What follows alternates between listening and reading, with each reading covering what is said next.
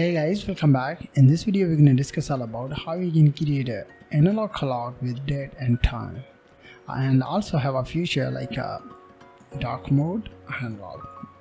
Right, so let's look at that, how we can create that. So I'm going to close that and open my code editor. Inside that I will use, first of all I'm going to use button and assign a class toggle. Inside that I'm going to use start mode like that. Then I'm going to use clock container. Inside the clock container I will use clock. Inside that I will use modal times by 3. On each needle I will use hour. This will minutes. Minute. And this will be second. After that I will use the class center point. Right, once you've done that, then inside the clock container I will create a time there. Inside the time there I will use manually static data. Then I'm going to use stat. Inside the data I will use Monday. No, span tag. In the span tag I will use 2. So this is our HTML page, so I'm gonna open it in a minute, live server right now. Then I need to go on the style.css. In the style.css we need to reset the property step 1. So padding, margin is 0, box size in border box. And then I will select, just a minute, I will select the root, create a variable primary color, and this will be black. The secondary color I will use the FFF. Right, so this is black and dark. Then I'm going to select my HTML whole document and I will use the transition all 0.5 SN. Right, then also I will select the HTML.dark mode. When the dark mode will active, then I need to get those variable. The primary color is FFF and the secondary color is 333, right? And also we need to change the background color as well. So in the dark mode I will change the background like 111. And also I will use the color primary color like that. So this is our simple and short code all about the dark mode, and also have a transition, right? So let's move on the next one. So I'm going to select the body and I'm going to use font family Poppins and sensitive. Then I want to display the content in the center of the page, so I will use display flags, align it in center, justify content center, and I need to use height well 100%, 100 VH vertical height, and overflow I will use hidden. Then I need to select my toggle, means button tag, because we need to work on the button to display that in the top of my page. Cursor is pointer, background I will use var primary color, color is var secondary color, and I'm going to use border none. Border radius I will use 5 pixels is best, and then I will use padding top and bottom 0.85 mm and left and right 1.5 mm. Then I will use position absolute because I will move it top 100%, and also I will use font family inherit. Finally I will change the font size is 1 sad, and look at that. So this button has been moved on the top of my page. Right, cool. So let's also I will use the toggle focus, means when user will focusing on that I'm going to use outline now. So and it's perfect. So let's select the clock container. The first step I'm going to add that background color. First we're going to save it right now, right? Clock container. Then I will use display flex. Flex direction, I'm going to use column, and justify content space between, then align it over the center. So everything in the center, but I need to work on the clock, right? So the clock, I'm going to use position is relative, and I will assign the width 250 and height also same 250. Also I'm going to add the border 3 pixel solid primary color, and border radius I will use little below border radius to round it the corners, and I will use margin bottom to make a space, and I'm going to use font from the inherit. So, and look at that. So this is our clock section, and this is our date time section, right? So let's work on the needles. Needle, and in the needle I will use background primary color, and I'm going to use position is absolute, and yep, I use the position relative on there, and then we need to use position absolute. Then we're gonna add the content inside the clock, right? Perfect. Then I'm going to use top 50%, and then I want to display the content in the center of the box. 65 pixel is best, and I will use with 3 pixel, and first we're going to save it, and let's look at that right now. And I want to move that in the top of this section, so I'm going to use transform origin, bottom and center. Also I will use the transition because it will move with the help of transition.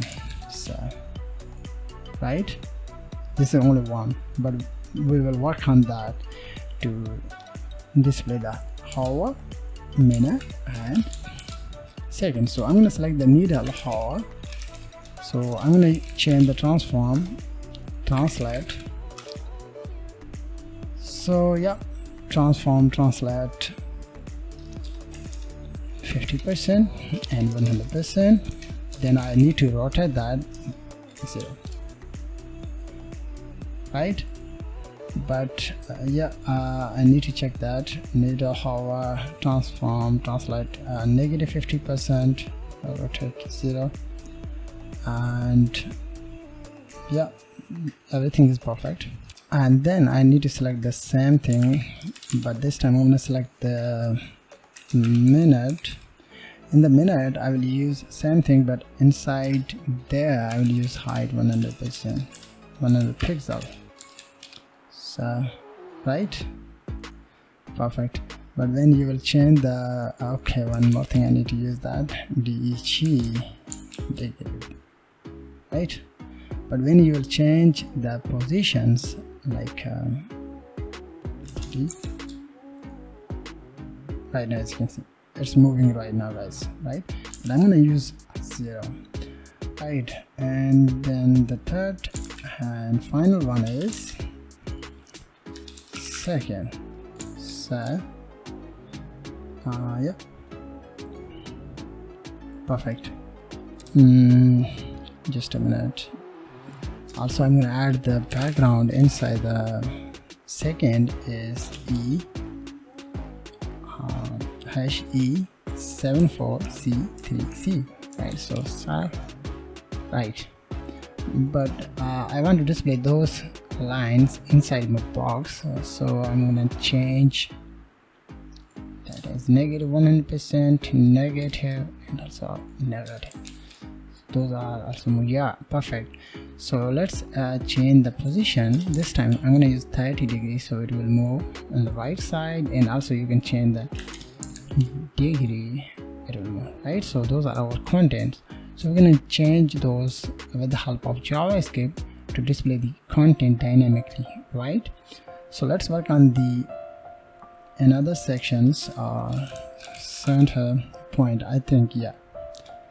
Just a minute, I'm gonna once more, I need to check that. I will create this one class on later. This time I'm gonna use center point, right? Yeah, and this class is appeared on there right now. So we need to select that and we need to work on it to display the nodal or circle. So I'm going to use background hash like this one, and I'm going to use width to 10 pixel, height also 10 pixel, and I'm going to use position is absolute. Then I'm going to use top 50% and also left 50%. Then I'm going to use transform translate, and negative 50% means it should be displayed in the center of the box. So we already did 50% right now, as you can see. And also inside the nodal or center point, I will use the after. So content none, and I'm going to use background will be primary color, width 5 pixel, height also 5 pixel. Then I'm going to use position is absolute, and I'm going to use top 50%. I'm going to get that. Also I'm going to get something like this one and just paste it. So, and you are able to see right now, as you can see. Perfect. And also we need to work on few another classes like date time. So I'm going to use font size is 60 pixel is best. And date is I'm going to use color is hash AAA, and font size I will use 40 pixel. Letter spacing I will use 0.3 pixel, and text transform is uppercase. Yeah, so I'm going to use date, but I need to add the class circle. So that circle, in the circle I will use background over background color is best var, and primary color is var secondary color. And yeah, first we're gonna change the properties because sometimes we are facing problem. I need to use background color, and also this will background color, right? So look at that, perfect.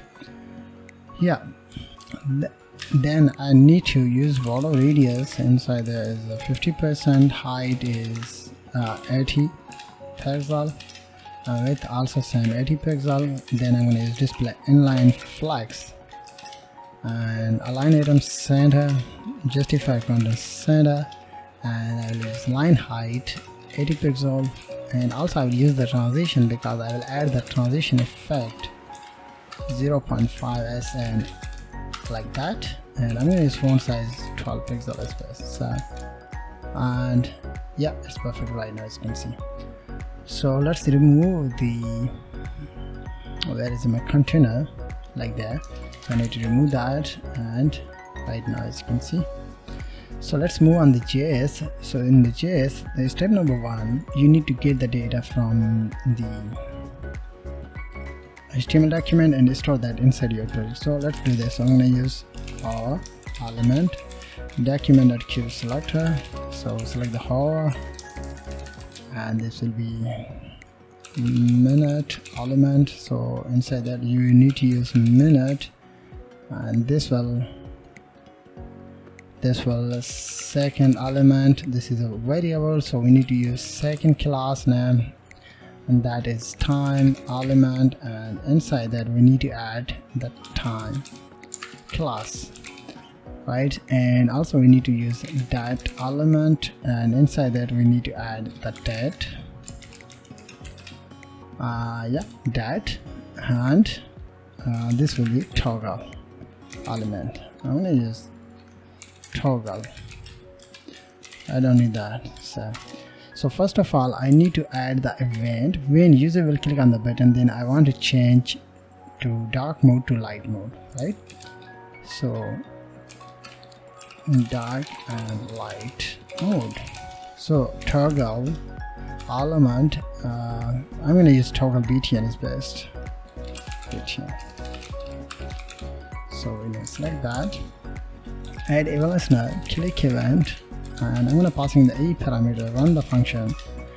So I need to use just a minute, const HTML. So I need to select document.query selector.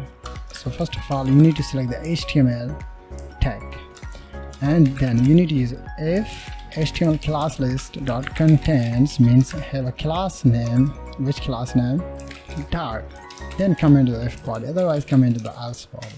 And the if body, I need to use HTML dot class list dot remove. Which class? Dark class. And then we need to get the data. Which data? Text. So e.target dot inner HTML, e.target, and yeah,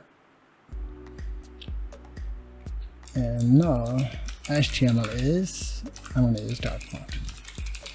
So if the dark mode is contains, means the class have a dark mode, then come into the if body and run this one code. Otherwise come into the else body. In the else body I need to get the same thing, but inside there I need to use add dark class and display the content light mode. So those are content will assign inside the button. So let's look at what happened right now. As you can see, perfect. So our first problem has been solved. So let's move on the next one. So in the next one we need to create an object, const create an array. In the array, just a minute, in the array I have a content inside my course dot. So I need to get the text like Sunday, Monday, and so on so far. Paste it. The next thing is you need to get the month. So month, and assign that. So I'm going to get the month as well from there, and I'm going to paste it. So I have a days and months, right? So we're going to use those content inside our project to display the days and months. After that I need to create a function that help us to do something, means display the time from 1 second, 2 seconds, and so on so far. So inside that we're gonna use all of the things. So I need to call this function outside of there. So inside the function, step number 1, you need to get the date and assign the date inside the time object. I mean time variable. You need to use that like this one. Then you can call the time to get the month, day, date, hours, minutes, and seconds, and you can do anything else to getting the data and display the data inside your web page. So let's do that. So I'm gonna get the month. So I'm gonna target a time dot get month. This is a built-in function, and also I'm gonna use same thing to get the day. Time dot get day. Time dot get day, like that. Const dot date, time dot get date. Const and hours, I'm gonna select the times. Times dot get hours. But inside the hours, in a minute, I'm gonna use that. But after getting the hours inside the variable, we need to add the if else statement to display the content. Means after the 12 o'clock we will able to see 13, 14, and 15. But I want to display after 12 to 1, 2, 3. So I need to use the condition on there. So let's use const, and I'm gonna use hours for clock, and I'm gonna select my hours variable like this one, and then I'm gonna use greater than equal to 30, then call my hours variable and modulus by 12. Otherwise come into the else statement to display the hours like that. So we're gonna use this one variable to display the current time, means 12 o'clock, 11 o'clock. After 12 o'clock we will get the 1, 2, 3, 4, and so on so far, right? So let's add const, and this time I'm gonna get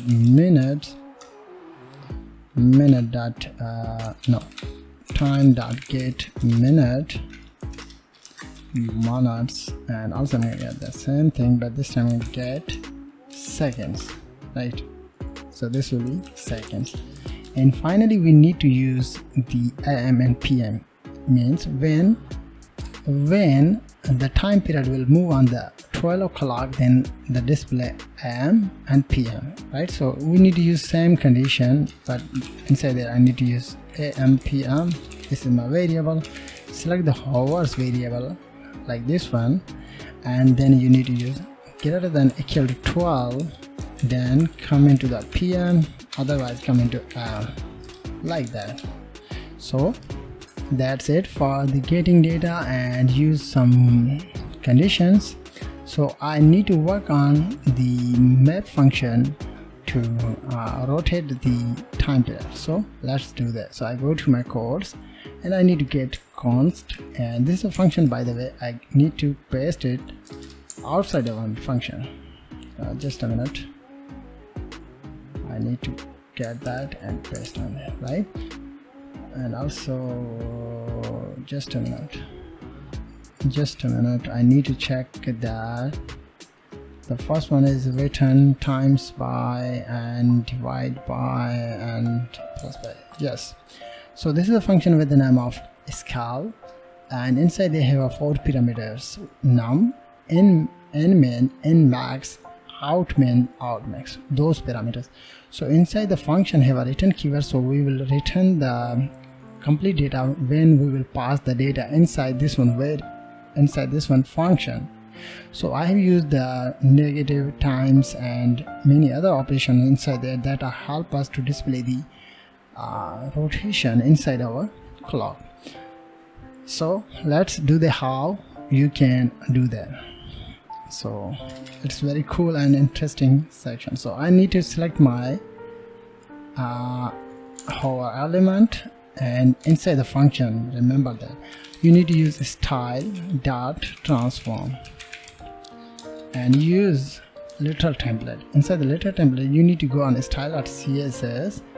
so this is a hover, translate -50%, -100%, and so on and so forth. So you need to get this one data and paste on there. So we need to change this one, right? This one, just like this. So I'm gonna change it and use $, and inside there I need to display the dynamic data. So I need to target my scale function like this one, use parentheses. Inside the parentheses you need to pass 4 parameters. The first one is the hours clock, this one function, this one variable that will get the clock 12 after the 12, 1, 2, 3, and like that. The second parameter you need to pass on there, the time period is 0, where they start from 12 o'clock or 12, maximum number is 12, 1, 2, 3, 4, 5, 6, 7, 8, 9, and 12, and then 0. Then I'm gonna move it 360 degree, and after the curly bracket we need to use DEG, means degree, right? So this is our hover, so I need to get that and paste on there. So we need to select the minutes element, and then we need to pass the minute variable. In the minute variable we need to change few things, like 60 seconds have a minute, and 360 degrees the same, and yeah, everything is perfect. We don't need to change anything else inside there. Yeah, so I need to get that, and we need to paste it, and we need to change the seconds like that, right? Yeah, it's seconds, and the second have a same thing, 360 and DEG. Yeah, so first we're gonna save it. Let's look at that, what happened inside the console. If you have any problem, no, everything is cool. So I need to use this one function after the 1000 seconds. So I need to target this one function and select my set timeout, set timing function, and I need to use 1000 seconds. It doesn't move right now, guys. I think yeah, I need to check the yeah, I need to display those content inside our HTML document, right? So after that I need to select time element, right, that inner HTML, and we need to select that. I need to select the little template dollar, and then I'm going to use hours o'clock and colon dollar, and then minutes. Inside that I will use condition less than 10, less than 10. Just a minute. This will be less than 10. Little template in a minute. Yeah, it's a minute, so I'm gonna use a little template one more time. I think, yeah, I will try to use that. So this is a time period. I'm gonna add minute like that, and this is this one. Okay, and this is a less than of minute, less than 10. Come into the else statement. The else statement, I need to target colon minutes, right? So yeah, it's perfect. And after that I need to target the AM and PM variable like that. So I think it should be display where is problem in HTML like there. Okay, I need to check that what is problem. And yeah, so guys, I think something is wrong, so I need to check the top of my page. So time element time, so I need to go on my index.html. yeah, it's mistake, guys. As you can see, this is a time, so we need to select that, and I think it should be, yeah, it's working right now, guys. But the problem is my seconds line is stable, so just a minute. So this is the minute scale and 36 degree and minutes. Okay, I used 2 times minutes, so I need to select the seconds element, so it should be removed right now. Perfect.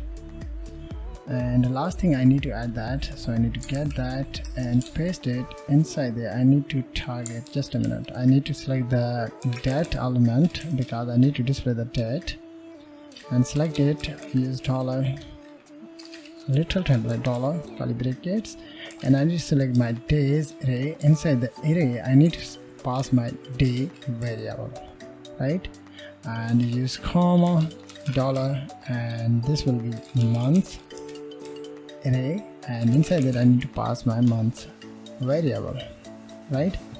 And yeah, after that I need to select span tag. Just a minute, I will get the span tag from there, and I'm gonna paste it inside this one. I need to select my date like that. So, and this is a month, and yeah, it's months and months.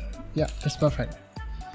Right now, as you can see, guys, everything is cool, but I think set time out 87. So let's fix this one. 87 months. This is the month.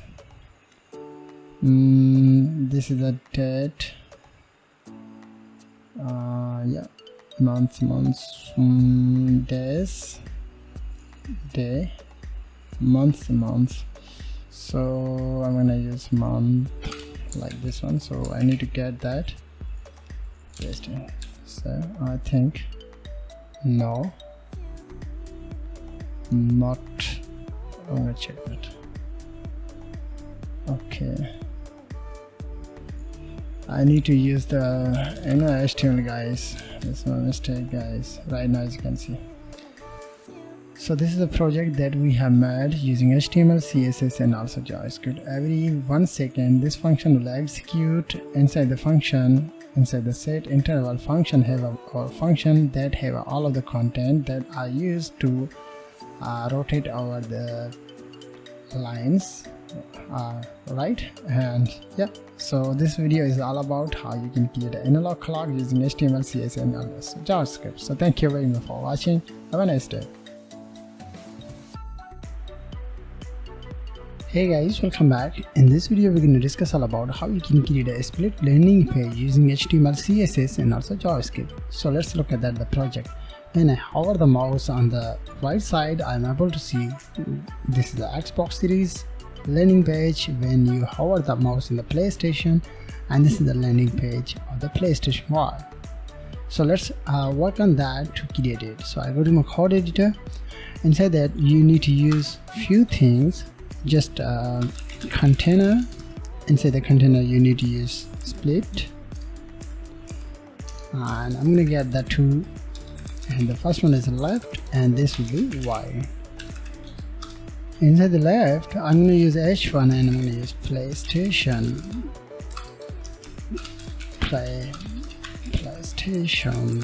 4.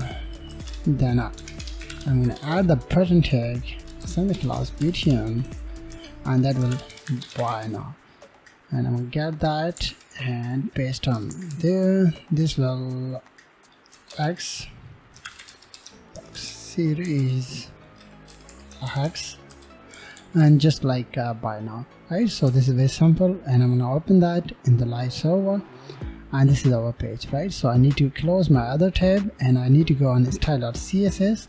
In the style.css we need to create variables. So variables, I'm gonna use the to the left bg color is RGB and 87, 84, 236, 0.7, and that will right side bg, right bg color. So I'm gonna change the color like 43, 0.8, and then I also create another variable like left btn hover color is RGB, and this will 87, 84, 236, 1, and I'm get that this will right side btn hover, and also I need to add 87, 84, then 236 like this. The next one I need to add the few things, 28, 112, and 112, 28, 1, and also I'm gonna add the hover width 75% and other width 25%. Finally, I need to add the speed that will help us to make it as a transition, right? So those are our variables. Just like that, I need to use 10 minutes, right? Perfect. So reset the property. Step number 1. Padding 0, margin 0, and font family, not that. Border box sizing, border box like that, and I'm going to select the body. In the body I need to add the font families for pens, sans serif, height is 100 VH, overflow is hidden, and yeah, I need to select the container tag. First we're going to save it, and I'm going to leave this one, save it, and let's look at that, right? And then I need to add the container, and the container I'm going to use position is relative with 100%, height is also 100%, and I'm going to use background 333. Then I'm going to select the split classes. I will assign the same classes in both divs, so I'm going to use position is absolute. Width, I'm going to add the 50% of the each split div. Height, I'm going to add the 100%, and also I'm going to add the overflow is hidden. Then I'm going to select the split dot left, right? So this is the left. I'm going to use left fill 0, and I'm going to use background image URL image, and that will PS, right? So this will left side, and I'm going to use background repeat, no repeat, background size cover. So I'm going to get the same thing, split dot right side. In the right side, I'm going to add the right is 0, right? Left is 0 and right is 0, and I'm going to get the same thing, but I need to change the image like Xbox. First we're going to save it, and let's look at that. Right, cool. Then I'm going to add the overflow effect, means overflow background. So the first one, I'm going to add the overflow, and there is colon before. I'm going to use the position is absolute, content is none, width will 100%, height also 100%, and I'm going to add background var left bg color, right? And I'm going to get the same thing, and I'm going to use it inside the split right side colon before. Paste the same thing, but I need to change the left to right side, right which color, like so. And let's look at that. Right, cool. Then we need to work on the h1 tag, right? So I'm going to select the h1, and the h1 I'm going to use font size 4M, color is white, position is absolute, and I'm going to move that left side is 50%, and top I'm going to move it 20%, and I want to move the content or h1 tag in the center of the page, so I'm going to use transform translate x negative 50%, right? So first we're going to save it, and let's look at that, right? Yeah, I think I need to check my pins font size, pins, right? Perfect, cool. So let's move on the button tag, and then we're gonna work on another things. But in the button tag, I'm gonna use PTN. I'm gonna use display flags, but before using display flags, I need to use position is absolute, display flags, align item center, justify content center, and I'm gonna use same thing, left move the 50%, and top I'm gonna move it 40%, because I've used the 20% in the H1, so I want to move that in the bottom of the in the H1 content. Right, so I'm going to use transform translate X to move that in the center of the page. I need to use negative address. Then I'm going to use text decoration is none, color is white, and border I'm going to use FFF solid 0.2 RAM. Font size I'm going to use 1 RAM is best. Font weight bold, and I'm going to use text transform uppercase. Width of the button I'm going to use 15 RAM. Padding all side 1.5 RAM.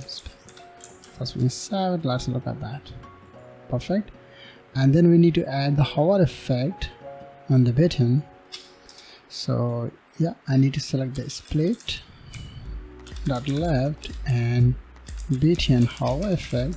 In the hover, I'm going to use background color var left btn hover effect, and also I'm going to use background, not background, border color is var left btn hover color, right? Perfect. And first we're going to save it, and let's look at that, right? And also we need to work on the right side, so I need to get that and paste it in the right side. I need to change the right btn, and I need to change the right btn, those are variables, right? Yeah. But I think something is wrong on the right side, so I need to check the right side. btn hover 2812, okay, 112 is best. Yeah, perfect. Cool. So let's move on the another section. So we need to add the manual class in the container. So I'm going to show you how left. So I'm going to get that, and I will add it using JavaScript, but this time I'm going to add the styling, right? So I'm going to select that and select the left. I'm going to use width var hover width, and I'm going to select the hover left, right width var other way. So first we're going to save it, and let's look at that what happened right now. As you can see, so this is a, by the way, left side, and this is right side. When you will change the class, so but before changing the class, I'm going to get the same thing, paste it, and we need to change it as right. This will be right, and when it will move on the right side to change the left side. So this is a default, same thing, but I need to add another class like right side and right now. So here is the issue of the PlayStation 5. The text is appear after the another line, so I need to fix that. So where is h1? So I'm going to use white space, not that, white, right, just a minute, white space, no red. Nice, so I think it should be fixed. Yeah, it's perfect. So we're gonna add this one class using JavaScript, so I need to cut that, and this is a, by the way, default setting. So I need to go on JS. In the JS, we need to get the data from the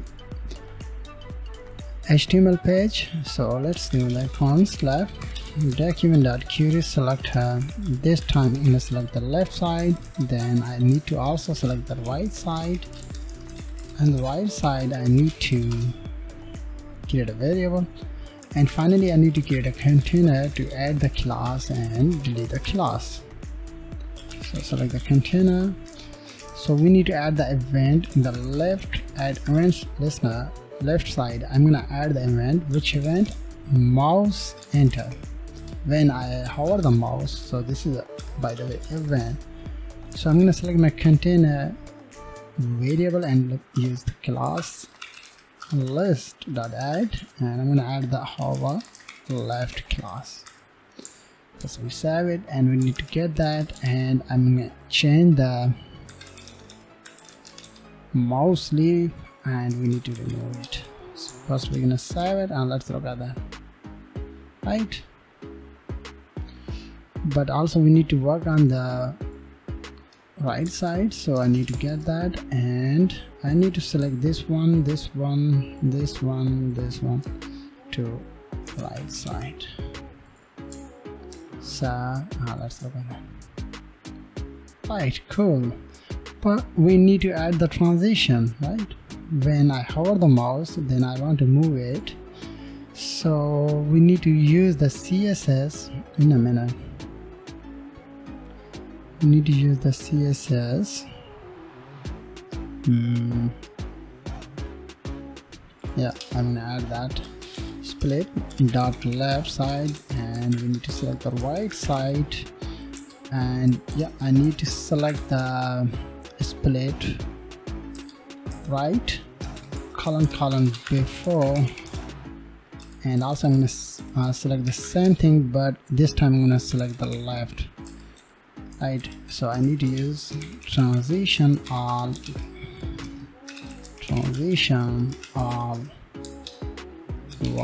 and this is my speed variable.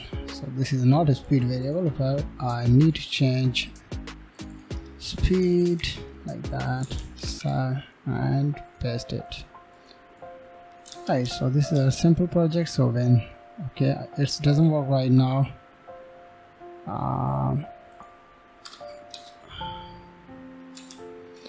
split left right and colon before, split left, so 100, I think, no, transition,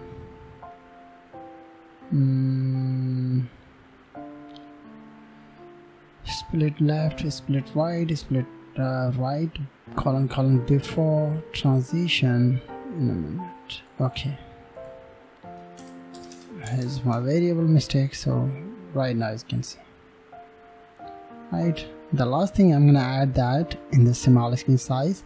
So when you will get the small screen size in a minute, I'm here. Right now, as you can see, in the small screen size, we just need to change the headings. If you want to add another thing, so you can do this. So I'm going to use max width 800 pixel. Inside that, I'm going to add the H1 font size. I'm going to change font size is at 2, and I want to move that 30%. And also I need to select the BTN. In the BTN, I'm going to use padding 1.2 and width 12 space. So, and look at that, small screen size, right? Cool, perfect. If you want to change the size, you can do that. So this is a simple project that I made using HTML, CSS, and also JavaScript. So thank you very much for watching. Have a nice day. Hey guys, welcome back to another video tutorial. In this video, we're going to discuss all about how we can create a sidebar menu like Netflix using HTML, CSS, and also JavaScript. So let's look at the project. I'm going to refresh my page. When you click on the icon, and I'm able to see menus have been appeared inside our left side. When you click on that, cool animation right now. So I'm going to close my code editor browser, and I'm going to open my code editor. Inside that, have a style.css, basic structure, and script.js. So without further ado, let's get started write the code. So first of all, I will use the button tag, assign the class btn, and I will use open btn. Also, I have a Google font awesome icon to display the icons, right? So inside that, I'm going to use I class fa as fa bars to display the bar. First, we're going to save it, and also we're going to open it in the browser. Right now, I'm able to see the bar has been appeared. The next thing is you need to add the navbar. Before displaying the navbar, I'm going to add the image logo. Also, I will assign the class logo as well. Then I will select the navbar. I will use nav, and I will make it duplicate because inside it I will add different classes, 3. So 3 navs. On each nav, I will assign the different class like nav black. The second one is a nav red, and third one is nav white. In the nav white, I will display all of the content that are used to display the menus and logo as well. So first of all, I will get that and paste on there because I need to just change few things inside there, like FA times, and this is a close btn, right? So save and look at that, the close btn logo is appeared inside that. So inside the nav I need to add the logo. I'm gonna use same logo as well that I used on it. Also I will assign a class logo as well. Then I'm going to use UL. All I take in the UL, I will assign the class list, and the ally I will use anchor link. First I'm going to use anchor link, and I'm going to write some text. This teams, locations, that will live at Netflix, and yeah, I will use submenu. So ally UL ally can anchor link, and inside that I'm going to use Netflix culture. Then the next thing I will use balance, and third Accordion, and diversity, and fourth one is block. Just a minute. Block, like that. So that is our basic HTML, and yeah, first we're gonna save it and let's look at that. Right, so bars, close, and icons. So let's move on the CSS. In the CSS, the step number 1, you need to reset all of the things. So I'm gonna use padding 0,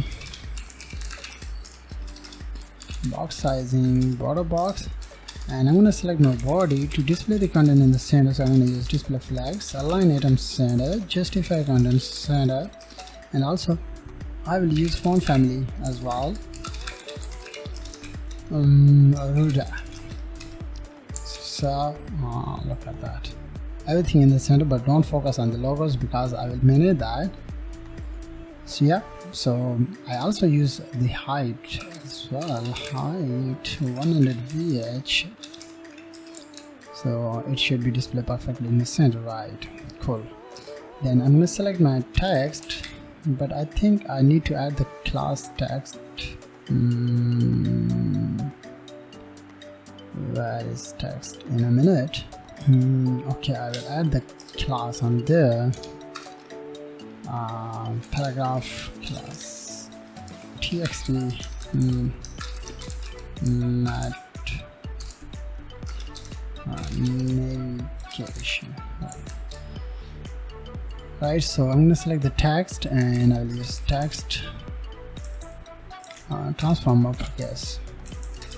Just we're going to save it and let's look at that. Right now, as you can see, this is the text right now. Then I'm going to select my logo and I'm going to use width 200 pixels. So, right, perfect. Then I'm going to select my nav btn. So I already assigned the classes nav btn, and also same class have another button nav btn. So I need to select that btn, and I'm going to use border none, background transparent, and cursor pointer, and I'm going to use font size 20 pixels best. First we're going to save it and let's look at that, right? So then I'm going to select open btn, and I want to display that in the left side top of my page. So I'm going to use position fixed, top 10 pixel and left will 10 pixel as well. So right now, perfect. So let's work on the nav. Right now I'm going to use position fixed, and I will use top 0, left also 0, and I'm going to add the height is 100 VH, and I need to use transform translate X. First of all, I will use the 0%. When I will use the JavaScript, then I will move it right now, right? Then I need to select my second nav black, right, and I will use width will 60%, background color RGB, and I'm going to use 34, 31 and 31. Max width I'll use 480 pixel, and main width I will use 320 pixel. First we're going to save it and let's look at that, right? Then I need to select nav red, and in the nav red I need to add the few things like a background like that. We need to change it as a 920, and also I need to use width 95% as well. So look at that. The last thing you need to add that is nav white. Inside that I have all of the content, so I need to use color. No, I need to use background with white and with 94%, and I will use padding to make a space all of the sides, so I need to use 40 pixel, right? After that I need to work on the close button. First we're gonna save it and let's look at it. I want to display this close button in the right side of the page. So step number 1, you need to use the position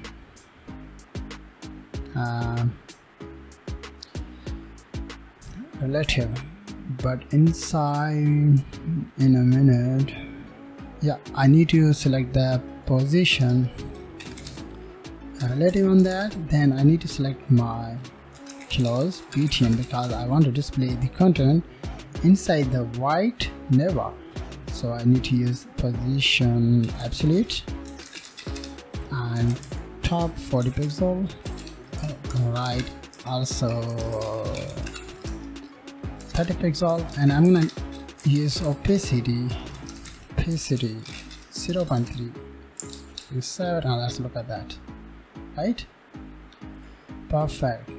So finally we need to work on the links list style type none, padding 0. Then I need to select list ally tag. In the ally tag I need to use margin top and 130 pixel left and right. So first we're gonna save it and let's look at that, right? And then I need to select nav ally anchor link. I need to use color RGB 34, 31 and 31, right? And also I need to change font size to 40 pixel. Text decoration is none. Text transform uppercase. Yep, perfect. So look at that. Finally we need to remove the bullets. List URL, list style type none, and also I will use padding left to move that 20 pixel, and yeah, it's perfect. So and everything is cool right now. So let's work on the JavaScript. When user will click on this one button, then I want to hide that. When user will click on the bars icon, then I want to display that, right? So let's move on the JS. So I need to create a variable open button L query selector. So step number 1, you need to select the open button. When user will click on that, then I want to display the content. The second thing you need to add it close button element, and this will close. But the last thing you need to add that query selector all. You need to select all of the nav bar because it's the first one there, second and third. You need to select all of that, and inside that you need to use nav element, right? So I need to select the .NET class, right? Then I need to use open. First of all, I need to go on style.css, and in the style.css I've used the I need to hide it at the starting time. You can't see right now. When user will click on that, then I want to display the navbar, right? So I need to use open btn element, add event listener, write the event, run the function, but I will use arrow sign like that. So I need to select nav element, and I'm going to use for each because I will add because I have selected 3 navs, so I need to add one by one class when user will click on the icon, bar icon. So inside that I need to select nav, whatever you enter the name inside there, so I'm going to use nav, and you need to select the particular name like this one, class list dot add, write any name on there. So I'm going to use visible. So first we're going to save it, and I'm going to open my browser, and also I'm going to open console. In the console I need to select the element, and I need to select where is my name. So right now this is a nav black, nav right, and when I click on that I'm able to see visible. 3 visibles classes have been appeared inside the navbar. So once you add that, then you need to go on the style.css, but also I need to remove that. So I need to select close btn, and we need to remove that when user will click on the close button. So I need to go on the style.css. In the style.css we need to add few things, means we need to add the transitions to display hide that using transition best. In the starting time the 0, but I need to select the nav, and then I need to use visible. When it will visible, then I'm going to use transform translate x 0%. So first we're going to save it, and let's look at that. I'm going to close it, click on that right now, click on that, right? It's working perfectly, but we need to add the transitions. So let's add the transition on the nav, transition transform 0.3 assign out. So save and click on that right now, click on that, perfect. The next transition we need to add it inside the nav black like there. So I'm going to use transition delay. It will delay 0.4 seconds when nav black is active like that. I'm going to use nav black visible, then I need to get the transition delay, and I'm going to add it 0 seconds. Save, and let's look at that, right? Perfect. And also we're going to use same thing inside the navbar. In the navbar I need to add the 0.2 second, and when it will visible, so I need to get that and paste on there. It will visible, then I will change it to 0 seconds. So I am click on that right now, click on that, and finally is white, right? In the white I need to use the transition delay 0 second when it will be visible, so I will use 0.4 seconds. So save and click on that. Alright, now as you can see guys, click on that,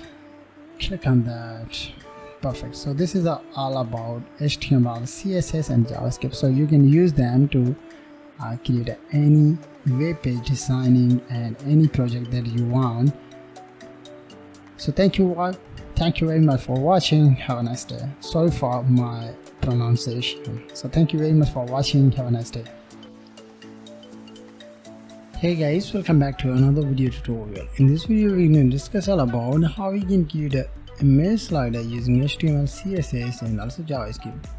I have used pure JavaScript code to use the images to display the slider inside our web page. As you can see, behind the slider have an image. This is body image. The body image also changed, and you can change it with the help of one click, and also it is changed automatically after 5 seconds, after 5 or 7 seconds I think.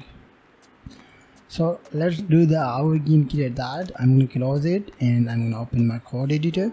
I have an index.html style.css script.js, and also I have 4 images, right? So let's do that. So write the class slide container.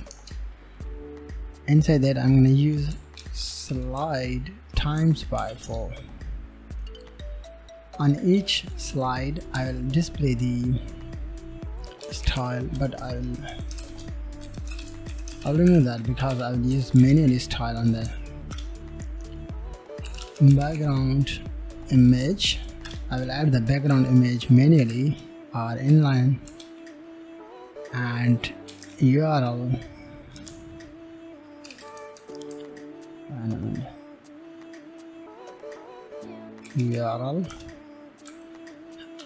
image and image one, right? So this is our first one, and I'm gonna get that. Second, we just need to change second, third and fourth. Yeah, after that I will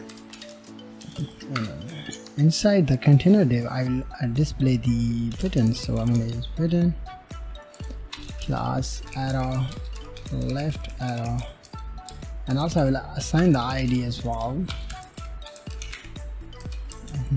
but I also use the font with some icon inside there. So class FA SFA arrow left, get that, and this will arrow right, this ID is right, and arrow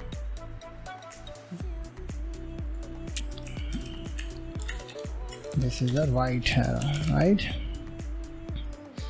So this is our HTML page. So I'm gonna live it on my browser. Right now I am able to see 2 buttons, but I can't see the image, right?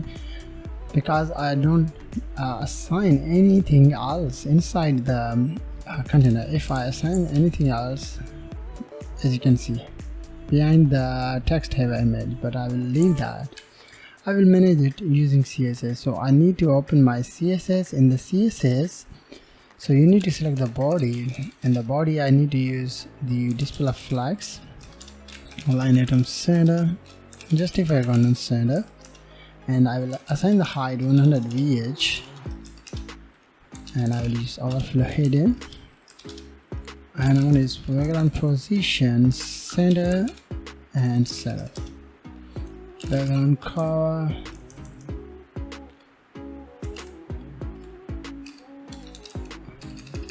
just a minute, background color, size color,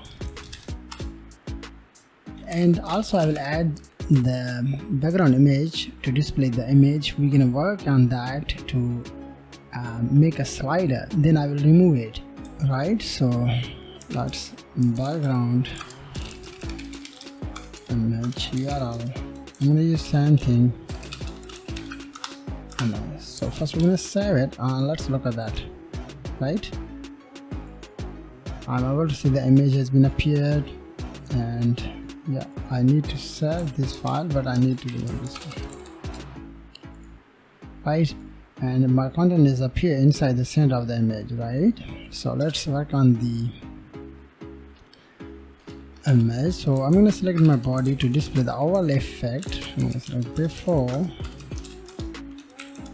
and I'm going to use content none, position is absolute, top 0, left 0, and height 100 VH with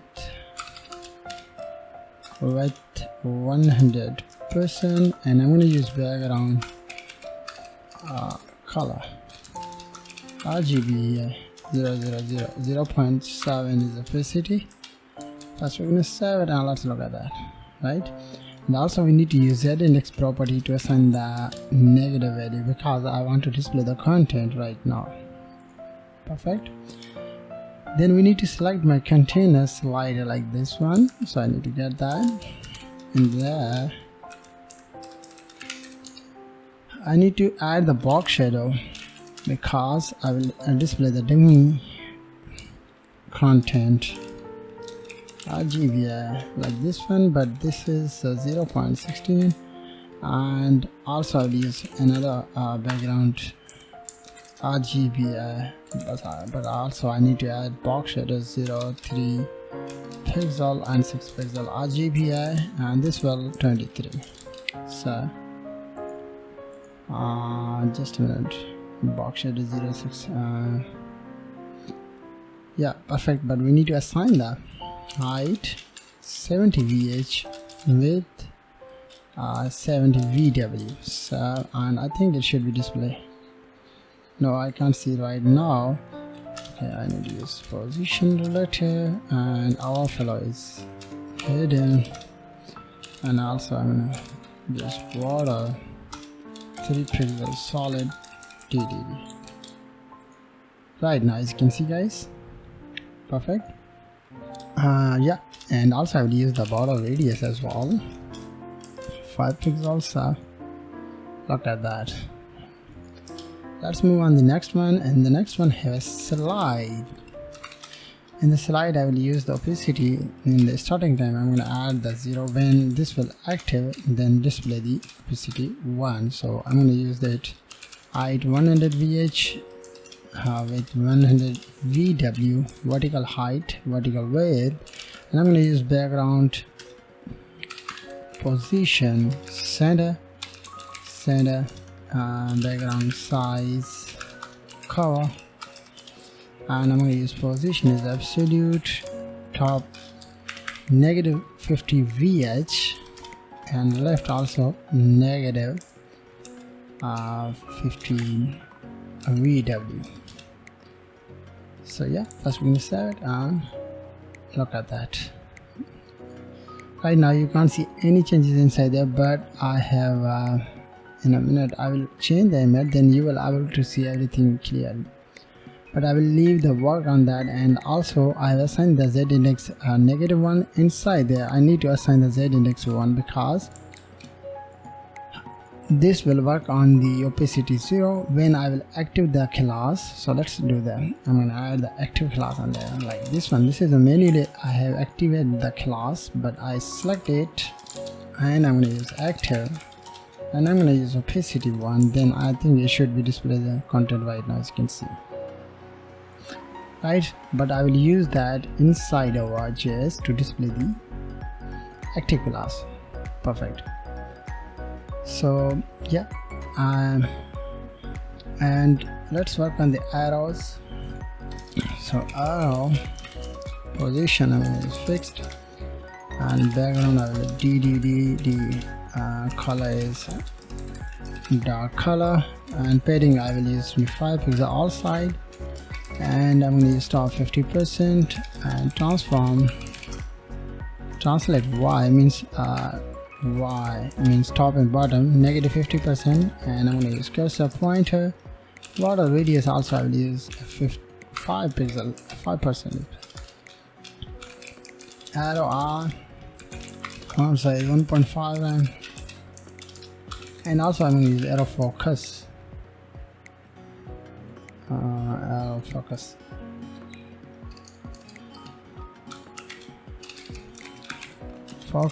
I'm going to use outline none. This will left arrow, and I'm going to use select calc function. Inside it I'm going to use 50 VW negative by 60 pixel,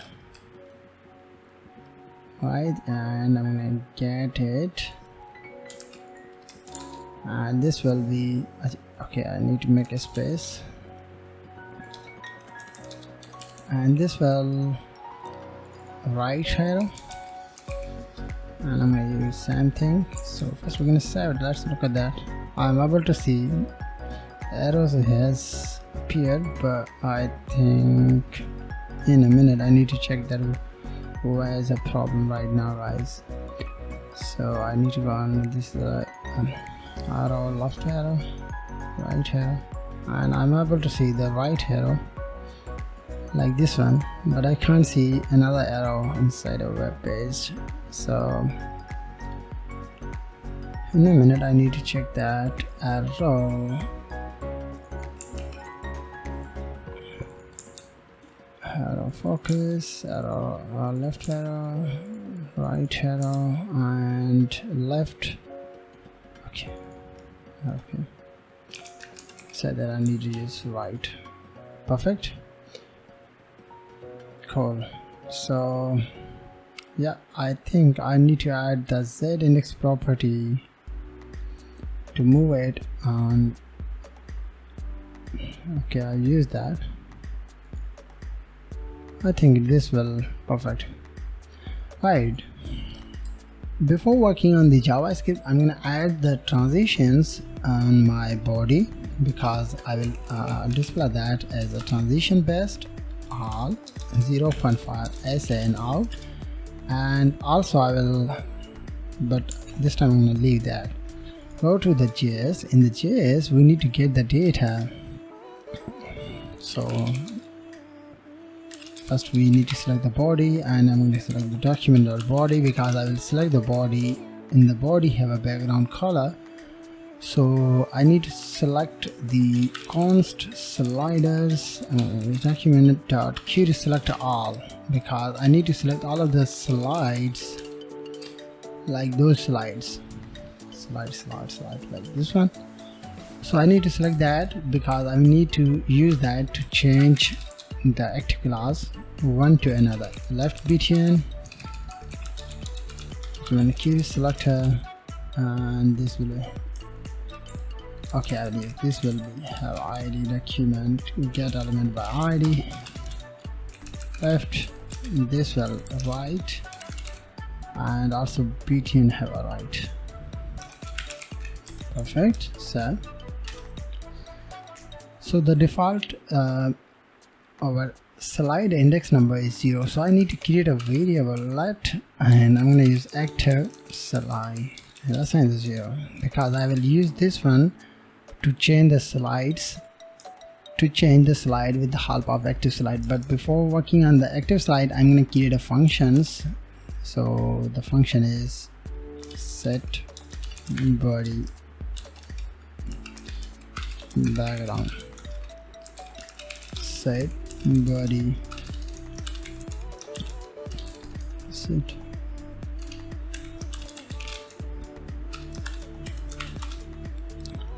I'm going to select the body dot background. This is a background image. This is a style that I have used that to assign it with the help of slider. So I'm going to select the sliders, this one variable. This will give us the array. So inside the array I'm going to passing the active slide variable like this one. The default have a 0 index.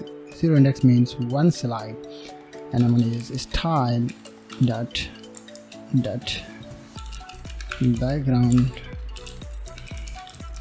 image like that. So this is the first one function. The second function we need to get that and paste it, and the second function we need to create it as a set active slide. So the default I need to select this sliders dot active slider, but we need to use active slide inside the array, because we need to get the data from sliders as array wise. So we need to select the array. In the array I need to select the active slide index number is 0 default, right? So class list dot add, and we need to add the active class, right? But also we need to remove the class from when it will execute. Then I need to remove that class, and then I will add that. So what I need to do on there, I need to use the for each loop. So I need to select the slider. This will have 4 slides, so I need to take 5 each, and I'm gonna use slides So I need slides dot classless dot, that's it. Which class you will remove? Active class, but I need to use that inside. That's it. Those are functions that help us to display and hide the image. So we need to get the function based on there. First we're gonna save it, and everything is perfect, but I need to comment out and let's check it now. What happened? Okay, I'm able to see the images appear, but I can't see the background image. So I need to also use this one slide when I will click on it, but I will try to paste it, then I think it should be display. No. Okay, there's a mistake, guys. Body dot style dot background. I think it should be display the background image. Right now I'm able to see the background image has been appeared inside there. When I will change the slide like 1, then it will give us the second one slide, right? And the active class is activated inside there. First of all, we also need to remove that right now, as you can see. But I'm able to see this is an empty box, but we need to work on that when I will add the second one. And right now, as you can see, right? So I'm gonna leave the active class in the first one because so there is right. So I need to go on JS. So we need to add the event listener. When user will click on the left and right button, then do something. Means I will move the image with next one, and I will display the previous image when user will click on the previous button. So let's do that. So first of all, I'm going to select my BT and right, and I'm going to use add event listener, click event, run the function. Inside there, we need to increment the value when user will click on the button. So I need to select the active slide ++, right? After that, I need to use we need to use the slides, active slide greater than sliders, this one, dot length, and then I need to use -1. In the in the F body, I need to select the active slide, the value is default 0, so right. And also we need to set this one function and also this one function, calling those functions inside there. So let's check it now. What happened? I click on that, I'm able to see an image, third one image, fourth one image. I'm able to see everything is changed perfectly, right? So I'm going to get that and paste it. So in the left button I need to get that, this is the right button, and the left button I need to paste it, and inside there we need to decrement the value from the active slide. But also we need to change the few things inside there. I need to use active slide less than 0. Then I need to select the active slide equal to sliders dot length -1 value. So this is our left button. So let's do the right now, as you can see, perfect. So our slider is ready now, but you can use the functions to do something. Means I want to add the slider when the 5 second or 7 second, after 5 or 7 second I want to move the slides or next and previous. You can do this. So let's do this. So I'm gonna create a function,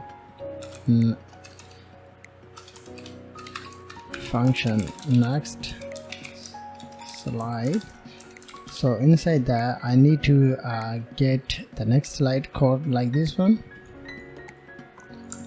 and paste on there. You need to copy it and paste on there, right? So this is our next slide code. It's working perfectly. Why? And also we need to get same thing like this one, and this will this slide, and we need to get that and where is the left button right now? So I need to press that. So let's click on that. Right, perfect. So what I need to do on there, I need to add the function set interval. Inside there I need to add the time period such as 1000 milli 1 second. So inside there I need to pass the functions, 3 functions like this one. So this will execute to display the next slide, this will execute to change the slide inside the background, and this will assign the active or deactive class inside our slide. So and let's look at that. Alright, but I will increment the number of seconds. After 7 seconds it will move. Right? So let's add the transition. Finally I will add the transition that move perfectly so select the slide. So in the slide I need to add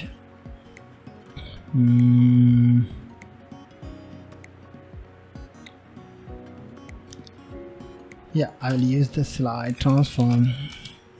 Translate X means left and right -20%. First we're gonna save it and let's look at that. Click on that. Right, but when the active class is used, so I'm going to get that and paste on there, and we need to use here. So let's look at that. But I think I need to check that what I also use the transition as well inside there. Inside transition 1 second SN. So I think it's perfect right now, guys, as you can see. So this is all about this slider, so you can use it as you can see, but I will use 2 seconds as best and 3 seconds too large.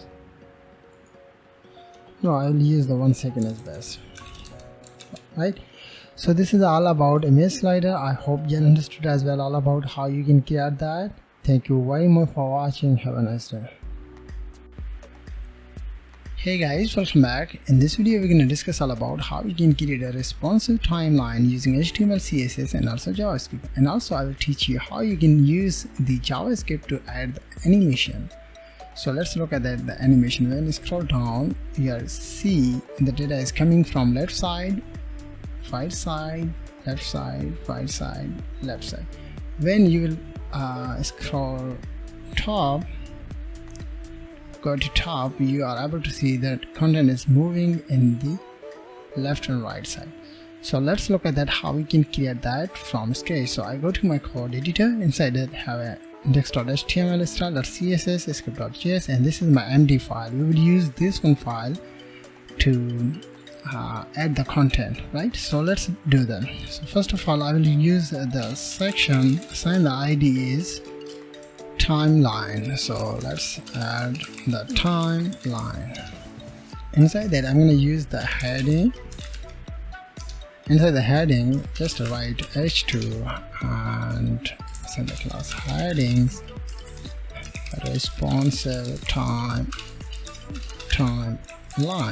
Then I'm going to use URL tag, li tag. Inside the li tag I will use I tag, assign the class fa brands, and then I need to add the fa HTML file. Then I'm going to use h3 to display the title like HTML language, and also I need to use span tag. Inside that I'm going to use the year. Inside that I'm going to use the year, and also I need to add the class as title. After that I need to use paragraph tag, and I need to get the content from this one, right? Then I need to add the button tag to add the content like read more. Perfect. So this is our first one, timeline, like this one. right? And also after the H3, like there. So this is H3, and before this one I need to create a class box and paste the content on there, because I will use the animation inside there. So this is the li tag, I need to get that, paste the second time, and the second time I need to add the CSS,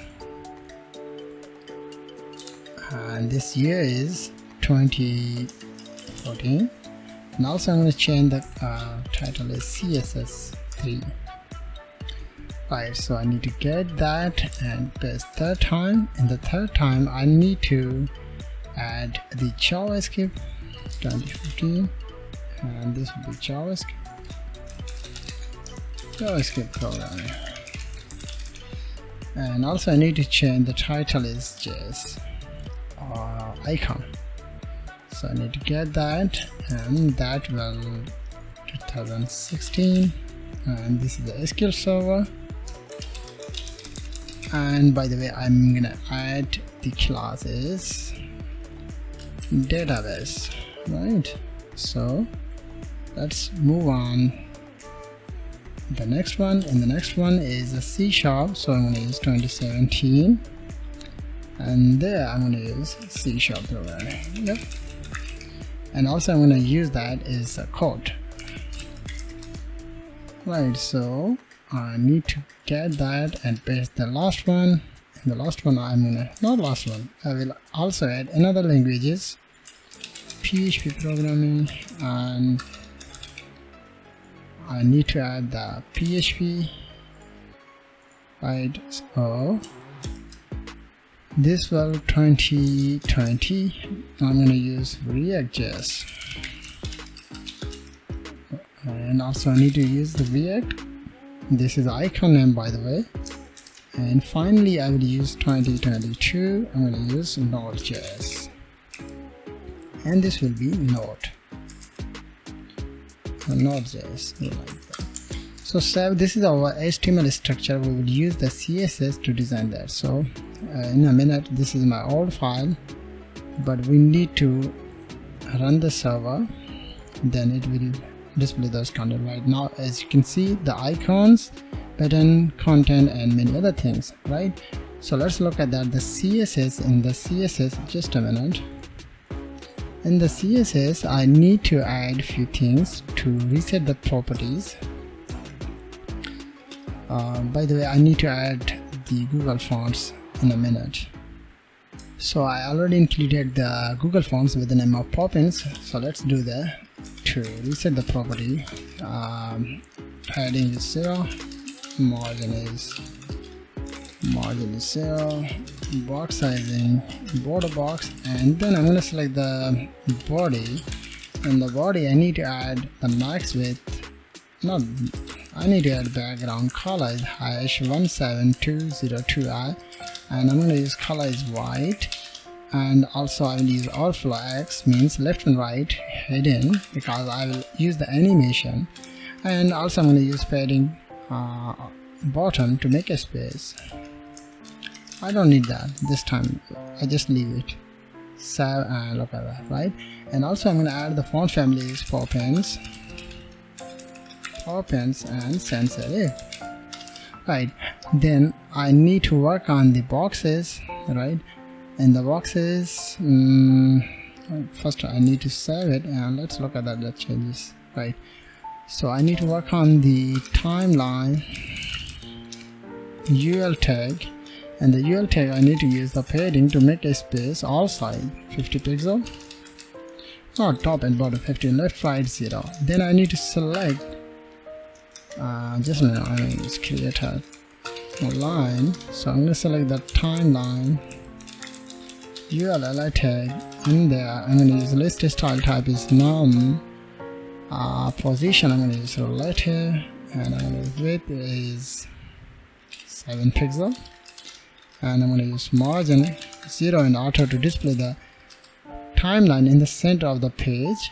So I need to use margin 0 and auto, and also I'm going to use padding top 50 pixel to move on down, and also I'm going to use background color hash 5AD 6AD. So this is green color, and look at that. The line is appear in the center of the page, right? Once you've done that, then we need to work on the box. So select it and use the box. In the box, I need to use the position is right here, and I'm going to add the bottom 0, and I'm going to add the width 450 pixel, and I'm going to use background is white, and then I need to use the box shadow 0.05 pixel RGBI 0.5, and I'm going to also use the border radius 5 pixel. Right, so save, and look at that. But don't worry, we will work on the boxes to manage the content, right? So I need to work on this one area, top of my page, because I need to manage this one timeline, top of my page. So I need to go on style.css. After this one, I need to select the heading. I think the headings, yeah, heading. And inside that, I'm going to use background color is hash F4 D0 and 3F.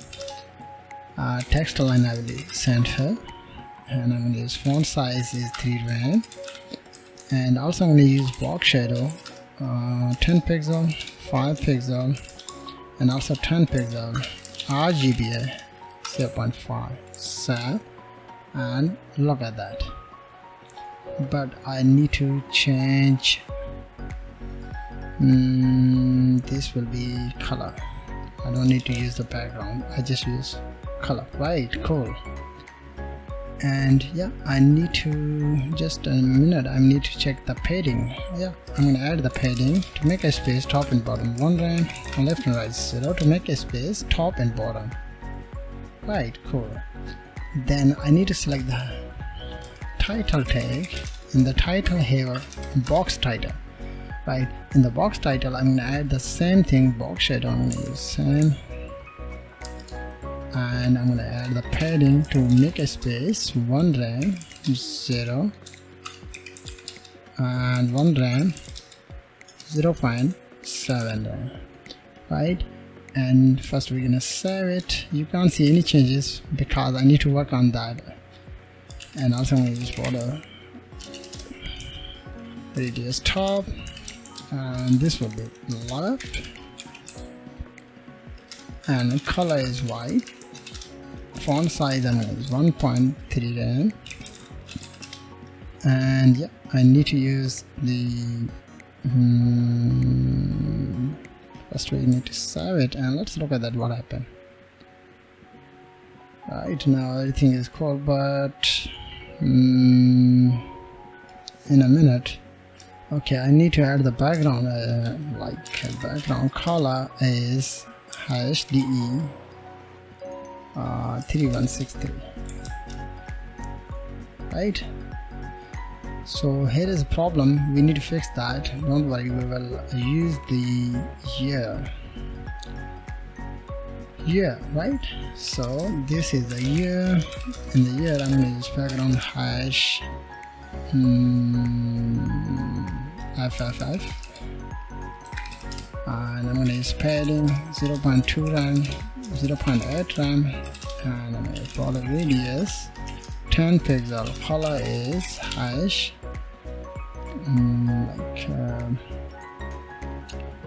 2C3E50, and I'm going to use font size 0.9 rand, and I'm going to add the margin top and bottom 0 left and right 0.5 rand to make a space. By the way, this is a label tag right now, as you can see. Right, cool. And we need to work on the our paragraph tag, right? So I'll leave this one area, and I'm going to select that and select this one, but also I'm going to select that on the paragraph tag. In the paragraph tag I'm going to use padding 1 rand 0 1 rand 1 rand. Also I need to select the timeline. Inside the timeline, and first we're gonna save it. Let's look at that. I have a space, but I need to add the color. So look at that. Right, so next thing is we need to work on the button tag. So I need to select the same thing, but this time I need to select the button tag, right? So I need to use the button, and the button I need to add a margin to make a space, 0.5 rem, 0 rem, 1 rem, and 1 rem. And I'm going to use outline is none. Padding I'm going to use 0.5 rem and 1 rem. Border radius I will use 50 pixel, and background I'm going to use transparent, right? And I need to use the transition because I will use the hover effect 0.3 SN, and font family I'm going to use inherit. Font family inherit means same font size, cursor pointer. So that's it, and I'm going to select the timeline, button tag, hover effect. In the hover I will use the background color hash 17, like this one, and color is white. So save, and let's look at that. Right, and also I need to use the border is border radius, or yeah, I'm gonna add the none. First we're gonna check that. No, I need to use 1 pixel solid DDD, like that. Right, cool, perfect. So let's work on the boxes to move the right side and left side. So I go to my code editor, and then I'm going to select the timeline. In the timeline, ULLI nth child. In there I'm going to use odd. Odd means, in a minute you will understand everything. I'm going to use left will be move 50 pixel. First we can save it. Right now it will move on the right side. And when I select the even, so this is the right side, and just a minute, cut that and paste it, and this is the left side. So when you will use the left side, then you need to use even and class name of the box. Then you need to use the negative 500 pixel. So look at that, right? Right side and left side, perfect. Let's work on the icons. So I'm going to select the timeline, I tag, and the I tag I'm going to use position is absolute, and left will be 50%, top will be 20 or with 25, no, yes, 45 pixel, height also 45 pixel, and I'm going to use background hash 50, like this one is best. And first we're gonna save it, and let's look at that what happened. Yeah, it's perfect, but I want to display that in the center of the line, so I need to use transform translate x negative 50%, and also I'm going to use the border radius 50% to round out the corner of the box. Right, cool. And the last thing is we need to work on the icon, right? So I need to select hash timeline dot fa brands, and first we need to check yeah, here is the mistake, so I need to change it like this one is yeah, first we're gonna set that. So I need to use display flags, align it on center, justify random center, and I'm gonna use font size 1.7. Color is hash like this one. So right, cool, everything is cool, but the issue is on the SQL server and on there. So let's find out the SQL server. If solid, I think, yeah, I need to check that. Yeah, the solid, and also I'm going to use the same thing. solid on there. Yeah, those icons are up here, so I need to use comma timeline dot fa solid. We need to use the same classes on there. Right, cool, everything is perfect on there. Right, so let's work on the arrows icon. Means I need to display the icons, means left icon or left arrow and right arrow. So I need to use arrow, and I'm going to select timeline dot box.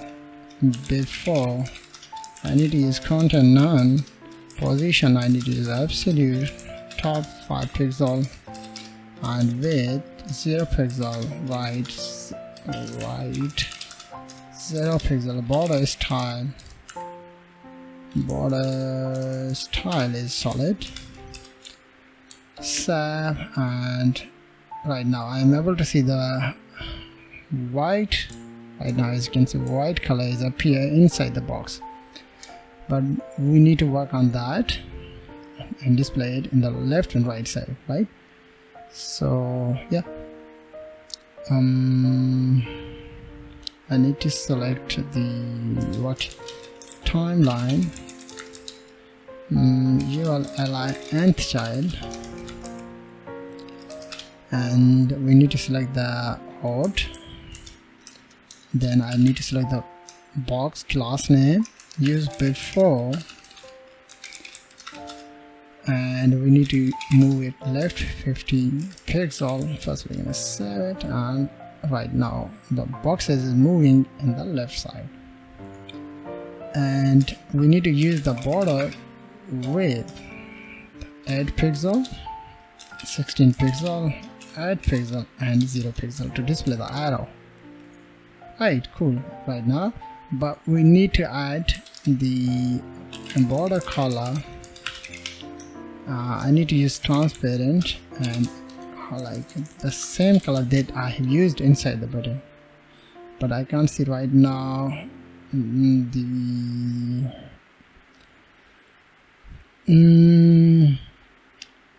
left. Okay, I need to use left negative 50 pixel. Right now, as you can see, the arrows appear in the right side boxes. As you can see, first one, second one, third one, but we need to work on the left side, so I need to get the same thing and just change even, and we need to use opposite of that, 16 pixel, and this will be 8 pixels, and this will be 0 pixel. Save, and inside there I need to use the right. Save, and look at that. Just a minute. Right, in the right side, 8 pixel, 0 pixel, okay, 16 pixel. Right, cool. Right now everything is cool. So yeah, so let's work on the responsiveness, means in the small screen sizes. So I need to use the media max width. In the max width I will use 900 pixel. In the 900 pixel I need to select the timeline ULLI, and this is a, by the way, box. In the box I will use width 350 pixel.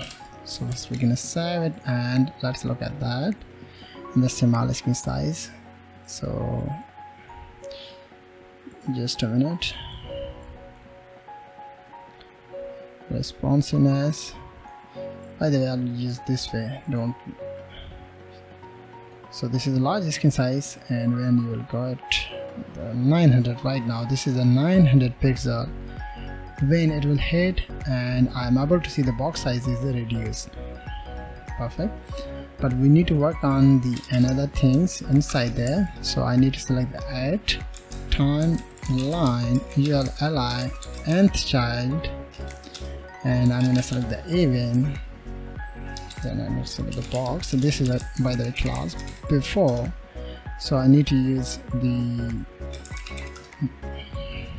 arrow will move on the left side, and I'm going to add the border with 8 pixel, 16 pixel, 8 pixel and 0 pixel. And also I need to use border color is transparent and hash like this one. So save and look at that. In the small screen size, I moved the left side arrow into right side, but in the large size, as you can see, right? And yeah, also I need to work on the box to move it in the right side. So just a minute, I need to select the right side, timeline, UL ally, nth child, and I'm going to select the odd, and the box is left 40 pixel. That's when we save it, right? It will move on the right side. And also I need to select the same thing, but this time I'm going to use left side. In the left side I will use even and select the box, and I'm going to use negative 380 pixel. So save, right? 380 is more than right now. Right, cool. Yeah, perfect. But I will decrease that. 370 is best. 390 to move down right here. It is perfect position on this one. So let's select the same thing, but I need to select the 768 pixel. And inside the 768 pixel, I need to select my timeline. First of all, I need to select my timeline UL ally box, not box, just ally tag. Inside that, I need to use the margin left 30 pixel. I will move the small screen size. First we're gonna comment out, and I'm gonna show you save, and you will hit 768 pixel. I'm able to see my timeline is moved in the left side, right? Perfect. Then we need to work on the, in a minute, I'm gonna remove that. I'm gonna show you one by one.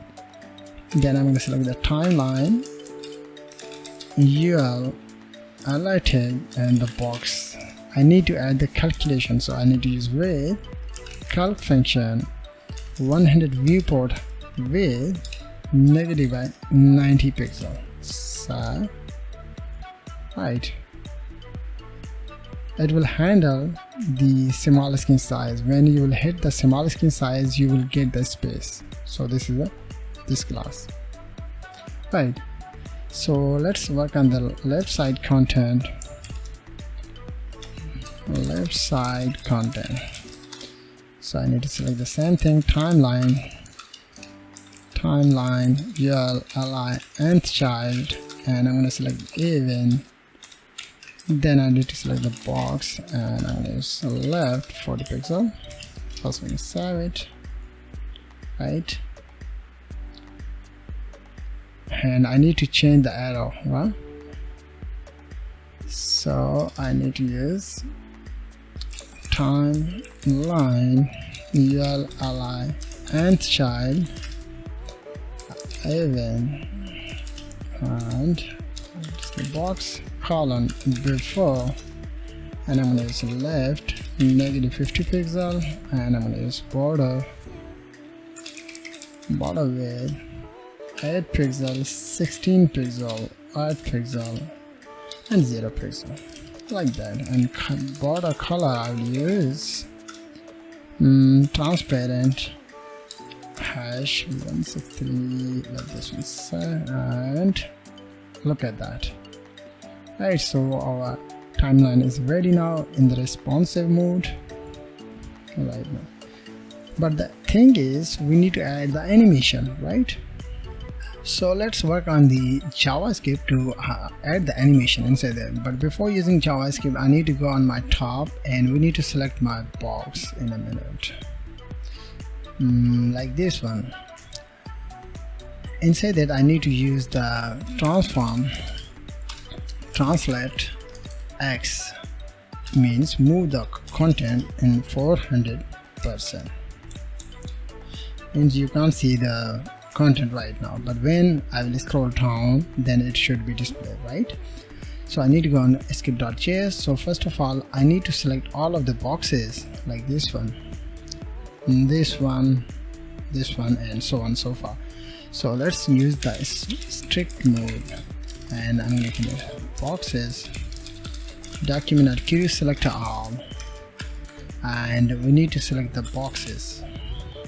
Like, yeah, it's perfect box. And then I need to add the event window dot add event listener. Which event? Scroll event. When the scroll event is used, I will run this one function. Which function? Display content. So I will create a function like this one. So display content, I need to create a function display content parentheses curly bracket.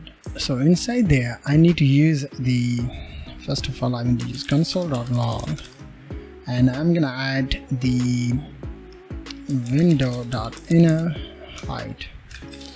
First we're gonna save it and let's look at that, what happened inside the console. So just a minute.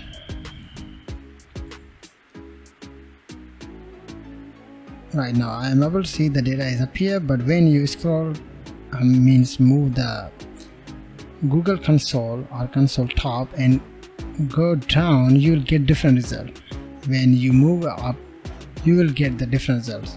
Right now as you can see inside there, so it is 760 727, and when I top of my console you will get different result, right? Means it is working perfectly. So we need to work on that to display the content when I scroll down, when I scroll up to remove the content, right? So let's do that.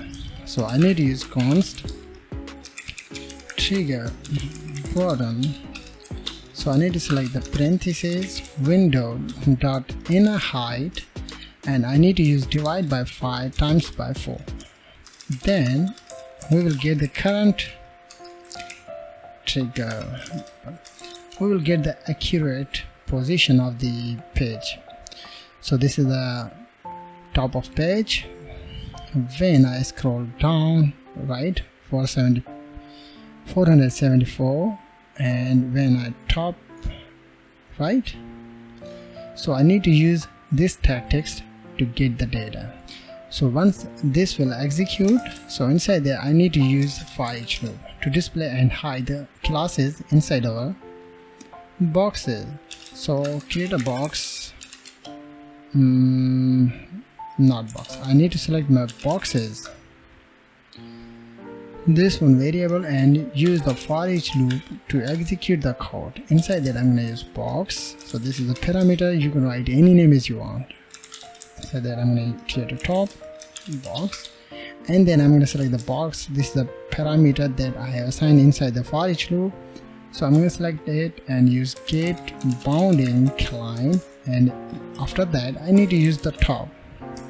So I'm going to use top function. Then I use if statement and use top box, means this value is less than of the trigger bottom of this one. Then I need to add the class, right? So I need to select the box dot class list. By the way, this is a box class, box parameter. Which class you will use? Show class. After that you need to use the else statement and use box.classlist.remove show class. So it should be display the classes and remove the classes, but we need to work on the CSS, a little bit of CSS to manage that. So I go to section UL li tag. Right now you can't see the box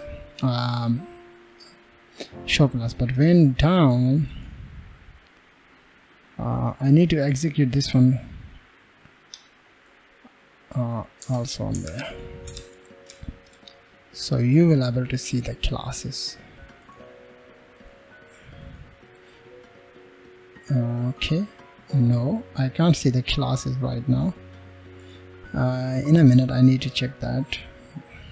What is the name box? Yeah, it's perfect. And window.add scroll, and okay, I need to save that, and I need to use class box or class list.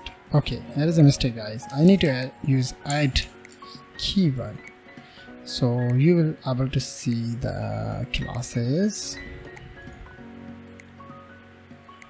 Right now, as you can see, the first class, second class, and the third one you can't see the show class, third and second one. But when you will down, you are able to see show class, down, show class, and when you will able to see for class, when you will get top, you will see the normal class has been appeared inside our particular box right now. When I go down, go up, I'm able to see class has been removed one by one. Means it's working perfectly. So let's move on the CSS and design that. So inside the CSS, I need to add the class like this one. So I need to select it, and after this one, I'm going to use what is the class name? Show. So I need to select the show. Use curly bracket. Inside that I need to use transform 0, but I need to use transform translate x 0%, and also I'm going to add the transition a little bit. Transition 0.5 SN out. So let's look at that. What happened right now is data is coming from the, as you can see. Right, cool. But I want to say, well, I want to move the content in the right side and left side, right? Sorry for that. So where is my show box? Even, yeah. So I need to get that, paste it, and I'm gonna use it -400%. So as we know, those are default. You are able to see those default content, but when you turn, the data is coming in the left side, right side, left side, right side, and go top. You can't see the moving the content in the right side or left side, right? So I need to fix this one issue right now, as you can see. So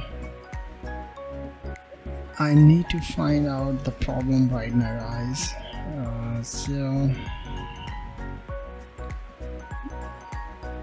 Yeah, I need to add the transition. I think yes, 0.5 SN out. So I think it should be, yeah, perfect right now. Everything is cool. When go top, and my content is moving left and right side, but the issue is in the small screen size. So in the small screen size, we need to fix the issue.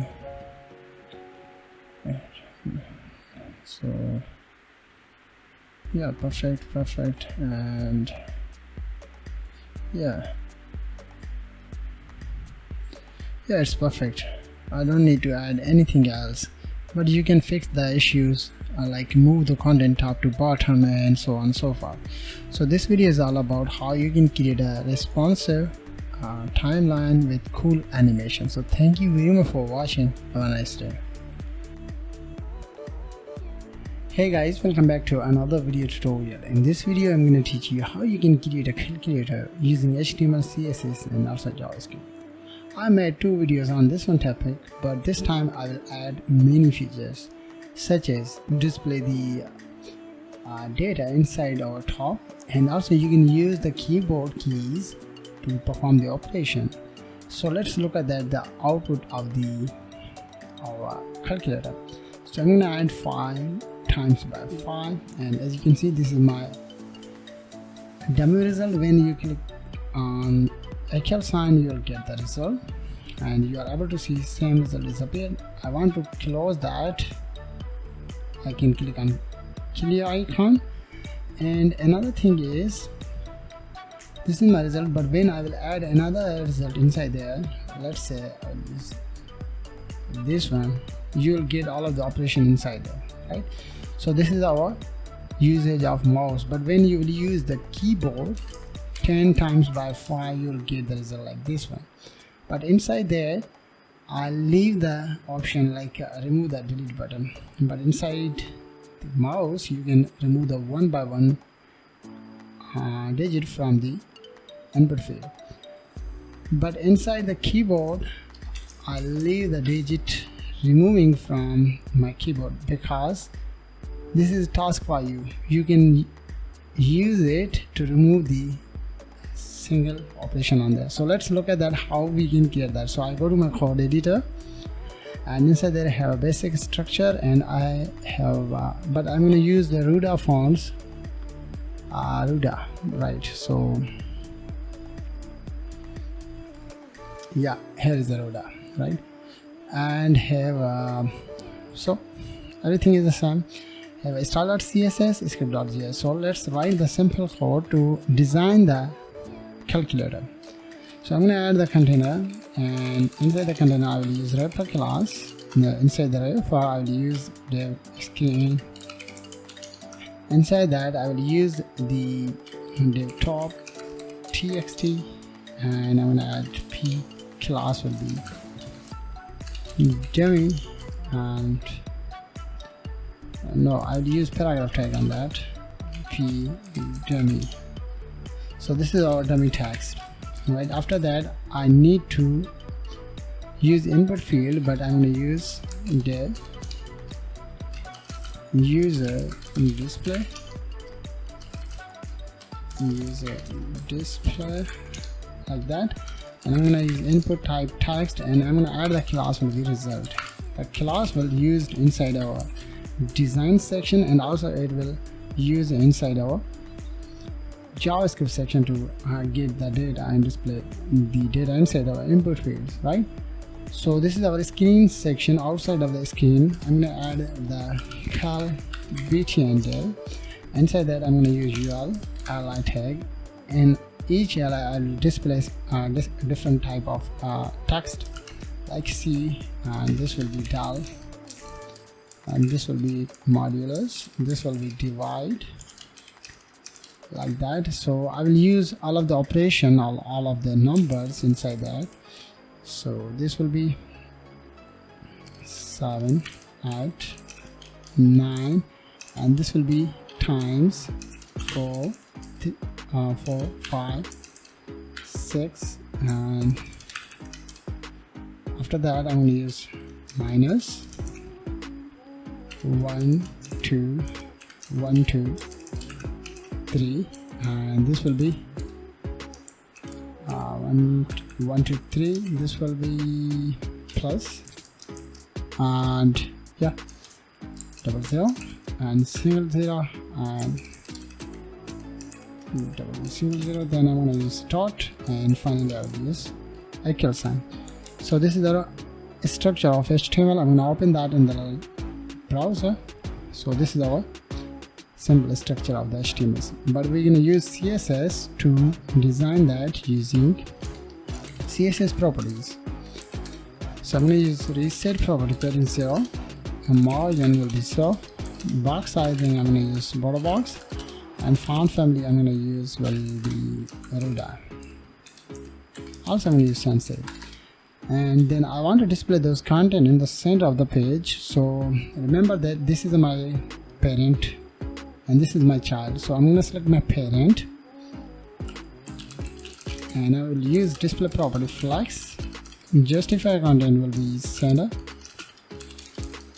align item will be center, and I need to use min height will be 100 vh. It will display the center of the page. So I'll look at that. The next one is I need to assign the background color on my background RGB 63, and then 94 to 55, and also I will use another color background, gradient. I'm gonna add the circle. Yeah, I'll use circle as well in that, comma RGBI 63, 94, 251, 1, and after that I need to use percentage, 0%. Then I'll use RGBI, same thing, but this time I'm gonna include different type of numbers, 107, 1, and this will be 100%. So first we're gonna save it and let's look at that right now. Perfect. Next one is wrapper. Inside the wrapper I have all of the content, so I need to select the wrapper, and I'm going to use background will be hash 17202i, and I'm going to add the width to 450 pixel. First we're going to save it and look at that. Right, so this is our area that we use to display the buttons and input field. So the next one is I will add the padding. First I'm going to leave this one because I will use the I will use the UL tag, and then I will work on the wrapper class. So the first one I'm going to use list style type is null, and I will use display flex wrap is red, and justify content will be space between. So swipe, set, look at that, right? Everything in the strength of our particular area. And I'm going to use the align tag, and I'm going to use font size will be 1.5 rem, width will be 20%, text align will be center, and padding I'm going to use top and bottom 1 rem, 0.8 rem is left and right. Cursor will be pointer, and I'm going to use margin all sides 0.6 rem to make a space. Also I will use border radius to round each button, 10% is best. Also I will use the box shadow 1 pixel, 0 pixel, and 10 pixels. Hash 212 f3d, and also I will use the first I'm going to save it and look at that output of that, right? So next one is I need to change the background, color is white, and look at that, right? So those are our buttons. So yeah, I will add the transition. Before using transition I'm going to use UL ally tag and use the active class transform scale 1.2. When I will click on that, I will use the transition all 0.3s as an out, like that, save, and then we need to check out that, like this one, as you can see, right? So let's work on the input field, but before using input field, yeah, I'm going to work on the input field. Then I will input wrapper input field. I'm going to use width will be 100%, and I will use margin top and bottom 1 rem, left and right 0. I'll use padding 1.5 rem, left and top and bottom, left and right 1 rem. And I will use text align will be left, and outline will be none. Border 1 pixel solid and DDD, and border radius I will use 5 pixel is best. Letter spacing I will use 2 pixel, and font weight I will use, yeah, is 600 best. So look at that, right? So I want to make a space, but before using space, yeah, I will use the space. So I need to go on the wrapper class. Inside the wrapper class I need to add the padding all side 1 rem to make a space, and also I will use top border top will be hash 2ECC17, right? So and look at that. but why I can't see the border. Border top. Okay, 4 pixel solid, like that. So look at that, right? And also I will add the border radius 10 pixel is best. And last thing I need to add that will be box shadow.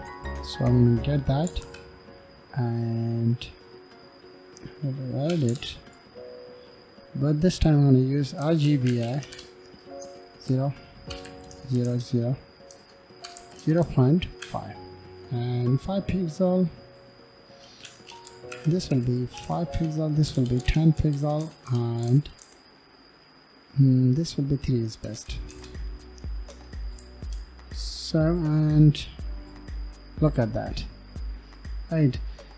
So inside the input field we need to add few more things, such as font size. So I'm going to use font size will be 2 rem is best. So perfect.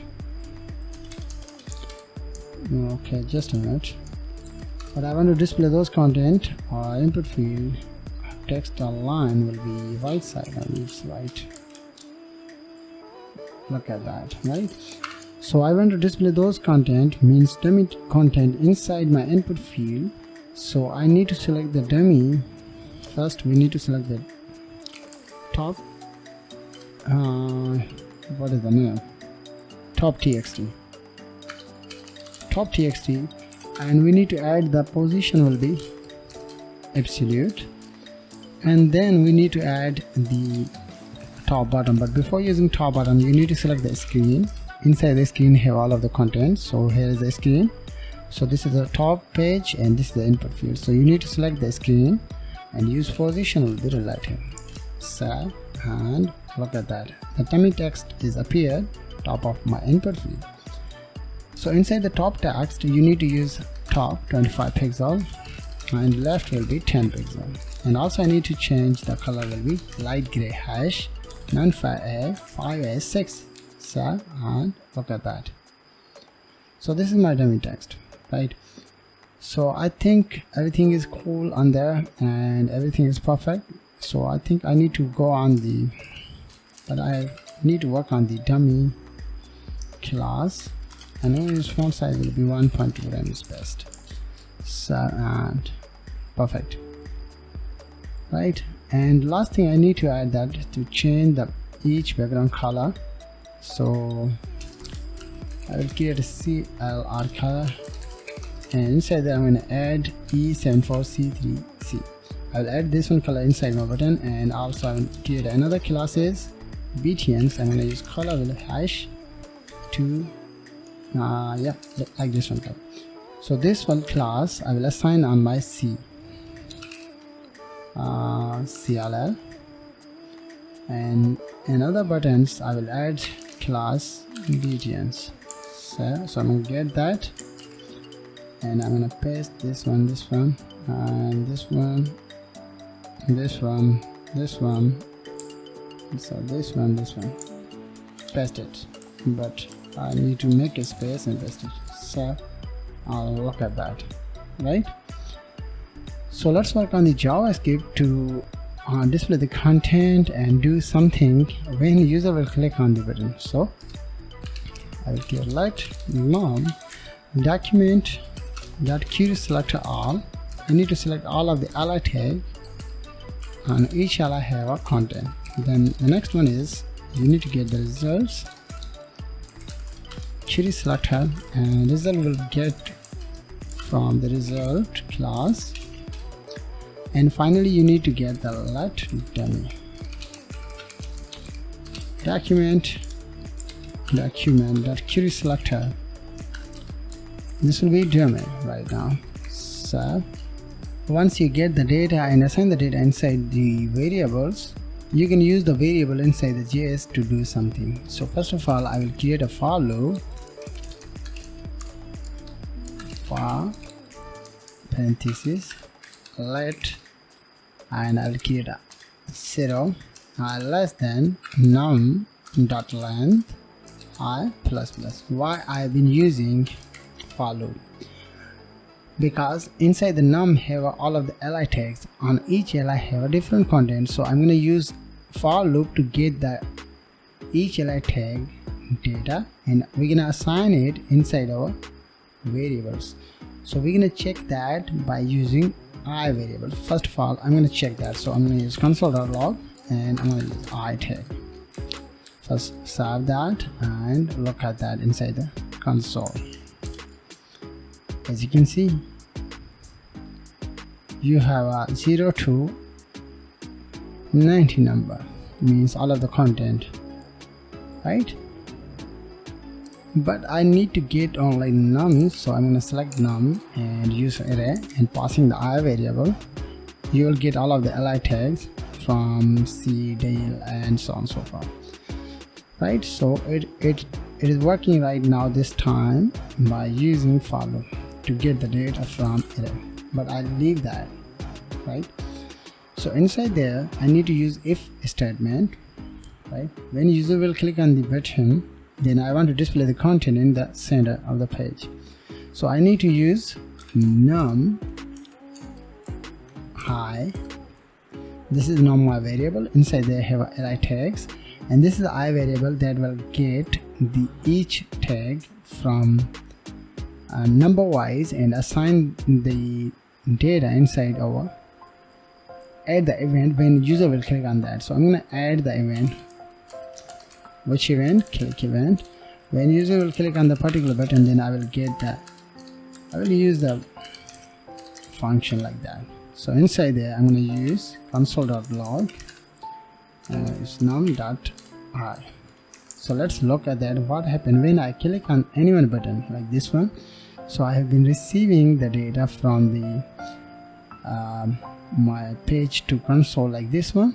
When I click on the file, I'm able to see the particular data has been appeared, but I want to get only text. I don't like to display the content, means tag. So when I click on 7, as you can see, you need to use text content, means you need to remove the tags from the li tag from the HTML document, and you will get the particular value which assigned inside the tags, right?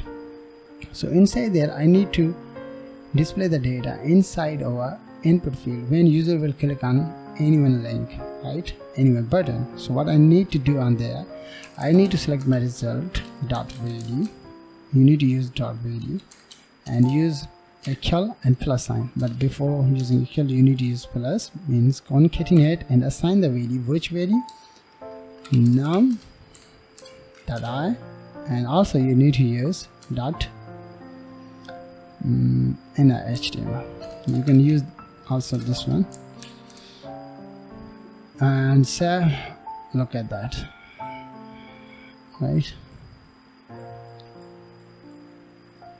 Perfect. Each button is appeared inside my input field, right? Means it's working perfectly. So what I need to do on there, I need to use if statement, if, and I'm going to use the num I dot inner HTML equal to equal sign, then come into the if body and otherwise come into the else body. In the else body I'm going to display the same code, but inside the if statement I'm going to use the function that will help us to calculate all of the data. So I need to use the result dot value, and I'm going to use eval function, use result dot value. So let's look at that. What happened when I click on 4 times by 4, click on that, you will get result. Also I want to change the color when the result will appear inside our hash 2ECC17, but I need to use equal sign on there. So and look at that, times by 9, click on that, right, perfect. The next thing is we need to display the dummy content inside there. When user will use the calculator, then I want to display the dummy text as well. So I need to use same tactics, dummy.txt, not txt, dummy this is my variable. This time I'm going to use text content and use same thing plus sign num hi in HTML like that, and look at that, right? But I need to remove the dummy text from my look at that. Right now, as you can see, Modal is fine. Click on that, right? Everything is perfect, right? So this is our second operation. The third one is I'm gonna leave it. When user will click on the C button, so I'm gonna use if num I dot inner HTML triple equal to dot C or num I dot inner HTML triple equal to dot. What is the next one is no, I leave this one. I just use the first one. Come into the if body, in the if body, otherwise come into the else body. In the else body, I'm going to use same code. In the if body, I need to get all of the, like this one variable and this one. I need to assign the value will be empty and assign value will be empty, right? Like that. So click on that, click it, and remove all of the content from input field, right? The next one is delete the button, right? Before using delete tactics or future, or you can say that before using delete logic inside that, I need to add a few things. So first of all, I need to use let get value, and also document query selector. I need to get the value from my result variable and assign that inside the get value variable. This is the same variable like this one. This is a result variable, right? And then I need to use get value, the same variable, and I need to convert it with dot value. So means when user will, in a minute I'm going to share with you. In the else statement, after the else statement, I will use if statement. I call num I dot inner HTML triple equal del, come into the if body. In the if body, I need to select my result. First I'm going to share with you what happened when you will click on the delete button. First of all, I'm going to share with you this one code, get value, save, and click it, click the delete button. You will receive the 777 data without del sign, but when you will use the get value, use comment without using that, you will get the, in a minute, click on del and you will get the numbers, but I don't know why I can't see them. Complete result, but yeah, it's working right now in a minute. So I will try it this way, but before creating this video, I have used this one method to convert that. So let's try it. So what we need to do on there, when user will click on the delete button, then I want to remove the one character or one digit from my input field, right? So thing is, you need to select the result dot value. You have a data inside this one variable, right? So you need to select it and assign that value will be get value, like this one variable, and then you need to use slice method, slice, but I think it doesn't work right now because I need to use value. So save and look at that inside, click it, can't see right now. So I need to use this one tactics to do the everything is perfect. So 777 and remove one character right now, as you can see, but also I'm able to see delete text is appeared inside my, so I need to select it and use the same thing, and yeah, I will use same thing on there. this one's and delete one character. Okay, what happened? Delete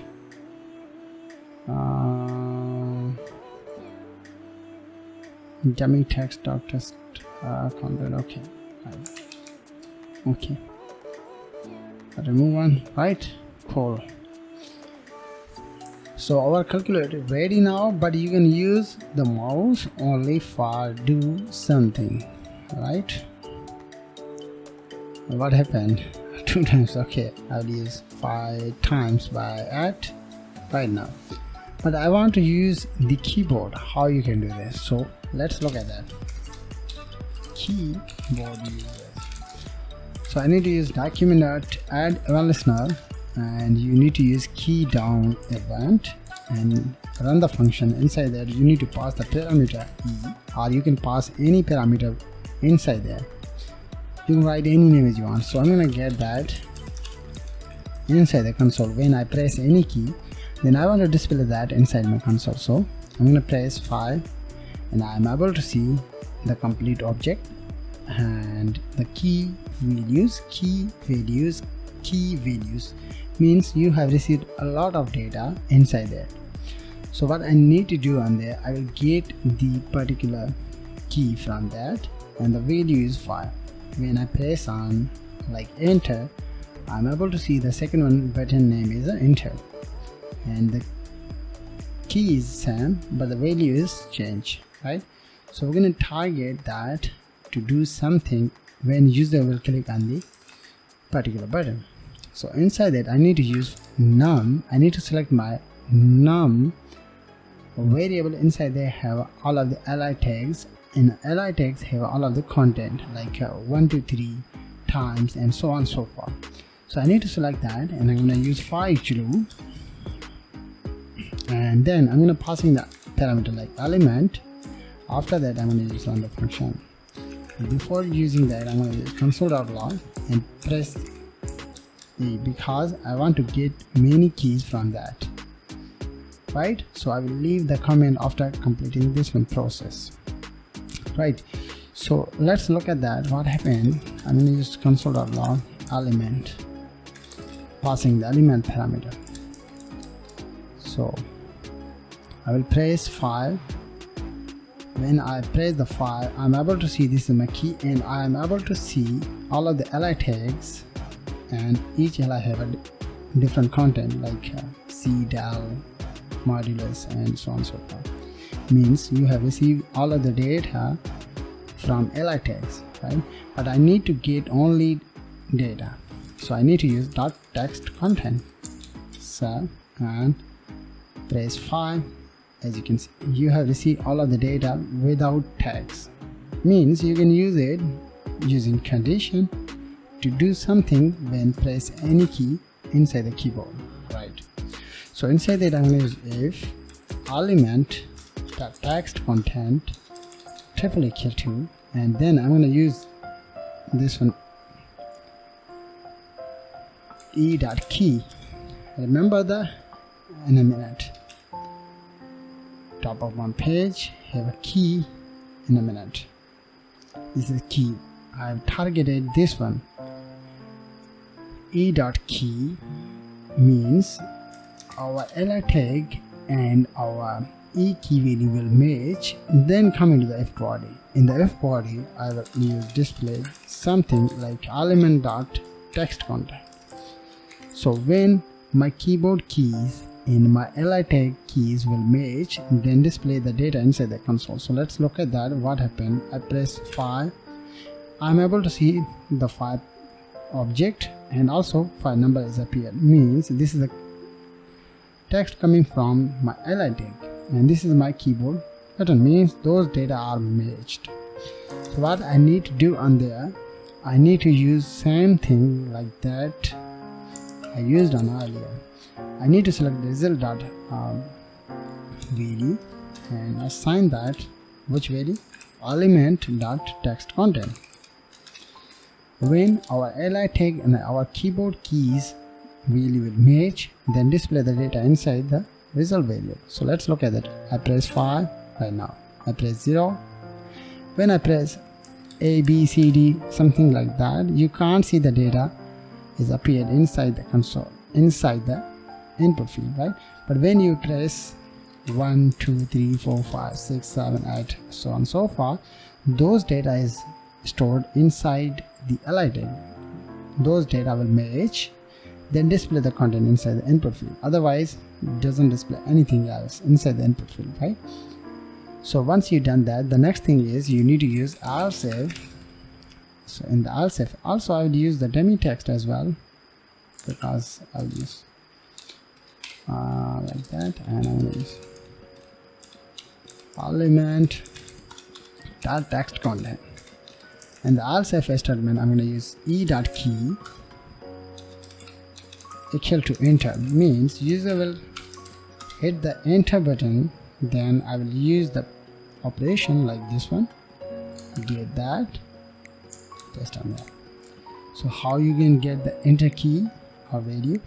So first of all, I'm going to press 5 and press enter. As you can see, this is a key and this is enter value. So I used e.key equal to enter, means press the enter button. So let's look at that, what happened. I press, first I'm going to refresh it, 10 times by 10, press enter. Right now I'm able to see the result is appear inside my input field, right? Cool. Also I'm gonna try it my another input, another enter key. This is another enter key, press it, perfect. So this is my another enter key inside my keyboard. Both are working perfect on this time right now. So let's look at that, what happened the next when user will click the escape button. So I will use e.key equal to escape, and I'm going to leave it, and this will be else. So inside that I need to remove the fields, means display nothing inside the input field. So I'm gonna use the keyboard. So I'm gonna 50 times by 50. When I press keyboard button escape, you can't see anything else inside the input field. Your task is, when I press backspace, then I want to remove the one character. So this is your task. I'll leave this one process because you can understand how you can do that, and you can find out the solution how you can remove the last one digit from the input field. So I hope you understood as well how you can create a calculator and how you can use the keyboard keys to perform the operations inside the keyboard. So thank you very much for watching. Have a nice day. Hey guys, welcome back. In this video we're going to discuss all about how you can create a model using HTML CSS and also a little bit of JavaScript. So when I click on show model, then model has been appeared inside my screen, and when I close it, it will display only screen without the model. When I click again, and I am able to close that with the help of escape key inside my keyboard. Click on that, right? So let me share with you how you can get that. So I go to my code editor, and first thing is I'm going to open it in the live server, and I'm going to close my old project. So I have index.html, style.css, script.js file, and also have two images. Image is a user and have a bg image, right? So let's get started and write the code. So I'm going to write the container, and inside there I'm going to add the wrapper class. Inside the wrapper I will use top content. Inside the top content I'm going to add the images, but I'm going to use complete path of the images slash image, just a minute, image, and then I also add the icon, font away some icon. So I need to use effect close to display the close icons inside the modal. Right, so this is our top content, and then I'm going to add that card header, and I'm going to add the text subscribe our newsletter, like that. And I'm going to also add paragraph text, subscribe our newsletter and stay update. Right, so these are our text. Then I'm going to use card body. Inside that I'm going to use form tag, leave the action, and yeah, I'm going to add the email, type is email, placeholder email, like that, enter and email, like that. So after the card body div, I'm going to write another div. I write the card footer and use button type will be submit, and yeah, sign up, like that. So, and last thing I need to add that outside of the container you need to add the div overlay, and also I'm going to add the hidden class, but this time I'm going to just use the overlay class. So I think it should be display everything inside my page. Yeah, image, icon, some text, input field, and one button. So let's go to style.css, and we need to manage that using CSS. So I'm going to use the margin, padding, and so on and so forth. I reset the property, and box sizing, border box, and I'm going to use font family on the Poppins sans serif, right? Then I'm going to select my body.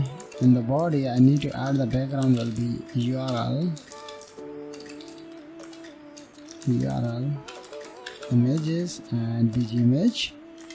Then I need to use another properties, no repeat, center, and color. Also I need to use min height 100 VH because I want to display the image in the whole of the background right now, as you can see. Perfect.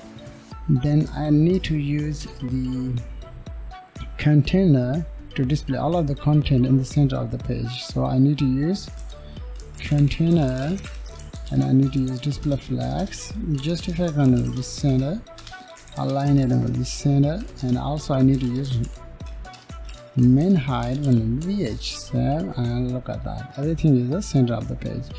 Why I use the container? Because the wrapper class is appeared inside the container, so the wrapper class is a child class of the container. So I need to select that parent class to display the content in the center of the page. So I need to use display property flags.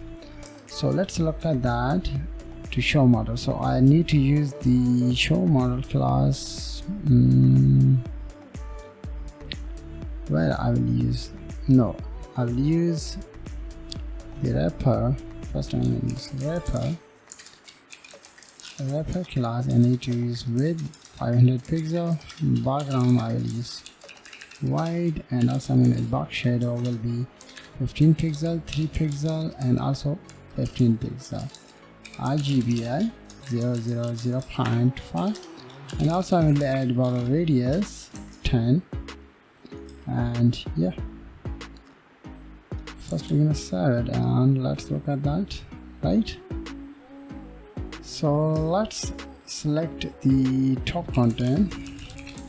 In the top content I need to use display flags, like that. So right, so this is our image and this is our icon. Don't worry, we will manage it using CSS, right? So yeah,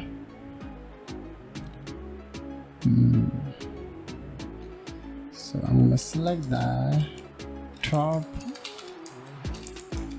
content I tag, and the I tag I will use the cursor will be pointer, and position will be absolute. Right, I will use 20 pixel, and top I will use 10 pixel.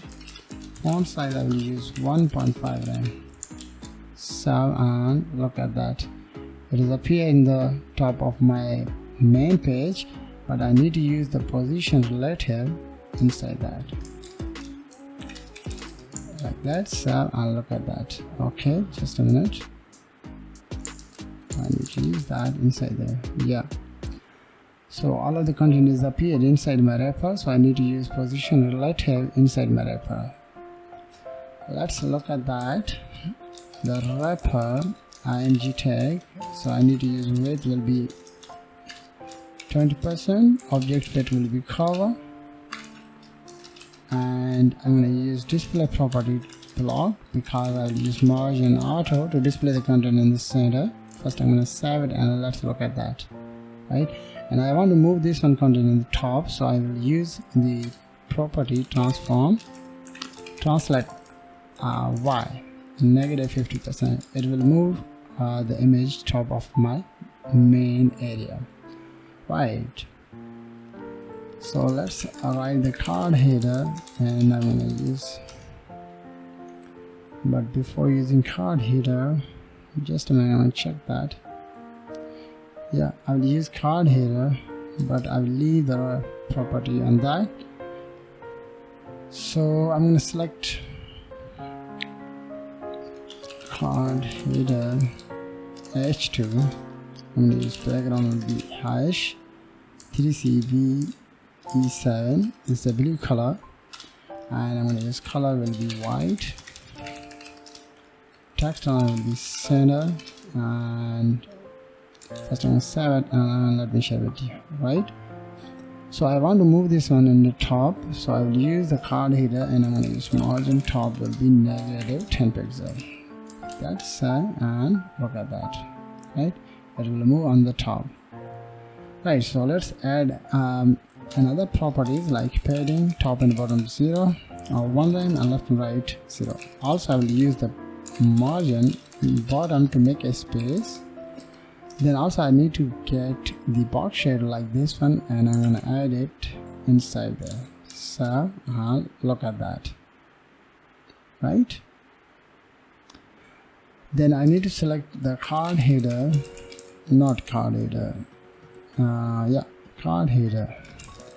Inside they have a paragraph tag. I need to change the font size to be 1.2 rem, and I need to use text align with this center to display the content in the center of the page right now, right? And then I need to select the card body, and the card body have a input field, so I need to select the padding 0 and 0.8 rem. Also I will select the card footer as well, because I will use the same padding on it as well. So save, and look at that, this is input field and this is button, both are appeared inside the card body and the card footer. So you need to use that to make a space between our main card. So select the card body from input field, use width will be 100%, padding 1 rem, margin I'm going to use 1.5 rem and 0, and font size I will use 1 rem. Also I will use the round edge of the border, so 5 pixels is best. Outline will be none, and border I'm going to use 1 pixel solid and light gray color. First we're going to save it, and let's look at that, right? So another thing is, when I click on that, then I want to change the background color. So I'm going to get that and use focus, and use border 1 pixel solid and black. Also I need to use the transition on there. When I click that, then I will use simple animation. Click on that, as you can see, click on that, right? So this is my extension name, don't focus on that. And then I'm going to select the card footer, and the card footer I will use the same thing, but also I will use the card footer on there as well. Yeah, I use the card footer on top, so I don't need to use that, but I will use card footer button tag, and I'm going to use outline will be none, border will be 1 pixel solid, and this one blue color. Padding I'll use 0. Padding 0.6, 1 point add rand. Font size I'll use 0.9 rand. Cursor will be pointer, and border radius 5 pixel best. Background I'll use none, because I will use the hover effect when I hover the mouse on that. First we're gonna see on the page right now, as you can see. So I need to use same thing, but I also need to add the margin on bottom to make a space, 2 rand space. The whole thing is, so let's get that and paste it and use hover effect. When I hover the mouse, I will change the background and also color of it. Also I need to use transition on 0.3 as and out. This is the transition. When I hover the mouse, it will change color right now. Right, so this is our card, but I think I'm gonna check my wrapper class to make it as rounded, right? So yeah, like this one. So 10 pixels is best. Great. Right, the cool thing is I need to select my overlay effect. So overlay effect, and select it, and I'm going to use the position will be absolute, top will be 0, left will be 0, width will be 100%, and height will be 100%. Then I need to select my background RGBA. I need to use 0.6. Also I'm going to use backdrop. This is a filter property that will help us to blur the icons. I mean blur the background. Just a minute. Blur 3 pixels. Blur the whole screen and save it. Let's look at that. Right, so my all screen has been blurred, but I want to display this one content. So I need to use side index -10 on that. So look at that. Right, so yeah, I will use this time heading class display none. Also I need to get that and paste on there. In the default I can't see the background, blur background. When I click on the button, then I want to display the background, blur, and also the model. So I'll go to top, because this time I need to use display none property to hide that, and I'm going to select, I'm going to write the button tag to display. Type will be button and show model, like that. So save, and the model button has been appeared inside my screen, so I want to display that in the, so I'm going to use show model class, get that, and I'm going to paste it there. Before that, no, after that I will use. So I want to display this one content in the center, so I need to use position will be absolute, top will be 50%, left will be 50%, and also I need to use transform translate property, use -50% and -50%. It should be displayed in the center of the page. So let's look at that. Right, then the next one is I need to get my this one button code and paste it inside this. And okay, just a minute, I need to paste that inside the model. Right, so the thing is I need to use background as this one, and border like that. So I'll look at that, but I need to use border will be none, right? So I'll look at that, and also I need to use color will be white. I don't need to use that, and I don't need that. So look at that. But I think I will increase the font size, and in a minute I'm padding left and right, I mean top and bottom, left and right 2.5 mm, and I will increase the font size will be 1.2 mm space. So look at that, right?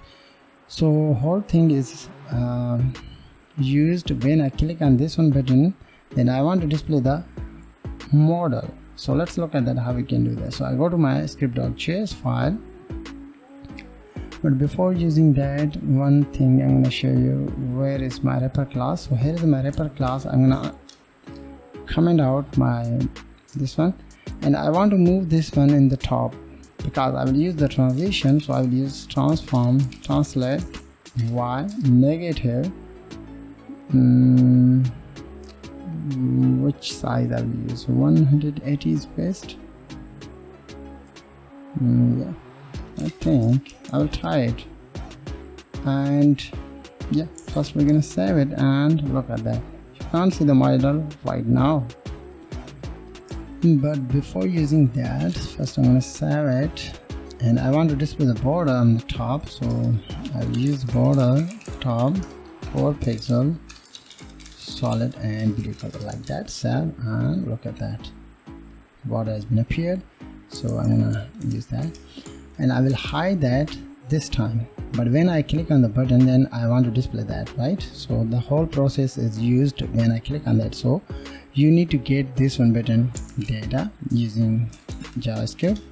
So I'm going to create a const show model document.query selector and passing this one. The next thing you need to get the wrapper class. Inside the wrapper class have all of the content, so you need to get that, and this will be, I'm going to use that show model btn, this will be, and this will be show model wrapper class. And also I need to get 2 more variables. The first one is we need to get this one, close btn. I also use that on the show model, and the next one is overlay. So I need to remove and hide this one class when I click on that. So this will be overlay, right? So first of all, I need to select show model btn.class list, not add event listener, which event, click event, write the function, and I'm going to check that it's working or not. So I'm going to use the console.log to display the content inside my console when it's working, right? Cool thing. So once it's working, then the next thing you need to do, you need to add the class inside the wrapper class, and also you need to remove the class from overlay. So I'm going to use overlay, the variable class list.remove, which class, the hidden class. The default have a hidden class inside the overlay. In a minute I'm going to share with you. As you can see, when I click on that, then I want to remove this one class, and also I need to add the class inside my wrapper class. Inside the wrapper I need to add the class. Which class? So I'm going to get that, and I'm going to select my show model, and I'm going to add the class is show. First we're going to save it, and this time you can't see the in a minute you can't see the wrapper class, but when I click on that, as you can see, show model wrapper class and another class is the show has been appeared inside there, and also the hidden class has been removed from the overlay, right? So this is working perfectly. So I need to go on style.css. After wrapper dot active class, not active, dot show class. When the, so inside there I need to add that this one will be 0. So, and look at that. First I'm going to refresh my page, close that and click on that, as you can see. But we need to work on this one button as well, but also I need to use the transition effect on that. Will be transition all 0.4s sn. Also I need to get that and paste it inside my, so I think it should be displayed perfectly. So let's look at that.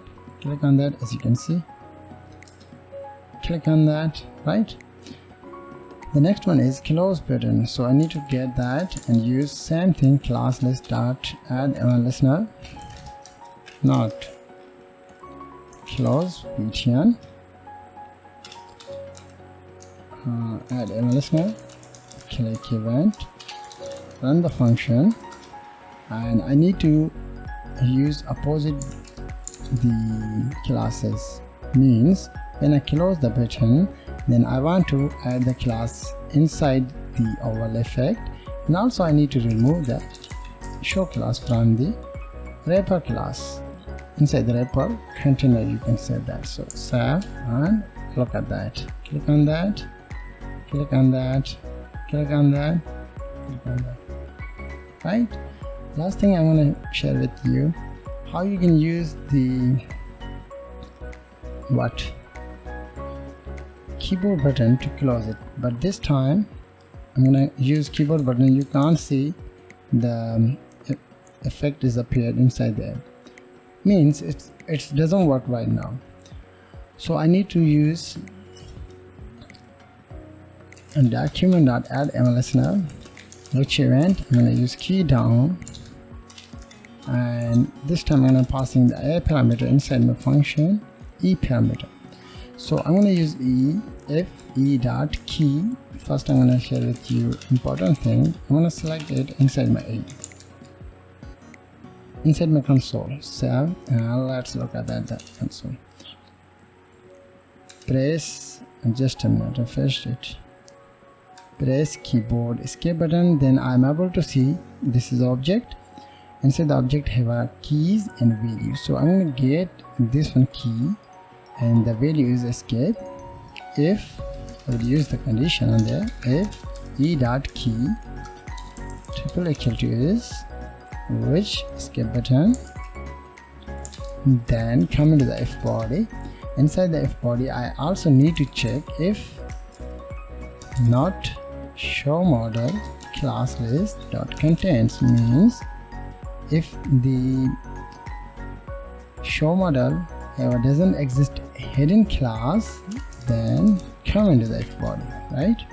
So inside that I will create a function close model, because I used the same thing on there. So I need to get that by the function close model and paste it inside there, and then I need to paste it. Then the next thing is you need to select the close model btn, add event listener, which event, click event. Once the click is active, then run this one function right now. So, and look at that. Click on that, click the keyboard, click that, right? So you can also reduce the code using a function. So I'm going to get this one, get out that, and create another function, const show model function, curly brackets, paste that, and I need to create a show model add event listener, and this time I need to select this one. So save and look at that, click that, look at that, right? So this is our simple video all about how you can create a model using HTML, CSS and also JavaScript. So thank you very much for watching. Have a nice day. Hey guys, welcome back to another video tutorial. In this video we're going to discuss all about how we can create a quiz app using HTML, CSS and also JavaScript. So let's look at the project. So here's a question and those are answers. You can select any question as you want. So I'm going to select that and click to submit. I'm able to see the next one question, and inside there I'm going to select the last one and stand for cascading style sheet, hypertext markup language, and yeah, I'm going to select that. So you answered 4. This is the correct answer of 5 questions correctly. When you will click on the reload, you are able to see the first one slide. Our first one question has been appeared inside your web page. So let's look at that, how we can create that. I'm going to close it and open my code editor. Inside there I have a index.html, style.css, script.js. So without further ado, let's get started. Write the code. So I'm going to quiz container, and also I'm going to assign the IDs quiz, and inside there I'm going to use quiz header. Inside the quiz header I'm going to use h2 classes txt. I'm going to use technology quiz. Right, so after that I will create a quiz body, and also I will create that one more time, quiz footer. Inside the quiz body I will use h2 and assign the IDs questions. Just write question, and inside that I'm going to use question text, right? Then I'm going to select my URL ally tag. In the ally tag I'll use input type radio, name is answer, and ID is a, and class name is also answer. Right, so this is the first one. The next one, you need to create a label tag. Inside the ally tag, the file name you must be write the same that you have assigned on the ID, okay, and assign the ID a underscore txt. I'm going to use text, right? So inside there I'm going to use the answers, right? So get that. This is second one. This is B, and for B, and ID is b underscore txt, right? So this is the second one, and this is the third one. So I'm going to select the c txt, and that will d underscore txt, right? So I have a 4 answers, 1 2 3 4. After the URL tag I'm going to add the inside the folder I'm going to add the button tag, but before using that I'm going to add quiz details. So inside that I'm going to add the questions, like in a minute I'm going to check that what is the question text is. 1 of 5 questions, 5 questions, like that, right? So after that I'm going to add the button tag, and type is button, and class is, I'm going to add the ID is btn, and I'm going to add the next save. So this is our, in a minute, this is our HTML structure. Right now this is the HTML structure, so I'm going to close my previous one. So we're going to work on that to make it application like a quiz app, right? So let's select the body. We need to design that, so I'm going to use background RGB 7714 and 203. Then also I will add the background color is radio, background gradient, and the first one is I'm going to use circle, in the circle, yeah, I'm gonna select my GPI, and that will is 7714203 and the percentage of that is 0%. So I'm gonna get that and use comma and paste the second one, and there I'm gonna use that is 100%. I'm gonna change the code that one, so I'll look at that, right? And I want to display the content in the center of the page, so I'll use display flex, align item center, justify content center, height 100 VH, and also I'll use the overflow is hidden because I want to display all of the content inside our box, so, right? And we need to add the font family as well, province sensitive, so, and look at that, perfect. Select the quiz container. Inside there I'm going to select my background white, and I'm going to use border radius to round at the corners 10 pixel, and also I'll use box shadow 0 10 2 pixel RGB like that. But I'm going to change the code 100 and 0.1 is opacity. Max width I will use max width 600 pixel and width 100%. So, and let's look at that, right? Select the quiz header. In the quiz header I'm going to use display flex and align item center just like that, and I'm going to use padding top and bottom 2 rem, left and right 2 rem. Also I will use the box shade as well. In the box shade I will use 0 and 5 pixel RGB there, 0 not that, 0.5. That's going to save it and look at that, right? Cool. And also I will rounded the corners, so I'm going to select in a minute. I'm going to select border top left radius 10 pixel, and I'm going to select the same thing, but this time I'm going to select the white to round the corners like that, right? Perfect.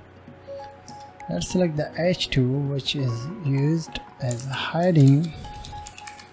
So I'm going to change the font size 1.55 and is best. So yeah, perfect. So this is the default. Then I'm going to select the quiz header. Inside that select the quiz body. In the quiz body I will use padding top and bottom 2 and left and right 2 as well to make a space, right? And then I need to select H2 inside the quiz, means question sign or questions. Font size I'm going to add it 2 rem, and I'm going to use padding top and bottom 1 rem, or left and right 0, and font weight I will use 500, and text align I will add the center. Also I will use margin 0 to remove the margin if they have a margin. So let's select the quiz body UL. So let's just start up none, padding all sides 0 to remove the bullets from UL tag. Perfect. And then I'm going to select the quiz body UL ally tag. In the ally tag I'm going to use margin top and bottom 1 rem to make a space of each ally tag. Font size I will use 1 rem, and I will use border 1 pixel solid hash AB 7BD. So in B at padding I'm going to add the padding all side 0.7 rem. Border radius I will use 5 pixels this, and also I will use the cursor pointer like that. So, and look at that, right? Then we need to select the UL ally label tag. Inside there I'm going to use cursor point as well, and I'm going to use padding 0 and 0.4 rem. Let's look at that. So here is a label tag, and those are text which used inside the label. Perfect. So let's select the quiz footer, and I'm going to select, first we're going to select the quiz footer. I'm going to use display flags, align items center, and I will use the padding top and bottom 1 rem, left and 2 rem, and then I need to select a box shadow like that, and I'm going to paste it inside there. But I think, yeah, first we're going to save it, and let's look at that. Yeah, perfect, as you can see. Then I need to select the button tag, button tag which is used inside the footer. So I'm going to use padding 0.6 rem, left and 1.5 rem, outline none, border is none, cursor pointer, and font family I will use inherit, and border radius I will use 5 pixel, color is white, and I will use opacity 0.9 because I will use the hover effect like that. Just a minute, I need to add the background color because -111 like that, right? But I need to use justify content space between to move that in the right side. Perfect. Yeah, and then I need to select quiz body button. I need to add the hover effect when user will hover the mouse on the button. So I'm going to use opacity is 1, so save, and let's look at that right now. Also I will use the transition, little bit of transition on the 0.3 SA like that. So we have successfully made the HTML and CSS. So let's move on the JS. In the JS, you need to get all of the content and store that inside your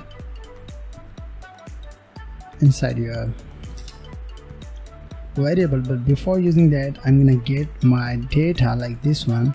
So this is the array. Inside the array have an object. On each object have a key, and those are value, right? Just a minute.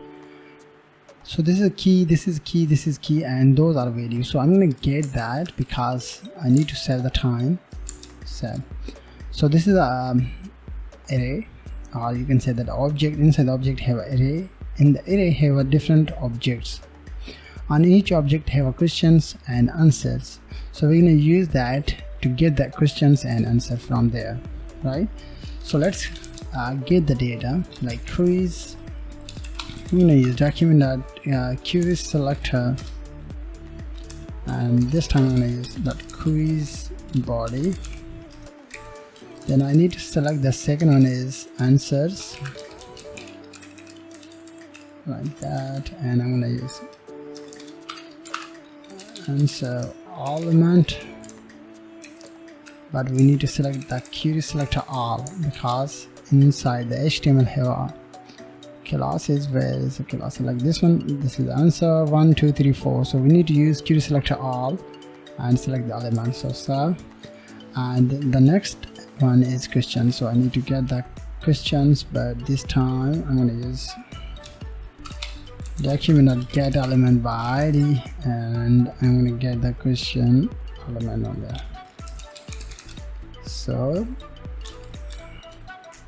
let's get the questions like that, right? So I don't need to add the, just a minute, I don't need to add the hash time because I use the function get element by ID, right? So let's select the const footer element. I'm going to use document.query selector all, not all, I'm going to use quiz footer. And then I need to select const quiz detail element document query selector, and this will be quiz details, right? So perfect. So those are main content that I stored inside my variables, like quiz answers, element, and so on so forth. Then the next one is you need to create another variable to get the data. Which data? This one data, answers data. So I'm going to use a_txt document.query get element by id, and I'm going to get that a_text, like that. This is the b text, c text, and this is c text, d text, and this one. So those are IDs that I have assigned on there, like there, as you can see, c text, b text, a text. So I have stored those content inside my variables, like those are variables in my JavaScript. Right, once you've done that, then I'm going to create a let current quiz and assign the index number is 0, or you can use any number as you want. The starting index number is 0, so I have assigned the 0, and also I will use the score is assigned the 0. Then I'm going to create this one function, but before creating that, I'm going to call it inside my body. So let's create this one function. Inside the function, just a minute, I'm going to use function load quiz parentheses calibrate. Inside there, I need to create a variable const, and I'm going to use current quiz data. This is my variable. So we need to assign this one data.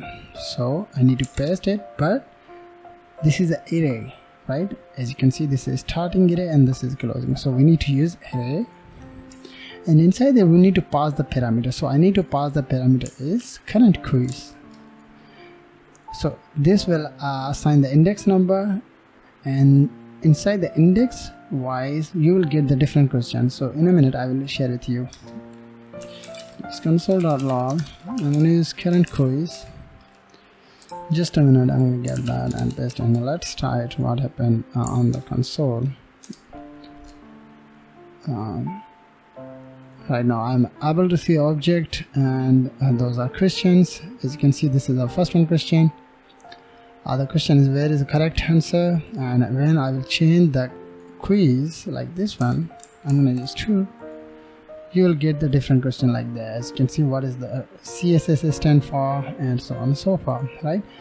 So you will get the questions and answers from the object and assign the data inside the current quiz data, right? Simple process. The next one is I need to use the validation. When user doesn't click on the radio button, then what I need to do on there, I need to add the some validation, means doesn't work the button and so on so far. So just use that. I'm going to use function deselect answer. So I have an answer element like this one. So this is a query select all, so I need to use for each loop to getting the one by one data, right? For each, and inside there I need to pass the parameter, whatever the parameter you will pass on there. I'm going to pass answer element, right? Then use curly bracket. Inside that you need to, first I'm going to show you console.log, and I'm going to use answer element, and I'm going to call this one function also on there. So, and I'm able to see the first one radio button have ID is A, B, C, D, right? Different question have a different ID, so I need to get the ID. So I need to add dot checked, right? Checked. First we're gonna set the default is false, right? So I need to assign the default is also false, like that. So I need to remove this one. So this is our deselect answer, means user doesn't click on any answer. So I need to cut the function and paste inside my load function, right? Perfect. Then we need to create another function, but before creating another function I want to display the questions and answers inside there, right?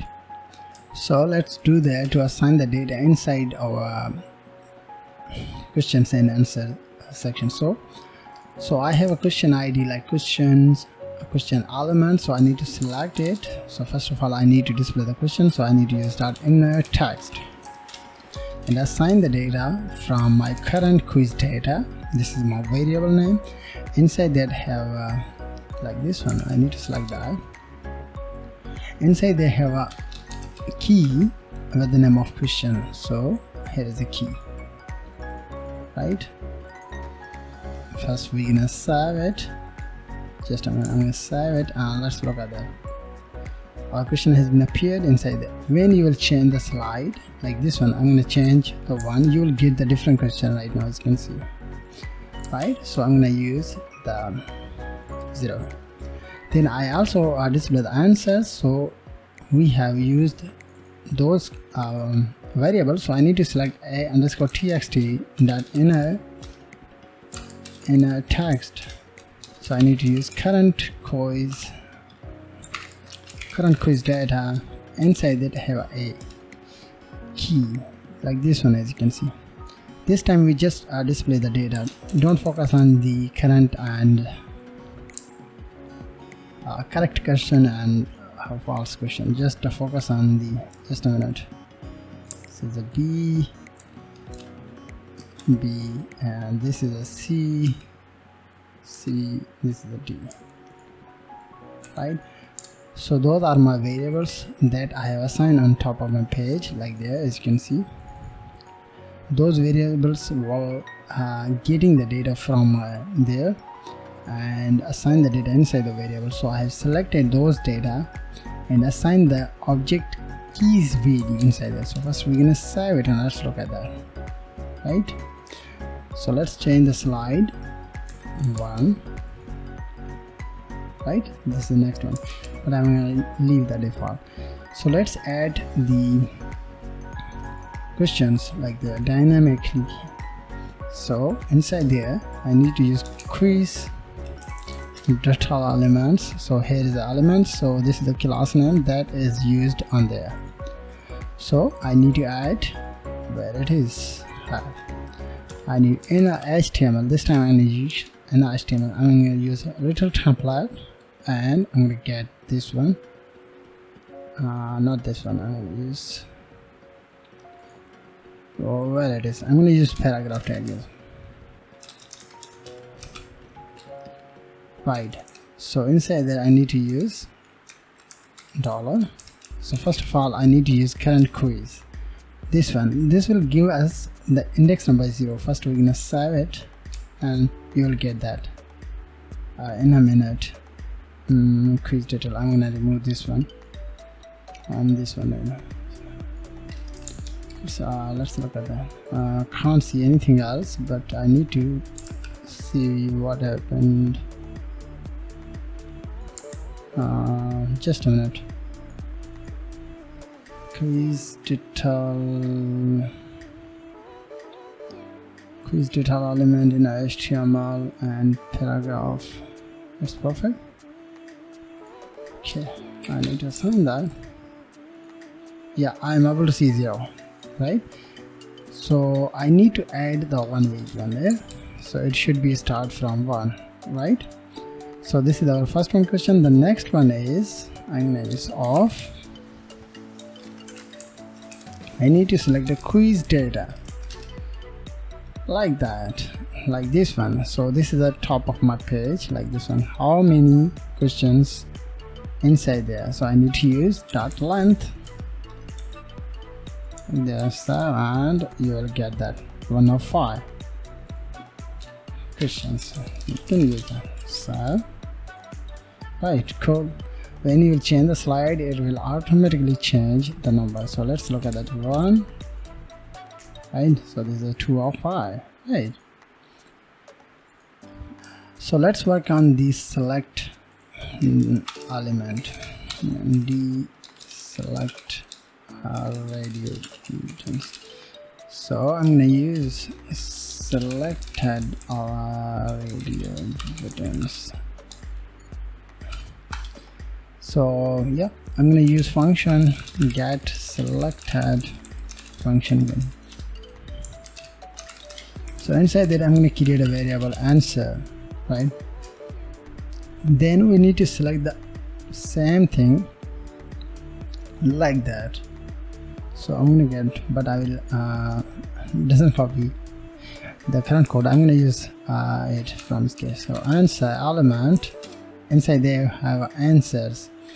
So I'm going to use for each, and I'm going to passing answer elements like that, right? So inside that I need to check if anyone user will click on the particular btn radio button, then I will get the current ID. So let's look at that. If answer element like this one dot checked, come into the if body, and this time I'm going to use console.log. Then I need to check that what you will get that answer element.id. So I need to copy this one function, and just a learning purpose I just paste it outside of there. So I'm going to select the Java. It doesn't work right now, guys.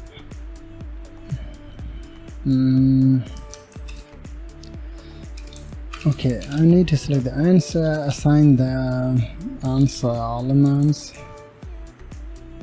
.id, and then I need to return that. I'm going to check that, don't worry, I will check that. Return answer.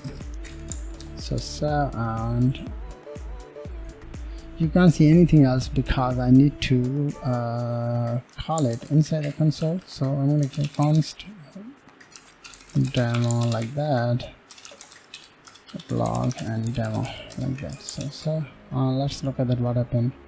Undefined. Okay, I will work on that on my btn add listener. But before using that, I need to check one more time. Answer element is perfect, and this will be checked. And this select answer elements.id is perfect, and return the answers. Cool, perfect. It's working perfectly. So I will try it to check it inside the btn event. So let's add the event when user will click on the btn. So where is the btn? So I need to get the data from btn, right? So let's do the const btn submit document get element by id, and this will be btn. So I need to check the btn, perfect. So I need to select the btn submit, add evolution, click event, run the function like that. So inside that I need to just check that get selected, and what you will get there, and then I need to assign that const answer like that, and then I need to check that what you will get when you will click on the button. Select Java, click on that. I'm able to see the A. So this is a particular ID of the answer. So I'm going to select second one. I'm able to see B. Click on that. C. So you are getting successfully result from the particular ID from the li tag, or you can say that from the for label tag, right? So I'm gonna save it. I'll leave the default things that I have used on there, right? It's very simple. The next one is I need to check if answer means if this will give us a true value, true or false. So I'm gonna select the true. If it's will true, then I need to check the correct answer.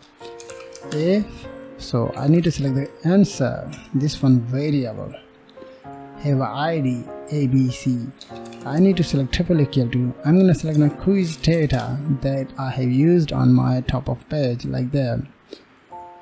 So inside they have a correct answers like B, C, B, I, B, D, and so on so far. So I need to check that with the help of there.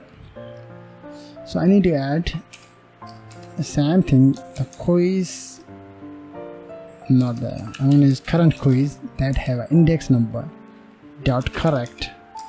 So this is a key which is used inside there, like there, as you can see. So this is my object name, and this is a key, and this is a value. So I have selected correct, and this is a key. When user will click on the particular, in a minute what happened on the, okay, I need to, when user will click on the particular radio button, then just a minute, okay, this is another question. Yeah, it's perfect. Oh, I need to, yeah, it's perfect. When user will click on the particular radio button, then it will check the correct answer from my object with the help of keys like there, right?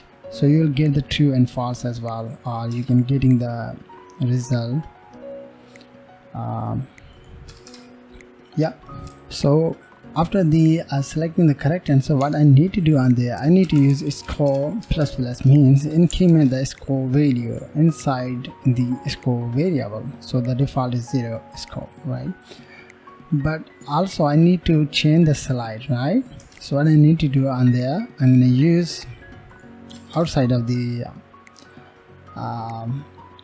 curly bracket of the correct answer, then I'm going to select my current quiz plus plus. We need to increment one number inside our current quiz index number like that.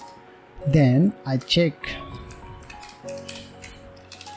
if I check current quiz this will less than quiz data that is top of my page, like this one, quiz data, right?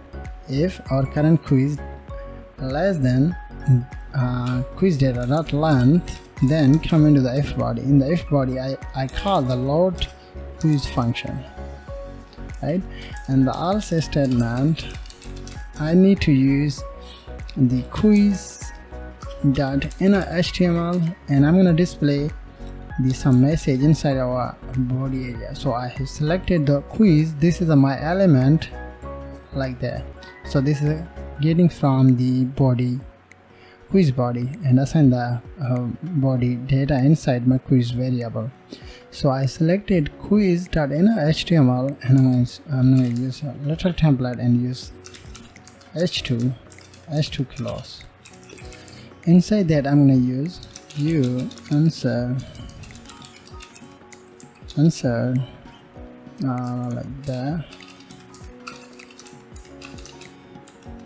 The first one is the score, and then I'm going to use backslash dollar, and then I'm going to use the same thing, quiz data dot length, how many questions you have correctly passed questions correctly. So that's it. But also I will add the button, but I'm getting the button from my there, like this one. So I'm going to get the button starting and closing. So inside that I need to change that reload. But also I add the event, when user will click on that, then I will reload that. So what I need to do on there, I need to add the event on click. So I need to use location dot reload. This is the default function, just like that. So I think I need to check that. So I'm going to select a refresh page, but I need to check that what is current quiz. So I'm starting from 0 index. So first question, so I'm going to select the random questions. I just check that what happened in the last. Right, so this is perfect. but when it will complete, then I want to display that in the center, and yeah, I will remove this one, footer. So let's remove the footer. So I have a footer element dot style dot display none. In the last one I don't need that. Select that, random Christians. Right, I can't see the footer right now, but last thing we need to add that. So I need to select this one button, and we need to paste it, but this time I'm going to use quiz body because this is a button like that. And also just a minute, I need to check that like that. Also I want to display this one bit in the center of the page, so I'm going to use display block and margin top and bottom left and right art. So look at that. Just learning purpose. Right now, as you can see, guys, when you will click on the reload, it will move on the first one page. So this is a cool application. I have used a simple HTML CSS and also JavaScript to do that. Finally, you can reduce the code. You can do this. So this is the code. This will increment the one to another slide. So I can create a function, next question, function next question, and also you can add anything else inside there. I just show you how you can create that. You can add the timer, you can add the classes to change the colors, and so on and so far. You can do that, so you will get the same result like that, as you can see, like that. You answer 2, this is the correct answer, or 5 question correctly, right? So this is all about HTML CSS and also JavaScript. So I hope you understood as well all about that. So thank you very much for watching. Have a nice day. Hey guys, in this video I'm gonna teach you how you can create a digital clock with the help of HTML, CSS and also JavaScript. So here is the demo of this one project. This is hours, minutes and also seconds. Every second it's changing now, and also you're able to see the day, month, date and also year inside the page. So I'm gonna show you how you can create that. I'm gonna close my browser and close my previous project, open my code editor. Inside my code editor have a index.html file, style.css and JS file. In style.css file have a Google Fonts, and inside the HTML file have a basic structure of HTML. And I already included the style.css and script.js. Also I have an image that we will use inside our project. So let's get started to write the code. So I write the div and assign the class clock, and inside the clock I will create a div. Inside the div I call a span tag, and inside the span tag I use 0. Assign the ID, this will be hours. Then I call again the same span tag, but this time I'm going to use type will be, I use class on there because I will use, and this will be hours. So you need to copy it, paste second time. This will be minutes, and inside there you will be able to use minutes.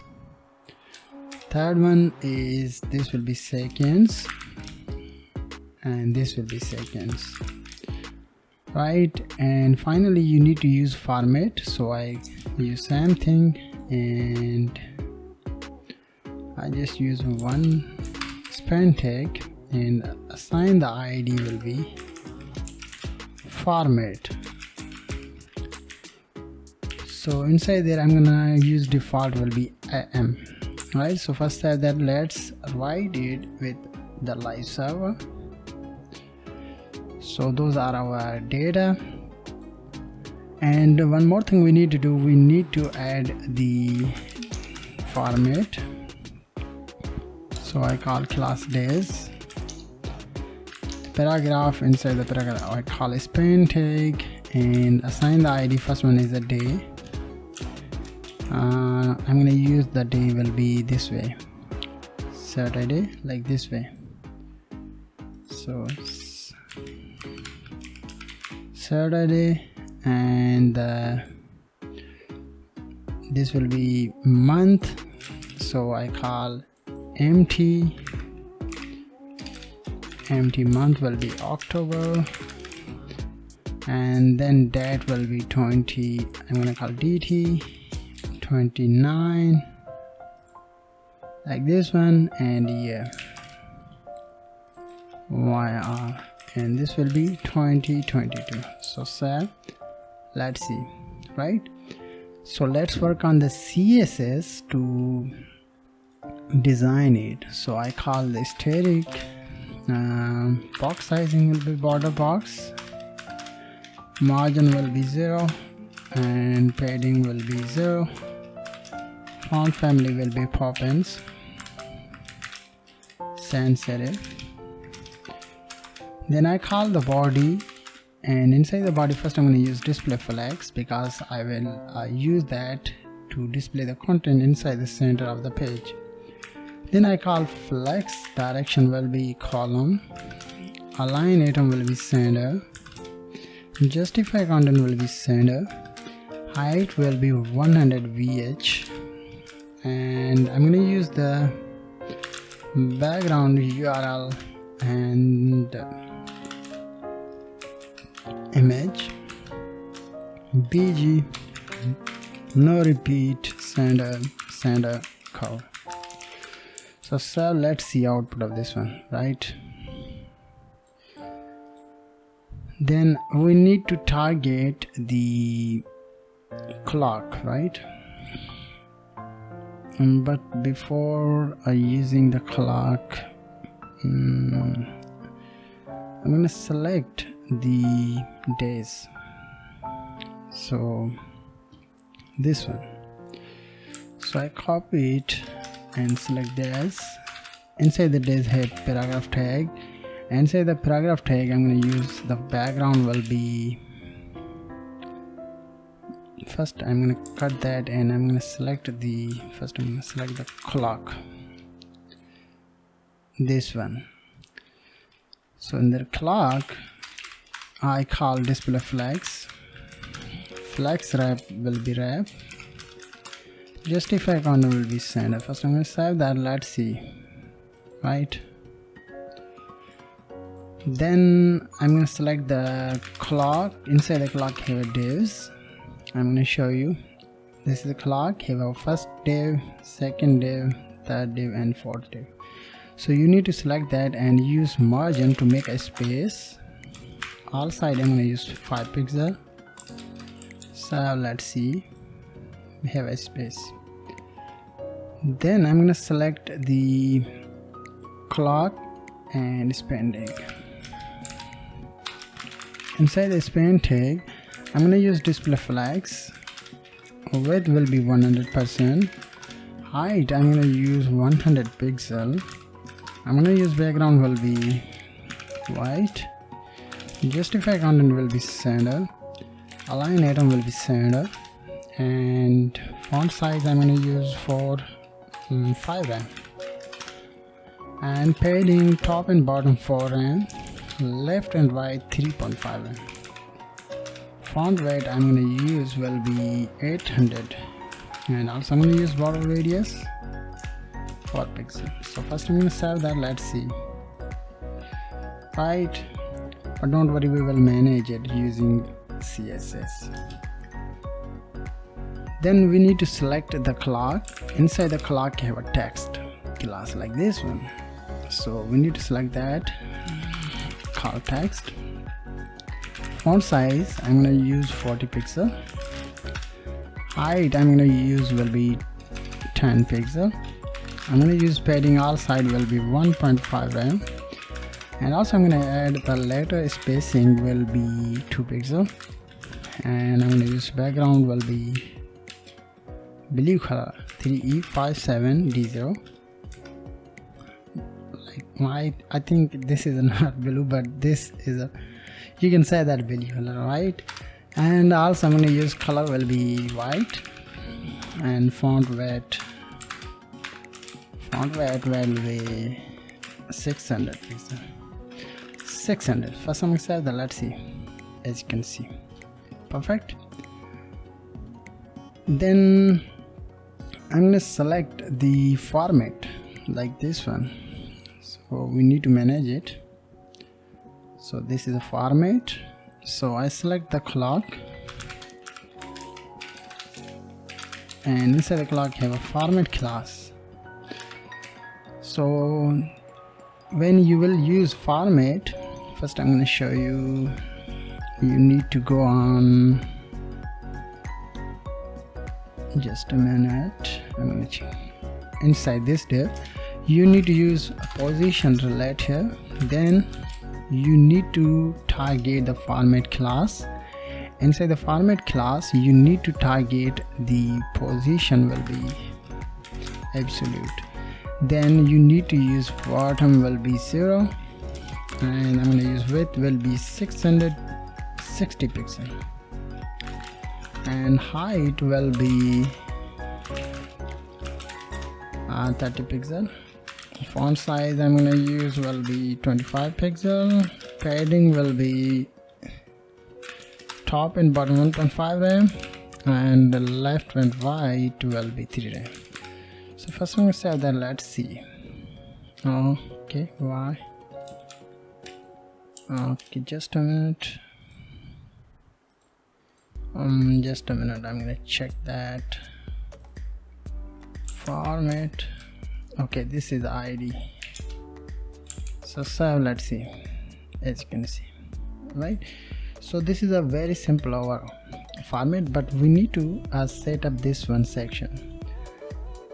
So I target the days, so I go to above, I just show you step by step.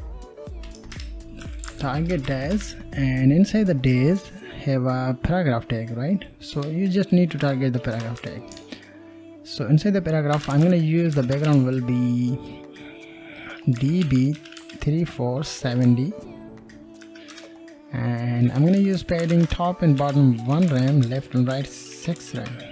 To make a space, text align I'm going to use center, and font size I'm going to use 1.2 rem, and color will be white. So let's see, just a minute, right? But don't worry, we will assign the comma inside the JS. So those are our format section. So once you done that, then you will able to use the JS. So let's jump into the JS. Inside the JS, I already included the JS file inside my project like this one. So the first thing, you need to get the data from the IDs that I have assigned on there, like this one. ID hours, minutes, seconds, and format.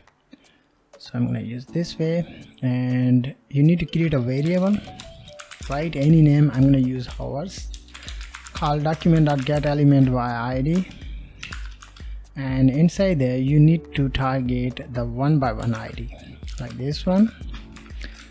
And second thing, you need to target the minutes and paste on the minute on there. And just a minute, I'm gonna check that. Okay, so the next one is seconds. So you need to get the seconds ID there and paste on there. The last thing you need to do, you need to use format. You can write any name, those are JS variables. So I use something, document.getElement by ID, and inside there you need to use the format. Once you've done that, then you need to create a function. So I'm going to call the function update fun. You can write any name you want.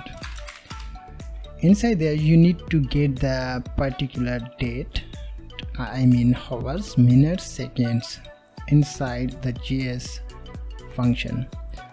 I mean you will use JS function to get the data, I mean get the particular second, minutes and also hours and assign those value inside the variable. So let's see, I create a variable and call h means hours, call new, this is a call object, and you need to call the get hours. This function will get the particular hours and assign the hours inside this one variable. So you need to use same thing to get the minutes, new date and get minutes. We need to use the same thing to get the seconds.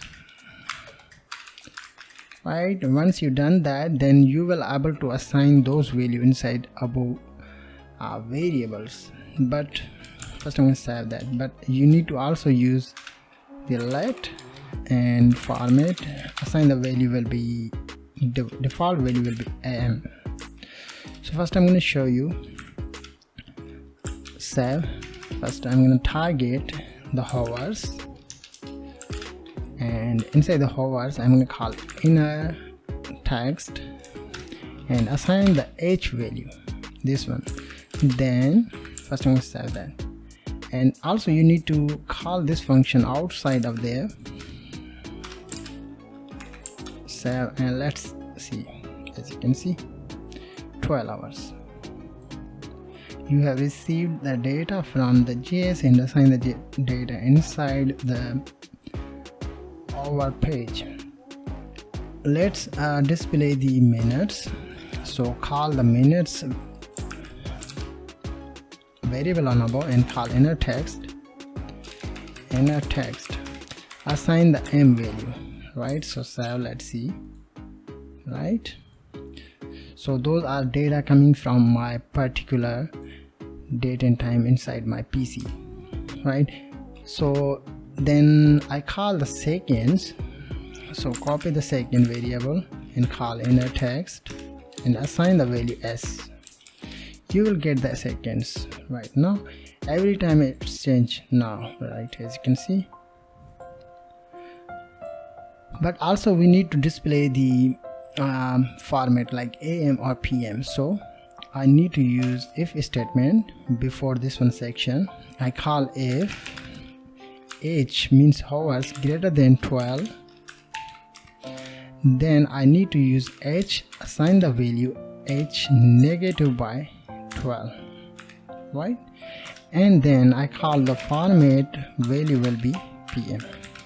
That's it, right? Then the next thing is I want to display the 0 on there, 0 1, or you can say that 0 1 2 3. So you need to call the if statement again. I call the if h less than 10 to assign the 0. So I call the h equal to double quotation means add the 0. I call concatenation and the variable name. So let's see, as you can see, right? So you need to use same thing to add the minutes. So I call m and on there m and also m, right? So you will see the m, as you can see. Use same thing to display the minutes, I mean seconds. So s and also s. So let's see,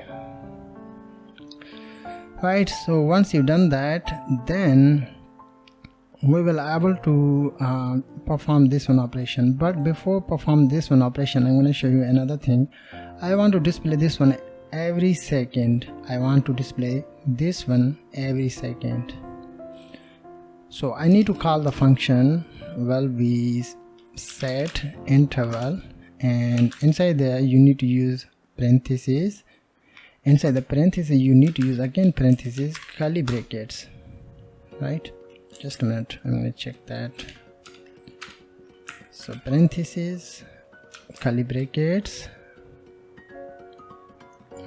just a minute, set interval, and parentheses, call the function, parentheses, curly brackets. Right, so inside there you need to target your particular function and paste on it. I just show you, then I will comment it. And then I call the 100 second, means 100 milli time it's display the second, as you can see. So I hope you are understood as well all about that. Let's target this one section. Right, so what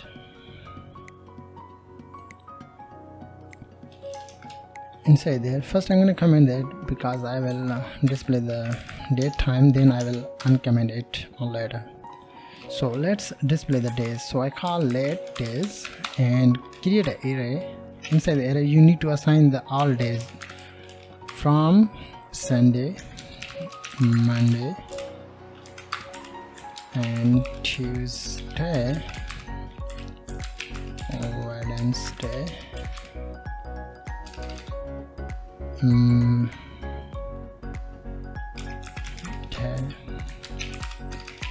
Thursday and Friday and Saturday.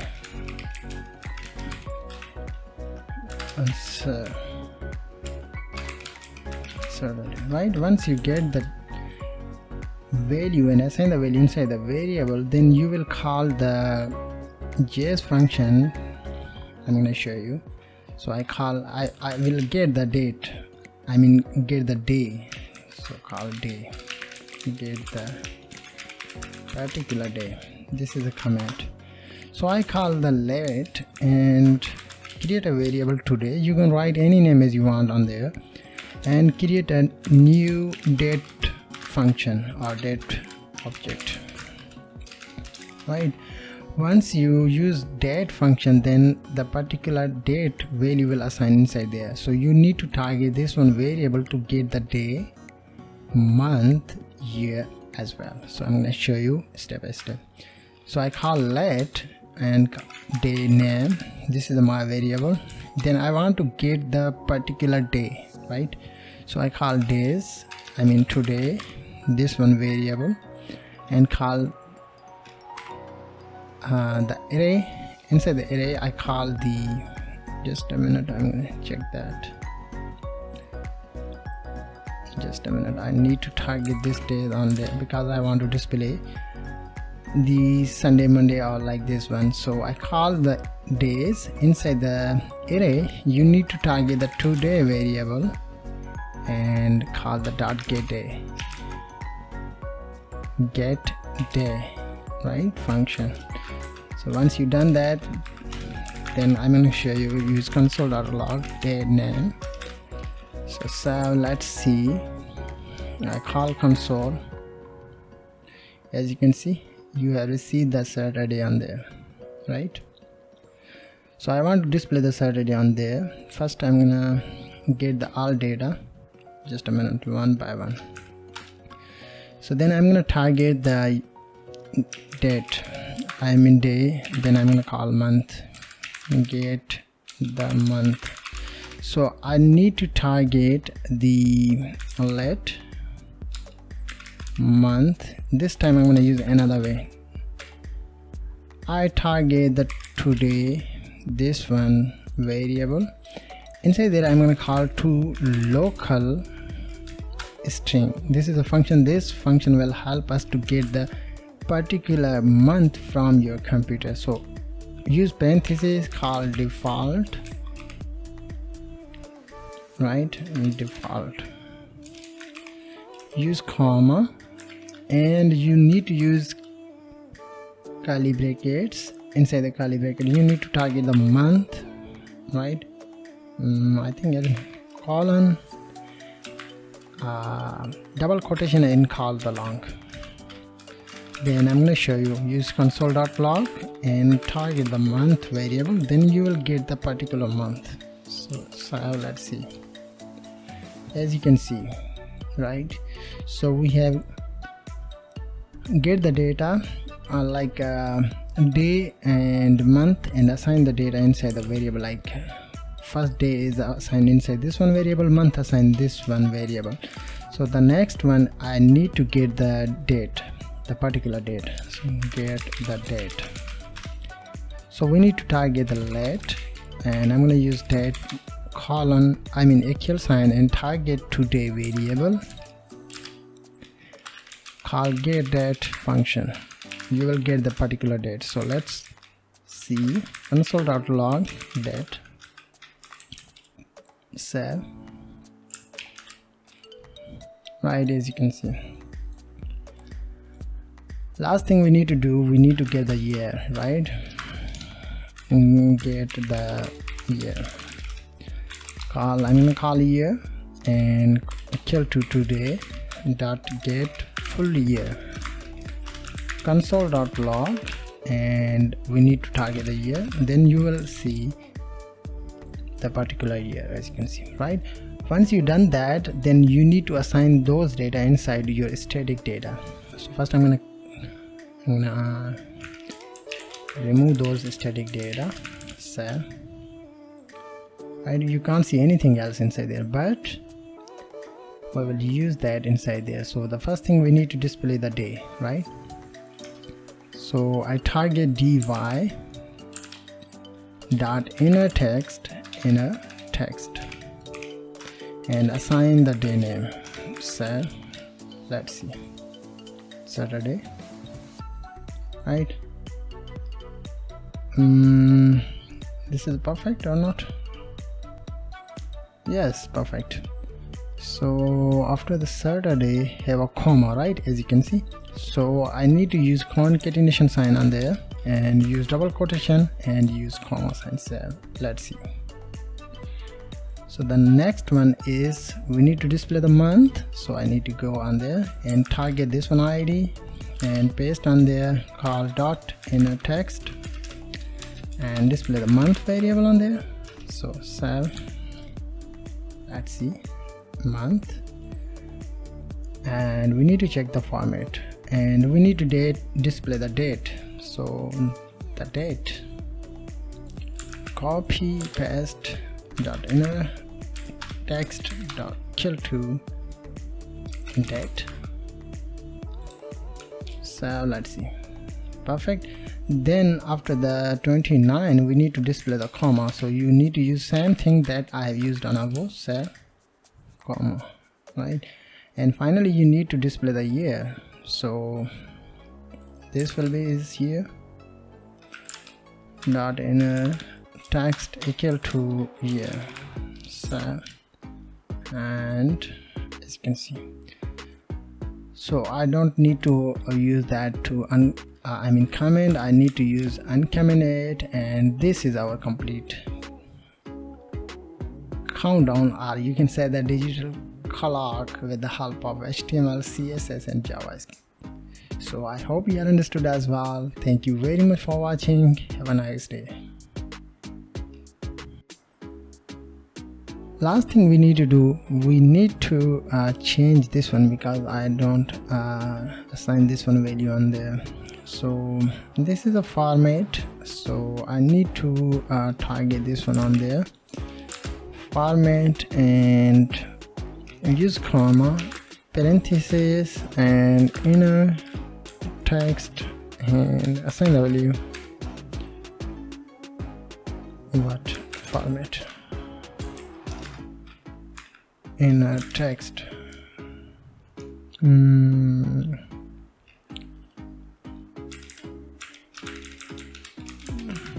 So let's see this time.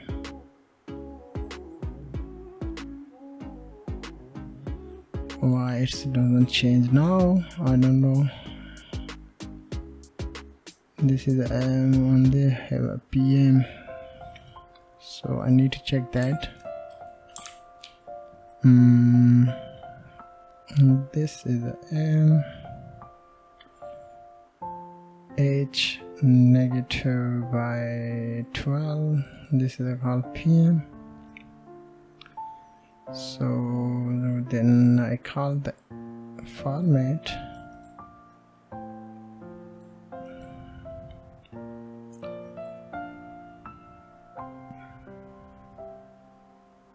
I think something is wrong on there.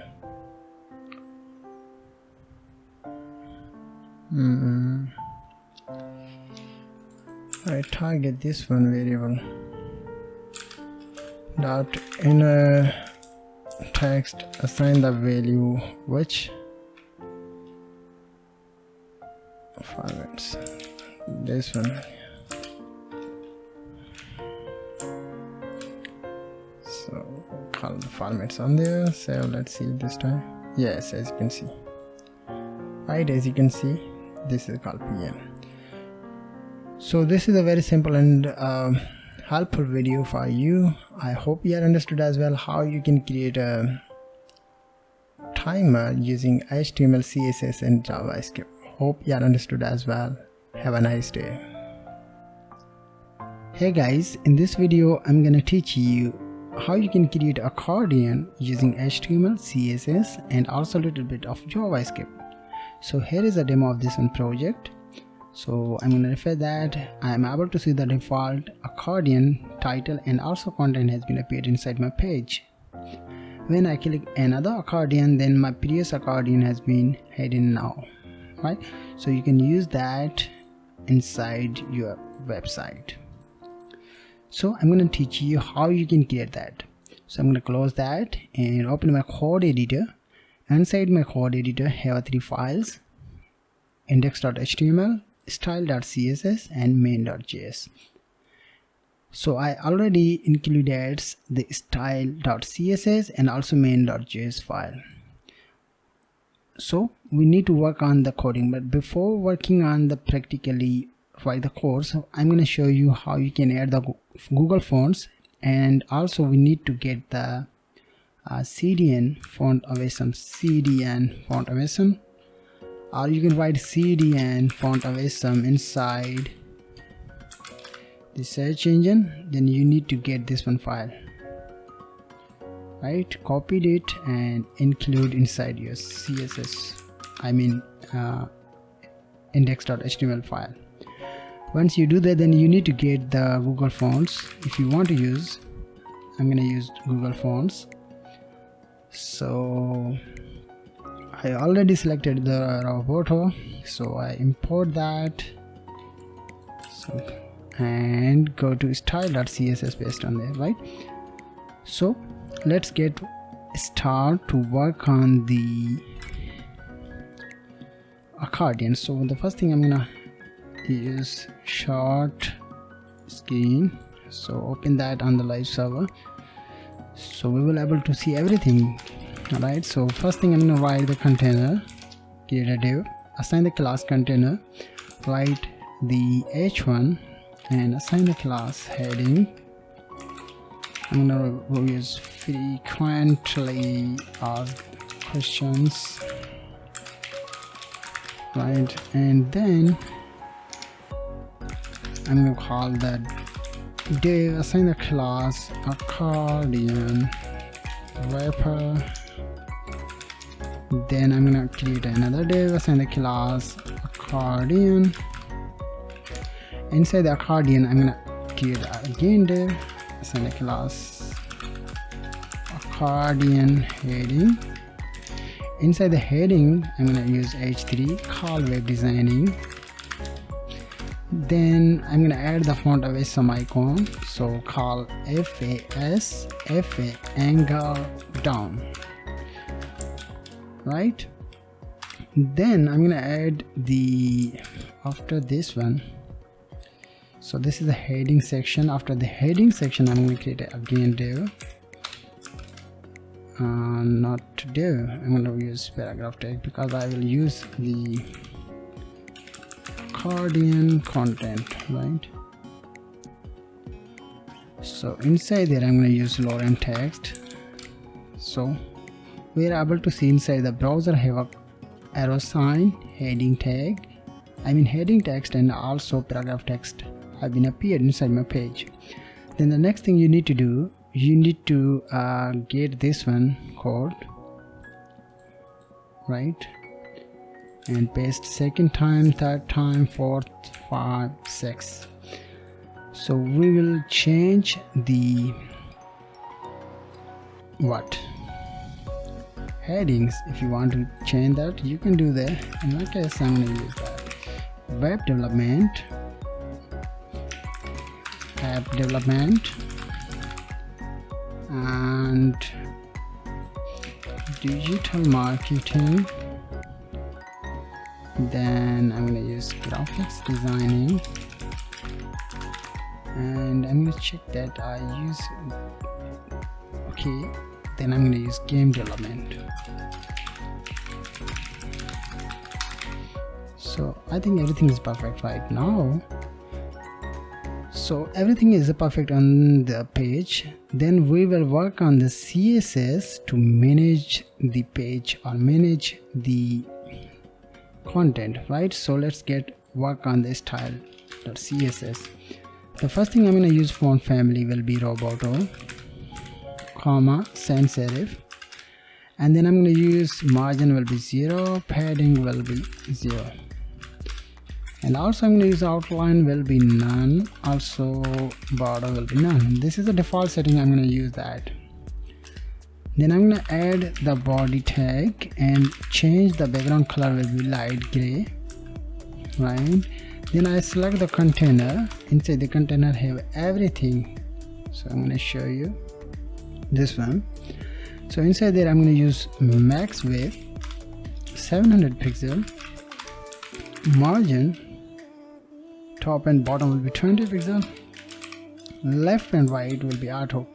I want to display the content in the center, so as you can see, once you add the margin left and right auto, then you are able to see the text has been or content has been appeared inside the center of the page.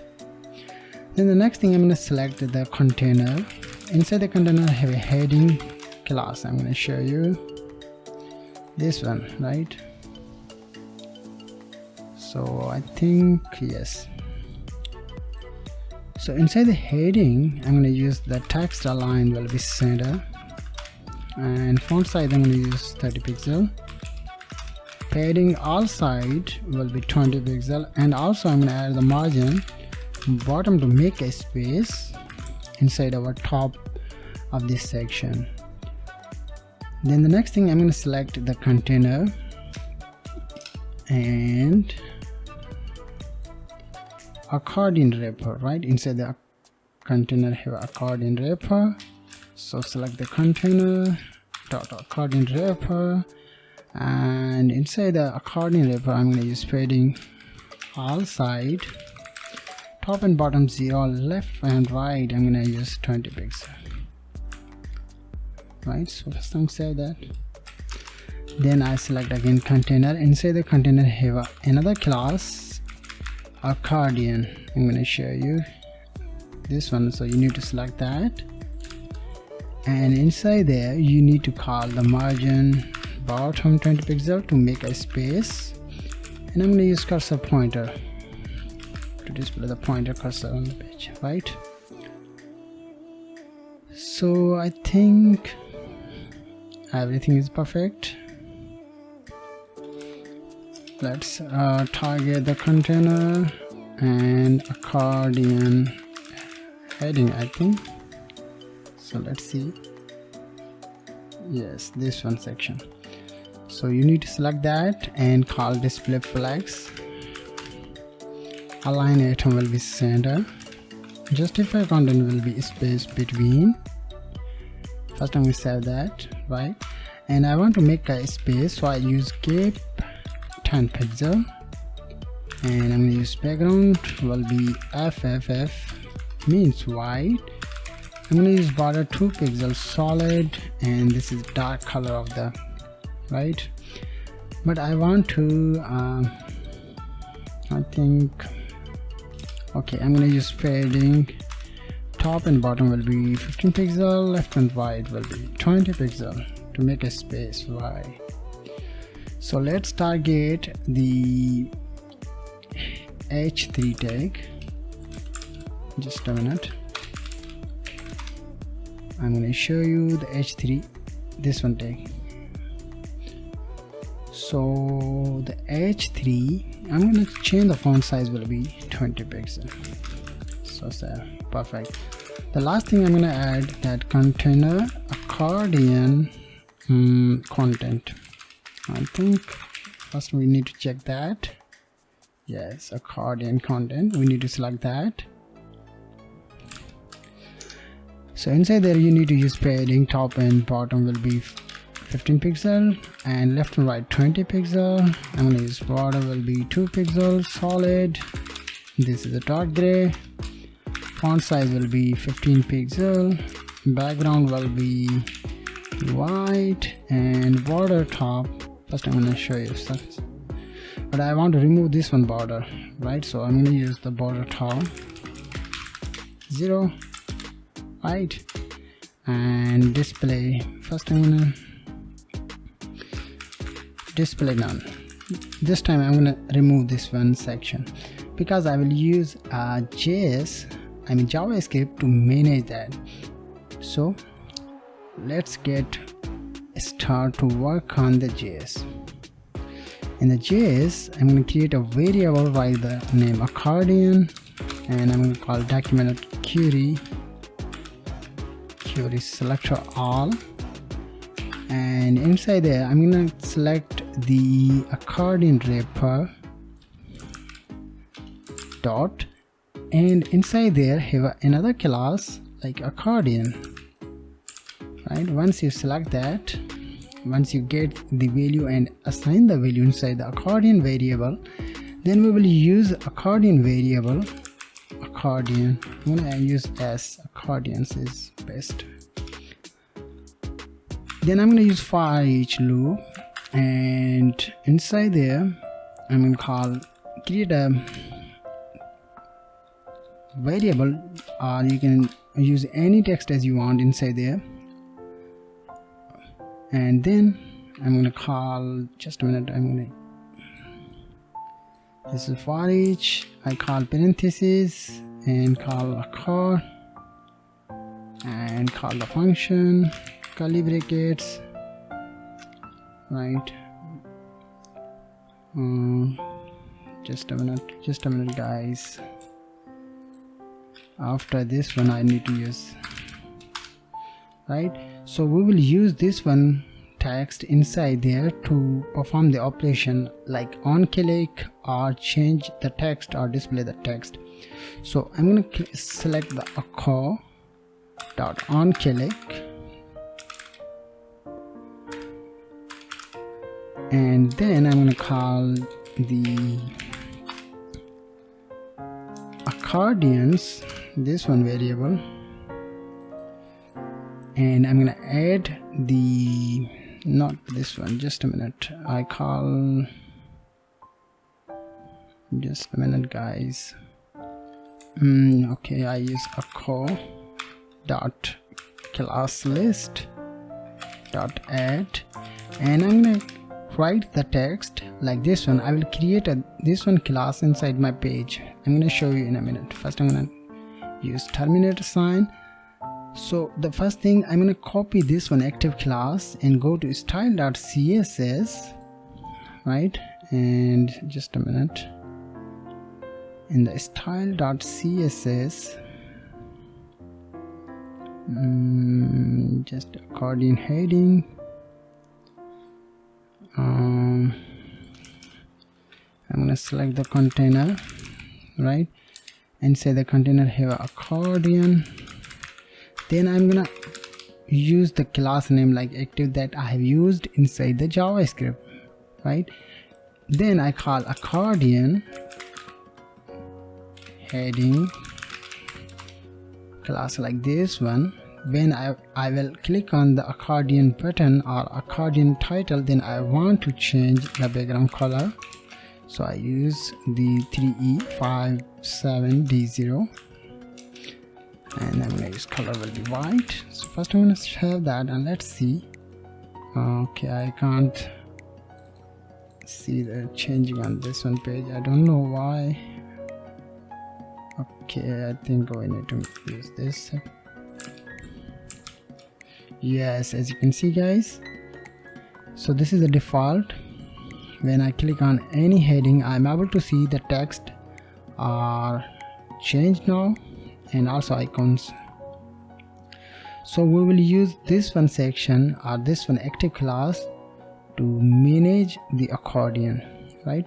So let's get work on another section. So I select container and call accordion dot active class. When the class is active, then I call the accordion heading, and inside there I have a I tag, means this one icon. So I change the color first. I'm gonna use FFF, and I'm gonna rotate that with the help of transform called rotate 180 degree, right? So I'm gonna save that and let's see. Right, this is the default. When I click that, as you can see, right? Then the next thing is I'm gonna select the what?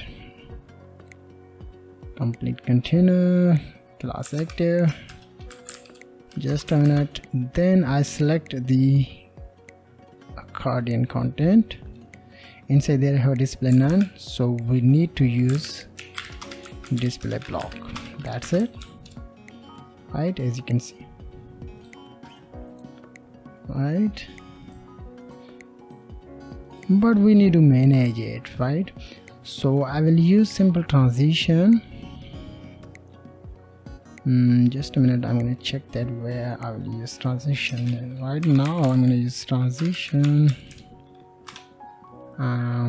transform 0.2 second and 0.1 second.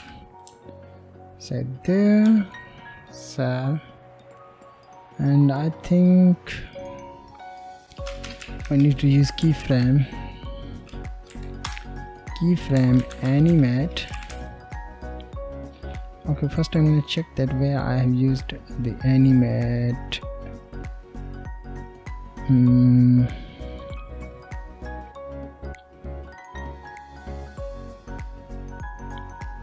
I think we need to use animation inside my content, this one section. So I call animate animation, right? So animation and call animate 0.2 seconds, right?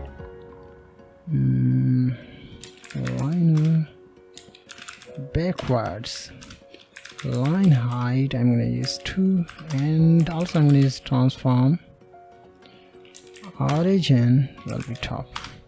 Then I call this one animate inside there, inside the keyframe, to manage the transition. So inside there I use curly brackets. First I'm going to say that just a minute, this is the keyframe, and I'm going to call 0% curly brackets. I'm going to use transform scale y, and this will be 0. So save, right? Have a transition, but we need to use JavaScript to finalize this one section. So I go to JS file. Inside there after this one section, this one accordion, I mean curly brackets, I'm going to call I'm going to call accordions, and call again for each loop.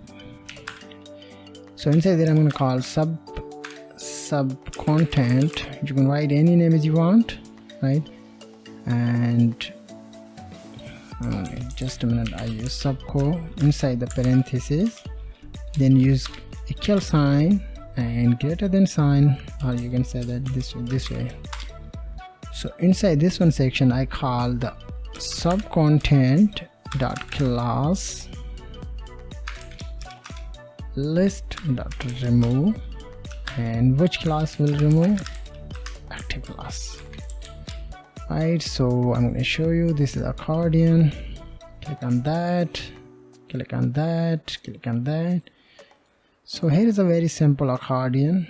I've used simple JavaScript, HTML CSS and a little bit of JavaScript to make an accordion. So I hope you understood as well. Thank you very much for watching. Have a nice day. Hey guys, welcome back to another video tutorial. In this video I'm going to show you how you can use JavaScript to display and hide the password inside the input text field.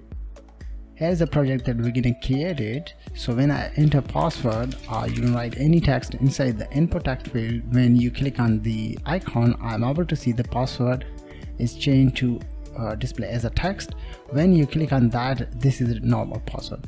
So let me show you how you can get there. So I go to my code editor. Inside they have a basic structure of HTML and have a style.css script.js file. Also I have a font awesome file because I will use that as an icon, and have a style.css script.js. So let's get started to write the code. So the first thing is I'm going to create a wrapper class. Inside there I'm going to add that will be a form container. Then I'm going to add the form, leave the action, and then I'm going to add the input type will be password. Placeholder, I want to display the text as a password. Also I will add the class. I will use that inside the JavaScript to display the text as a password and change to password as a text, right? So we're going to use this one. So first I'm going to save that and open that in the live server. Then we're going to see the simple input text field has been appeared inside the code inside the browser. The next thing I need to add that will be icon. So inside there I need to add the class icons. Inside the icons div I will add the FA, regular, and FAI. This is the icon, icon. So let's check it now. Right now I'm able to see icon has been appeared. So I need to go on style.css to design that.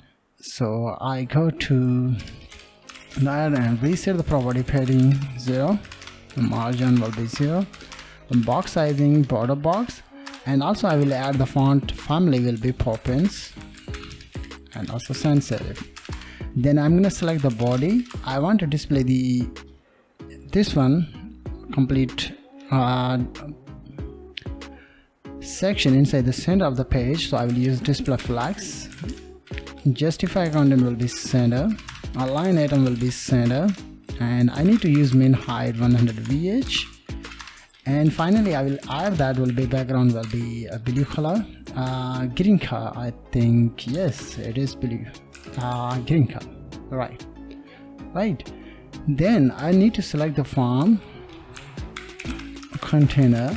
Inside there have an input text field, so I need to use the border will be none, padding top and bottom will be 1.2 RAM, left and right 1 RAM, width will be 500 pixel, outline will be none, and also I will add that will be border radius to round at the corners 4 RAM, 4 pixel is best. Font size I will use 1.2 RAM. And then first I'm going to save that and let's check it now instead of it. Right, cool. Then I'm going to select the form container. Inside the icon I want to display the icon like this one inside the input text field. So I need to select the icons div that is there. Inside they have a icon, so I need to select that, and then I need to use the position will be absolute. Then you need to select same thing, but this time you need to select the icons I tag. Then you need to use position relative. Then you will able to see the icon has been appeared inside the input text field. But I want to move this in the right side, so I need to use the left will be 440 pixel, and also I need to use top will be 20 pixel. That should be displayed perfectly. Yes, cool. Then I'm going to change the font size will be 2 RAM, and also I will use cursor pointer because I want to click that inside the input text field, right? But I think I need to change the top position will be 18 is best, right?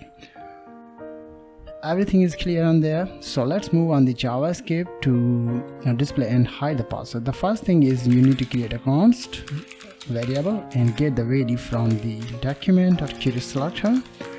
Then you need to select the icon class like this one, FAI, and then I need to use the $sign const. The next thing you need to get the password element, so document.querySelector. Then you need to select the input text field class like this one, get that and paste on there. Then I need to use the add event listener. When user will click on that, then I want to display the password, and when user click again, then I want to hide that. So I need to select the btn.add event listener. Which event you will use, click event and run the function. You can use this way. Let's check it now inside the console screen, it's working or not. Then we're gonna work on that. So let's check it now. Click on that, it's working, perfect. So inside there I need to use the condition if the password element, right, the password element like this one, the type is, just a minute, I'll leave the CSS because I don't need that. The type is triple equal to is password. Then come into the if body. In the if body I need to change the password element dot type will be text, right? So let me show you. Click on, I'll write anything else, click on that. I'm able to see the text has been appeared as a text, perfect. Then I need to, first I'm going to show you another thing, console.log, and I'm going to select the btn sub and write anything else, click on that. So I am able to see the icons class is appear inside there. So I need to change that. When the password is appear as a text, then I want to change the icon name like cross icon, right? So I need to use btn.classList.replace. So I need to replace that. The first parameter you need to pass that will be, you need to replace this one text, and which text do you want to replace that? So I need to use FAI slash. So let me show you in the console screen. Right, anything else, click on that, as you can see, right? And also I'm able to see the cross icon has been appeared inside there. When I click again, you can't see any changes inside there because I need to use else statement. Else, and the else statement you need to use password element dot type will be password, and also you need to use btn.classList.replace, and you need to use same thing, but this time you need to use the replace it like this way, and the second parameter you need to pass on there will be this. So let's check it now inside console screen. Right click, okay. Also I'm gonna add that on there because you will understand better then. Okay, so once I add the password, click on that, my icons class has been changed. When I click again, my icon class has been changed now, and I'm able to see the open eye. When I click on that, this is the close eye. So this is a very simple way to create a show and hide the password using HTML, CSS and JavaScript. So thank you very much for watching. Have a nice day. Hey guys, welcome back to another video tutorial. In this video I'm gonna teach you how you can create a coming soon website using HTML, CSS and also JavaScript. So here is a project that we are going to create. So those are days, hours, minutes and also seconds. So the time period is 1st January 2022. When it's complete the particular date, then it will close automatically. So I'm going to show you how you can create that, right? So I go to my code editor, and inside my code editor I have a index.html, style.css, script.js. Also I have an image like this one, so we're going to use this one image inside our project. So let's get started to create the project. So I will use the header tag. In the header tag I will use the outside content. Inside there I'm going to use h2 website coming soon. Then I'm going to use paragraph tag, and I'm going to use some text like our website under construction. We are working on it. We will ready to launch it after. So we're gonna display the time, date, and many other things after that. So save it and open that in the live server. You will able to see this one text, right? So I go to my style.css, so I will use reset property, and I'm going to use padding will be 0, margin will be 0, box sizing will be border box. Also I'm going to use font family will be Poppins, right? So let's see, right? And then I'm going to select the header tag. In the header tag I will first I'm going to show you header tag. In the header tag I will add the image, images, not that image, bg image, and no repeat, center color. Then I'm going to use min height will be 100 ph because I want to display the whole image in the complete screen of the page, right? So those are our text, and this is the image. Then I'm gonna add the oval effect on there. So I'm gonna use header. In the header I will use the, just a minute, I'm gonna use header colon before, and I'm gonna use position will be absolute, but we need to use the position relative on there. Then I'm gonna use content null, and background I'm gonna use RGBA 0.7, top 0. This is the position. All left will be 0, width will be 100%, height will be 100%. Then you will able to see overlay on there, but I think width and height will be 100% right now, as you can see. So I can't see the text right now, so we need to use the z index on there -1. Also we need to get that based on the same thing. You are able to see the text right now.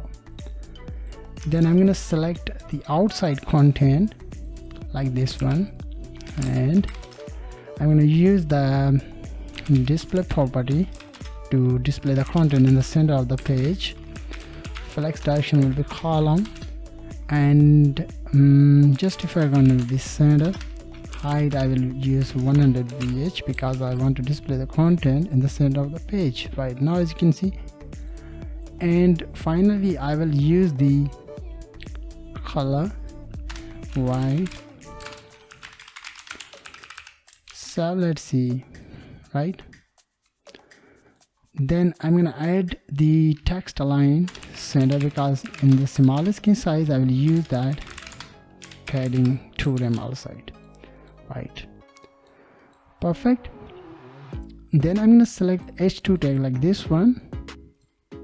In there, okay, just a minute, this is array, but I will use the font size will be 5 rem. And then I'm going to select the same thing, but this time I'm going to select the paragraph tag. And the paragraph tag I will use the 1.2 rem of the font size right now. Perfect. Then we're gonna use the counter. What the counter is, the counter will, after this, when div, closing div, I will use the counters div. Inside there I'm gonna use the time. Inside the time I will use the span tag. Span ID I will use days. Inside there I also use the class will be numbers. So we're gonna display the 00 means 00 days. So I also use same tag like span and assign the text days. So we're gonna get that. Per second time, this will be hours. I leave the numbers because I will assign the same styling on there, and this will be hours, right? Get that, paste there, and this will be minutes, and on there will be minutes. Get that and paste on there, and this will be seconds.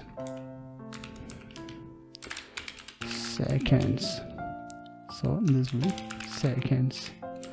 So let's see where it is. Okay, I will assign the what? I will assign the display grid. So first, second, third, and fourth. So we're gonna select that, and I'm gonna show you. I use display grid template column repeat for 1 alpha. First we're gonna say that also I will use color white because I want to display the content. Okay, I can't see the content right now, but I need to use the I will use that one because I think no. Yes, I am able to see the content on below right now, as you can see. So I'll leave that, but why I am able to see the content on below? Just a minute, I need to check that. So okay, I will get that and paste inside there. I think it should be displayed on there. Perfect. Right now, as you can see. Then we're gonna use the what? Grid gap 2 rem, margin top and bottom 2 rem, left and right 0. Font size I will use 1.5 rem. Then I'm gonna select the counters, span tag, and I will use display block because I want to display the second, minutes, hours, days on below of the each number. So save and let's see, right? Then I will select the time class. I'm going to show you time div. In the time div I will use the padding 2 rem, means outside I want to make a space of the each element like there. If you will use the border, then you will able to see the padding like this one, right? But I will leave this one, then I will remove that. Then I'm going to select the numbers, and I'm going to use font size will be 5 rem. Font weight I'm going to use 800. So let's see. Right now, as you can see, so our days, hours, minutes, and seconds. So we don't need to use that. So I will also use the media to make it responsive. Max width with 768 pixels, and there I will change the size of the H2 here, and this will be 3.3 rem, and this will be 1 rem. Also I will get this one counter area and paste on there. I need to use 2 rem. This will be 1, leave the content, and also I will use margin top and bottom one. I'll leave the font size on there, right? And finally I will select the numbers. In the numbers I will change the size 3.5 rem in the small screen size. So let's see, right, everything is clear on there, guys. So let's work on the JavaScript to display the date, time, and also hours. So first of all, you need to create a variables, days, assign the value document dot query selector. You need to get the days ID like this one, paste on there, get the hours, and you need to get the hours on there, the hours ID. Then you need to get the minutes. So those are variables, we will use those variables inside our JS, and those are values, we will get those values and assign the value inside the variables. We will use those variables inside JS to display the dynamically countdown timer. So let's get the seconds, right? Once you get all of the data and assign the data inside the variable, then you need to assign the countdown timer value. So I want to display the countdown timer after this 1 year, means I want to complete this 1 year 2023, then I want to display my site. I want to display my site after completing this year. So you need to define the particular number or particular time period. So I will use new year. This is my time period. So create a new, call the function date. Inside there you need to define the time period. So I call the Jan 1 2024, and then also you need to define the time like this way,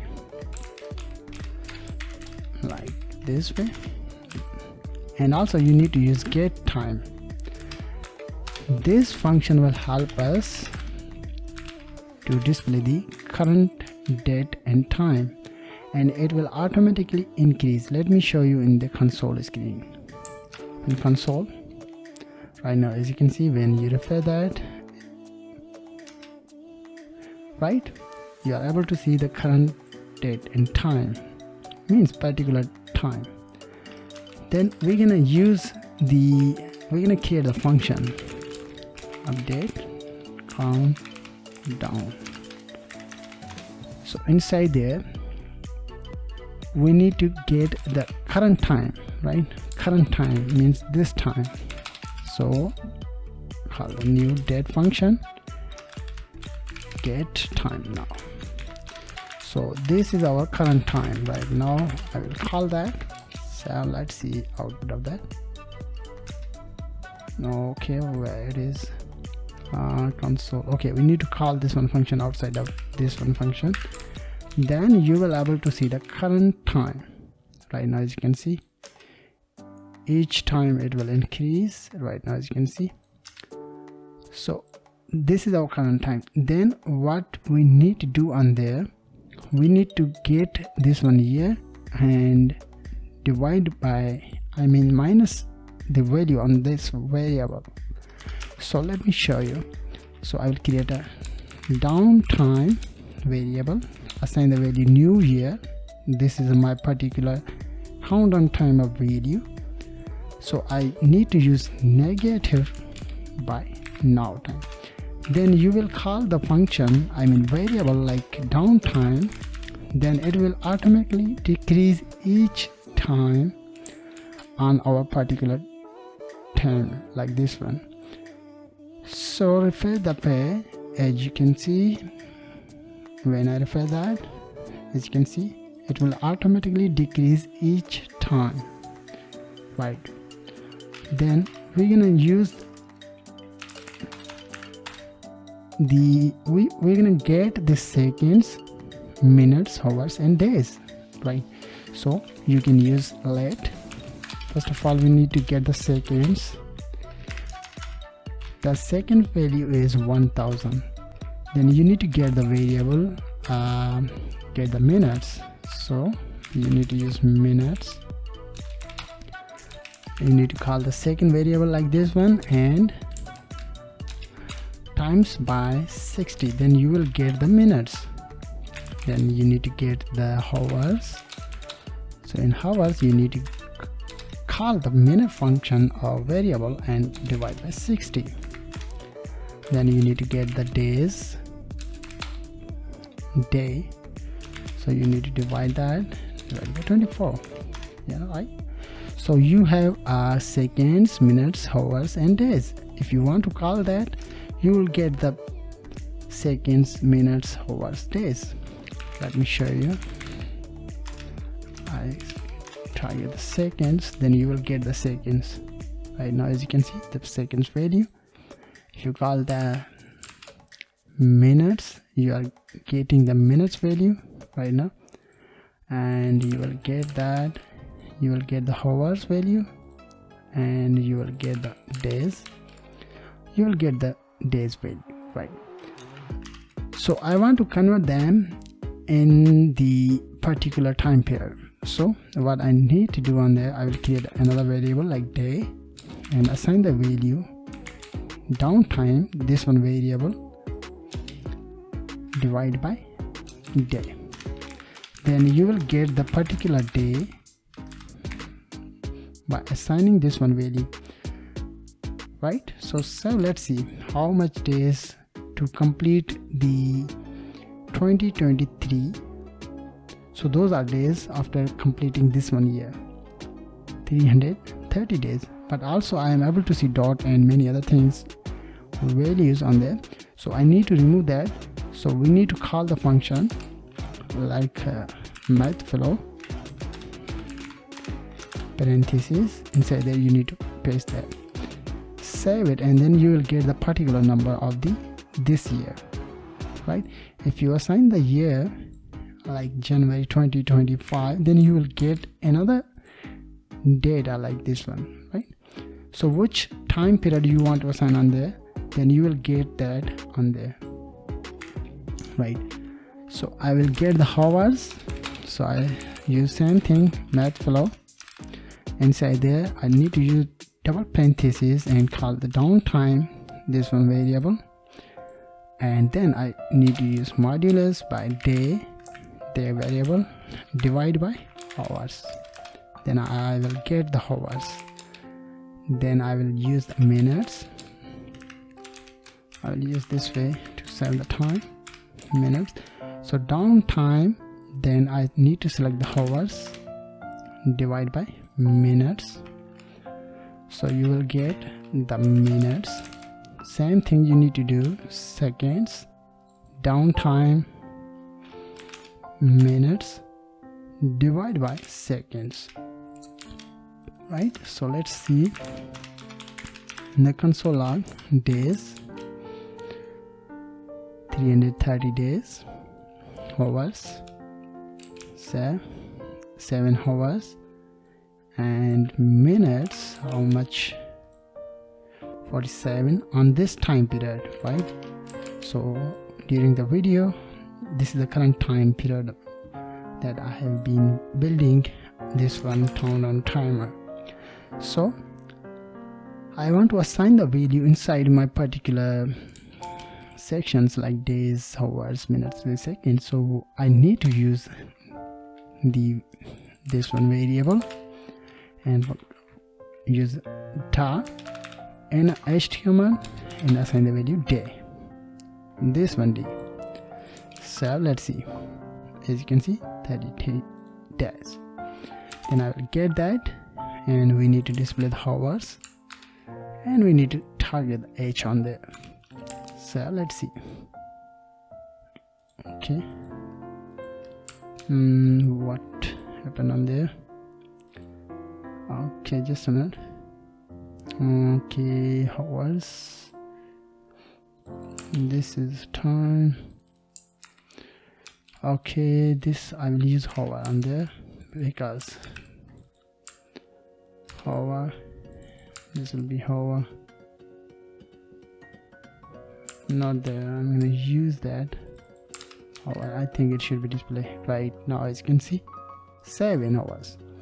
So we need to use same thing. So I need to get the minutes on there. I need to assign the minutes on there. So let's see, 25 minutes. And finally I need to use the days, I mean seconds, sorry, seconds, and target the second variable. So let's see right now, but it's not running each second, means it's not running automatically. So we need to create a function and assign the value how much time it will take to run automatically. So you need to use set timeout, and just a minute, set timeout.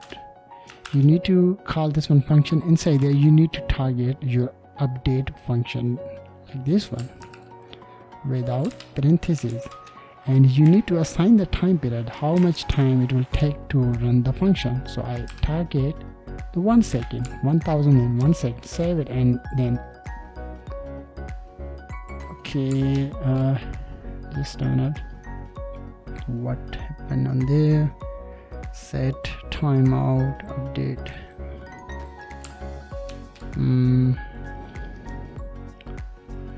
Just a minute, why it's not running right now?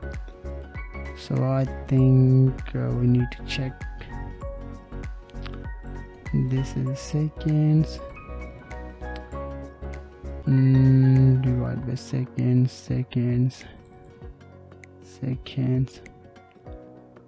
Okay, I think we need to check that.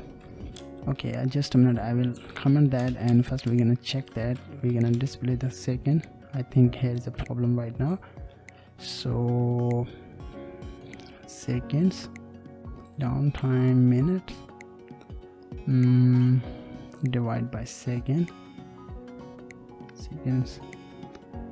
Everything is clear on there, guys, but I don't know why it doesn't appear on there. So where is seconds?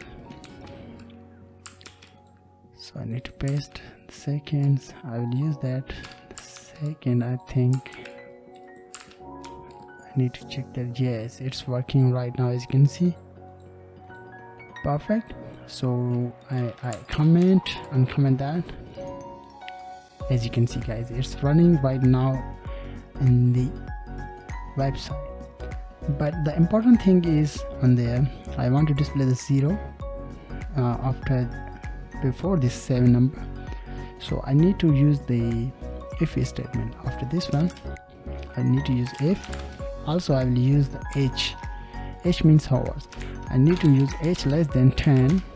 Then I need to use the h, assign the value 0, concatenation sign, and h variable like this one. Also you need to get that, paste there, and you need to target the m, means minutes, and paste on there.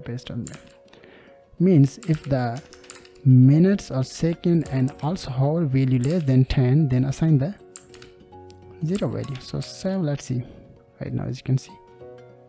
Perfect. Finally I will stop this one time period when it will complete that particular time. When it will hit 303 days, 30 days, then I want to stop this one countdown timer. So I need to target the if statement. I will use if statement. Inside there I need to target the new year, this one variable that I have created on earlier. Then I use a kill sign and target the date function. When it will complete this one date, then I want to stop the countdown timer, otherwise it will running automatically with negative values. So inside there we need to use set interval. That's it. So, and it will running automatically. When it will complete the time period, then it will automatically stop right now. So this is our landing page. You can say that landing page or coming soon website with countdown timer.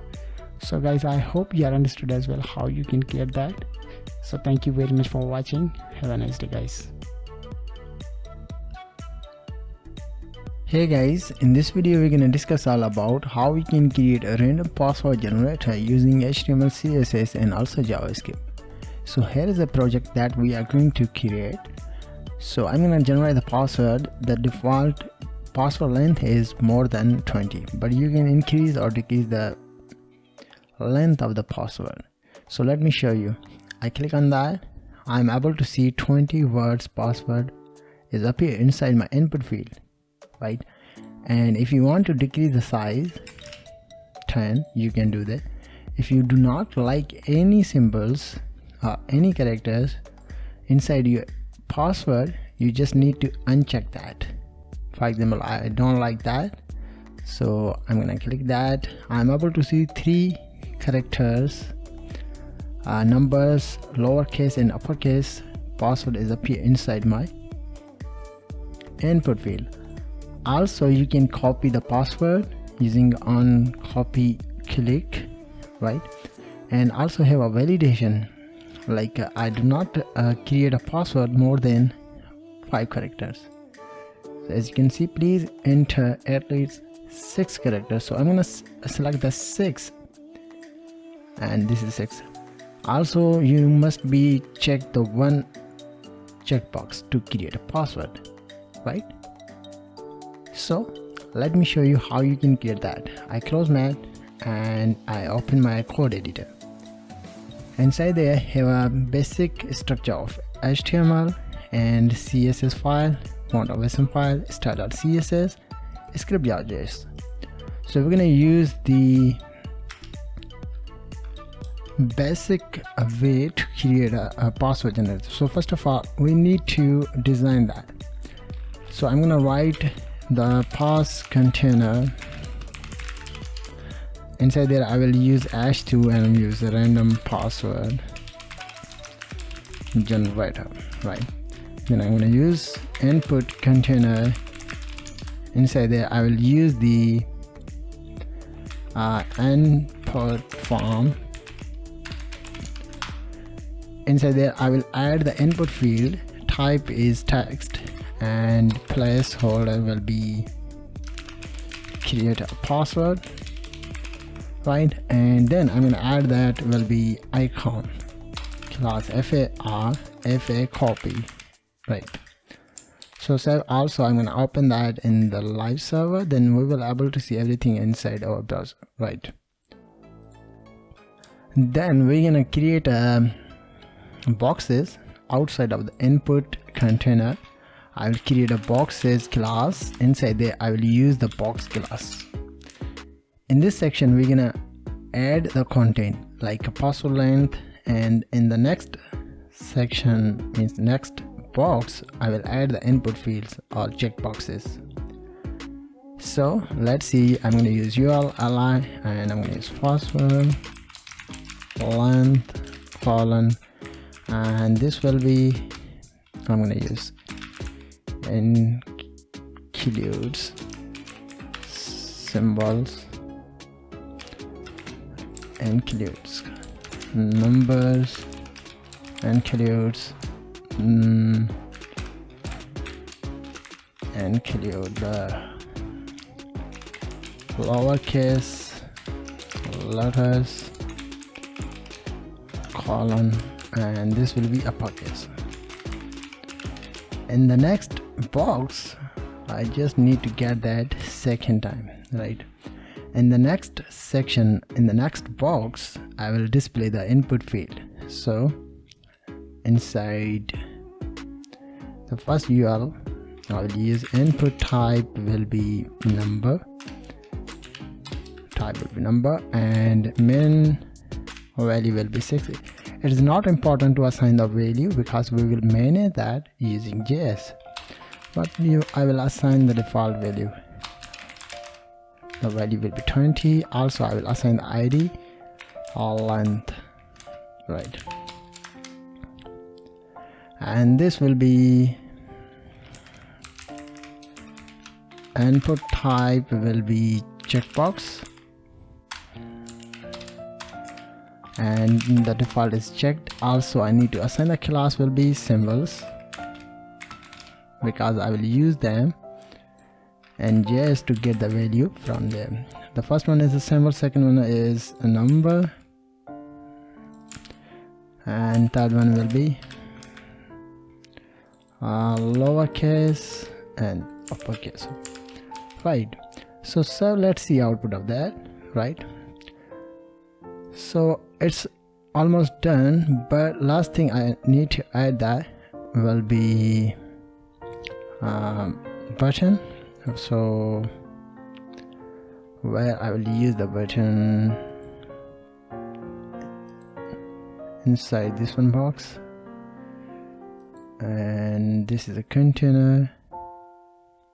So okay, button type will be btn, not type will be summit, and class will be btn, right? And also last thing I need to add that will be alert message. So outside of this one box I will use alert container. So this time I just use password copied, but I leave this one, I just comment that because I will manage that using CSS. So let's see. Okay, we need to add the text inside the button, right? So right, so let's jump into CSS. So in the CSS we need to reset all of the properties, all of the padding and margin. So I need to use padding 0, margin will be 0, box sizing border box, and font family I'm going to use Poppins, right? And then I'm going to select the body. I want to display the content in the center, so I will use display flags, align item center, justify content will be center, and main height I will use will be 100 VH, and then I'm going to use background will be DDD, and I will use overflow hidden because I will display the alert message. So let's see, right? Then I'm going to select the pass container. Inside there I'm going to use background will be white, and padding I will use 4M all side to make a space, border radius 5 pixel, and box shadow I'm going to use that will be 5 pixel, and 10 pixel, RGBA 0.5, right? So let's see, right? Okay, so next one is H2. So select that H2, and the H2 I will change the font size will be 2 rem. I'm going to use margin top and bottom 1 rem, left and right 0. So let's see, right? Let's talk about the input container. So input container like this one, inside they have a input field and also have a icon, right? So I'm going to select the input form, and input form have an input field.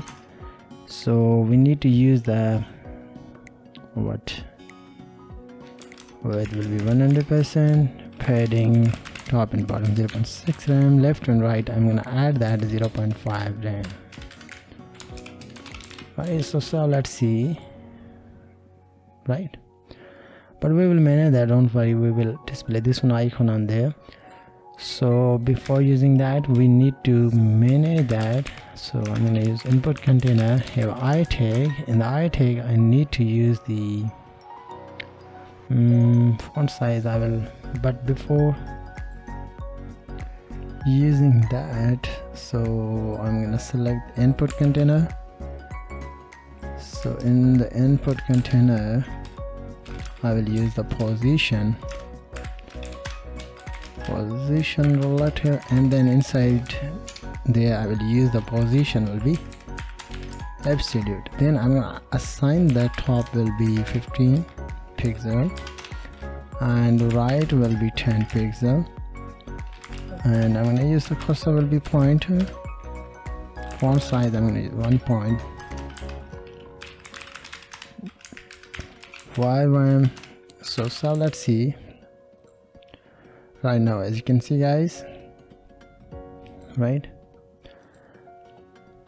But I think I need to check the input padding is okay. I will check font size, and there will be 1.2 of the input field. So let's see, right?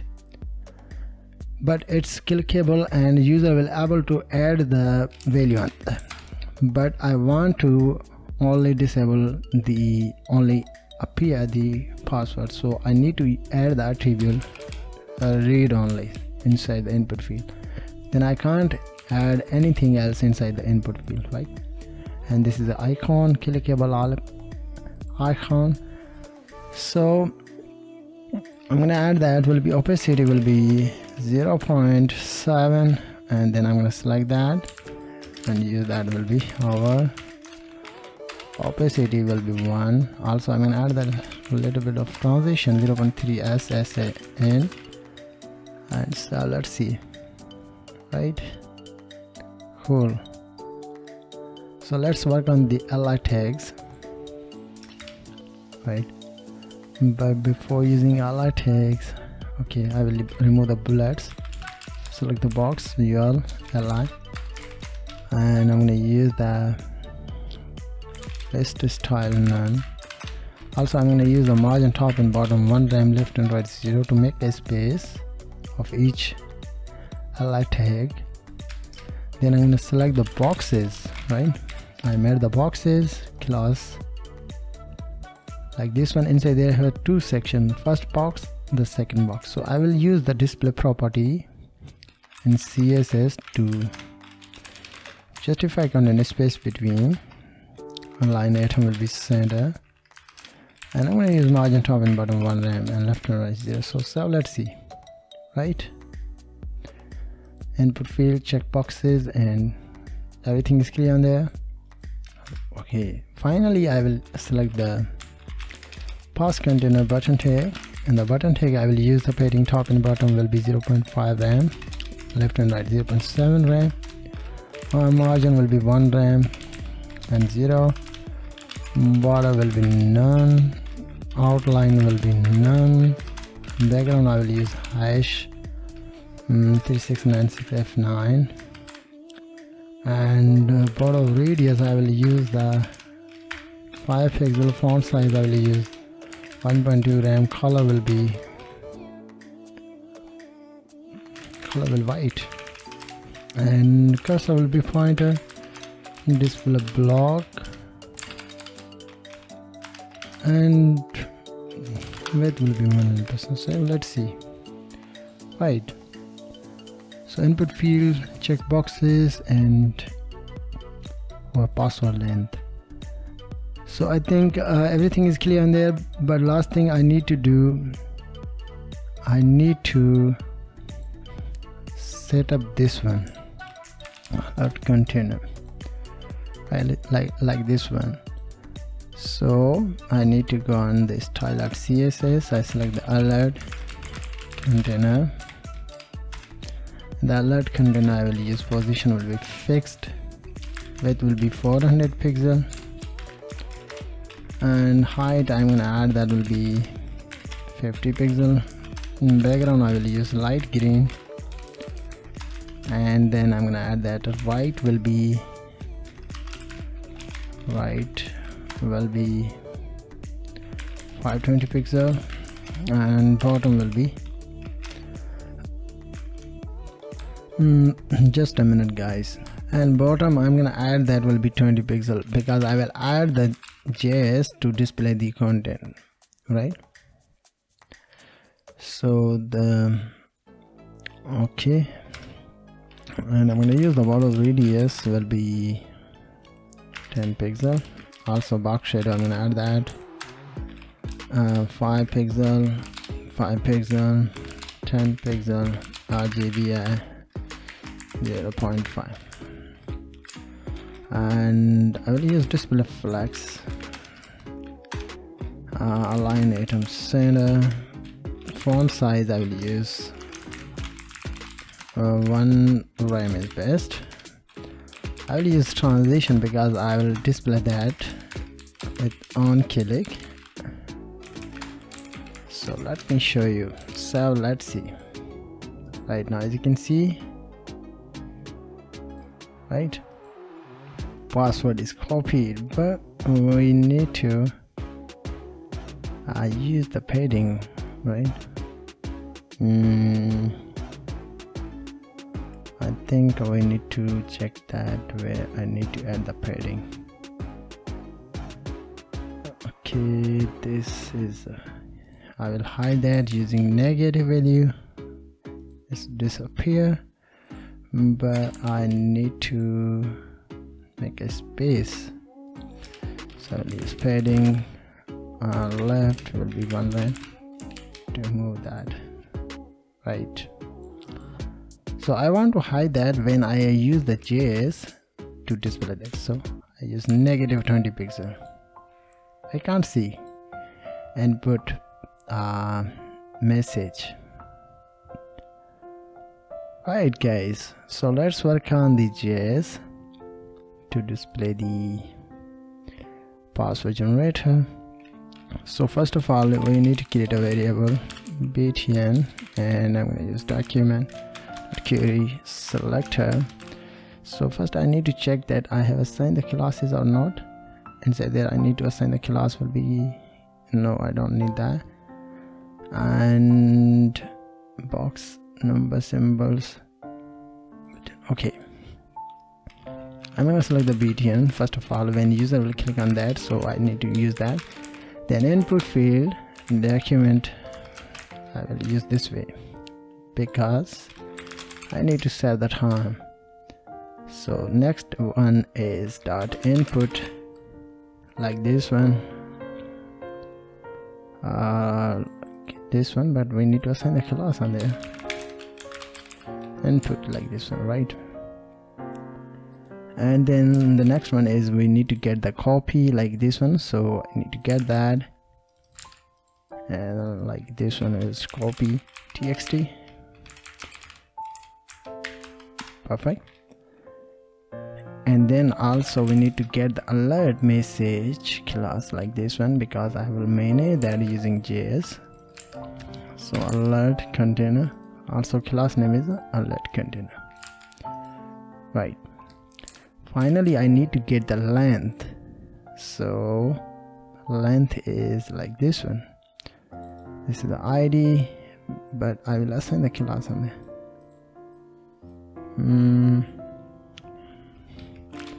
You can assign the class or length or ID as you want, but this time I'm going to use class length, and this will be length, no, right? So once we done that, then we're gonna add the event on btn click. So btn.add event listener, which event you will use, I will use click event. Write the function, and we need to check that it's working or not.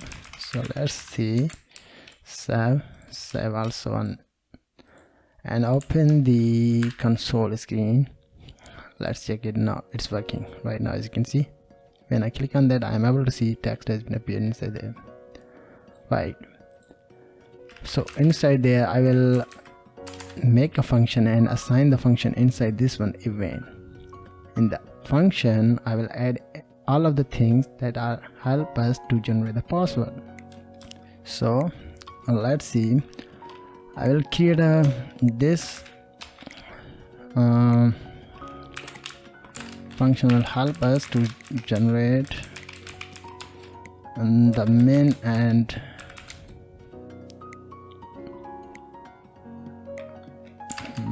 this function will help it. First we're gonna create the function. function generate a random character. We need to pass two parameter, min, max, right? So a random pass random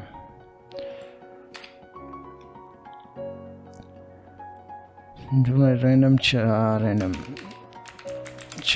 right? So inside there I need to use the const and create a variable limit, assign the value min, negative by, or you can minus by this side there. I need to use max, min, negative by 1. And I need to use return string and string form char code. I will give you the code of this one. So I'm gonna use math.flow math.random parenthesis, and then I need to use times by limit, and outside of that I need to use addition by min. So this function will help us to give us the characters, right? Then the next one, just a minute, I will use generate, no, not password. So I'll create a gen pass function, gen pass parenthesis curly bracket. So I will copy it and paste on there, right? So inside there I will add all of the things that help us to generate the event, generate the password. But before using this one function, we need to do something. What is the something? And the something is we need to get the value. So first I'm going to show you ACC characters table. We will use that to get the characters from there. So I'm going to show you how you can get that, like this one, I think. So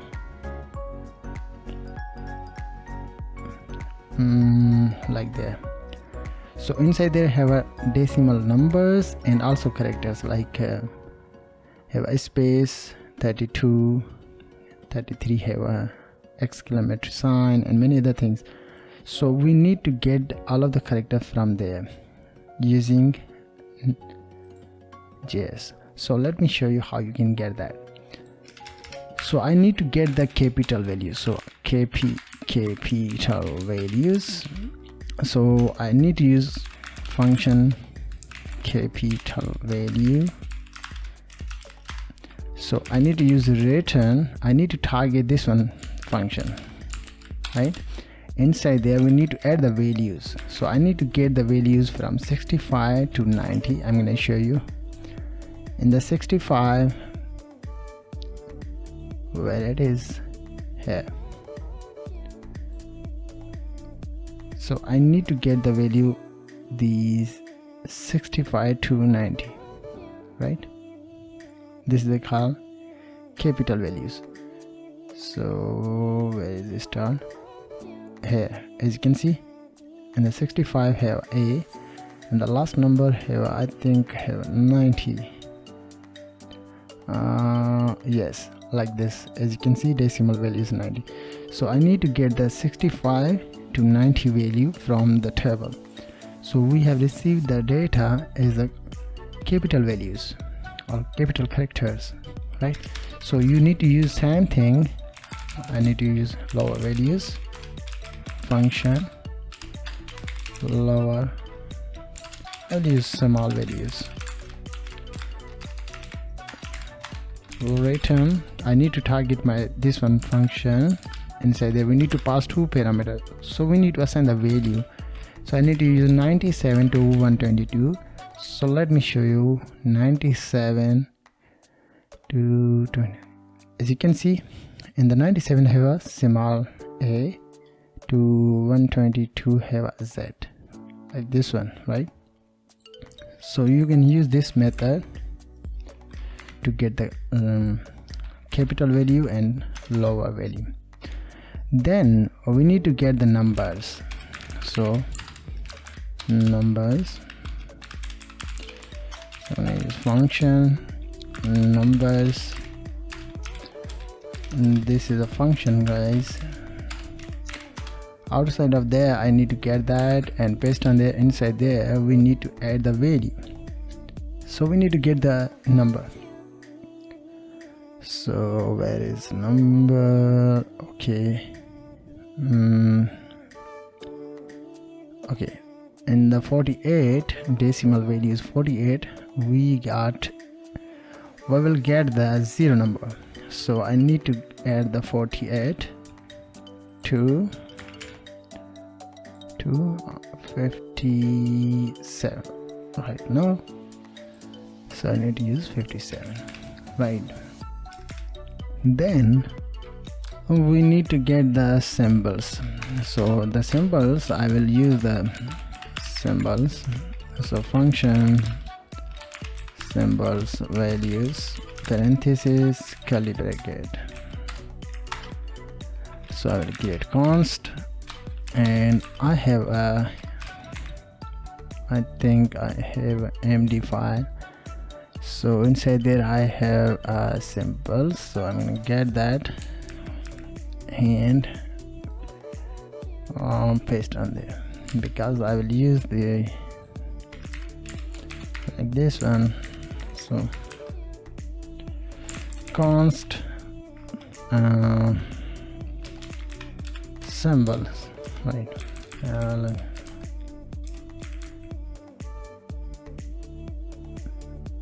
Okay, just a minute, guys. I think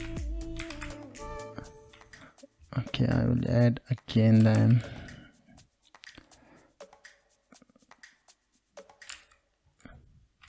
Because I have used quotations, and also don't need that, and don't need that, don't need that, and everything is clear on there, guys. So we have a capital value, lower value, number and symbol, right? So we will use them. So first we need to use the return keyword. I need to target the symbols, and I need to use the math floor because I need to get that as a random. So math.random function parenthesis times by symbol dot length. So we need to get those value random wise. So I need to use the math.random function to get the random value. So random value one by one, we will get that from a symbol function, right? So I think everything is clear on there. So let's get those value on the object. We will create an array. I'm going to show you function const function fun array, create an array, right? Inside there I need to use curly brackets. I need to assign the text like element. So I need to get the element. Which element you will assign on there? I will assign the element like number, but I also get the guys checkboxes values, like those values. So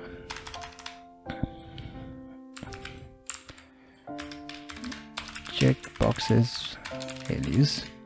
So quickly I'm gonna add that symbols, and this will be lowercase, and this will be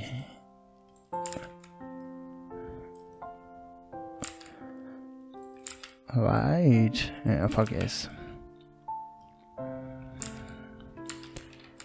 and this will be uppercase, right? So remove that.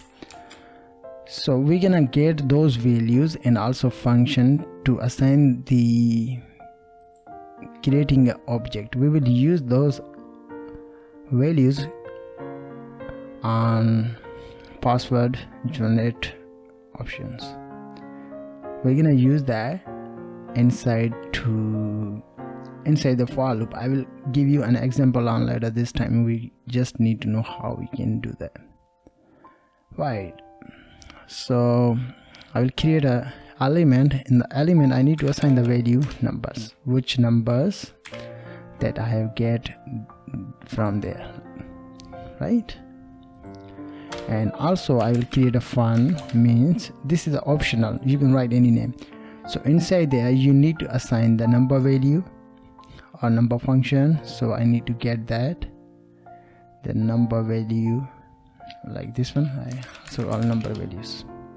So this is my function. I need to get the function text and assign them, because I will use that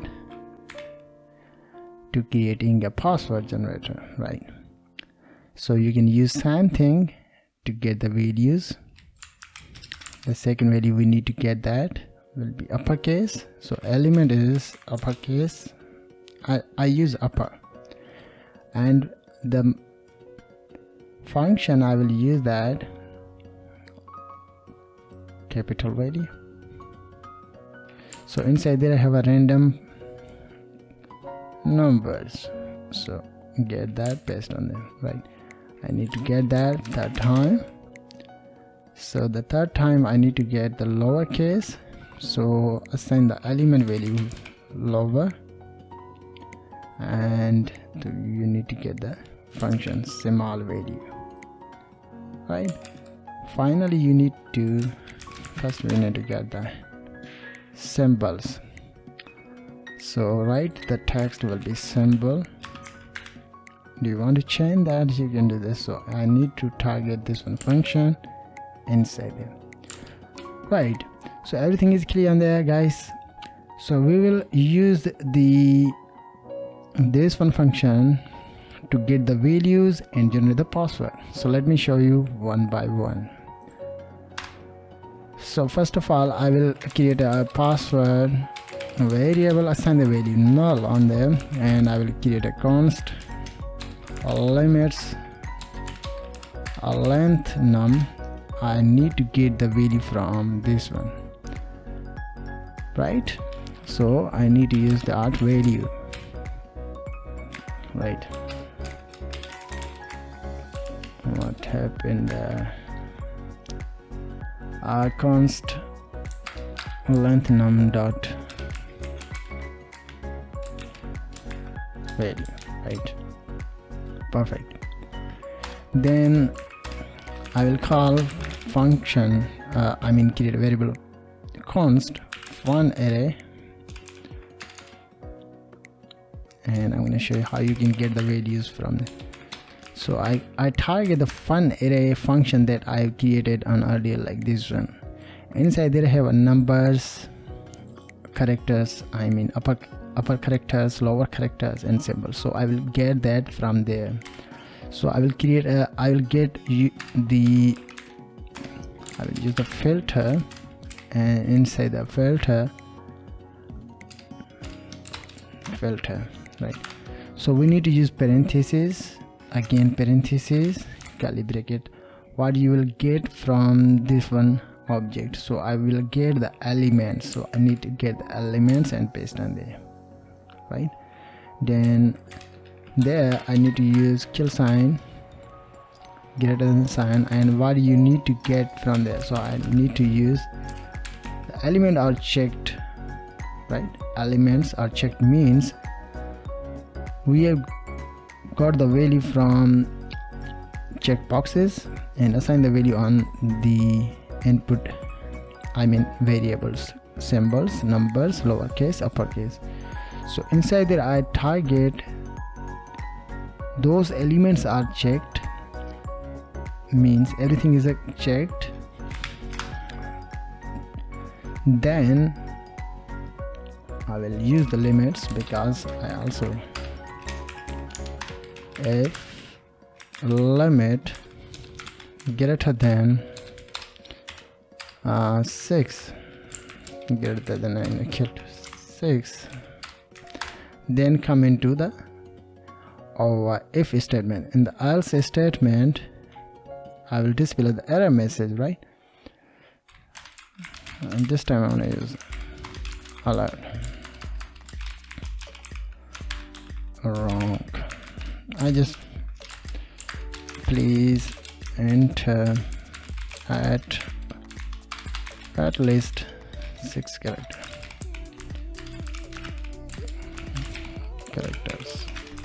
So okay, so inside there I need to use again another if statement to check the boxes.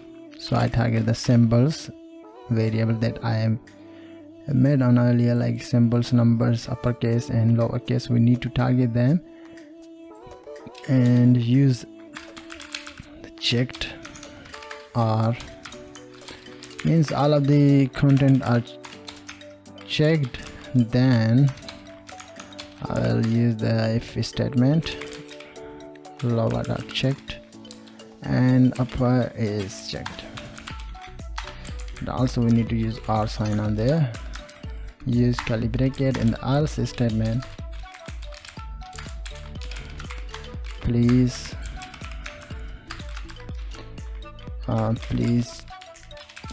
check at least one checkbox.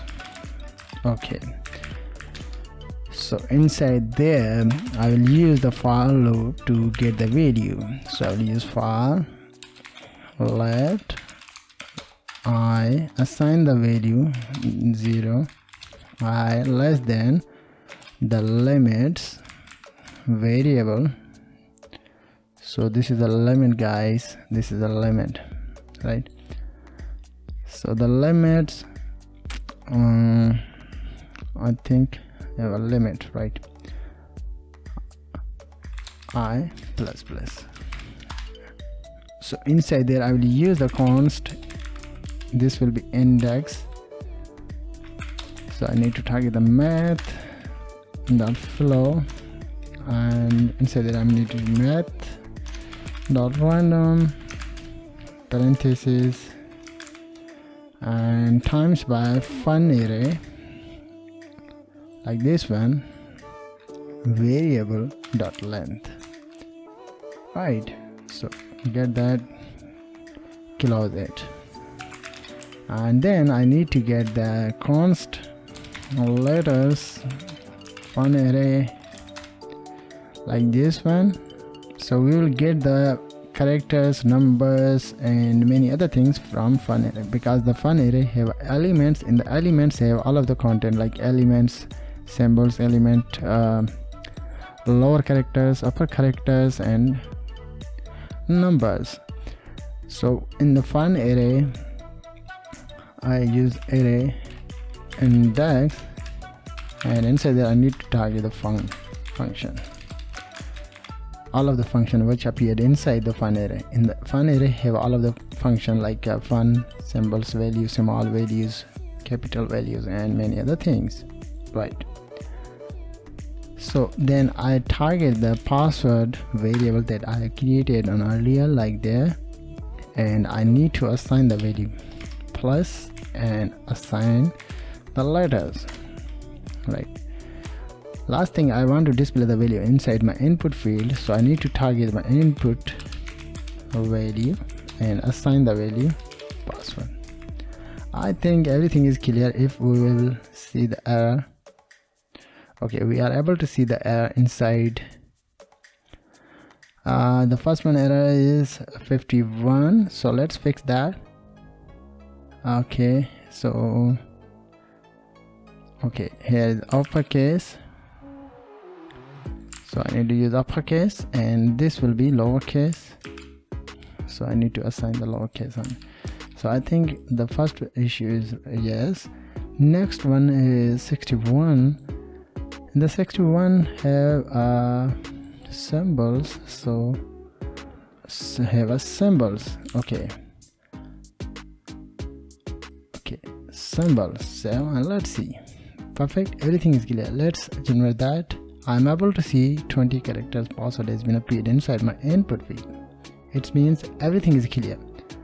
but when I uncheck that, click that, lower is not defined. Why? We will manage that, and let's run that with 10 characters. Okay, it's only 10 characters, right? Everything is clear, guys. I'm gonna close that. So our password is ready now, but I will display the message on there, so I think it should be displayed. Okay, I will use the container. I will create a function that will help us to display the error message, right? So let me show you how you can get that. So function display message. So function display message, I will pass 2 parameters on there, and this will be class name, and first of all I target the message parameter and use dot class name. I will use class list. Why message dot class list dot add, and inside there I need to use class name parameter like this one, right? And then I use terminator sign on there. So inside there I need to, in the else statement, so I need to target this one. So first parameter we need to pass alert container class, variable that is on there. This will help us to display the message. The next one, which class you will use? I will use the active class. So let's see it's working or not. So I click element and alert container. In the alert container you can't see anything else, but I click on that.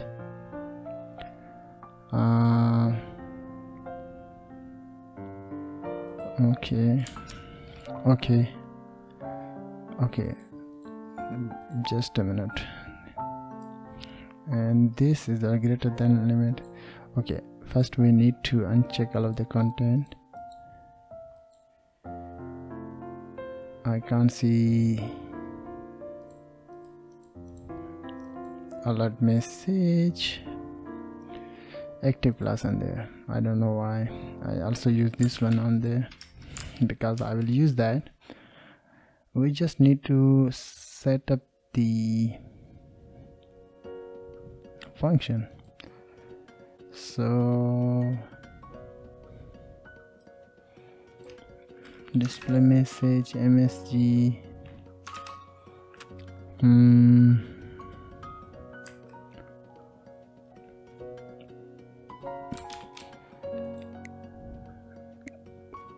uncheck that.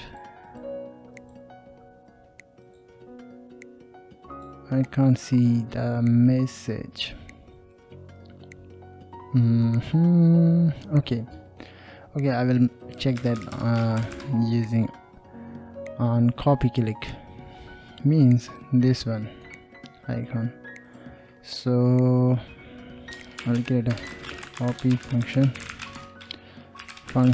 copy password parenthesis curly bracket. So I use input dot select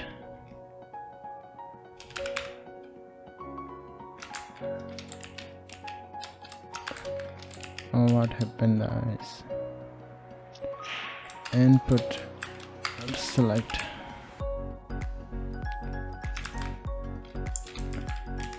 not there,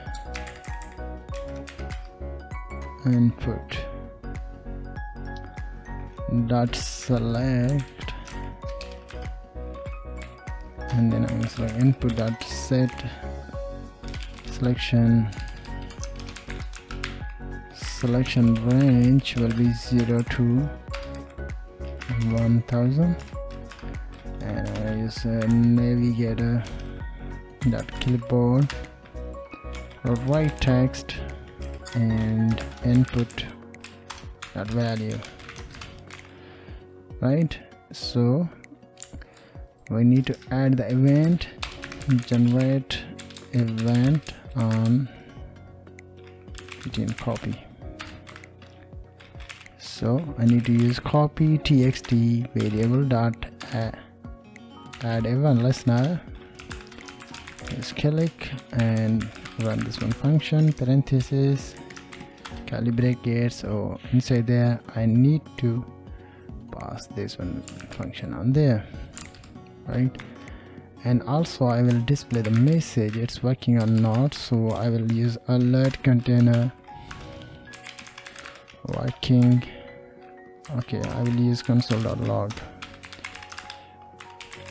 working. So let's see. Right, as you can see, it's working right now, guys. It's also copy the password, as you can see, but we need to display the message and also active class. To display the message, last is display the message. Last thing we need to display the message, right? Okay, so here's the issue. So function display message, pass to parameter class. This is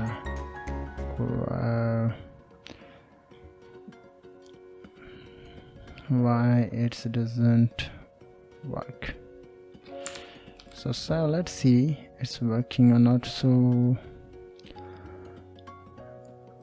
and it's copy. I want to display the active message, I mean active class, as an active class inside my last one div. So last one div like there. When the class is active, then I want to display the message. So okay, I will use another way. Then I think I'll return const message dot add dot class list dot add. No, it doesn't work on there. It doesn't work. Okay, I will use the same tactics inside there in the else statement. So first of all, I will use manually because I'm facing issue, guys.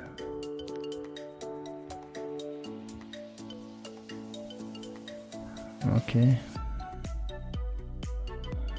so comment that alert container dot class list dot add which class active, right? So I will add the class, right? And also alert container dot inner text, which text please, and this is please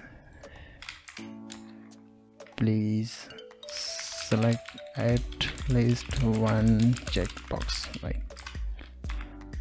Once the class is add inside the alert container, then display this one message, right? So first we're gonna save that. Let's see this time it's working or not. So I'm gonna uncheck all of the content and click to refresh. Generate. I can't see right now. Okay. So first we need to get that, and I'm gonna also paste on there. This will be length. So please enter at least 6 characters. So let's see. So first I'm gonna verify, click on that. Okay, perfect. As you can see, alert container is active, and please enter at least 6 characters. So we want to display the inside there. So I need to target alert container dot active when the class is active. Then I need to change the positions, like this one, white will be, so I'm gonna use 5. So let's see. As you can see, 5, right? Please enter at least 6 character, guys, right? So this is our message. Also I want to display the message with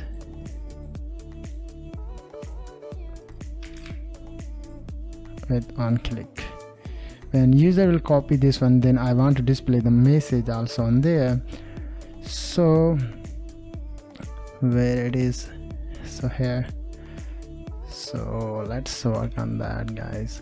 Okay, so finally I want to display the copied password inside our alert box. So I need to target this one, alert container dot inner I will use alert container dot inner text. And which text? The password text. And also I use the message copied. So let's try it, it's working or not. So I think, let me refer that, click to generate, click that. I think something is wrong, so let's work on that. Click on that. Okay, I can't see message inner text password alert container dot inner text. So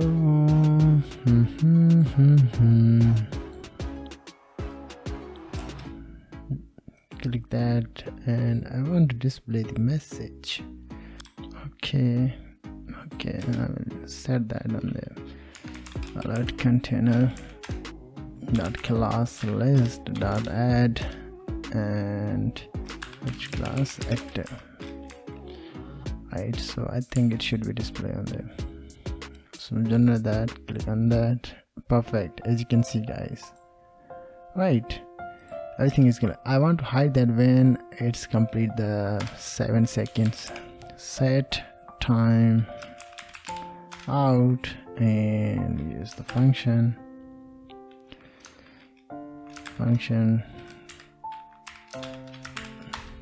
right, and then I will assign the time. It will be 5 seconds. Then the class will be removed automatically after 5 seconds. So I need to use the remove. So let's see. Join that, click on that. Oh, what happened? 5,000. Okay, click that, click it, and perfect. Everything is clear, guys. Uncheck that, click on that. Okay, so the issue on there, when I uncheck all of the things, I am able to see 74. So we need to fix that. 74 symbols checked, numbers checked, lower checked. Those are not checked. Okay, this is if statement. Please select at least one. Symbols checked, numbers checked, lower. Okay. So here's lower case, here's uppercase. So let's see. Uncheck all of the content, click on that. Please select at least one checkbox, right? So let's try this one. Please, everything's clear, guys. So I want to display only 2 checkboxes. 10. Okay, I will add that. Perfect. I will add that. Perfect. I will add that. Perfect. Everything is clear, guys. right? This password is copied, so let's paste on there. Perfect. So I think everything is clear, guys, on there.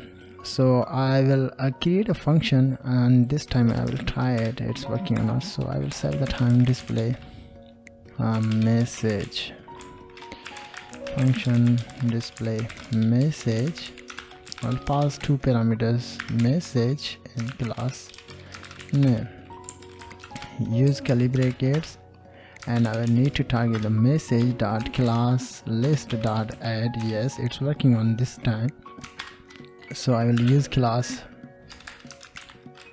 name. I need to pass this one parameter, right? And I need to use same thing that I used on there. So copy and paste on there, and inside alert container I need to target the message, right? So I need to target display message, so I just comment that and paste on there. So inside there we need to pass two parameters, right?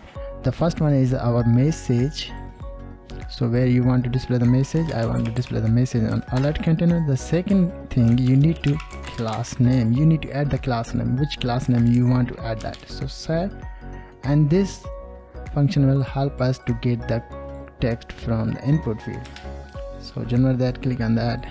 Perfect, it's working right now, guys. Finally I will change, I will remove that because I don't need that, and I've used that inside there. So I need to get the message and paste on there, right? And I think everything is clear on there.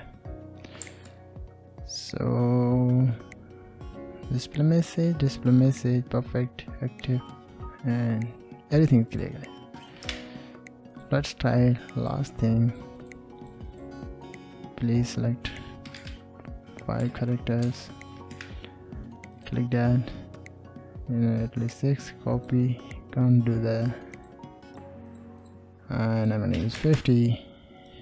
Perfect, copied, right?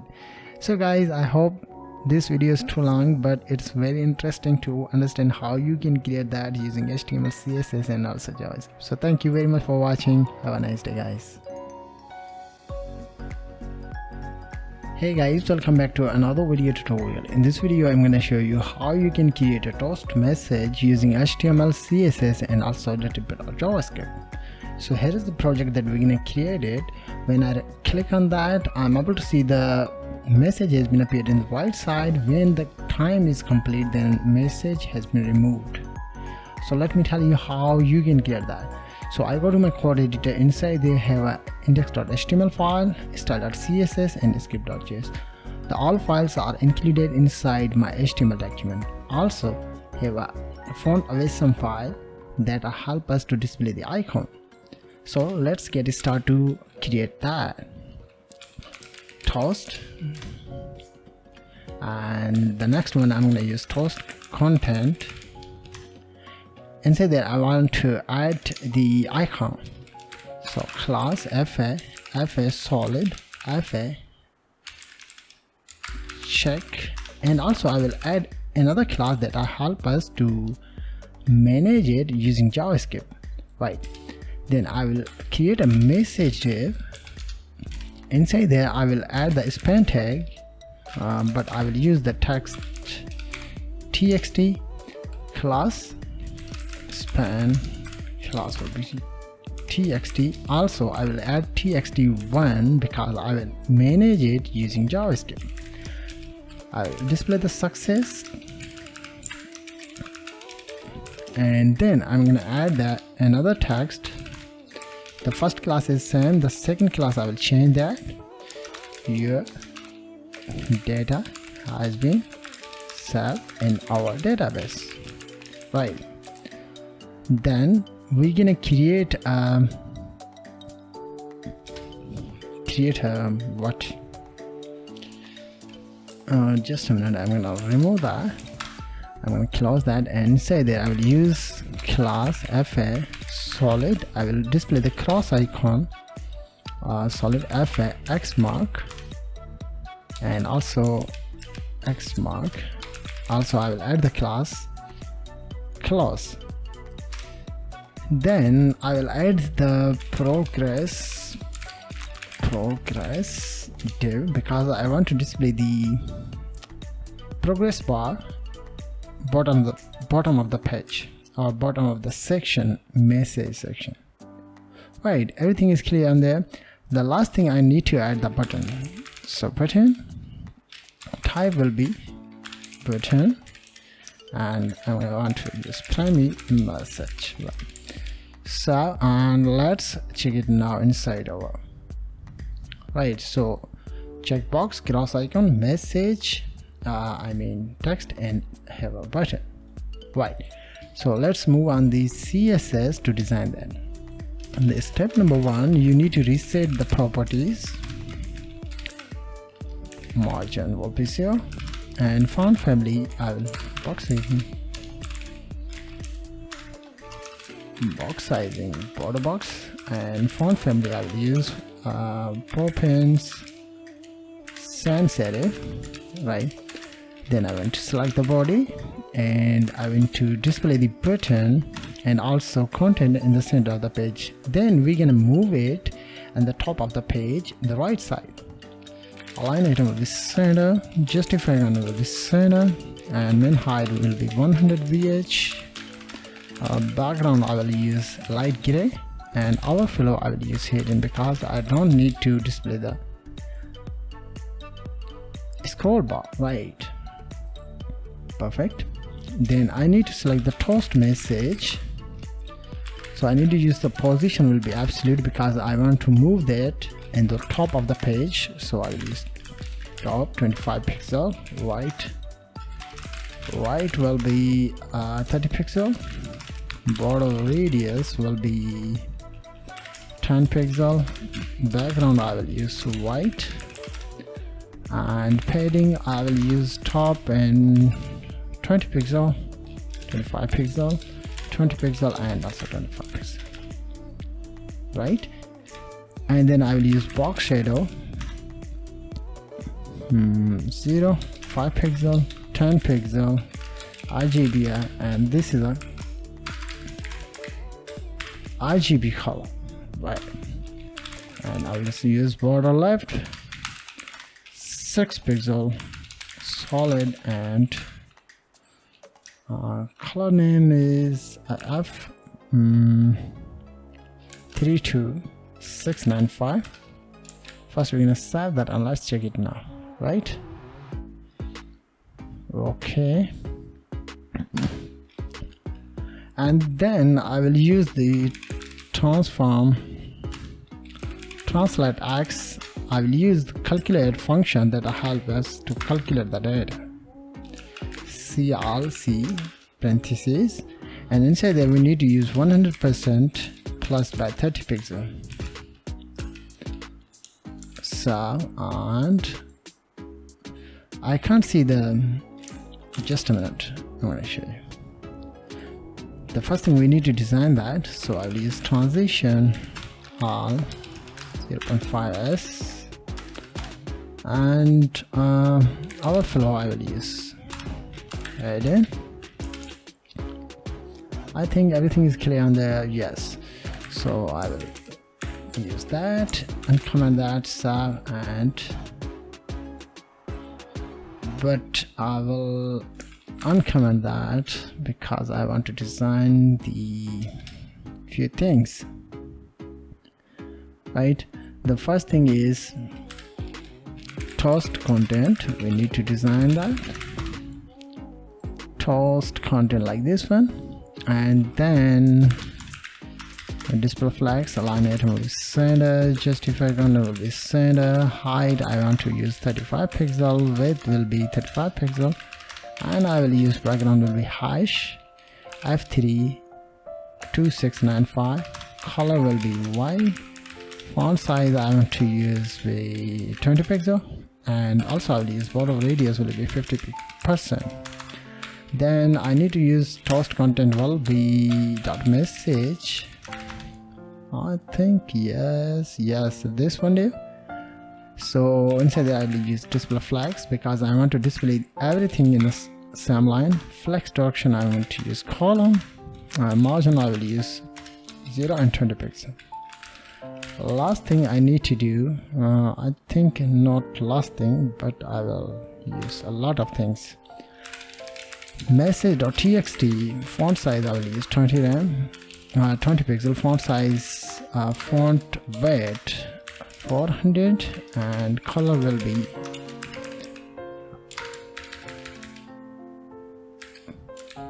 okay. I think that's not good, but where is mistake right now? So I'd wait 35 pixel.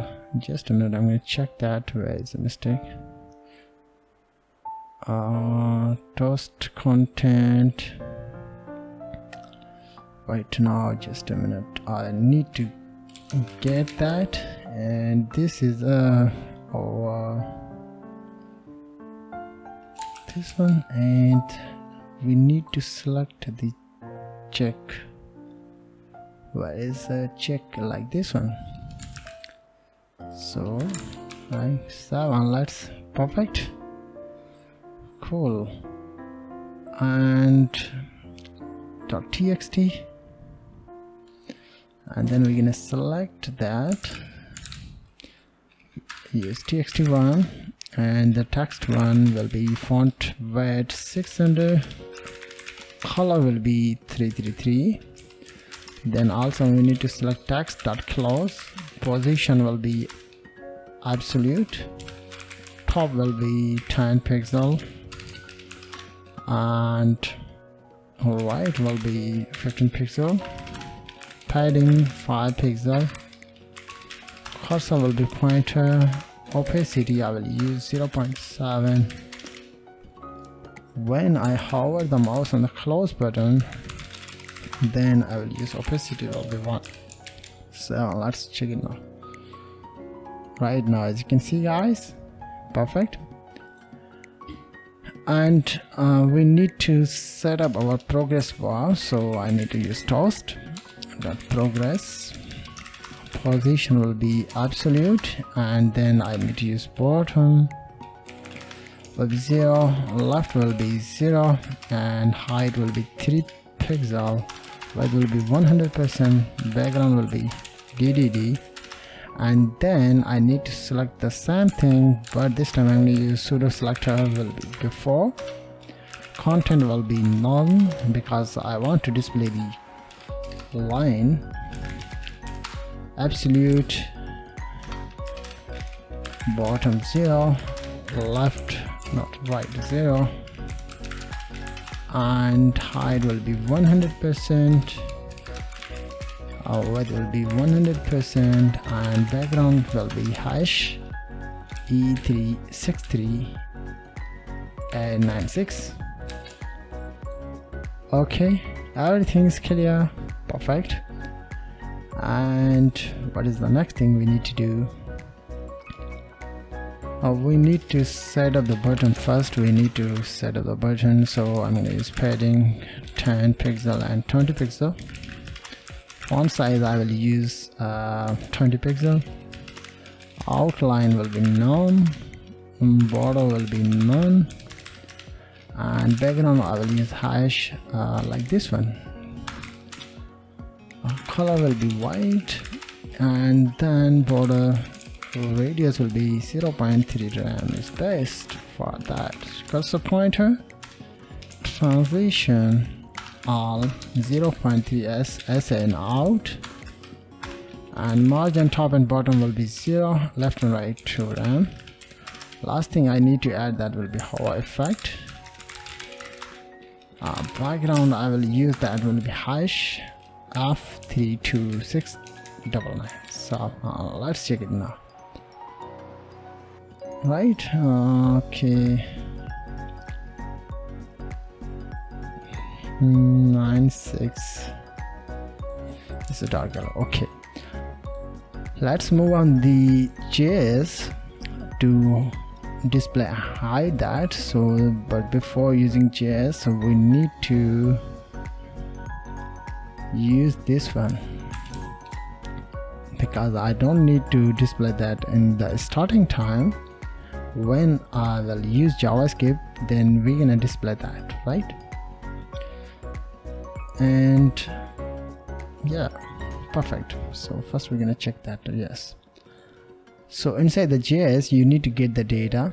So let's const btn element document dot query selector. We need to select the button tag.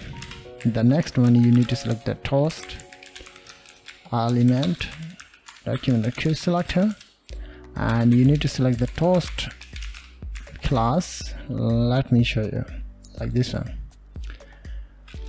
const close element document dot query selector, and then we need to select the close class, like this one, where it is like this one.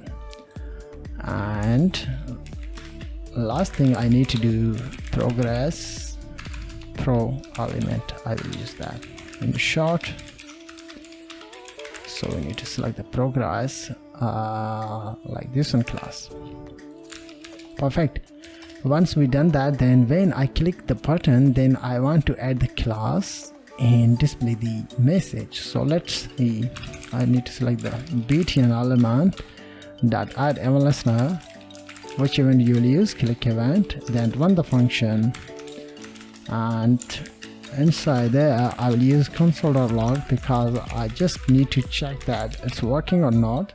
Then we're gonna move on the next section. So click on that. Perfect, it's working right now.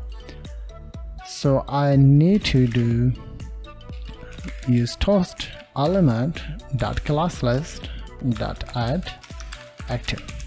When user will click on that, then I want to display the add the class inside my element. Which element? Like there.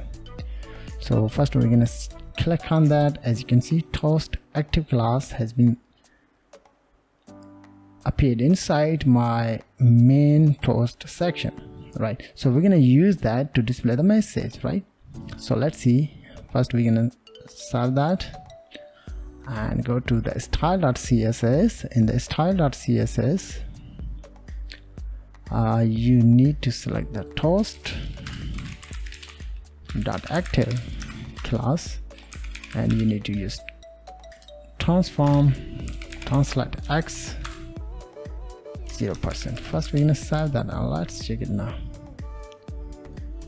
First we're gonna refresh that, click on that. As you can see, click on that, right? Perfect. And the next one, I think we need to select my progress bar pro element dot class list dot add, and I will use the same class inside my progress div. Let me show it you. So where it is here, when I click on that, as you can see, progress, and after the progress have an active class has been appeared inside this one section. So we're gonna use same thing to design that, right? So in the progress active class,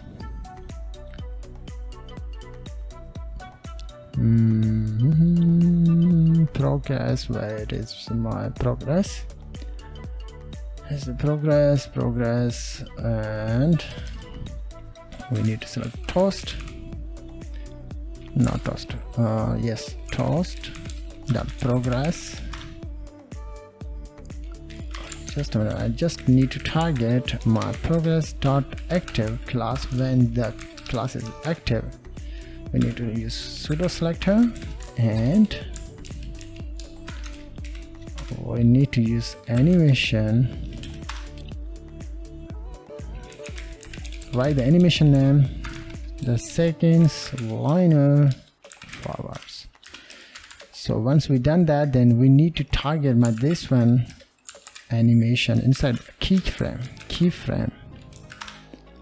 Target the name of the animation like progress, and use right side will be 100%. Right 100%, right will be 100. But I need to change the right side. I think yes, I think it should be displayed perfectly. So let's check it now. Just a minute. Click on that. As you can see, once the time period is closed or complete, then I need to remove the message, right? Also, I will use the set timeout function that will help us to remove the progress bar. Toast element dot class list dot remove which class? Active class, when the time period is complete, right? Okay, I think use that and use comma. Time period will be 5000 means 5 seconds. So let's check it now. Click on that, and yes, perfect. And also I will add another feature with close the toast message when the user will click on the close element. So I need to use add event listener on the close icon, and inside there I need to use toast element dot class list dot remove active. So, and let's check it now one more time. I click on that, perfect. Click that, so it's a simple toast message using HTML CSS and JavaScript. So thank you very much for watching. Have a nice day. Hey guys, welcome back to another video tutorial. In this video I'm going to teach you how you can add the validation using JavaScript. So here is the project that we're going to create it. When I click on the button, then I'm able to see the error messages have been appeared inside my input fields. Inside the validation, I've used 4 validation. The first one is input empty fields, means user must be enter the data inside our input field. The second one is email validation. The third one is match the password. So let me show you. When I will add something, and once you click on that, you are able to see the error has been removed and my border has been appeared as a green color right now. The second is validation is email validation, but I will use something like this one. Just a minute. I'll write random data. Please enter valid email. So this is the second validation. Perfect. The third validation is I'm going to add the password 123456. The second one is 12345. Click on that. The first validation is password must be at least 8 characters. So I'm going to add the 1 to 9 password, and this is also 1 to 8 password.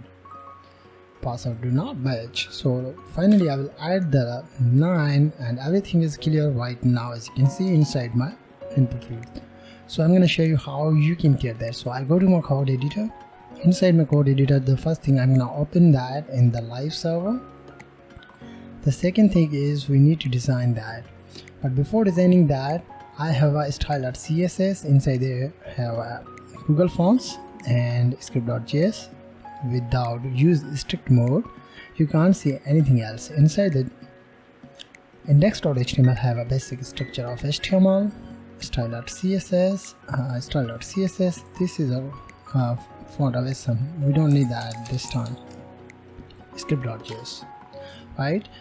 So without further ado, let's write the code. So I'm gonna use video.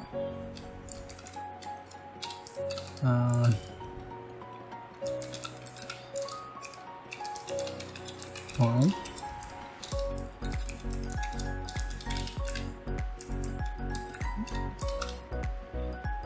So I'm going to write the section and assign the class from section form validation. Inside there I'm going to use h2 and display the text sign up form. Inside there I'm going to use the form tag and leave the action and assign the ID will be form. Inside the form tag I'm going to use input data class. Inside there I'm going to add the input fields, so write the input type text and class will be form control because we're going to use that to design our input field. Placeholder I'm going to add that will be user name, right? So this is our first input field, so I'm going to get that second input field. The second one is the user envelope and we're going to use third password, and fourth one will be confirm password. But we need to change few things like password type will be password and also second one is a password. Once we done that, then we need to add the button tag inside our form tag and use sign up. Use type will be submit, and yeah, that's perfect for me. So open that in the browser, everything is perfect on there. So let's work on the CSS to design that. The first thing is you need to reset the property to remove the padding and margin default inside our browser. So box sizing border box, padding will be 0, margin will be 0, and also I'm going to use, but this time I'm going to use that in that body tag. Then I'm going to select the body tag. In the body tag, the first thing is we need to add the background color will be 649580, and I'm going to display the content in the center, so I'm going to use display property flags. Align it will be center, justify color will be center, and I need to add the height 100 VH to display the content in the center of the page. Perfect. Next thing we need to design or change the font family, so I'm going to use Ruda sensitive. The second is I'm going to use Poppins, right? So let's look at that, right? Then we're going to select my main form validation div. Inside there have all of the content, so we need to add the space, so I'm going to use the padding to save. But before displaying the data, open the browser, we need to change the background color, then you will able to see everything clear on the page. So let's look at that, right? I'm going to use the border, but before using border I'm going to use max width will be 450 pixel and also width will be 100%, and then I'm going to use border radius to round the corners 5 pixel, and I'm going to use box shadow. The box shadow is 5 pixel, 10 pixel, 5 pixel, RGBA, and 0.5. So let's look at that. Perfect. Then we're going to select my h2 tag that is appeared inside there. So select it and use h2. So I'm going to use font size will be 2 rem, and I'm going to add the padding 1 rem 0, 2 rem 0 to make a space. Perfect. Let's work on the form control class that is there. Inside there have input fields, so we're going to select it. It's first thing we need to add the weight 100% to cover all of the content. The next thing is we need to add the padding. The padding is 0.85 rem and 0.8 rem. Border radius, I'm going to use that will be border radius 5 pixel. Border will be none. Outline will be none. And font size I'm going to use 0.9 rem. So let's look at that. Right, cool. But we need to add a space inside after the each input text field. So I need to go on my index.html page. So this is the input field. After that, you need to create a class. You need to get that and paste that on each input text field. After the each input text field, you need to paste it. So you can't see any changes right now, but I will add the text like this one. Please enter username like this one. So, and there we go. But we need to design it. So I go to style.css and we need to select my air class. But before selecting air class, I'm going to select my button tag. Button tag is like this one. So it is appear also inside there. So I'm going to select the button tag. The first thing is I'm going to use display block. Outline will be none. Background will be hash E74 C3C. Color will be white. Cursor will be pointer. And border will be none. Padding, I'm going to use that will be 0.6 rem, 2 rem left and right. Border radius, I'm going to add that will be 4 pixel is best. And I need to add margin top and bottom to make a space of each input text field, and left and right 0. Font size I'm going to use 1 rem is best. Perfect. So let's work on this one class. In the air class we need to use display block, and I'm going to use color will be red. I'm going to use padding 0.4 rem, 0 rem, 1 rem and 0.2 rem. So let's look at that. So we're going to use it, but this time I'm going to leave it because I will use JS to display and hide the messages, right? Let's work on the JS. First of all, you need to get the form data. So I'm going to create a variable, use document.getElement by ID. Which ID? Form ID. That is appeared inside my form tag like there. The next thing is you need to use that to add the event listener. But before using that, I'm going to show you a few things. Step 1, step 2, step 3 and step 4. Right. So in the step 1 we need to create a function, but before creating a function I need to use the event. So I'm going to select the form variable and use add event listener. Which event? Submit event. Means user will click on that. Then I need to run the function. Inside the function I need to pass the parameter that will help us to display the data without reloading the page. So I'm going to use prevent default function. So and let's check it now it's working or not. So I'm going to use alert message to display the alert when user will click on this one button. Perfect. Cool. So it means this event is working perfectly on there. So let's move on to step number 1. In the step number 1 we need to create a function, right? So yeah, const valid input, and so inside the function you need to get the data from input fields and you need to convert it. But before converting that you need to get the data from input fields. So let's undo this. So I'm going to use it outside of the function, const user man, and I'm going to use document.querySelector. And the first one is we need to add the classes on each input text field, like this one, and this one, so on and so forth. So class name is, I'm going to use username, and the next one is the user email. So I'm going to change it, will be user email, and this will be password. And finally we need to use C password, means confirm password. So we need to use those classes inside the JavaScript.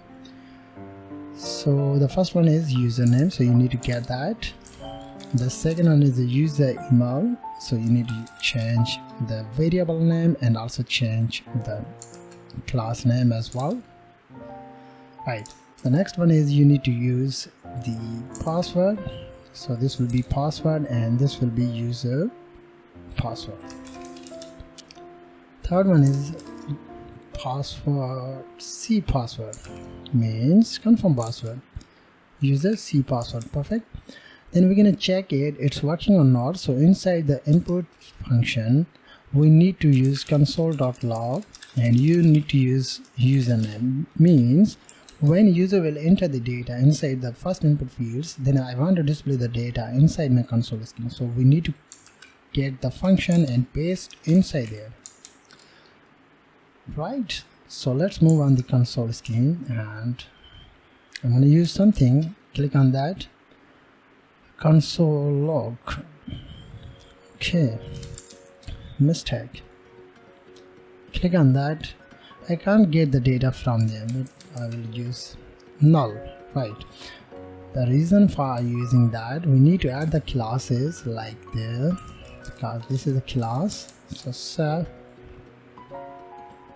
something, as you can see, once I click on the sign up, then I'm able to see the, just a minute, I'm able to see the complete input fields data is appeared inside my console screen, but we need to get only the value from input fields. So how you can do that? So you need to, just a minute, I'm gonna arrange like my data like this way, like this way. Right, so the first thing is you need to create another variable that will help us to convert the HTML data into a value. So you need to create a variable const user element, and I'm going to use the particular variable name, and we need to use value, means we need to get only value from the input field. So I need to target my user element when user will enter the data. Click on the sign up. I'm able to see the data is appeared inside my console screen, means it's working perfectly. So you need to get all of the data from there. So the next one is the user email, the third one is a password, and fourth one is the C password. So we need to also change that user. I'm gonna use email element and password element, and this will be password C element. Right, so once you do that, then you need to also add the function that will help us to remove the space. So the function name is trim. You need to use that to remove the space, means user will enter the data inside the input fields and add the space. Then this function is to help us to remove the space from the input fields. So once we done that, then we will use the if else statement to check the condition. So let's do that. So I'm going to use if user element triple equal to empty. So then run the function or display the error message. So I'm going to use the second method. In the second method, we're going to use the create a function that will help us to display the error messages. So const show error and run the function.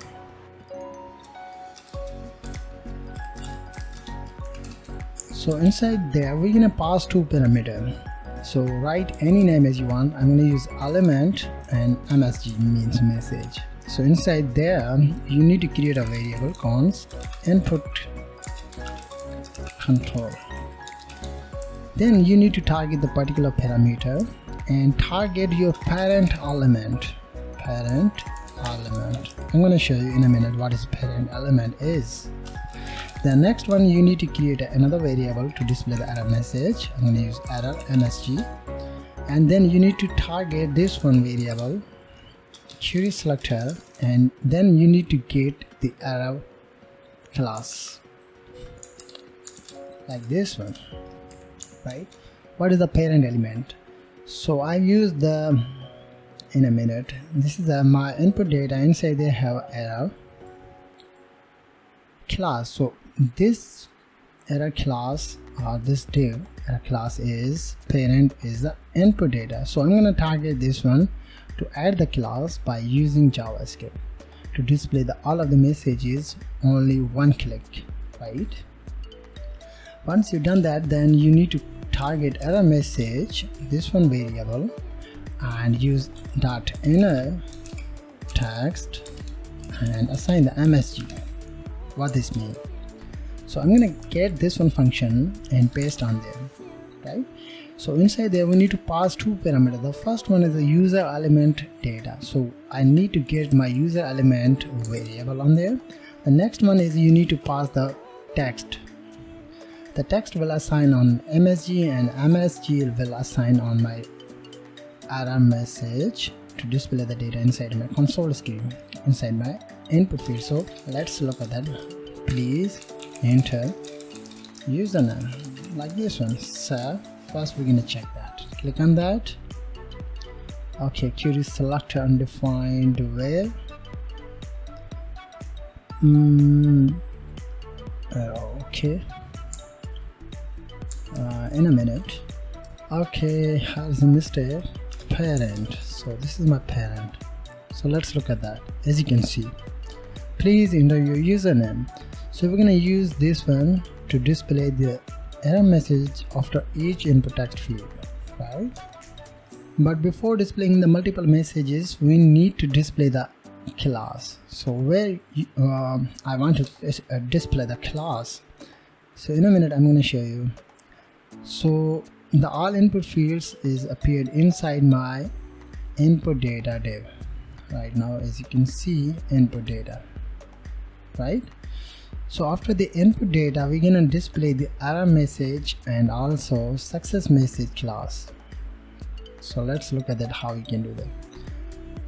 So this is a show error message. So inside there I need to use input control dot class list dot add and write any names you want to display that after the input data. So I'm going to use error MSG. Also you need to create another variable and use remove, but before using that I'm going to show you. Click on that, and as you can see, the error messages or message has been appeared inside the input field. Means it's working perfectly on there. So we're going to use all of the error messages after the input fields when we will use the condition like this one. But this time you need to know how does work it. So I'm going to get that. So I'm going to target my this one error message class to display the border as a red. So let's look at that in the CSS. In the CSS we need to target input underscore data dot. We need to target my error message class. When user will click on the sign up button to display the error message, mean this one is active. Then I'm going to target my form control and use border 1 pixel solid red like this one. So and let's look at that. Refresh it, click to sign up. Perfect. This is my extension. Don't focus on that, just focus on the particular topic. Perfect. So this is our first section. The next first step. The next one step is we need to add the validation with, in a minute I'm going to use username validation. In the else statement we need to use third step. In the third step you need to create another function. Another function is help us to display the success message, means remove the error and display the border as a green. So I'm going to use success set success, passing the parameter and write the function. So inside there you need to use syntactics that is used on there, right? And yeah, I'm going to get all of the data and paste on there. Then the next one is when the success message is active, then I want to remove the message, means display the empty fields, and also we need to use the remove the error message.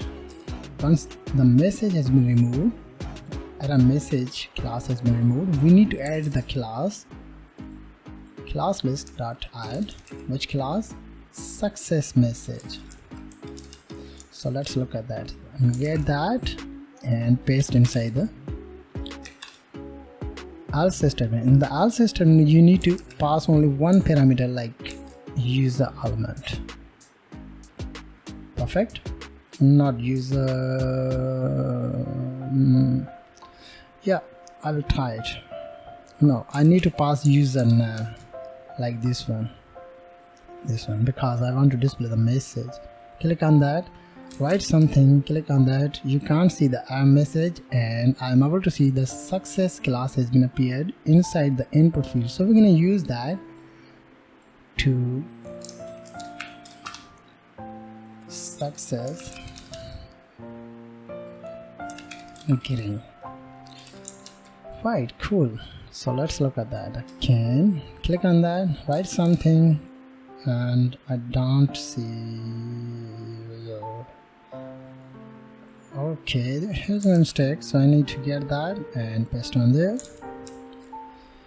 Click on that. Okay, one more time. I think form control green. Yeah, perfect. Cool. As you can see, guys, inside my first input field, click on that, something. Perfect. Our first input fields has been completed right now. Let's move on the another input field. So let's work on the email validation. So in the email validation, I'm going to use email validation. Okay, I need to get that and paste on there. So we're going to use same tactics. If user email triple equal is empty, then display the error message like this one. But this time I need to change the element variable to display the message with another input fields. The message is please enter what user email, like this one. So let's look at that. Click on that. Okay, I can't see the multiple messages right now. Okay, we need to target this one from there because we need to get the value. Click on that. Perfect. Please enter username, please enter your email. So I'm going to close it because I just show you how you can use the. So the first one is the email validation to check the empty fields. The next one is we need to use if else statement. In the if else statement, we can check the validation. So means regular expression, we're gonna use that. So I'm gonna get my fourth step, paste on there. So we're gonna create another function that will help us to check the validation of the email. So const is valid email, and inside there I'm gonna pass the parameter. So this is a function, by the way. So inside there I'm going to call or create a retest variable, and I have a regular expression MD file. So you need to get that. Also you can use regular expression JavaScript for email. You can get this one data from there, right? Cool. So I'm going to get that and use it inside there. Those regular expression is assigned my this one variable. Then we're going to check it. So I'm going to use return keyword to return the data, what you will get the return. So I'm going to use particular variable that is help us to get the regular expression. So check it using test function. So inside there I'm going to check those data as a string and passing the parameter like this one, because we're going to use this one function and pass the parameter right now. Then the last thing we need to add that with lowercase means when user will enter any data, large size or small size, we're going to get it and convert it as a lowercase. So this is our fourth section or fourth. So I'm gonna get this one email validate, and we're gonna use it inside my else if statements. So paste the function and use parentheses. Inside the parentheses you need to pass the element, and also you need to use not valid, means it is not perfect, then display the mirror message on there. Also please enter valid email. The last thing you need to add else statement to display the success message. So you need to target success and pass the user, like user email, like this one. Perfect. Look at that. Write something, please enter valid email, like this one. I can't see the one. In a minute I'm going to check that, guys. Mistake check this one data, right, and display the please enter valid email, and yeah, it's perfect. But ABCD. Okay, I'm gonna check that inside my console if is what happened on the email validation. So inside there I'm gonna pass my this one is email is validated. In a minute I'm gonna check that. I think, guys, I'll try it one more time. Click on that. Okay, I'm gonna check it. So I'm gonna get it again one more time from there. Copy, and I'm gonna paste it inside my email. Yeah. So sometimes you are facing this one issue. Unexpected. So click on that. Write something, please enter valid email, hotmail.com. Click on that. Perfect. Right now, so here is a mistake, is all about regular expression. Right, so cool. Our second input fields is ready now. Perfect. Both fields are working perfectly on them. So let's move on the another validation. Another validation is password. So I'm going to use password validation. So I'm going to use the password element, same thing, that is help us to get the data from input fields, and I'm going to use same tactics that I have used on there. Yeah, inside there we need to pass this one user pass element variable. Please enter password, like this. So let's look at that. Click on that. Perfect.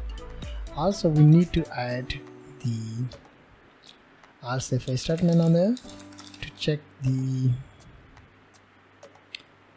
length. Pass element dot length less than at. So I'm gonna get this message and write it same thing, but I need to change the message. Password must be at least at characters like this one. So let's look at that, like this one. Cool.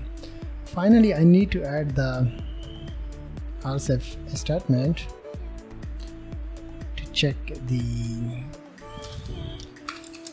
confirm password. But before using that, so I'm gonna use on that will be success, because I will display the confirm password with another field. So in a minute, just a minute. At gmail.com, and password must be like something. Perfect. So we're gonna use last input fields to check the confirm password. So I'm going to use if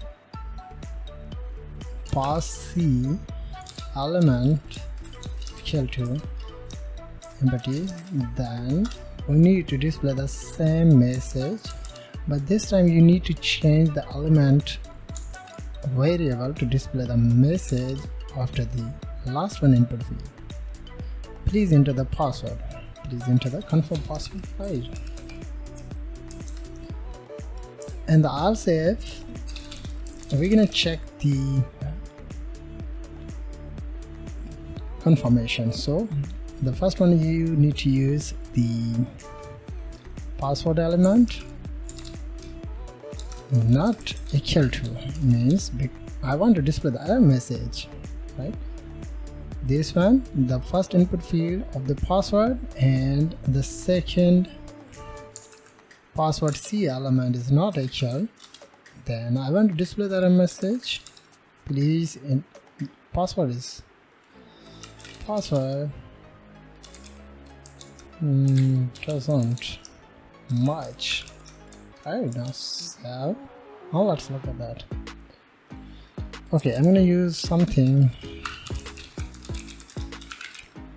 and 1 2 3 4 5 6 7 8 9 1 2 3 4 5 6 and hit password doesn't match. Right now I need to add the else statement. In the else statement we need to pass set success, and last thing you need to add that will be password element, no, password C element to remove the last one error as well. So let's look at that. Okay, just a minute, something. And the first main validation is this one, at least 8 characters. So I'm going to use 1 2 3 4 5 6 7 8 9 1 2 3 4 5 6. Password does not match, so I'm going to use 1 2 3 4 5 6 7 8 9 1 2 3 4 5 6 7 8 9. Okay, I don't know why 1 2 3 4 5 6 7 8 9. Okay, I need to check where is my password C element. User C password, we need to get that. Paste on there. Right now 1 2 3 4 5 6 7 8 9 1 2 3 4 5 6 7 8 9. Perfect, everything's clear on there. Right, something at gmail.com. Cool guys, so this is our form validation. I hope you understood as well all about that. Thank you very much for watching. Have a nice day. Hey guys, welcome back to another video tutorial. In this video we're going to discuss all about how you can create a QR code generator using JavaScript. So here is the project. When you will enter something inside the input field like that and click to generate, you are able to see the QR code has been generated inside my website, or you can page. You can set that. You can increase the size. Do you want to increase that? You can do that. When you will click on the download, you will get this one QR code inside your PC. Click on that, as you can see. Right, in a minute I'm going to share with you. Open that right now. Right, so the next one is when I refresh, I'm going to open inspect element and I'm going to add the site name. You will get a different QR code as well. Click on that right now, as you can see. So I'm going to share with you how you can get that. So I'm going to close it, and first of all you need to get the CDN. So you need to use CDN JS, write that QR code JS CDN, right? This one query inside the Google, and you need to open the first one link. Inside that you need to get this one URL. You need to copy that and open your code editor. Inside that I have index.html, style.css and script.js. So inside the index.html you need to paste it, right? The next thing is you need to design the application. So let's do that to design the application. So I'm going to write the container wrapper class, and I'm going to use QR code generator, enter URL or text to generate QR code. And yeah, if you want to display the message you can add that, but I'm gonna leave it. And then I'm gonna use input type text. Class will be form control, and also I'm gonna add the placeholder will be enter URL or text, like that. And also I'm gonna add the ID. No, this time I'm gonna leave the ID. I will add the ID on later if I need it, but this time I'm gonna add the class form control, right? The next one is I will add the size inside the form wrapper. So yeah, so this is the first section. So in the next section I'm gonna use sizes, and I'm gonna use paragraph select size, and I'm gonna add the select, leave the name, assign the ID will be size, and inside the select I'm gonna add the options, value 100, and I'm gonna assign the size 100 to 100, and this will be 200, 300, 4, 5, 6, yeah, and 7. If you want to increase that, you can do that, but I'm gonna use only those sizes. Yeah, I'm gonna add 4, 4, 5, 5 in a minute, 6, 6, and this will be 7, 7, 7, yeah, 7, and I'm gonna open that in the live server. So here is our output of the structure or HTML output. The next one is inside the wrapper class.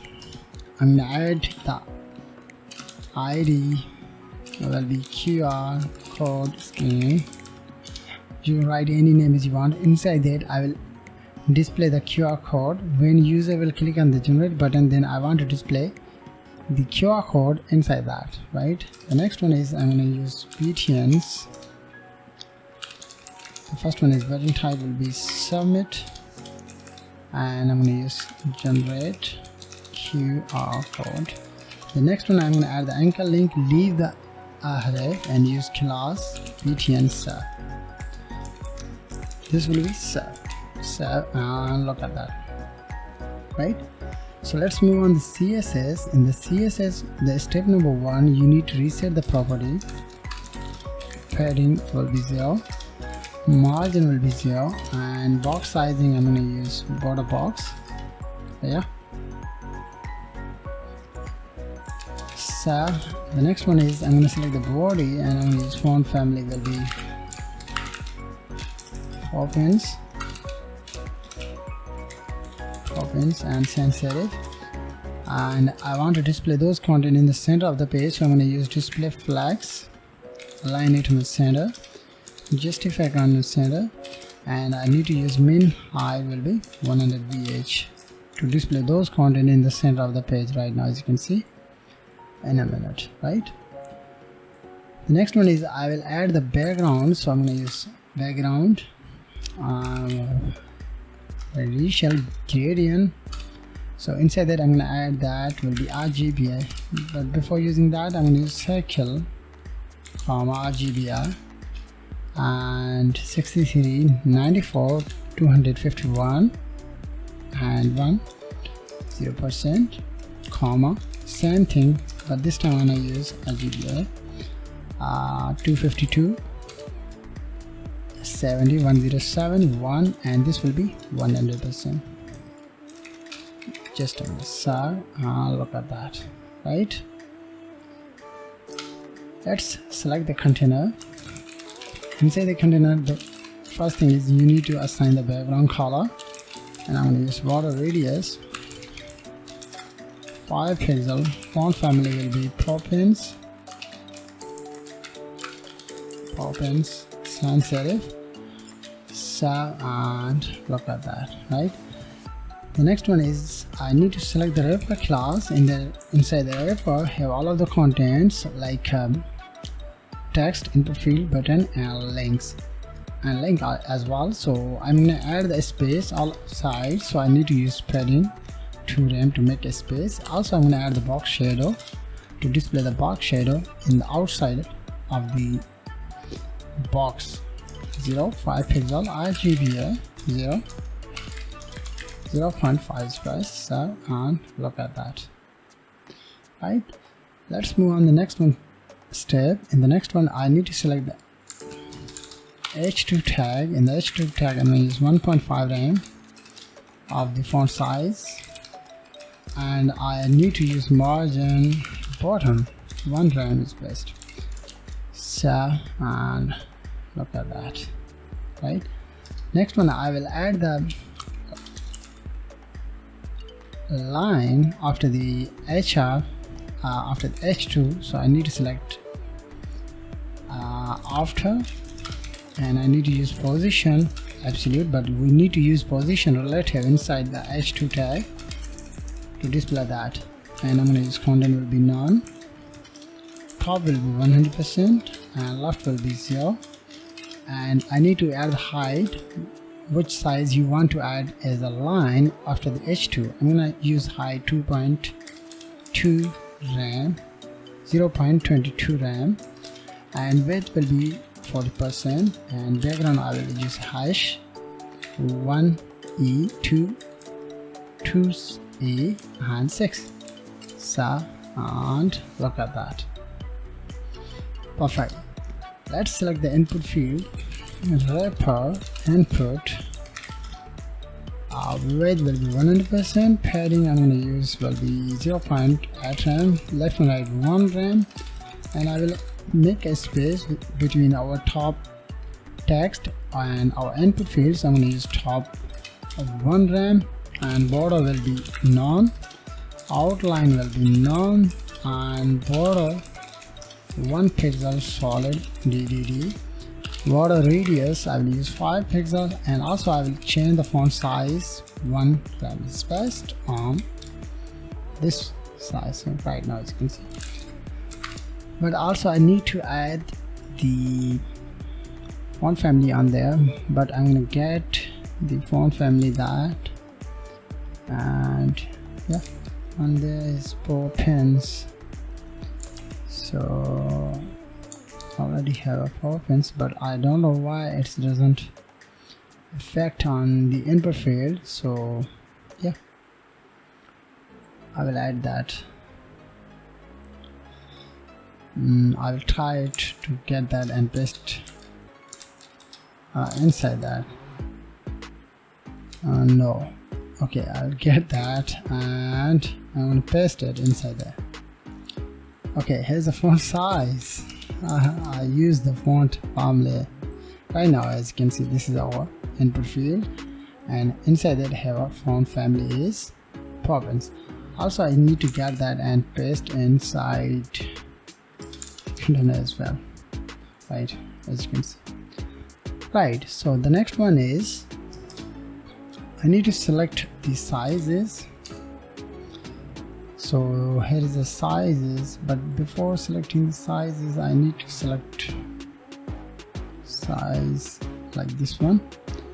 So written, yeah, I need to select the sizes, and I need to use display flex, justify content space between, align it will be center, and I'm going to use margin top and bottom 1 rem, left and right 0, outline I will use none. So, and look at that. So let's select the select box. So I need to select the sizes, select, and I'm going to use border 1 pixel solid DDD, and I will use width will be 50%, padding I will use top and bottom 0.5 rem, left and right same side. Also I will use same font family on there sometime. First we're gonna save it and let's look at that. You can't see the font family inside there, but I'm gonna get that and paste it. So look at that.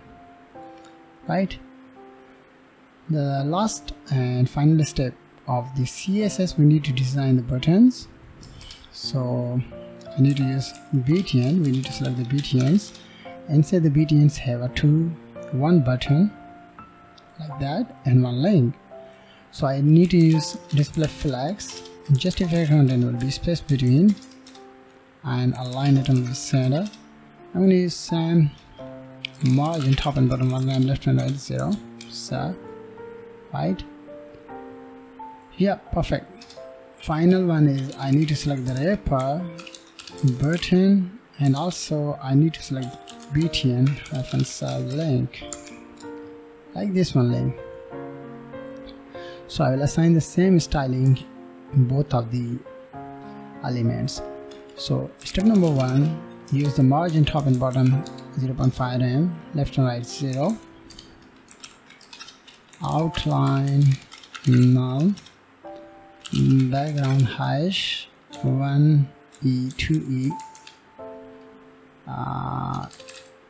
6, color will be white, padding I will use top and bottom 0.5 rem, 8 and 5 rem, border will be none, font size I will use 0.9, font family I'm going to get that because I'm going to use same font size, and border radius I will use 5 pixel, cursor will be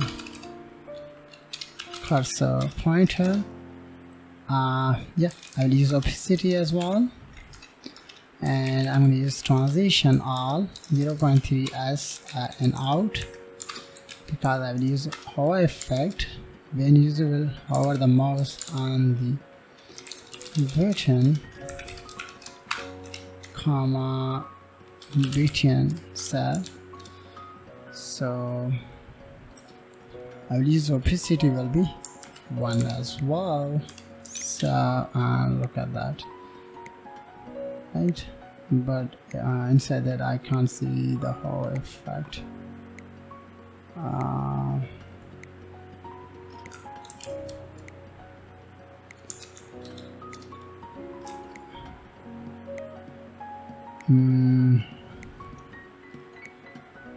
That is comma. How effect. So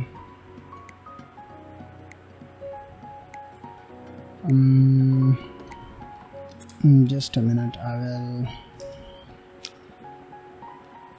will remove the text decoration will be done. So yeah, so the last and final step is I'm going to leave the hover animation, so I will assign the different hover effect. Okay, so I need to select that. So I think yeah, it's working right now. So inside that have a QR code screen like that, so I need to select it because we need to display the content or QR code inside that. So I need to select it, but I have used the ID. Yeah, so I need to select the ID. So I need to use border 1 pixel solid DDD, and I will use padding all side 1 line to make a space. The starting time I don't want to see that because when I will use the JavaScript to generate the QR code, then it will display, right? So, and this is our output of the CSS designing. So let's move on the JavaScript. In the JavaScript have a little bit of cool things. In a minute I'm gonna share with you how you can do that, but before using that I'm gonna share with you important thing. So I'm gonna use QR code JS QR code generator. Write this one query inside the JS. Inside the Google you will get this one link, github. And here is the QR code JS. So we will use this one steps to display and also download the QR code, right? So those are things we will cover those code, but I will teach you how you can do that with my opinion, with my mind. You can use it simply to download and generate the QR code, right? So I will use this one library. So I already mentioned the script code like this one, so you need to use that, and you can follow this one steps to generate and download the QR code. So let's do the how we can do that. Const input element, so we need to get the input element document query, get element by ID. So I need to assign the ID inside my input field will be input value like that. So get that and paste it. Next one is you need to get the sizes. So here is a size ID I assigned inside the select box, size element document dot get element by ID, and you need to use size, right? The next one is you need to get the QR code screen that will help us to display that as a QR code. So you need to get that QR out element, get element by ID like that, right? So those are things inside the JavaScript. We will use them to display that, and we will use many other things to download it. So those are three things. The next one is you need to use the button. So let's btn QR code. I will use that query selector. So inside that you need to get the button. I will assign the class QR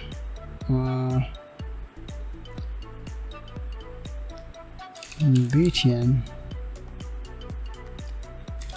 generator like that, and get that,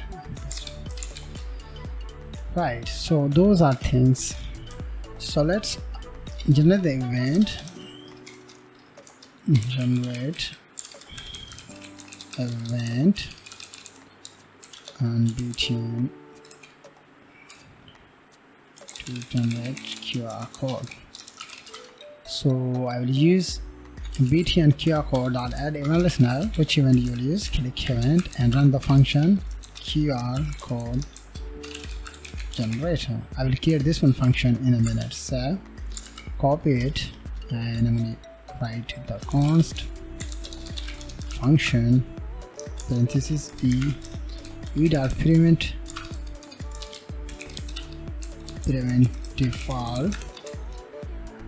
So inside that I'm going to use console.log. Then I need to check that it's working or not. Then I will work on the another things which we will use to generate the QR code. So open the console, add a listener. Okay, in a minute I need to check that.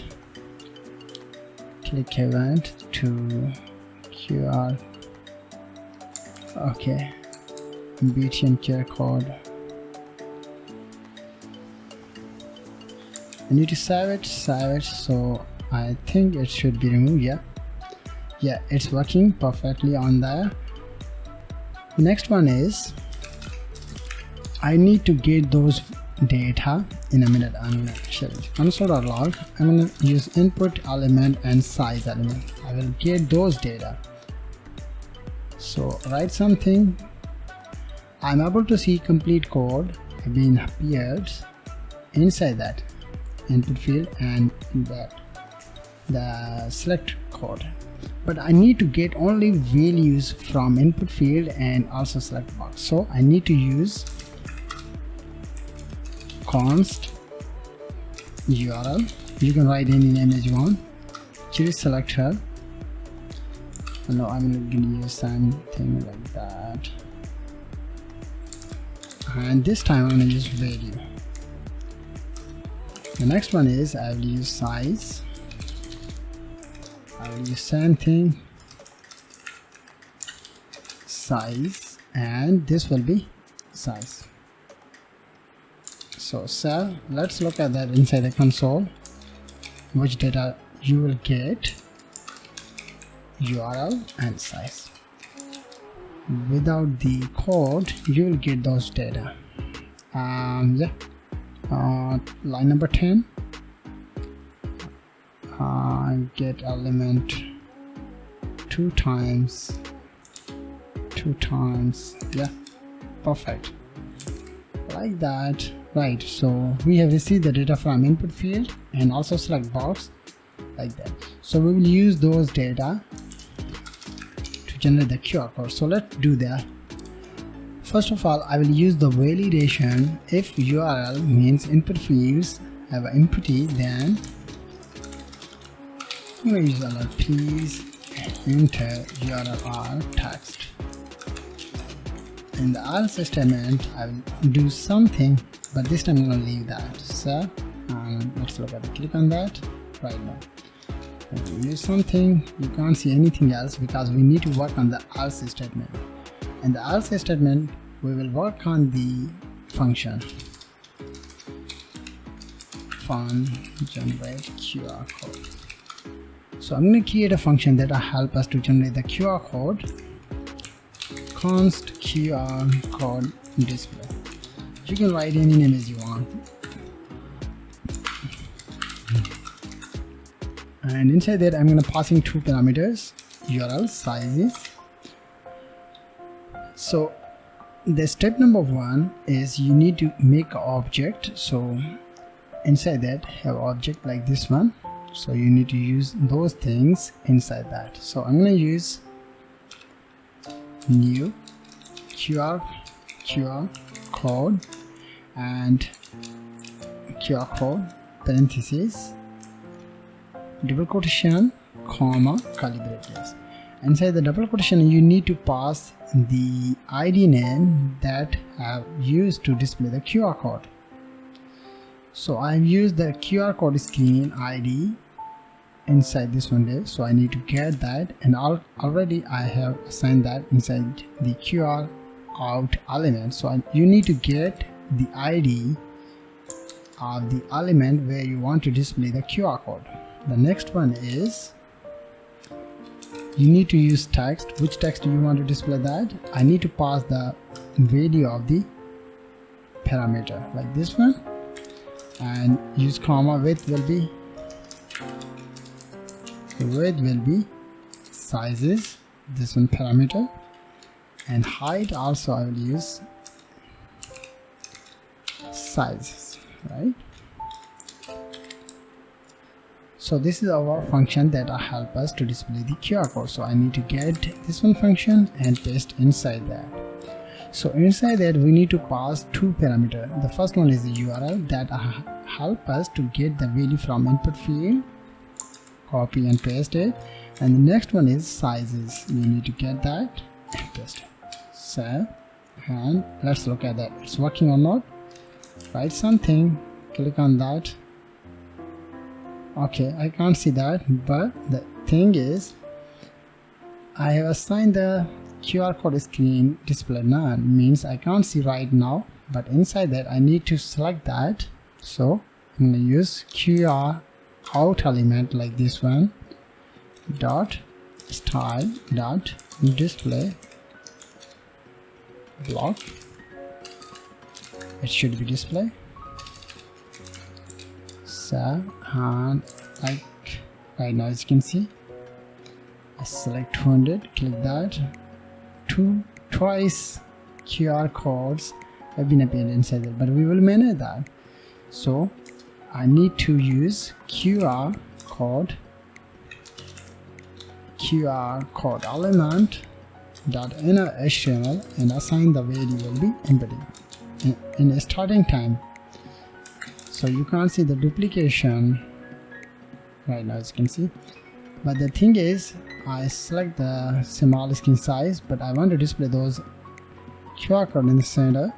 So I need to use display block and margin 0, 0 and also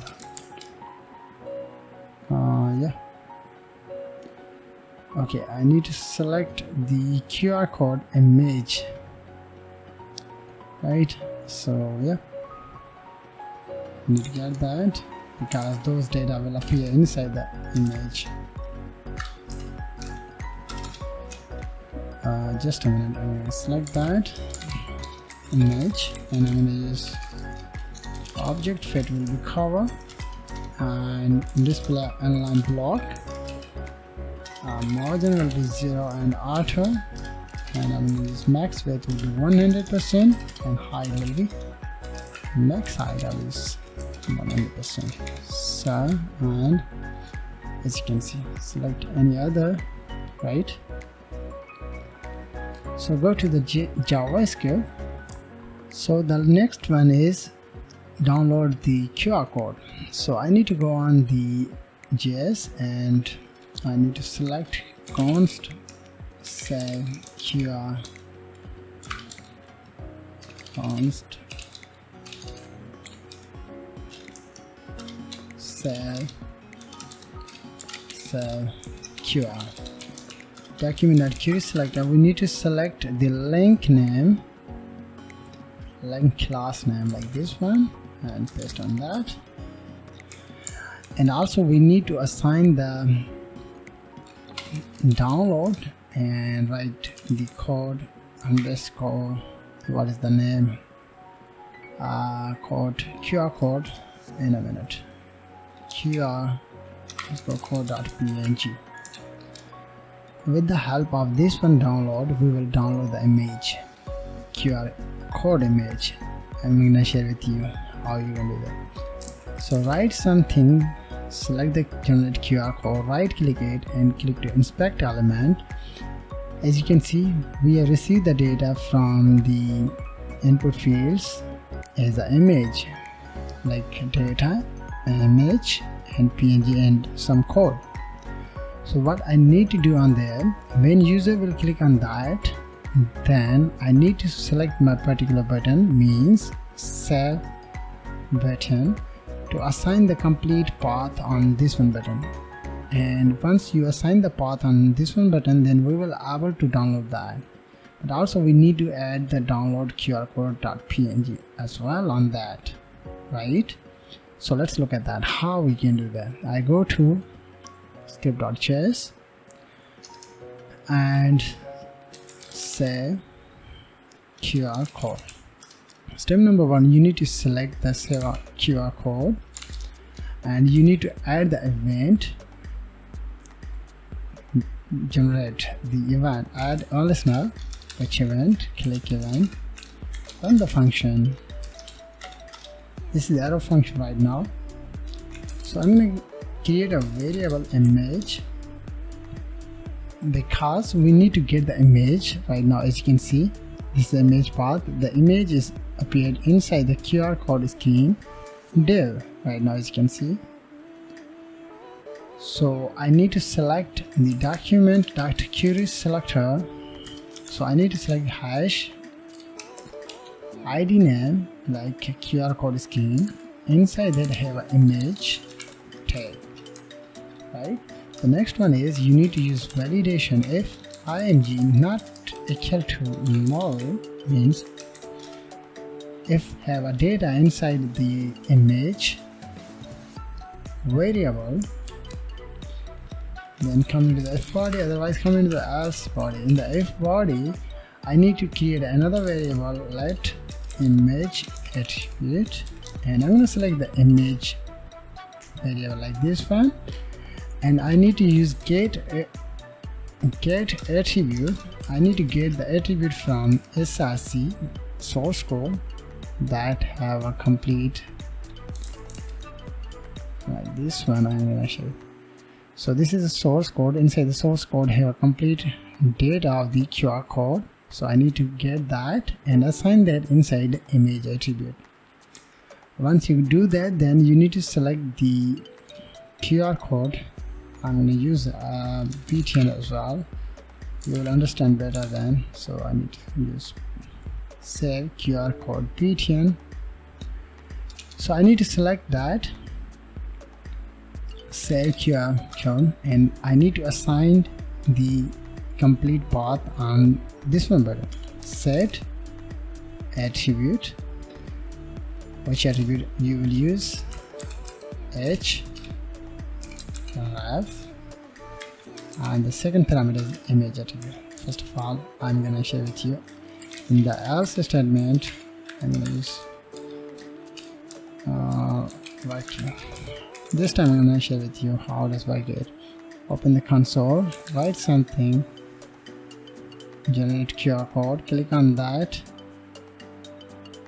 and in a minute I'm gonna share with you where is wrapper class, and here is button class. Right now, as you can see, once you click on the save button, the complete path which is assigned on the QR code scheme, the same path is assigned on the button. Means once you assign that, then you can use that to download it. So I use same thing to download that right now. Right. The next one is, if it's not a problem in the else statement, I need to set something like download save QR code dot set attribute, and which attribute you will use? href, and this time I'm going to use comma literal template document.query selector, and I need to select Canva because inside the Canva I have all of the content. So as you can see, you will get the particular size on the Canva, so you need to use that canvas dot to data URL method. So that's it for the QR code generate and saves. Let's look at that, what happened. Write something cool, click to download. It has been downloaded, so I'm going to select 700 by 700 right now. Click to download. Should be download right now. As you can see. So last and final one is, I'm going to add my site name, and it's like 300 by 300. Generate that. Right, once again I will remove that like this one. This time I'm going to share with you wrapper, and so the QR code is like this one, but when I click again, my QR code has been changed to my right now, as you can see, guys. Right, so this video is all about how you can create and save the QR code inside your PC using JavaScript. So thank you very much for watching. Have a nice day, guys. Hey guys, welcome back. In this video we're going to discuss all about how you can create a Todo List using HTML CSS and also JavaScript. Also, I'll teach you how you can store the data inside our local storage inside the browser. So let's look at that. I'm going to use HTML, right, text, CSS,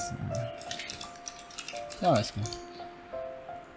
My content is stored inside the browser and also inside our web application. When you refresh the page, you can't see anything else. So let's look at that inside our local storage. I'm gonna open my security application file, and right now, as you can see, Todo List. And by the way, this is my another project. So yeah, first we're gonna refresh that. You can't see anything else, but I will use one more time HTML. Click on that. Right now, as you can see, Todo, and when you will click on right, this is a left click. When you left click, that means you have completed the task. When you right click it, it should be removed, right? So this is our project, so we're going to create it. So I'm going to close my project and I open my code editor. Inside that have index.html, style.css, script.js. So let's look at that from sketch. I'm going to use container, content wrapper. Inside the content wrapper, I will use h2 span text t task, and yeah, I'll use t task. This will all right, so list. After that, I'll use form. ID will be form, and leave the action. Inside that, I will use input type text. Placeholder is enter your task, and autocomplete off. ID I will use form. Button tag, type button, and also I will use the class as well. So yeah, and we need to select the container. Inside the container I will add the right click to delete the element, like that. Perfect. So, and first we're gonna open that in a minute right now, and we need to style that. So I need to go on style.css. this is a basic CSS, remember that. So I want to display the content in the center of the page, so I need to select body, use display property flex, align item center, justify content center, and we need to use height 100 VH. Then I need to use font family Poppins, and also I need to add the background. Yeah, perfect. So look at that, right? Poppins, yeah, perfect. But I need to, yeah, select the container. Inside the container have all of the content, so I'm going to use background hash 212 f3c, max width 600 pixel, width 100%, and border radius I will use 10 pixel. Then I will select the content wrapper class. Inside that have a content, so I need to use padding 2 rem to make a space. Right now still you can't see anything else inside that, but because we need to just a minute, I need to create a UL Todo List to display the content inside there, right? So I need to use that. So UL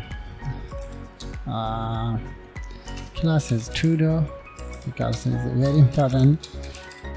We're going to use that to display the data, and let's look at it at HTML. So, and we're going to manage that. Right now this is content, so we need to work on that, right?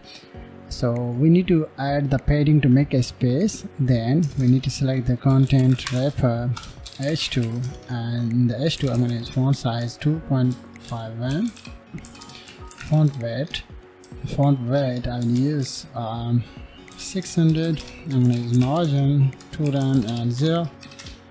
Color I will use hash f39c21, and I'm going to use letter spacing 6 pixel. Font family I will use Rhoda. Then I will select the content wrapper H2 span tag. In the span tag I will use font size 2.8. Save, and look at that, right? Then I'm going to select my font tag, and just to select font tag, don't need to use anything else. And then I'm going to use margin 1 rem top. No, I just use top because I want to make a space. Then I'm going to select my form input field width I will use 94%, padding I will use top and bottom 0.8 rem, left and right 1 rem, and then I will use the background is hash f4, and border I will use 1 pixel solid DDD, outline is none, and border radius I will use 5 pixel. Font family inherit, and font size I will use 1 rem. So look at that, right? So this is our input field. So let's work on the button text. So I'm going to select btn add. So I need to display the button inside the input field on the right side, so we need to add the position letter inside that, and then we need to use position absolute, top 0 and left will, right will 0. I'll use padding top and bottom 0.88 rem, left and right 1 rem, and outline none, background hash F39C12, border none, color is white, and font family I will use font family inherit, cursor pointer, the font size is 1 rem. Then finally we need to select my ally tag, because also we need to select this one, but we need to work on the ally tag. So select the hash Todo's ally, yeah, so we need to check that Todo's, yeah, in the ally. So the first thing is you need to use style type none, and I'll use display flags because I don't need to use flags like that, but I will use display flags because I will store multiple data.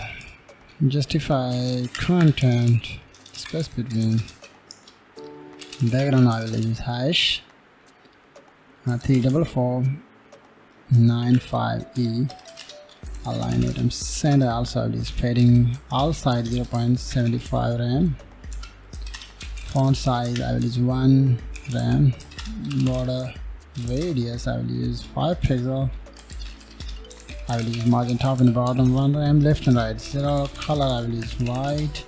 So look at that. So let's work on this one, and container p text align center, so, and I will use color DDD, and I will use the margin top and bottom 1 rem, left and right 0, and also I will use opacity 0.4. so look at that. And another thing is I need to use Todo's ally completed. When I will click on the completed ally tag, click on the ally tag, then I will use display the line through, so like that. This time you can't see right now, but when I will assign the class on there is completed like that, so and it should be displayed at the through line, right? But this time we need to remove that because I will manage it using JavaScript, right? So this is our styling, and we need to work on the JS, right? So first of all we need to get the data from our HTML document, and we need to store the data inside our JS variable. So let's do that. Form element document.get element by id, get element by id, that will form. The second thing is input, so I need to use input element. Then the next is Todo's element. This is a Todo list. Inside there I will store the data, so I need to select this one Todo, remember that. And the last thing is btn, right? So when user will click on that, then I will perform the operations. So btn, I need to add that. This will btn element. Right, cool. So let's add the event, but before using event we need to create a function. I also have to use step 1. Create a function. The function, no, I need to add the btn. When user will click on that, then I need to do something like that. Inside that I need to use print default function, and inside that I will create a function to do like that. So we need to create this one function. So this is step 1. Then step 2 is create a function. This name,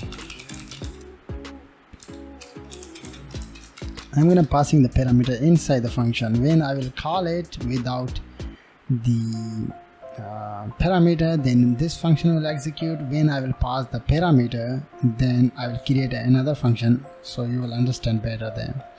So let's look at that. It's working or not. So I'm gonna use working and console add one listener. Okay, this is a query selector, and by the way, this is a waiting class, so I think it should be working perfectly. So once you've done that, then the next thing is you need to use the if statement to in a minute. So first of all, I will create a let todo text, and I will get the data from input element that value, right? So let's look at that. I will get the value to text. So write something, click on that value in a minute. Okay, it is from right now. Perfect. So we have successfully received the data from input field and display the data inside our console. If I will pass the parameter inside the function, when I will call the function like todo and pass the parameter, then this code will execute. Which code? If I will use if todo means the parameter is true or pass the parameter inside this one function, then I need to call the todo.txt like this one variable, and we need to store the todo.text value. Let's say I will call this one function one more time with para, and I'm going to use something like that. This data will store on this one parameter. This parameter is data will store inside our todo.txt variable. So when you will call that like todo, first we're going to check that what happened. As you can see, something has been appeared inside there. Don't focus on that, just focus on the something, right? Yeah, so perfect. So I'm going to remove that, and after that, after using this one condition, because I will store the data inside our local storage, so we need to use this way. The next one is you need to call todo.txt, means if this will be true, then create a variable const todo element and document.create element, and then I need to create an alert right now. Perfect. Inside that I will also use if statement, and by the way I will use the todo append child and todo elements. So I need to select my parent. The parent is UL tag. The UL tag is stored inside todo's UI element. So we need to select that and use the function append child. We need to use the particular variable that used to generate the ally tag. So let's look at that what happened right now, but I can't see text right now inside there, but don't worry, it will display that. But yeah, means it's working perfectly, but I need to remove the static data right now. So right, so then we need to use a todo and todo not completed. This if statement will run when our function will call it with parameter, and also when user will click on the ally tag, right? Means this one tag in the ally tag. So I will use the todo element dot class list dot add completed, right? Let's select the todo element, and I need to use inner text, and we need to assign the todo text to display the text inside the element. So let's look at that, right? I will add something, right? And after that I need to use input element dot value none. So like something, right? Perfect. So let's work on the remove element. So I'm gonna use remove element from just use remove. So I will use the right click event to remove the element. Means when user will click on the right click inside our ally tag, so I need to select todo elements. Inside the todo element have a ally tag add event listener, context menu, e.primitive file. So I need to select todo element dot remove, just like that. So and look at that, I will create, right click it, and the data is stored. This time you can't see the storage inside our browser. I just show you the element when you will. So this is a todo UL tag. When you will add something, click on that, the ally tag is appeared, but when you will click on the right click, you can't see any changes inside there, because I will work on that. But when you will click on the this is the left side, left click, you can't see any changes, because I will use the code on there to display the underline or line through. But when you will click on the right, it has been removed, right? Perfect. Let's work on the element as well to display the line through. So I'm going to select todo element. I will also use completed, task complete. Todo element dot add event listener, click event and run the function. Inside that I will use todo element dot class list dot toggle, and I'm gonna use completed, like that. So and let's look at that something. Click on that right now, and also my completed class has been appeared inside there. Right click it, the todo has been removed from there, right? So this is all about the without local storage. Right, something, refresh your page, you can't see the data inside your web page, right? So let's work on the local storage.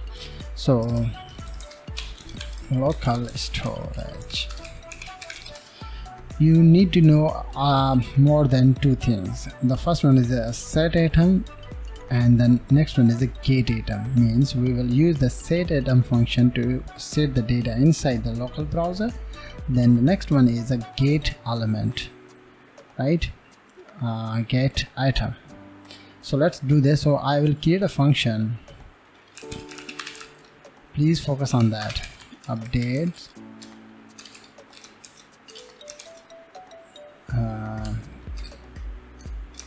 yeah. So I will create a const todo element. I will write any name, todo element, like that. So document.querySelector all, we need to select all of the ally tag.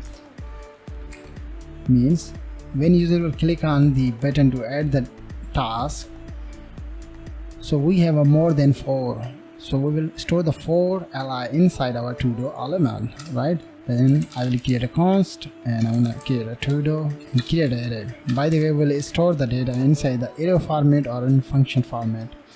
After that, I need to extract that. Extract.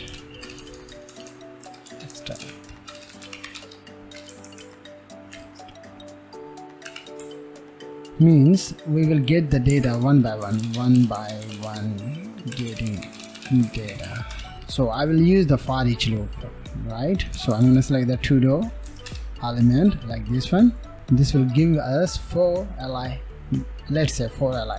So I need to use for each, and inside there I'm gonna pass the todo element. You can write any name as you want and use that. So inside that I will use this one array dot push. We need to store the data inside there one by one in object format. So we need to store the text. You can write any name as you want. Remember that this is a text, by the way. You can use any name. Which text do you will store? So I'm going to select my todo li. Todo element, inside there have li tag. Inside the li tag I will get the text only. So I need to select todo li dot inner text. Means I just get the text from there. Then the next one is completed. Means when user will click on that, the task will completed. Then, by the way, I will use comma on there. Completed, then this will execute. So I'm gonna select todo li todos, just like todo element, and we need class list dot contains, means check the class contents is completed. If the class is completed has been assigned on there, then it doesn't work. Otherwise it will work, means you will get the true and false condition. Right, so save. Then we need to store the data inside our local storage. So store the data in local storage. So I need to call the local storage dot set item, and we need to add the name, or you can say that key. So the key is todos, and the value is, so first of all I need to use JSON dot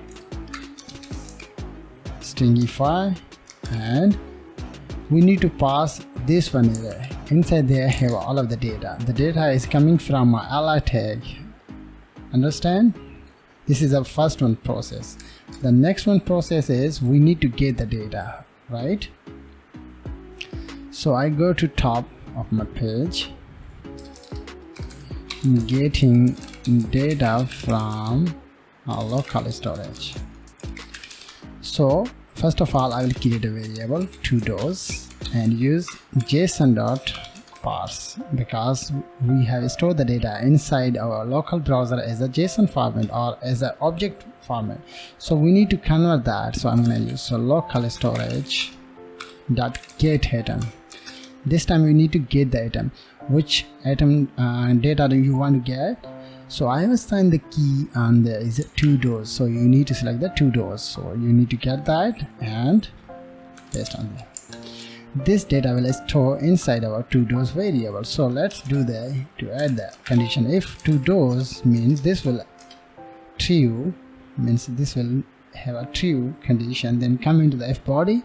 In the if body I will use todos and I will run the for each loop. In the for each loop I will pass the parameter todo. After that I will call the function. Which function? Add todo. This time I'm gonna execute that as a variable, right? Means I will pass the parameter. Remember that and understand that what happened on there. Let's say, so this is our function. Inside there I have used the logic on there. When I will pass the parameter inside this one function, then run this one function. Means I will pass the parameter, without parameter run this one function. Otherwise when I will pass the parameter, then run this one function. So what happened on this one function? This function is a loop through with the help of for each loop. Each time it will getting the value from this one and display the data inside our web page. So let's look at that inside our web page. First of all I need to check the console. Nothing. Click on that, right, and perfect. So we need to go on application. Right now I can't see the data inside a key and values. So yeah, so I need to check that what happened on there. This is the key, this is the todo. Okay, Okay, we need to call this one function inside our logic. So let's say I will call it on there when user will click on that, and also I will call it when it will complete, and when it will also, this will remove that, and when it will, yeah, there, and also there. So I've used this one function, update the function menu, store the data. So let's look at that this time. This is a, so I'm gonna use CSS, click on that right now. As you can see, this is my key, and the data is a text data, and the default completed condition is the false. But when I click on that, as you can see, this is a true, means the task has been completed. When I right click on that, you can't see the data inside there, right? So this is called to-do list. So let's close that, and I'm gonna open that from my local storage, and I will share you what is different between. You can't see anything else, but just a minute I will do that. So I'm gonna use HTML, CSS, and JavaScript, right? And I'm gonna close it, and one more time I'm gonna open that. Just a minute, what happened?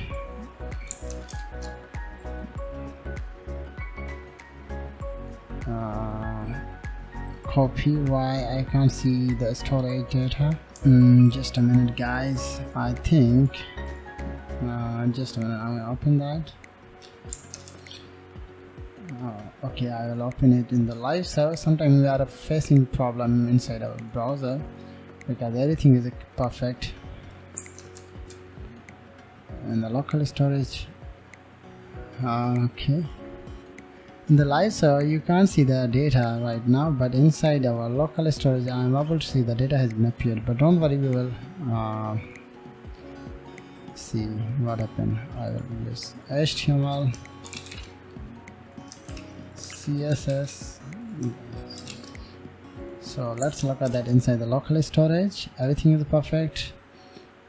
Yeah, every task is completed. Refresh your page. I think something is wrong. I think so. Let's review our code one more time. So just a minute, I'm going to check that where is the issues. So local, the first one we need to check that set item, right? So because we need to use local storage and set item, the to-dos JSON stringify, and yeah, to-do, perfect. That's perfect, but I need to check the function is right there. And then after the take, and after the there, everything is perfect, but I don't know why. JSON.parse local storage get live server. So I'm gonna use DDD right now, key and value. So I'm gonna refresh my page. Right now, as you can see guys, my code is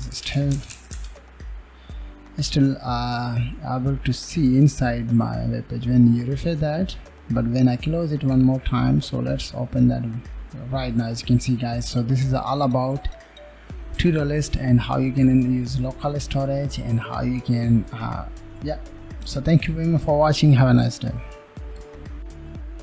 Hey guys, welcome back. In this video we're going to discuss all about how we can create a drag and drop using HTML, CSS and also JavaScript. So let's look at the project that we're going to create it. I'm going to move the image next one box, next one, and where I will display the image inside the box. I can do that, right, as you can see. So let's look at that how we can create this. So I go to my code editor. Here I have a index.html style.css script.js. So let's work on that. I will create a container. Inside the container I will create empty class. Inside the empty I will create a field class, And also I will use the attribute draggable div, means inside this one div, if anything else I can drag and drop that. After that I will create empty, and I'm going to use times by 3, but I need to use empty times by 3. Right, so we're going to create more than 4 boxes. The first one, inside the first one have a fill class and have another classes with empty names. So we need to go on the style.css. In the style.css I need to fix the few things. The first one is padding 0, margin 0. This is a reset properties. Box sizing.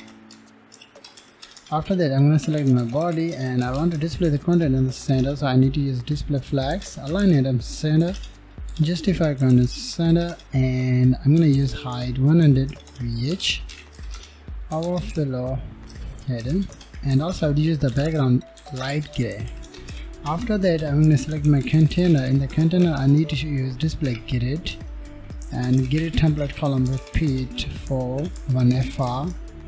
Yeah, it's perfect. After that I need to select the empty class. In the empty class I need to use height 150 pixel and width also 150 pixel.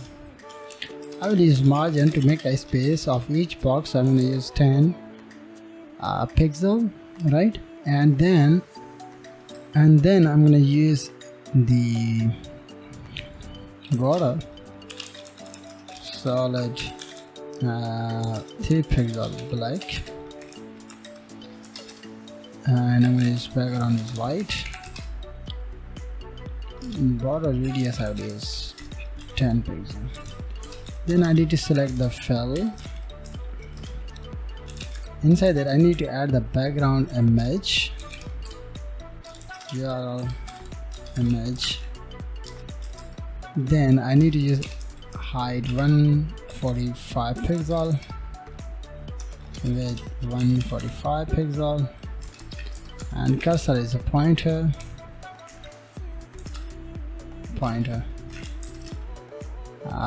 Border radius is 7%. So let's create another class hold. So in the hold I will use border 4 pixel solid and the white color. Also I will use border radius 5 or 10 pixel is best. And then I need to make another classes. First we're gonna create a hold 4 pixel border 4 pixel solid, and the color is white, and also this border border color is I just use border color hash 333 and border style dashed like that. So, and finally I need to select the media, then it will move the small screen size, max width 768 pixel. I'm gonna add that and select the container div. In the container div I will use display, I just use grid template column repeat to 1fr. So and yeah, it's perfect. So open the browser, but I need to open the go live, then you will get all of the things right now, same thing, right? So let's move on the CSS.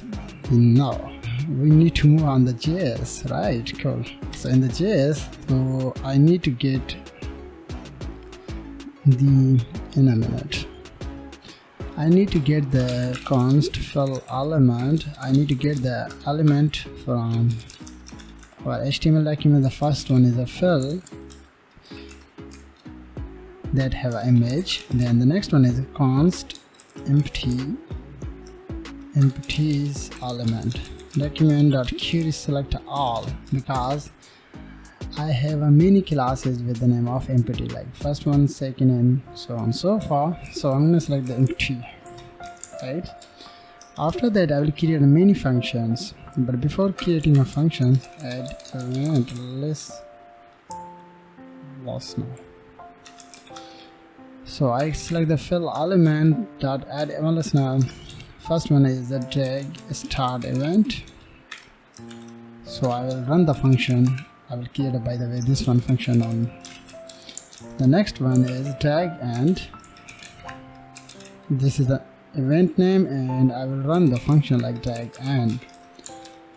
So first of all, I will create a functions that are help us to do the few things inside our web page. Means move the first one image, first box to second one box, and change the background color, change the border color. So I can do that with the help of functions inside the JS.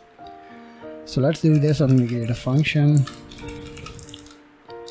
drag start, curly brackets, or I'm going to use just first we're going to see what happened. Drag start. So our first one function, then I'm going to get that, and then the next one is the drag and function. So this will be and get that will drag over function, this one over, get that, and drag enter and get that, drag over, drag enter, drag leave, but I need to use small d, right? This will drag leave, and finally I need to create a drag drop. So this is a drag drop. So we need to save it, and what happened when I open my browser and console. Drag start is another function, line number 7. Drag start like this one. Okay, here's my mistake. Drag start. So here's my mistake, guys. It is very important to manage this. So yeah, perfect. So I have called the functions, two functions, when I will use the fill element. What is the fill element? Fill element is a div that have a content inside. They have a content. So let's do that. So I'm going to drag start. This is my first one function has been working, then I drop it, my second one function is working, right? Means our both functions, drag start and drag and, are working. I've used the event on both of the functions, but we need to add another functions event using JS. So how we can do that? So we need to create a for loop. So let's do that. For const t of, I need to select my empties element, and inside that I need to add different type of event with the help of empty object or variable. Add listener. The first one is drag over. This is the event name, and after that I need to target my drag over function. The next one is I need to target drag enter, and I'm going to call my function drag enter. When the particular event is used, then my particular function will execute, right? So yeah, drag enter, and this will drag leave. So when it will use, so I'm going to calling the drag leave function, and last and final one is drop. When it will execute, then I'm going to run the function. First one save, and please focus on my console. I'm going to drag it, drag start, drag over, and I move on the particular box. I'm able to see the drag drop. When I hit that, drag leave, drag ends, means my all functions working perfectly with the help of add event listener. Cool. So let's look at that, how we can drag the image first box to another box. So you need to select the drag the start function. Inside that you need to select this, means you need to select the particular div, class name, and you need to use the just a minute concatenation sign, equal sign, and you need to add the class name is whole, right? First we're gonna see, and in a minute, as you can see, the whole class has been applied when I will move it. First we're gonna refresh it, and you can't see the default Howard hold class. When I move on it, and as you can see, my hold class has been applied.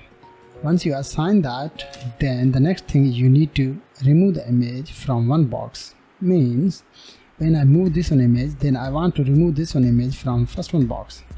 So what I need to do on there, I need to use this dot class name, and I'm going to add the invisible. Select that, and I can't see the image inside the first one box, so I'm able to see the invisible class has been applied on there. But we need to fix that, so I'm going to use set timeout, execute that when this will execute, and I'm going to assign the time period 0. So I think it should be working perfectly. So yeah, I can't see the image inside the box when I will go to means drag and drop it another side outside of the box. So as you can see, perfect.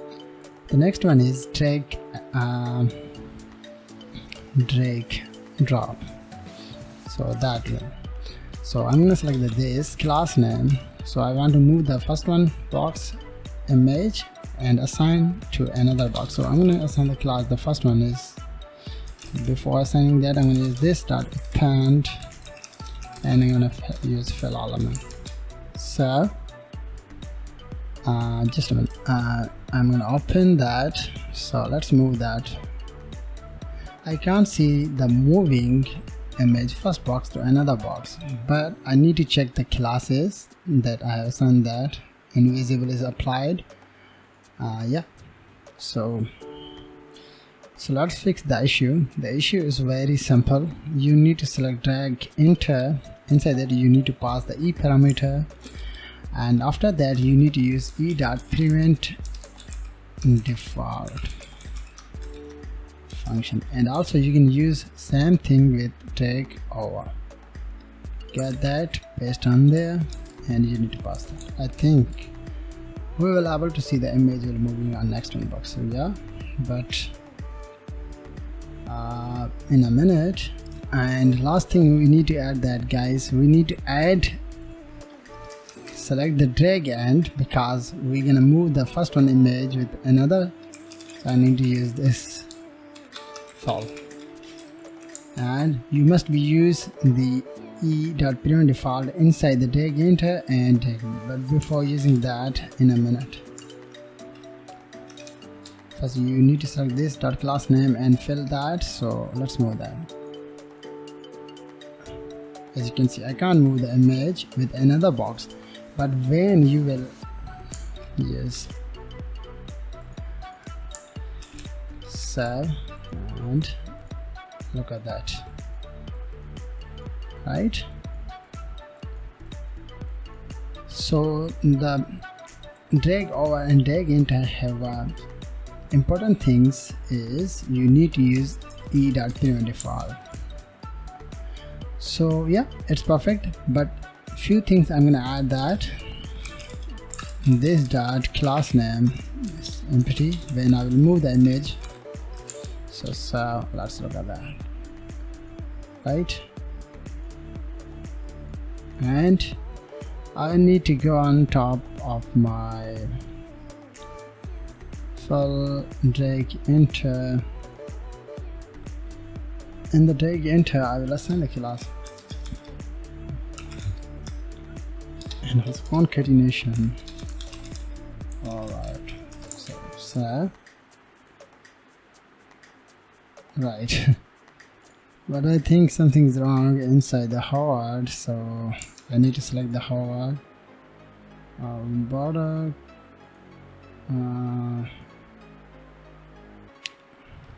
I'm gonna change that to background red. Just a learning purpose. What happened? Empty hover, but I need to, yeah, I have a mistake. I need to make a space. Right, cool. Right guys, so this is a, but I need to leave that. So, and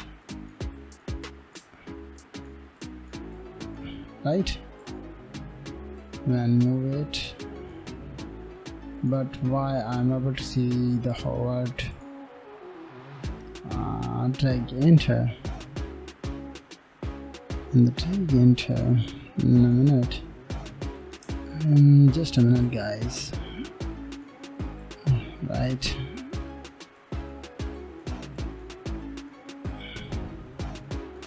but also I will change, I think, hovered.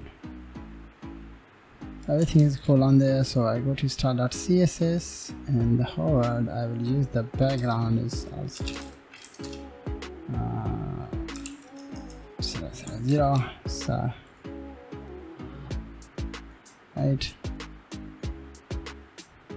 But after that, after hover that, I'm gonna leave the class. So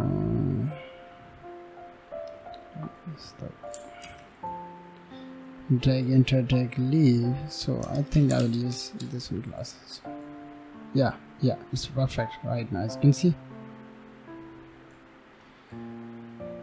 Right, so yeah, and leave that. So right now guys, everything is working perfectly on there guys. So this is all about how you can create HTML CSS and also JavaScript project like a drag and drop. So thank you very much for watching. Have a nice day. Hey guys, welcome back. In this video we're going to discuss all about how you can create notes application using HTML CSS and also JavaScript. So let's look at that. I'm going to click to add note. I'm able to write anything else inside my text area. Click on that. The particular text has been stored inside our local storage as well. And when you refresh the page, everything is still stored inside the browser. I'm able to delete that. I can do that. If I click one more time and click to edit, my data is stored, and I am able to click it and change it as well, HTML. Right, and you can create a multiple nodes.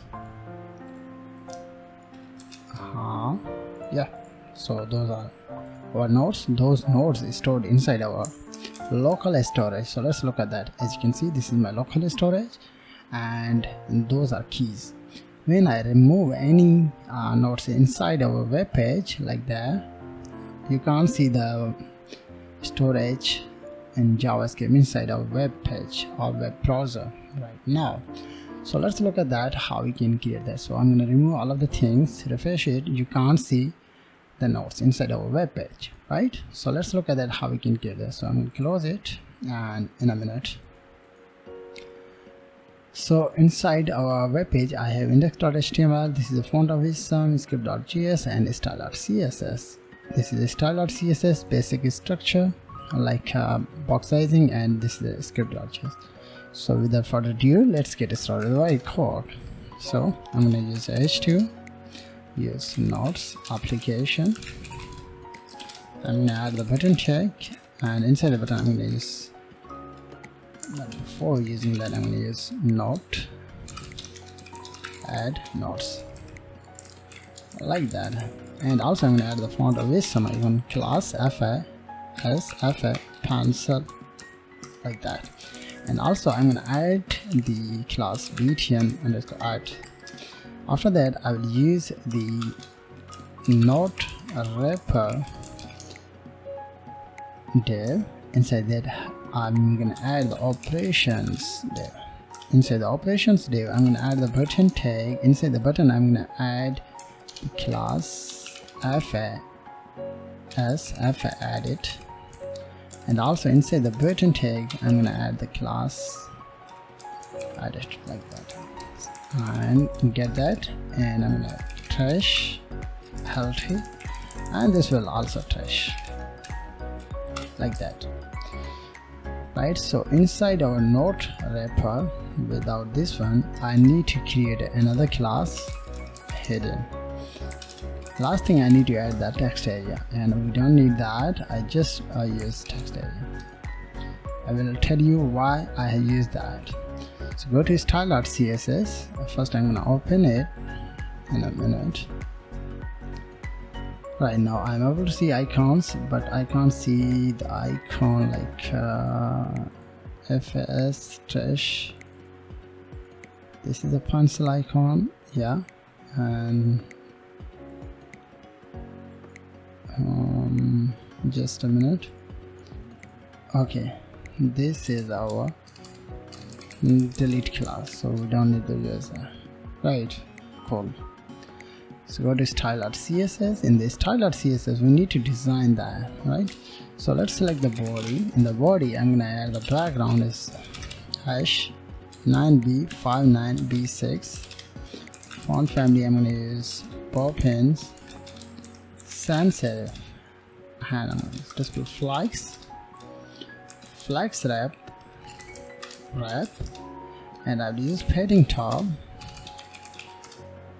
like 15 rem, because I will move the content or move the node tab after the button tag, so I need to use that. So right, don't focus on that, we're gonna manage it. Select the H2, right, the font size 3 rem, color is hash F4 F6 F7, and I'm going to use position is absolute because I will move it top 7 rem, and I will use left for them. So first we're going to save it and look at that, right? Let's select the btn add. In the btn add I'm going to add the position is fixed because I want to stable this one content. Position is fixed, and I'm going to use top will move 12 rem, and left I'm going to use same rem. Outline is none, border is none, background I will use hash 8e4480, and color is white. Padding I will use 0.6 rem, top and bottom 2 rem, left and right, and I'm going to use margin bottom to make a space 8 rem and 0. Font family I'm going to use inherit, and I will use border radius 30 pixels. Font size I will use 1 rem. Cursor is pointer, so let's look at that. Right now my button has been appeared with cool icon, right? So let's look at that. Not wrapper, I think, yeah. First we're going to check that. Yeah, this is the node wrapper.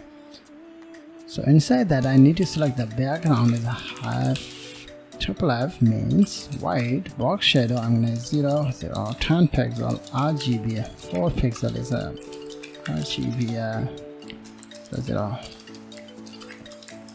0.1 first, and I'm going to add the width 400 pixel and height I will use 250 pixels best, and this font size 1.2 rem.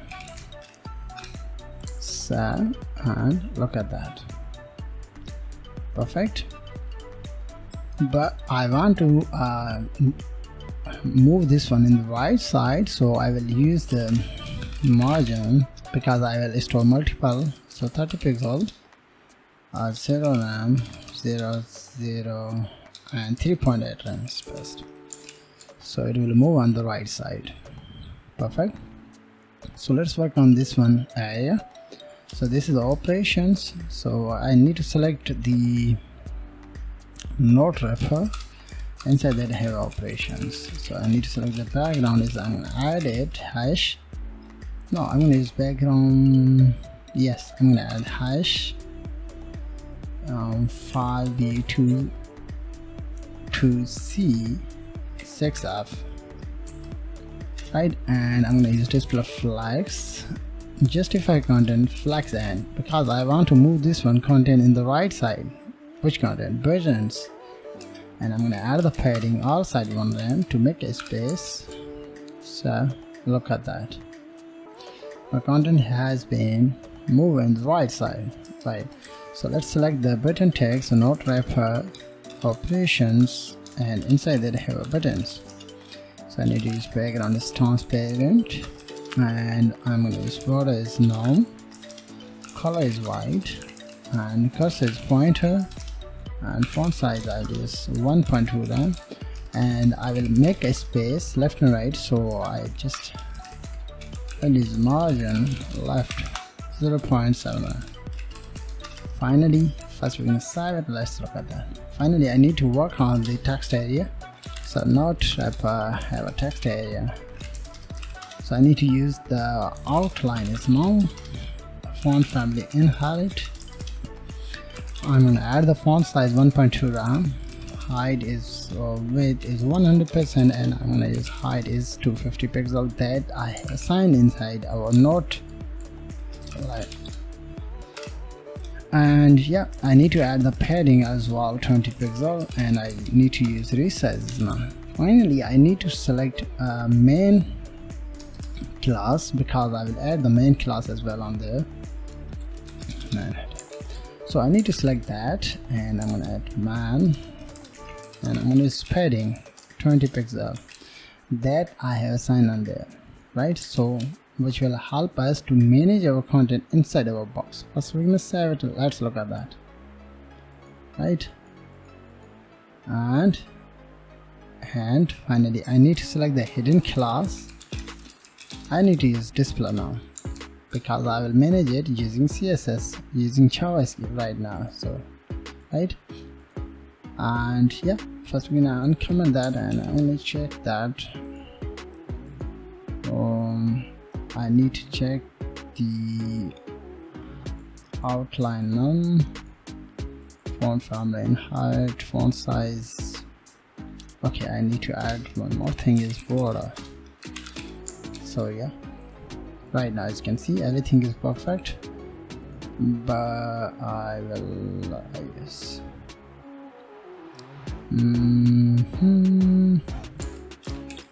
so right. So this is our complete application, but we need to work on the JS to do something. What something? User will click the add node, then I want to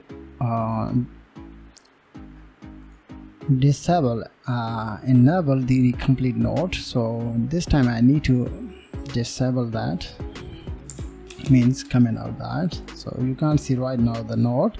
When user will click on the button, which button? This one button. So I need to get that, so I need btn add, and I'm going to use document.keyword selector, and I need to select that. When user will click on that, then I want to enable my complete node box, right? So let's do that. So I'm gonna use btn add listener, which event? Click event. When this click event will execute, then I will create a function add node. I will create this one function right now. So I'm going to create a function add node. So inside that I'm gonna passing the parameter like text and assign the values empty, right? So this function will help us to store the data inside our local storage without passing any parameter. You can use that without storage, right? So I'm gonna share with you how you can do that. So first of all, I need to create an element. So node, I'm gonna create a variable node,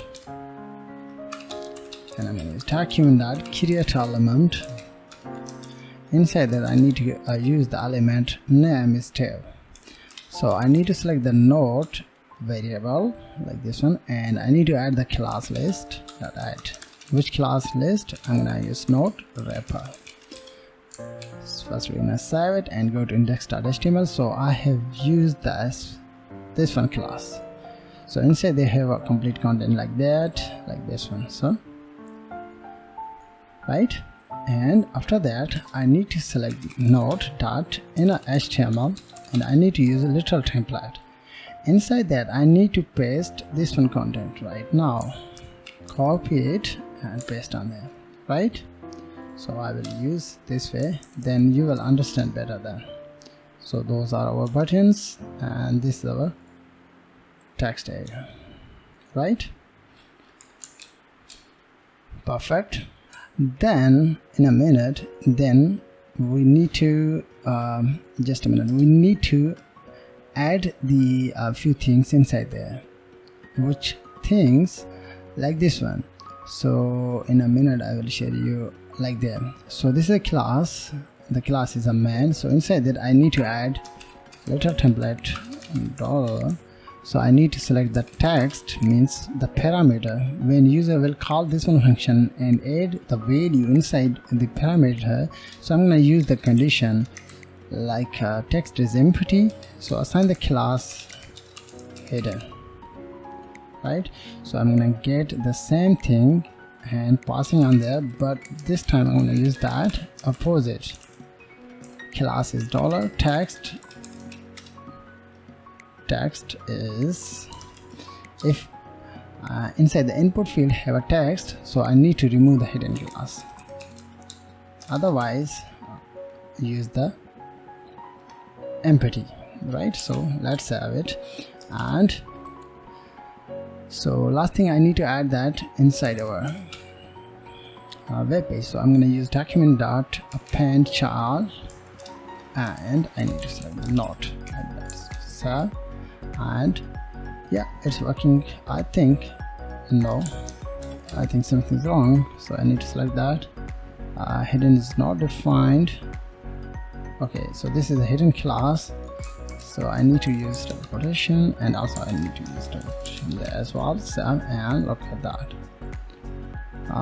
pen child is a node. Okay, body. Okay, so right now as you can see 71 curious selector all, but don't focus on that because right now everything is perfect and I'm able to see two buttons have been appeared inside there. Refresh it, click it, and my content is appear inside our web page. So when you will passing the parameter inside the function like there, something, and also you will able to see something like that, right? Because I've used the condition inside there, it is very important to store the data inside our local storage. I will share you how you can do that. So this time I'm going to call it without parameter. Without parameter, that will help us to generate the complete HTML structure, right? The next thing is I need to get the data like edit, delete, and few more things to do something like storage, delete, and so on and so forth. So I'm going to select the edit btn document.query selector, and this time I'm going to select the btn edit class and paste it. The next thing is I need to get the second one, delete class, and delete btn like that. Then I need to select the man element as well, const man document.query selector, and I need to select the man class like this one, right? And last thing I need to add text element. I'll use text area element document.query selector, and I need to select the text area tag, right? Once you've done that, then the first thing is you need to add the event. So first of all, I'm going to use delete button add event listener. When user will click on the delete button, then I want to remove the complete data. So I need to use node.remove function. First we're going to save it and look at that. Click on that, add node 23. query select all, delete in a minute.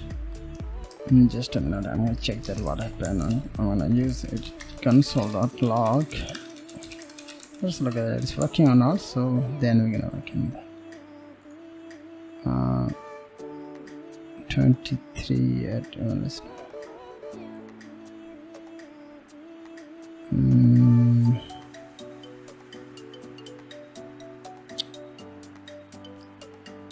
okay, so class, so I will get that and paste on there. I'll try it another way and paste on there, and I don't need that icons. Save and click on that. No,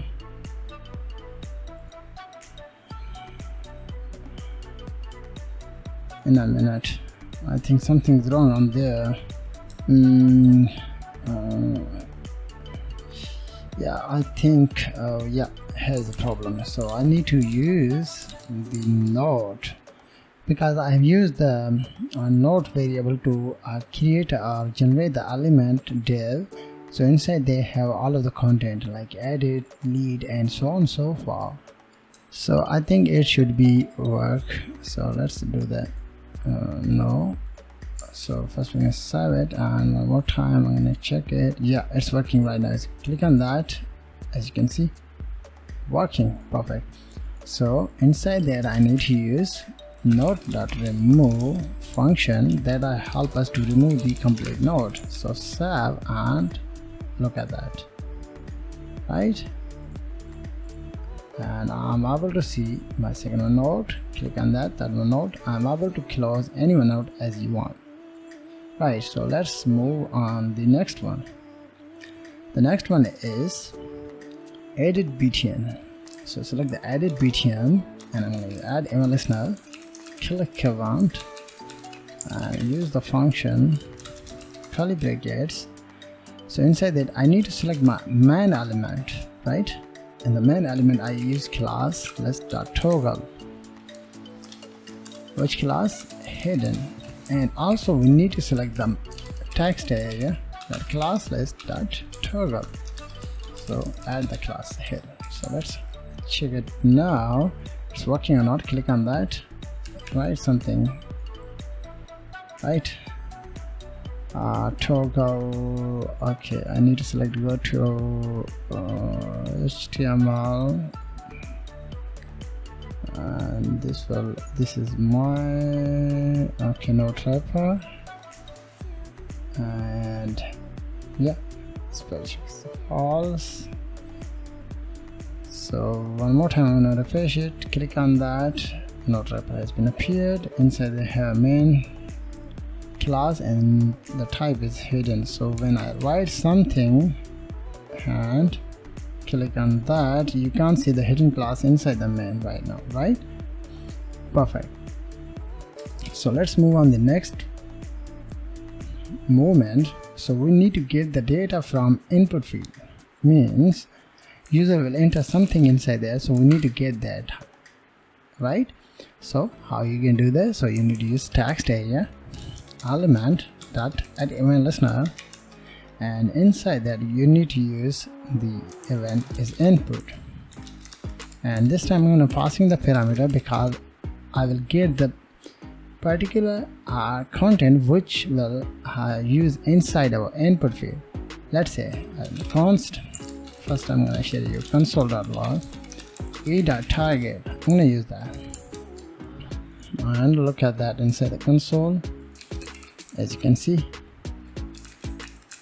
right? So this is a object wise, but we need to convert it into normal text. So how you can do this? I'm going to use const variable, and I'm going to use .target. So when a user will enter anything else, then I will store the data inside our value variable, right? Then the next thing, you need to select the main element .inner HTML and assign the value like that. So first we're gonna save it, and let's look at that. Click on that something, click on it. I'm able to see object text element, and this is a something like error. So you need to select that, so you just use curly brackets. Click on that, right? Just a minute. Click on that, as you can see, but I think I need to check that. Just a minute. Okay, I need to get that and I need to paste on there because it's my mistake, right? Something right now, as you can see, my data has been stored inside our web page, but when you refresh it, you can't see anything else right now, as you can see.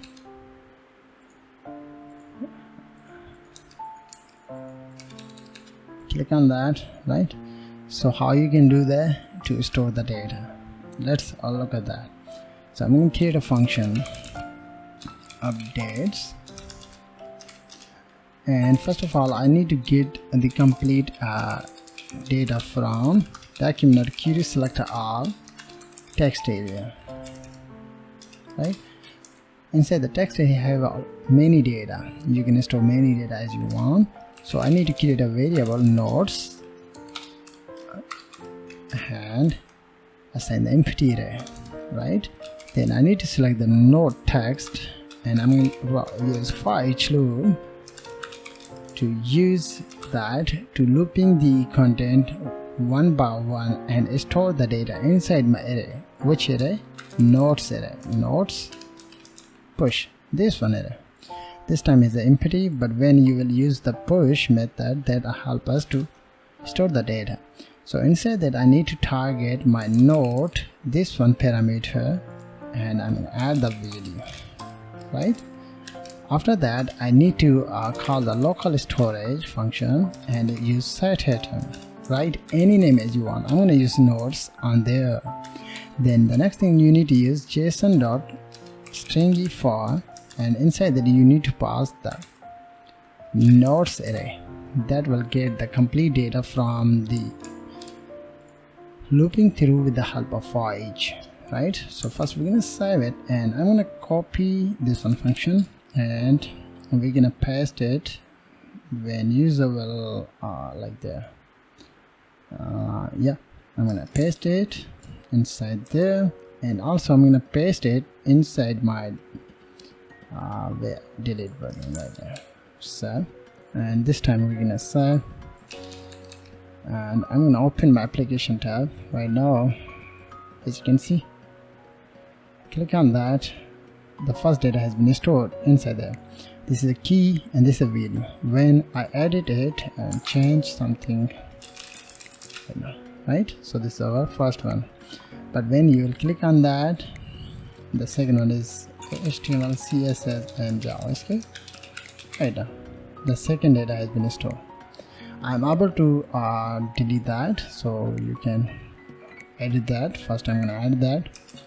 We are learning JS. Click on that, right, and click to delete. You can't see that, but when you refresh it, you can't see the structure of web application inside your web page, but the storage is stored, our data is stored inside our web page. So you need to get the data, you need to get the data and display the data inside your web. So you need to get the data from local storage. So let's do the how we can get the data. So first of all I use if statement, but before using if statement I need to use const nodes, and I'm going to use json.parse. We need to get the data from local storage, so I need to use local storage.get item. Which item? Nodes item, right?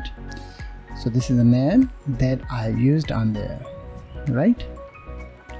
Once you get data, then I'm going to use if. I'm going to use the if statement. If this nodes, this variable is true, means if I will pass any parameter, means if have any value inside our local storage, then this if statement will execute. Inside the if execute, inside the if statement, I'm going to use nodes dot for each loop, and I'm going to pass in the parameter is nodes. I'm gonna use node.txt. You can write any name as you want. Use that.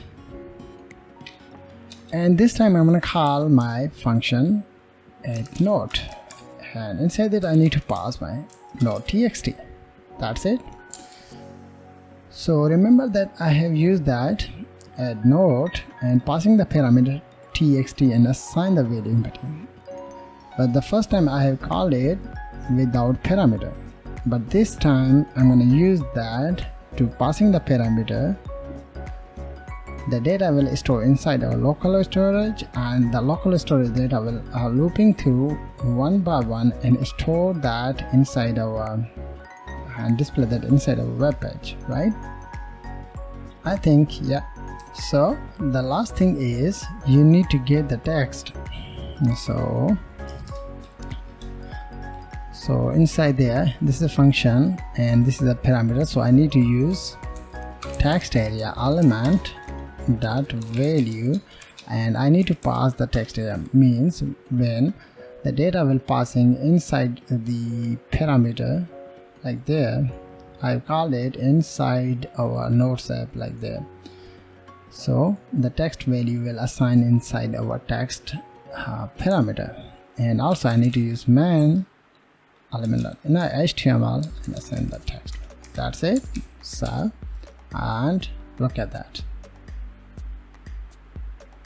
But you can turn it out. You can't see text right now. You just see the structure of the web page, right? So this is so the data has been stored. When you click on that, you can't see the storage inside our web page, inside our application storage. Click on that, something, edit it. Can't see, but click on that. Okay. Right, so this is our complete application. You can use the HTML, CSS and JavaScript to design and develop that. So thank you very much for watching. Have a nice day. Hey guys, welcome back. In this video we're going to discuss all about how you can create a movies app using HTML, CSS and also JavaScript. So let's look at the project that we're going to create it. So logo and search box, those are menus, and this is a slider. By the way, I already made the video on this one topic, so you need to watch that, because I will use the same slider and I will manipulate the content to display the navbar and content, and also have a movies, right? So inside that have a different type of movies. You can change the slider, and those are content. I'm going to click on movies. I'm able to see the movies. When I hover the movies on any movies, I'm able to see the particular tag and also rating, right? And have a cool feature is I'm going to search the movie. I can do that. Let's say I'm going to search the transport. Right now I'm able to see the transporter movies have been appeared inside there, right? And last thing is I go to down and I want to display the another movie, so I'm going to click on the second one page, so I'm able to see the different type of movies, right? When I click on the third one, and those are third one movies, right? And let's move on the TV shows. So I click on that. Inside they have a TV shows options or features. So the sliders, different type of images, different type of content, right? Now as you can see,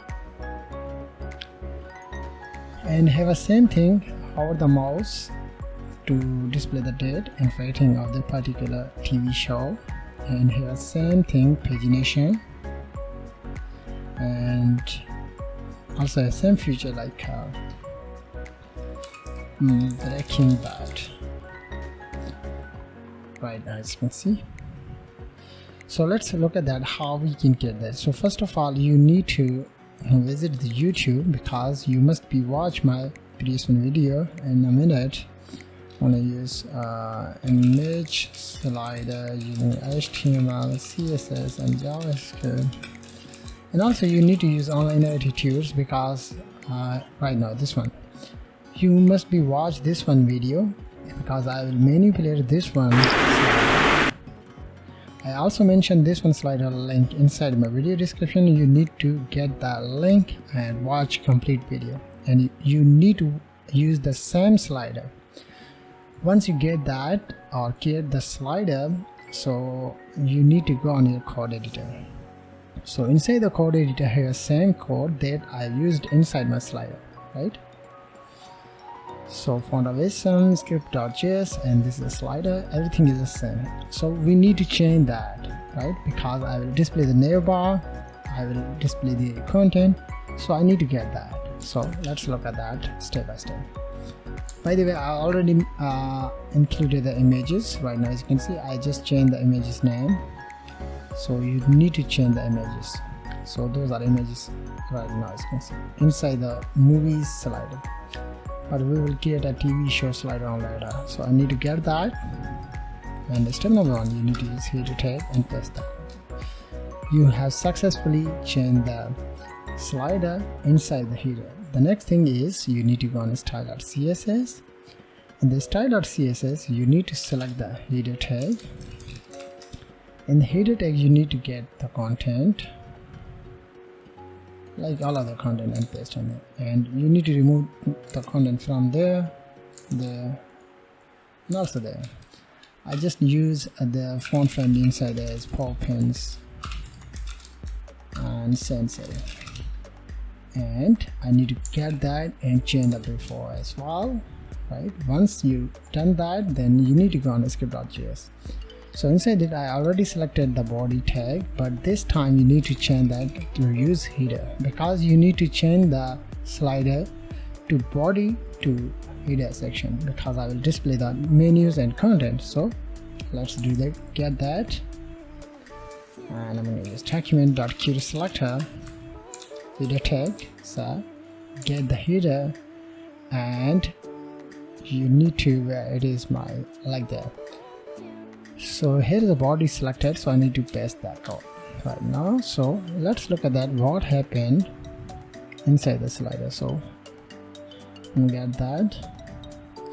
Right now everything is the same right now, but I changed the code. Right, cool.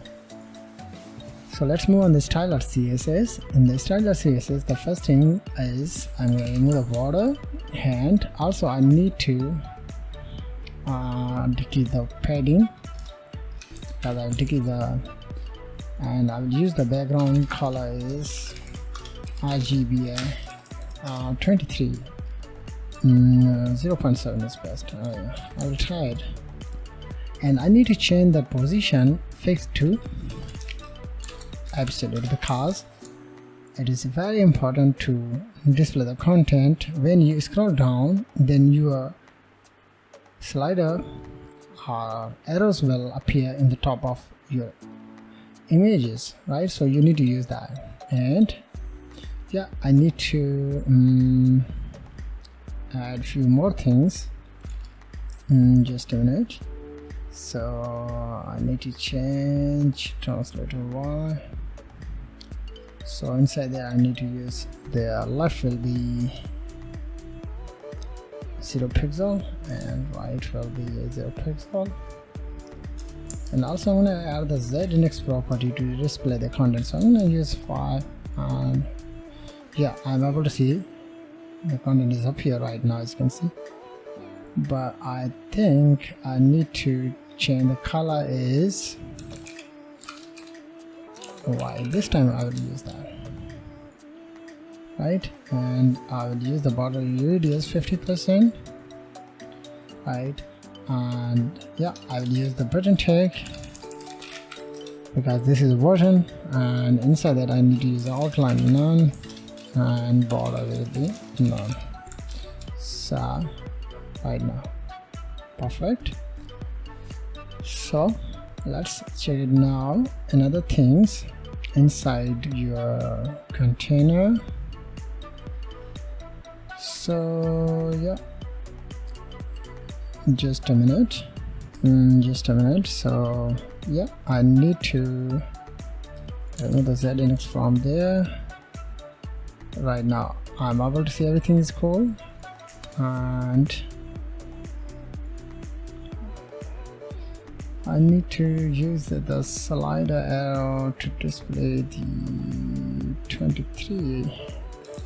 So I think, yeah, great, it's great.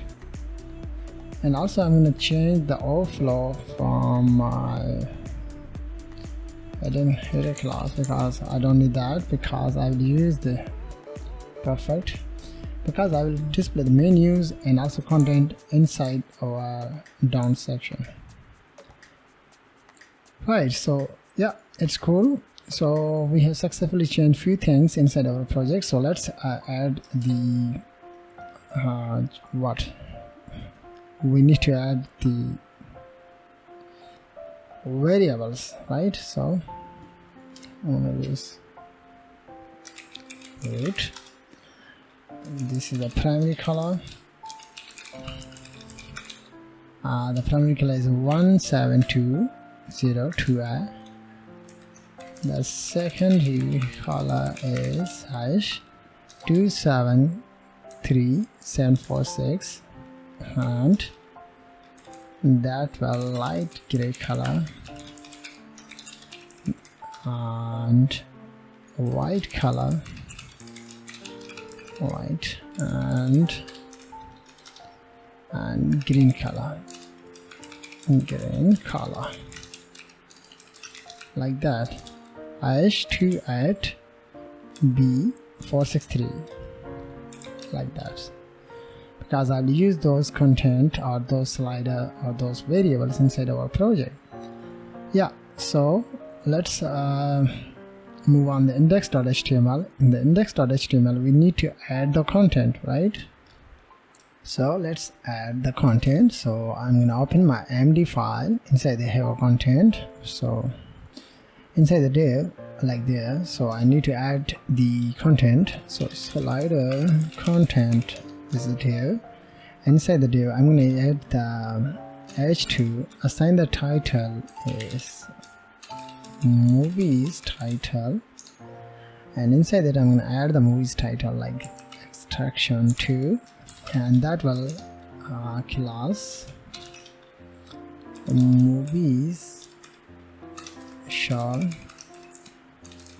details, like that. So inside that I'm gonna get this one content and paste inside there. After that I will create another div. The div is details. You can write any name as you want. Inside that I'm gonna add the class will be p, means paragraph. The first one is category. Inside the category I'm gonna add the action. The second category is hello. The third one is I'm gonna get that and use here. After that I'm gonna add the button tag. In the button tag I will use the class, I will use the type also button, and inside that I'm gonna use class, not class, I tag. In the I tag I will use fs circle play to display the icon. After the I tag I'm gonna use watch now. So first I'll save it, and I'm gonna remove other slides, or I'm gonna comment out, because I just need to display only one slide right now, right? Because I will use CSS to manage the content, right? Then we're gonna uncomment that. So I go to style.css. In the style.css I need to select my container. So in a minute, like this one. Inside that you need to use the position is relative, because in the slider your position is absolute. Right now in a minute I'm going to show you like there. As you can see, slide, the position is absolute. So the slide have slider inside that have a content like there, right? So you need to use position relative, and I'm going to use move 67% top, and left will be 60, left will be 65%. And I want to display the content in the center of the image slider, so I'm going to use transform translate -50%, comma -50%, and then I'm going to use padding 4M to make a space all side, and I'm going to use background color RGBA 23, like that. but also I need to add the color is white.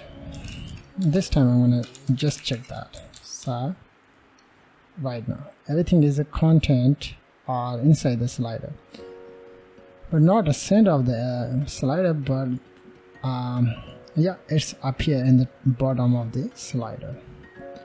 So this time I'm going to comment out, I'm going to remove that, and you can't see, yeah, perfectly on there, because I use the separate styling on the particular elements. So select the content and H2. In the H2 I'm going to select the color with white color, and I'm going to use font size 6 times, and then I'm going to select the slider content. Inside that have a movies underscore. First we're gonna check that movies underscore short details like that. So I need to get that, and I'm gonna remove the IMD file on this time. Yeah, so I need to select that, and so color is white.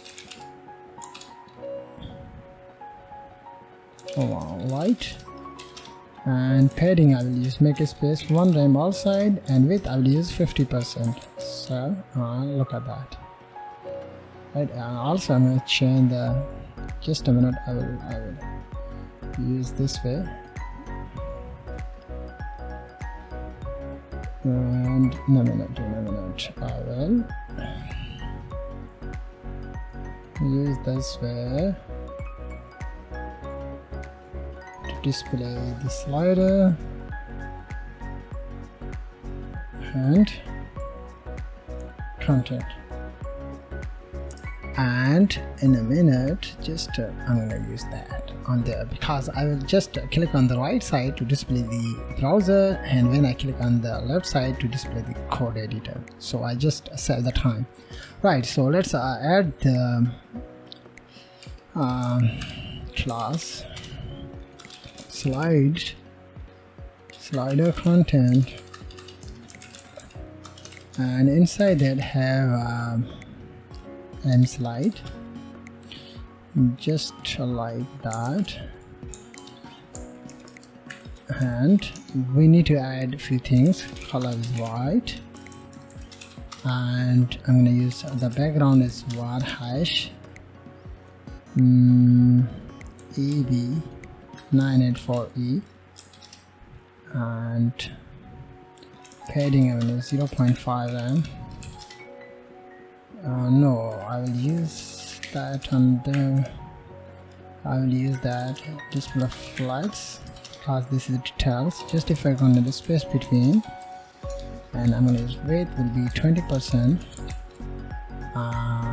and I'm going to use margin layer 1 rem. So right now, so this is the content, right? But I need to select a movies detail color white. Why I can't see the white color? File details, and then I need to save it, and I think, yeah, it's perfect right now. And this is my content. We need to work on that. So yeah, I need to raise it on there, and inside that, after that I will use the select my 1 by 1 categories. First we need to select the category, and the category I will use color is white, and background is, yeah, this is another color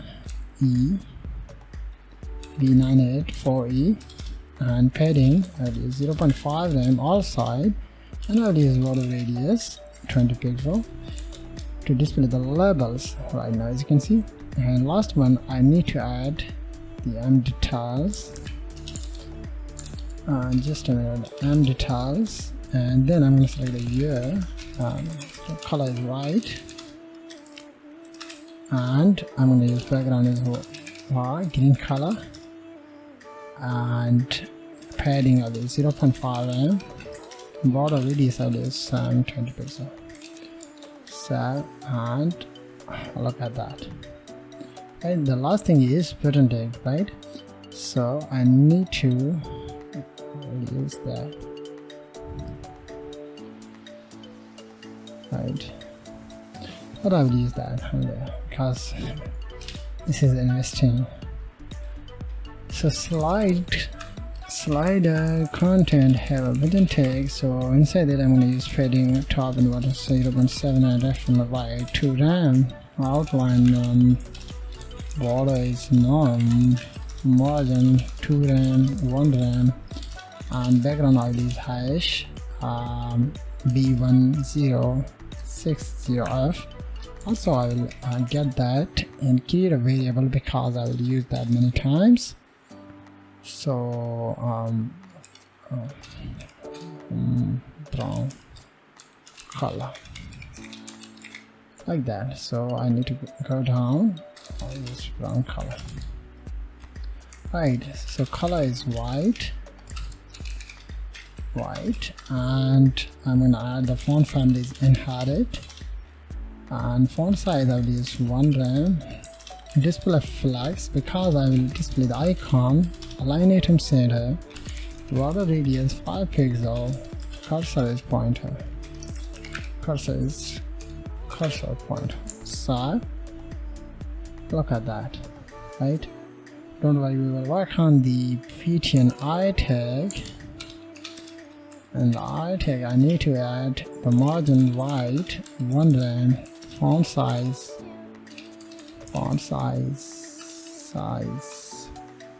2 RAM. So right, cool. So yeah, it's perfect, and we need to get this font content and paste 4 times. So just remove that, and we need to get this one slide, and this will be our second image. So I need to change the image name, and we need to add the second one title there, the second one content, so just like that, and the action crime. So this will be action, this will be crime, and yeah, I will use Tiller 3 categories, and I'm gonna leave the year. So I get that and paste third time 3. That has 3, fast like 3, and just a minute, I'm check that. And this is content, have action, adventure, tiller, and yeah, it's perfect. And finally is installer, so I need to get that. This will be installer, not installer. This is another name, but I will just use the fitting adventure, and this will be channel, and last thing is scientific, like that. So this is our slider content, right? And everything is perfect right now, right? But the issue is this fast text. I need to change the images. Okay, this is the first image, second image, this is the third image, and this will be for image, right? So just a minute. Okay, so we need to work on the JS, but I need to select the query selector all. This time I'm going to select the slider content, and I'm going to select all the content like this one. So there's a many content, so I need to get that and paste on it. Once you add that, then you need to get this one class or this one variable, and you need to add it inside Just a minute. I will create another for each loop. Set content. So okay, this is missing. So I'm going to use set content. This is my function, and this is curly bracket. So I'm going to select my slider content and use for each loop and write any name slider content like that. And inside there I'm going to select the slider content like this one. You can write contents, so you need to select that on there. So use class list.remove which class? Active. I will add that outside of there slider content. So I need to use active slide, that is there, means I will move the content with the help of image slider. So I need to use add slider like that. So just get that, and you need to paste it inside the timeline as well. And yeah, it's perfect. And also you can use it to where it is my just a minute, this is like that. Just a minute, I'm gonna check that. So I need to get this one. So this is a left btn click event, so you need to paste on there, and this is a right side content. So perfect. So I need to go on my tool, element tool, and I need to check that what happened when the slider is moving. So this is a slider, inside the slider have a content. So just a minute, I'm going to check that from scratch like that. So I'm going to refresh my page, and first of all I need to add the active class inside there. Same thing. So this is the first active class, and this is a slider content, so I need to add the active class as well on there. So let's check it now what happened when this is a slider. Yeah, it's perfect. Slider active is up here, but another class doesn't appear right now. So I need to go on index.script.js, and we need to check that set content. In a minute. Slider content element, slider content class list remove active class slider.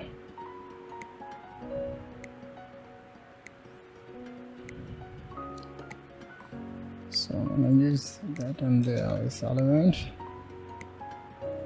and yeah, just a minute, I'll get that, paste on there and paste on there.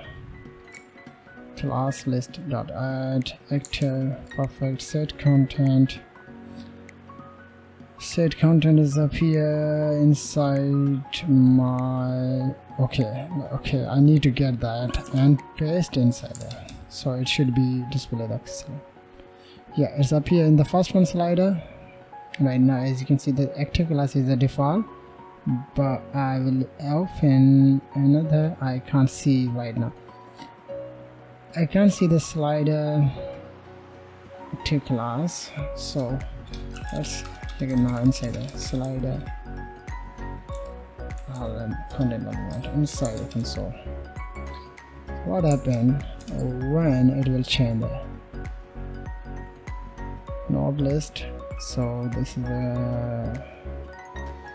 I can't see the active class right now. Yeah, it's appear in the third one, it's appear in the first one. It's working perfectly, guys. As you can see, this is the second one. When the slide is moved, you are able to see the next one is appear. Installer, extraction, join way, and also my content is also changed, right?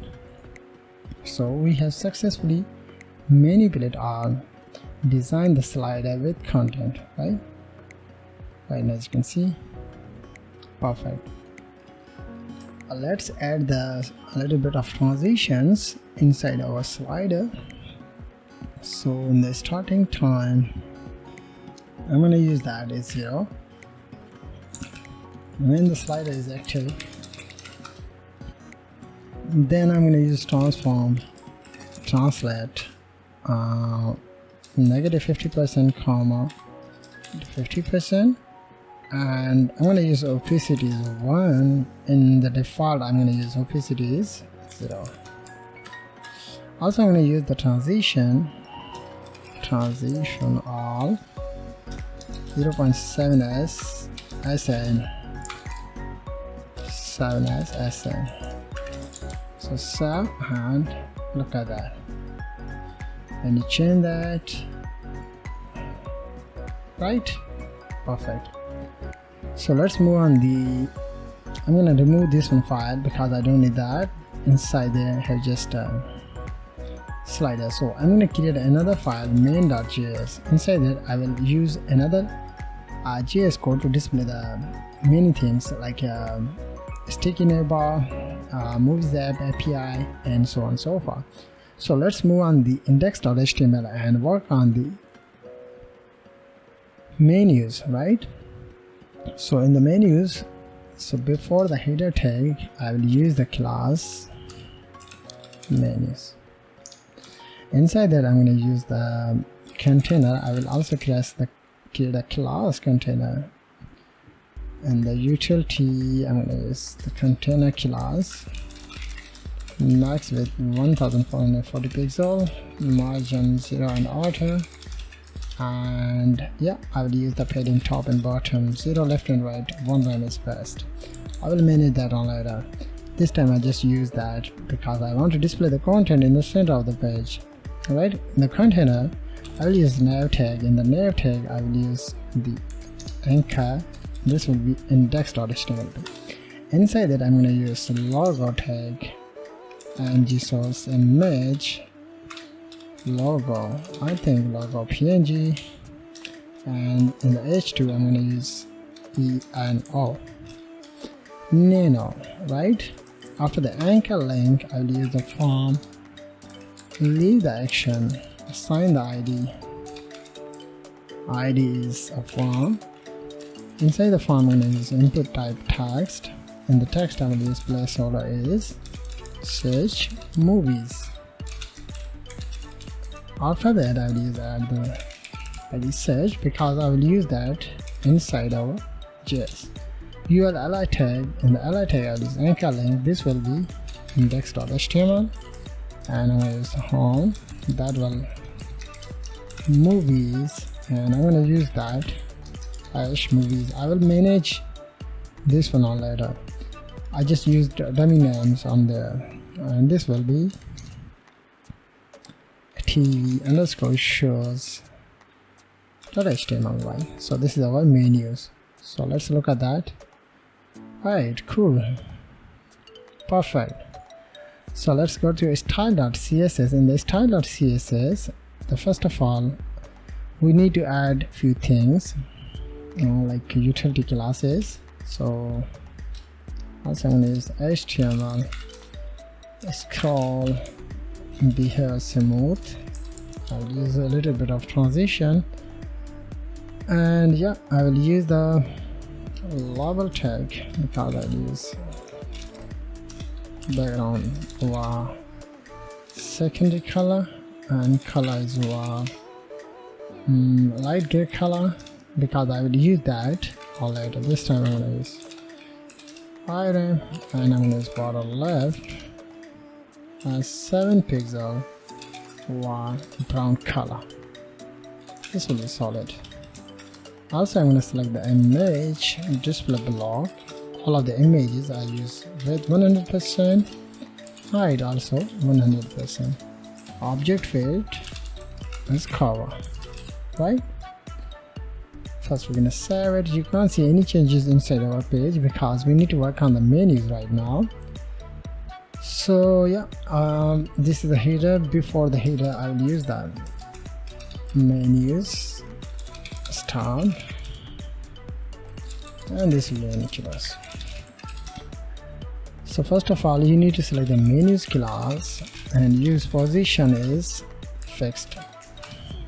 Then top is 0, width is 100%, and I will use z index 10. And yeah, I'll use the padding top and bottom 1 rem, left and right 0 to make a space. Right, cool. But I think I need to use the logo tag as well. Then I will logo image, right? And the image tag is very important. So I'm going to use width 50 pixel. So I think it should be displayed perfectly right now. Cool. Right? Yeah. Then I need to select the padding, and now I'm going to use display flags. List style type none, justify content space between, and align item center. After that is a logo, have a logo, and the logo have an image and text, so I'm going to use display flags, align item center. After that have a logo h2 tag, so I need to check that h2. Yeah, it's perfect. In the h2 I'm going to use the display flags and align item as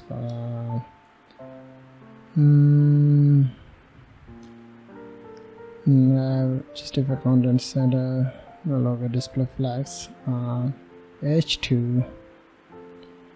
Yeah, I'm going to use h2. First we're going to save it and let's look at that. Perfect. Right now as you can see. So in the h2 I'm going to use margin left 0.3 rem all side, not all side, left side. Font size I'm going to use 30 rem, color is white. Then have an image tag, so I don't need to change anything else inside there. Then I want to say new. Now align tag, UL tag, display flags, align item center, list style type is not. I don't need to use that. Right, movies, home, movies, and I can't see the third one link right now. Why? Okay, this is a TV shows. Right, so let's select the UL align anchor link. I'm gonna use color is light gray color, and I'm gonna use text decoration is none. Text decoration is not padding, top and bottom 0.5 and left and right 1 rem, and I'm going to use border radius 2 pixel. Font size I will use 1.1 rem. So, and look at that, right? Yeah, then I'm going to select my form tag, and the form tag has the ID is form input field, so I'm going to use width is 650 pixel, outline is none, and border is none, and I'm going to use border radius 20 pixel, and padding I'm going to use 0.8 rem and 1.5 rem. And yeah, I'm going to use font family is inherit, and background is light gray color. Light gray color is that. Perfect. So right now as you can see, and our menus, right? So let's work on the in a minute. So I'm gonna go to index.html. After the header tag I will use the movies content. Inside there I'm gonna use plorem 50. I just checked that my content is up here or not. Yes, it is up here right now. So inside this one section I will display the image and many other things, right? So let's do that. So this is a movies content, and I'm going to use IDs movies like this one to make it smooth scroll. Then I'm going to select the container class to display the content in the center. I'm going to select h2 and I'm going to show what's popular. Inside that, I'm going to add the classes level that I have made on earlier, right? In there, I'm going to use movies hyphen details. Inside that, I'm going to add movies div. I'm going to add image. The first one, this is a demo images, right? Because I will manage it using CSS, using JS. This is a paragraph, so inside that I'm going to use class movie title transport, like that. I'm going to just use the names, short description, class, yeah, and this is the rating. And inside that one is 2090. This will be 0.9. So, and look at that, the image, content, and so I'm going to change the name is so we need to go on the style.css, and the style.css we need to work on that. Yeah, so select the label tag. Also I'm going to add that as a margin left 2 rem, top and bottom 2 rem, left and right 0 to make a space our top and our bottom page, right? Just a minute. Right, cool. And then I'm going to select the movies details. Inside that I'm going to use display flex to flex the content. Flex wrap is wrap, and I'm going to use column gap. Column gap is 1.5 rem. For row gap I also use the 2 rem. Then I'm going to select the movies, and the movies I will use with 25 pixel height is 500 pixel, and I'm going to use box shadow 005 pixel, RGB is 0.16, and cursor is pointer, and I'm going to use the transition as well, because I will hover the mouse on there to display the content, otherwise I can't see the content. Background I will use secondary color, and yep, first we're gonna save it, and look at that, right? And then I need to add movies, not the movies. First we're gonna check that short description, movies title, like that, movies title like that. So in the movies title I'll use the font size 1.2 rem,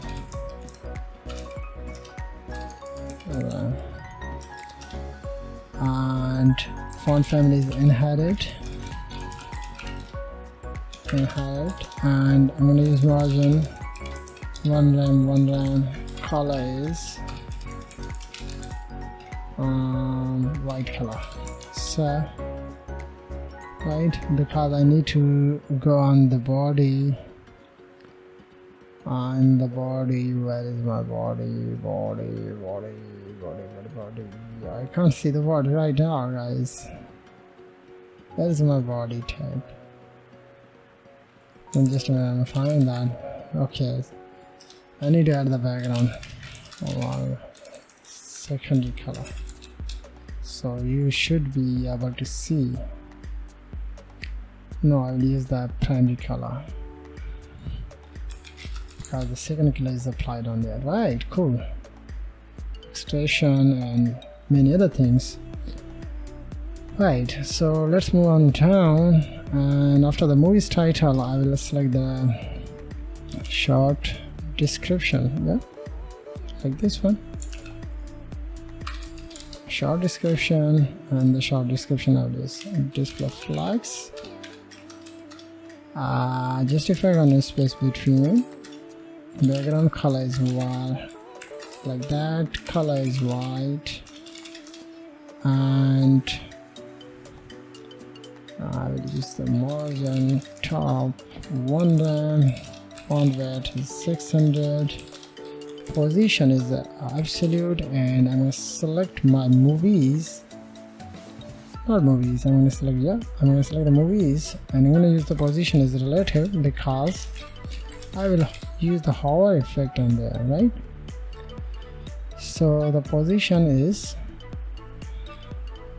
absolute, and I'm going to use the bottom 0 and width is 100%, and I'm going to translate Y means I want to hide that 80% negative, right? And also I'm going to select the paragraph tag as well, and I'm going to use padding 0.5 rem, 0.5 rem, right? So, and you can't see any changes, the cool changes, but I hover the mouse on the image or movie, so it should be displayed. So just a minute guys, I think something's wrong. So in the movies have an image, so I need to select the movies, and I'm going to select the image, I'm going to display block, and use width 325 pixel, and I'm going to use the height is 400 pixel because I need to hide my content, right? That is a cool thing, but I want to hide the movie's title, short description, so I want to hide that. Yeah, I think it's perfect, but I don't know why I can't see the negative value. Just a minute, I need to select the movies, and I'm going to use our filler is hidden, then you can see, yeah, perfect. When I hover the mouse on the movie, then I want to display that, right? So let's do that. So select the movies, hover, and when I hover that, then I want to display the short description. In the short description I will use translate Y 0%. So first we're going to save it, and let's look at that, right? And also I need to add the transitional 0.5s and like that. So, and when you hover the mouse, right, cool thing, everything is cool. So you need to get the movies detail, you can paste second and fourth time many times, so every content is appeared in the same position, right? Perfect. So let's work on the APIs, but before working on the APIs, when I move down, then I want to display the background in my navbar, means I will create a sticky navbar. So I will create another file, yeah, its file is up here inside the slider, and this is my main.js file right now. I already made that, but I need to include that inside there. So this is the main.js.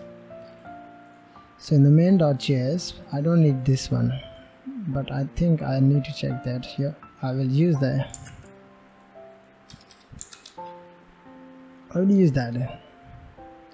To display the sticky navbar, right?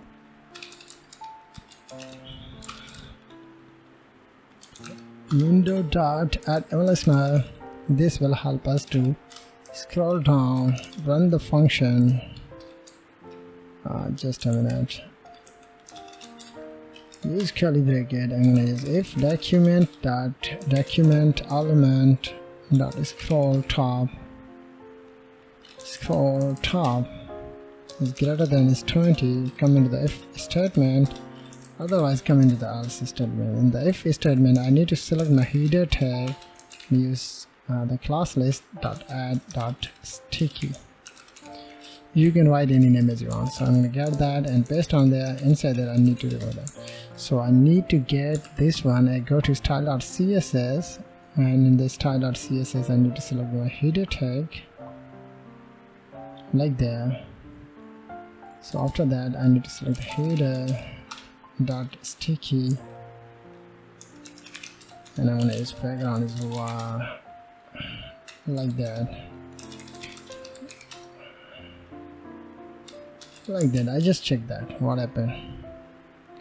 No, it doesn't work right now.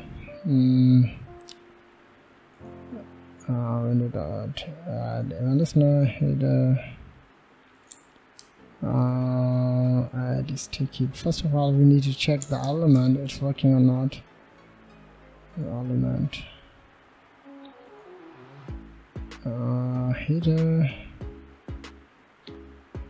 header tag. Right now, guys, I think I need to select the menus tag, guys. Sorry for that, because all of the content is appearing inside menu, so I need to get that. Use menus, and this is the menus. So I need to use menus. So yeah, I need to change the menus to menus, and in the style.css I need to select the menus. Sticky like that. The sticky is up here right now, as you can see, but I need to change the class like that right now, as you can see. Alright, cool. But I change the background is var RGB as 0.16. Alright, cool. Right now, as you can see, guys, everything is cool. Alright, so let's get the data from the page inside the HTML page. So I have a main.js file. Inside that I'm going to use strict mode, and we need to get the data. So the first one is I'm going to use search element document dot get element by ID, and that will search ID. The next one is form. I'm going to use form element, and this is a form ID. So I already assigned the IDs on my form. Where it is my form? In a minute I'm going to find out inside the header right now. So yeah, no, inside the where I have assigned the form. In a minute I'm going to find out. Alright, now inside there. So here's the ID form, and the input field search is the ID. So you need to get the data and assign the data inside the store. Right, the next thing is you need to get the API, right? So let's do that. Use the movie db.org. You can search that the movie db inside the search engine. Then you need to open the first one link. Inside that you need to create an account. Once you create the account, then you need to log in that. Once you log in it, then you need to go on the more and click to APIs or API. Inside this one you need to generate your own API, so you need to click on that. So I'm going to right click it and I'll open that in the new tab.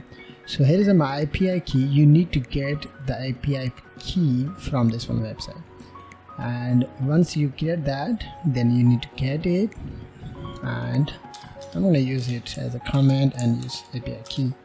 The next thing is you need to get that is, I'm going to close this one here, image path. So I'm going to share you from scratch. You need to go on one more time API and go to the images section right now. Inside there you have a basic tab, and you need to select this one, https image tmdb.org tp/png W500. And by the way, this is the width, so I'm going to change the width is 2080 pixel of the image. So this is your API key, this is your image, but then I need to get the API. So you need to click on the API references. Inside that you will get the API. So let's say I will get the API from my JS. So I'm going to select the JavaScript. So here is the API key, so you can use that inside your project. So I'm going to get that with the number of 3, like that. So I will create a variable const API movies API, and like that. After the 3, you need to use /discover /movie. This is the part. Then you need to use !sign sort underscore by popularity. I will get the popularity movies dot descending and API underscore key equal to. You need to get this one API key and paste it inside. So this is your complete API key, so you need to check that. So I'm gonna get complete my API key with movies and many other things. So I'm gonna open it in the new tab. I'm able to see everything is appeared inside my page, like page number, result, and many other things. And this is by the way image path right now. So we don't need to add the slash, just I use the path. I will show you how you can get that, right? So let's work on that, but also I need to get the search API, right?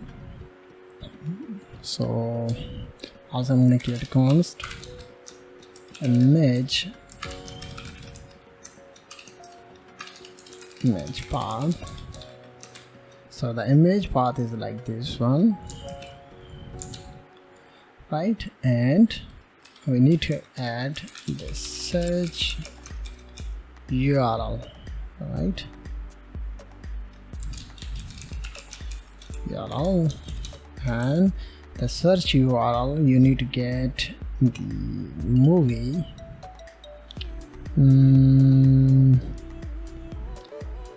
movie, just like that. After the movie you need to use !sign and use API underscore key, and the key is same like this one, paste on there, right? And after that you need to use &, use query equal to, but I remove the double quotation. I will show you. I use, just a minute, remove that, and I will select it, use single quotation, right? And after that, before the closing single quote, I need to use the double quotation, right? So inside the single quotation, like this is the closing and this is the starting, inside there I will add the query. So I will show you how you can do that. So everything is perfect on there. So we have stored the data inside our variables. So we have an API key from the movies, image path, and search URL, right? So let's work on the API key to display the data inside our web page. So I'm gonna create a function get movies. Inside the get movies I will pass the movie API URL like this one. So I need to create a function get movies function, right? So yeah, I'm going to use a synchronous function get movies, passing the parameter URL. Inside that I'm going to use try catch and leave the error. Inside the try block I will create a variable const and result await. I'm going to calling the function fetch. Inside the fetch I'm going to passing the parameter as URL like this one. Once you've done that, then I'm going to use console.log and passing the parameter inside the console.log. So what we will get inside the console. Right now I'm able to see the response, and the response have a body and the body have a stream, a readable stream. So we need to convert it into an object. So let's convert it. So I'm going to create const, I'm going to start a bit, and I'm going to pass the JSON result.json function. So let's check it now in the data. So, and you will get the object data right now, as you can see, guys. So we are able to see everything is appeared inside there. So let's say I will display the movie's title. So I need to get the title key, and this is the key value, right? Released at poster path, and and vote average. So I will get those keys and I will assign that inside my HTML document. So let's do that. So once you've done that, so I'm going to remove it. Then we need to create a function that will help us to display the data inside our HTML document, right? So I'm going to call the function display movies inside HTML. So I'm going to go to the function show movies, and I'm going to pass in the parameters movies, use curly brackets, and then I need to select my index.html, and where is it? This is slider section, and yeah, here is the movies. So I'm going to remove all of the movies. I'm going to leave the one only right now, like that. Right, so I'm going to comment out that because I will display those content from my main.js file, right? So we need to get this one data because inside they have all of the content. So I need to get the data, and I'm going to use const movies container document.query selector, and that will be movies data, right? So we will use that inside our this one project. So the first of all, you need to use the movies container.inner HTML and assign the values none. Then you need to select the movies parameter and run the for each loop to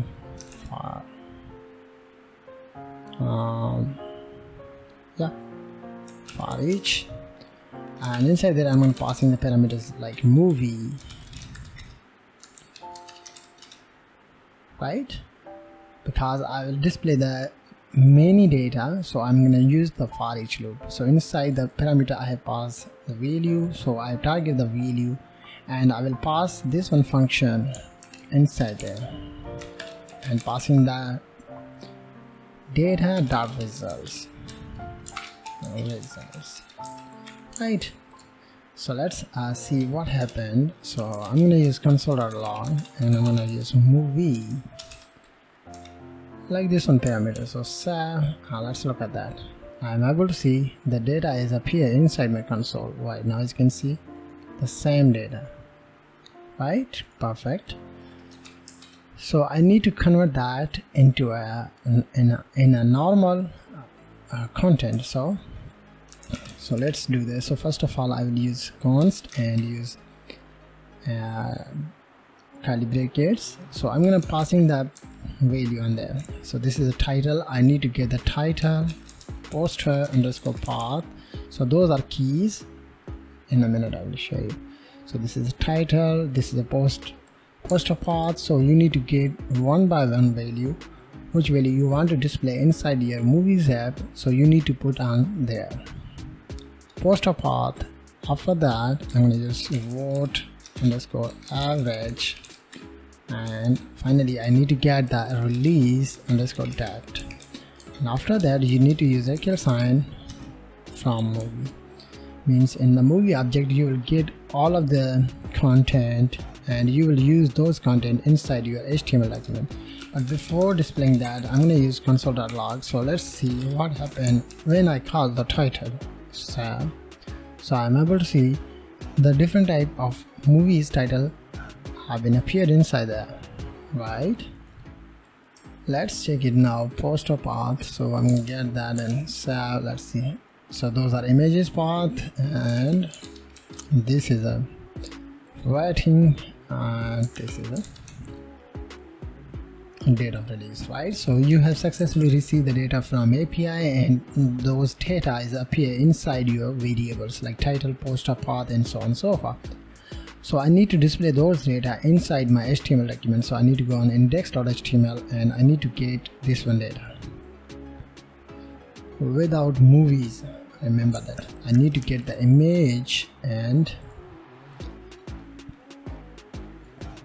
I need to create a variable first of all, because I need to create this one but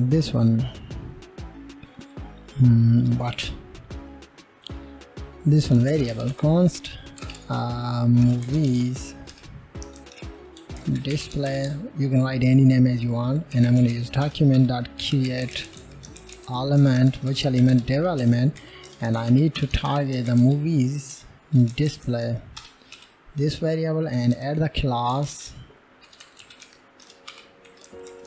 Which class? Movies. Like the same class, you need to use the same class that you have assigned on there, right? Because it is very important to manage the content using classes in CSS. So I already designed that. Perfect. Then you need to get the movies display.inner HTML. Use backticks and paste your HTML complete code. Save it, and inside there you need to change the image path. So I want to display the image path, so I need to use $curly brackets, and we need to use image path. This is my variable that I made on earlier, like this one. So it will give us the complete path, but we need to concatenate with poster path like this one, so you will get the images, right? So I need to get the title, so I need to use title. I'm going to pass in the title in there. So I need to get the year release date, so passing the release date, and last thing I need to add that is vote average. After that you need to calling the movies container and use append child, and you need to pass the movies display, movies display variable. Then you will get the complete movies inside your web page. So let's look at that. No, I can't see right now the movies. In a minute I'm gonna check that.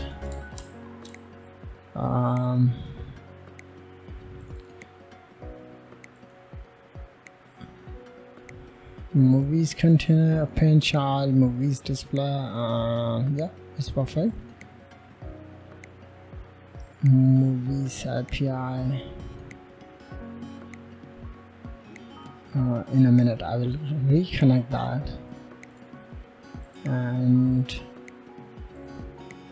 movies details, movies. Yeah, it's perfect, everything is perfect. Movies for each. Yeah, perfect. So I need to check that what happened. Oh no, I can't see the movies right now.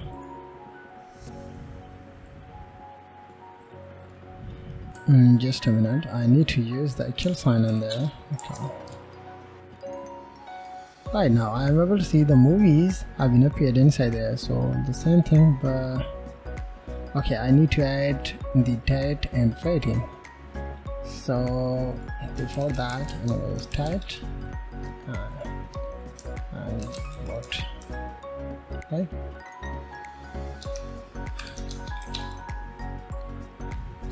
So, and look at that,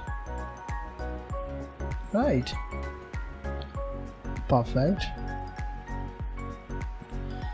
The last thing is I need to add the pagination. So you need to go on index.html, and after that after this one, so I will create a pagination, right? So in a minute after this one I will use the pagination.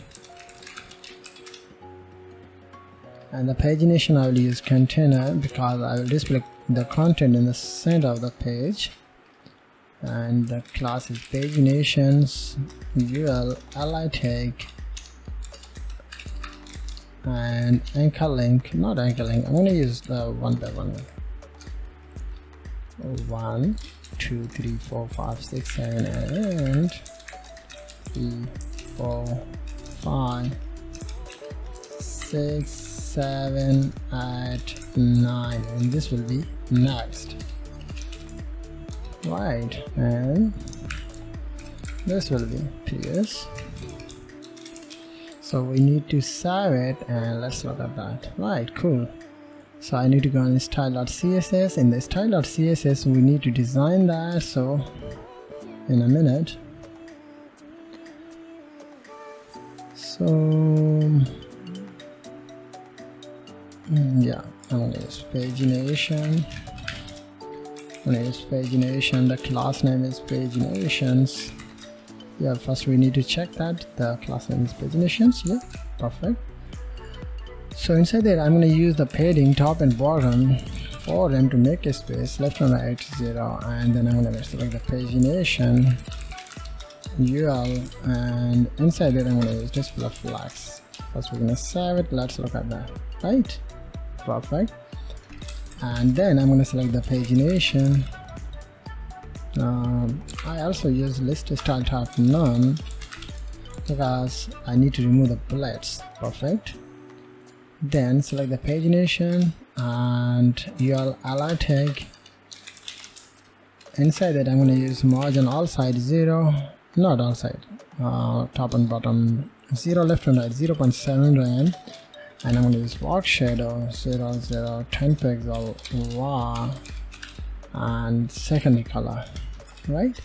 And I'm going to use color is raw white color, and I'm going to use padding to make a space, top and bottom 0.7 rem, left and right 1.5 rem, cursor is pointer, outline is none, and I'm going to use border radius is 5 pixel, font size is 1, yeah, 1 rem is best, transition is all 0.3 second SN. Then I will use the pagination. First I'm going to show you the things. Perfect. When this is the starting time of the button. By the way, this is a UL tag, ally tag, so I need to remove the first child element. So I'm going to select that, and I'm going to use nth child, the first one, and I'm going to use the margin left is so remove the first one element margin right now. So everything is cool. By the way, I need to add the color is I need to remove the color from there, and I'm gonna just paste it. Don't worry, you can paste it anywhere inside there. I just rearrange it. I'm gonna add like the green color. Perfect. And then I will use the simple effect, pagination, actor, and I'm going to use transform, translate, not scale 1.5, and yeah, it's perfect. And I will remove the change the URL, change the underline from my logo, so I'm going to select that, and I'm going to use color is let's look at that.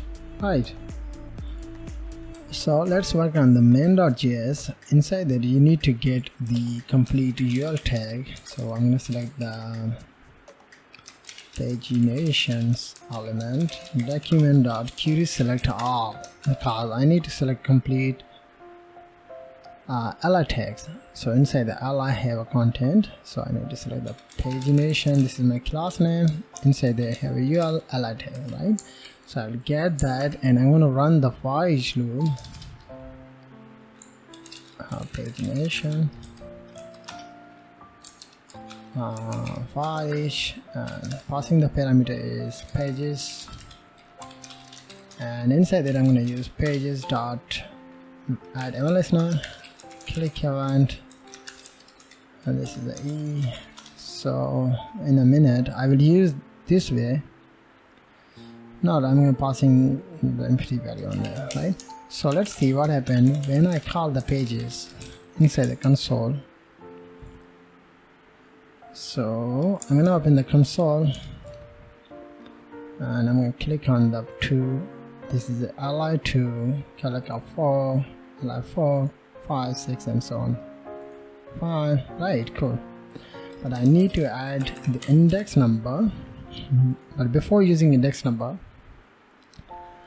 I need to target my if the get movies means if the function is exist, then come into the if body, because I will use the another type of pagination with our TV shows, right? So let's change the few things inside our API, like display the pages. So this is my complete API. Inside that I need to use and sign and page equal to 1. By the way, this is a static data. You are able to see first page data has been appeared, but when you will change the numbers to the second page data, when you click on the 3, you will get the third page data, right? So we need to increment this one value, so I need to leave the end page and equal sign, right? So I need to go on down on inside the pages. I'm going to pass in the index. You can write any name as you want, so it will give us the numbers, index numbers, right? So we will concatenate that inside our pages. So I'm going to calling the get movies function. Inside that I need to pass my API, what is name, like movies API, this one, and I need to use concatenation sign and an index number. Right, so let's look at that. What happened when I click the return second one, and I will use second one data, right? And when I click the third one, so this is third one, right? Our pagination is perfect. So let's work on the search button, right? And the search button, you need to work on the search element, form element, right? So yeah, before that I'm going to use search element. So in the search, when user will enter something inside the input field, which input field? Top of the page. So inside that I need to use form element. So yeah, this one, form element dot add listener, which event submit, and passing the parameter e dot prevent default. First of all, you need to get the data from input field and assign the data inside the variable. So I'm going to use search term, and you need to get the data from search element. So as you can see in the top of my page, search element have a search value, so this will give us the data which will enter inside the input field. So I'm going to use value. Let's see what happens when I will enter something inside the input field and write something, hit enter. I'm able to see the data is appeared inside the console, means it's working perfectly on there. Then we need to use if statement, and I'm going to use search term and search term not equal to empty. Then come into the if body. In the if body, I need to target the get movies function. After that, I need to use parentheses, and inside that I need to pass my search URL like this one. After that, you need to concatenate the search term, that is a data which will enter the user inside the input field. Right. First we're going to save it, and let's look at that. Transporter, hit enter, hit enter. No, it doesn't work right now. Transporter, no. So let's look at that. What happened? Okay, search URL.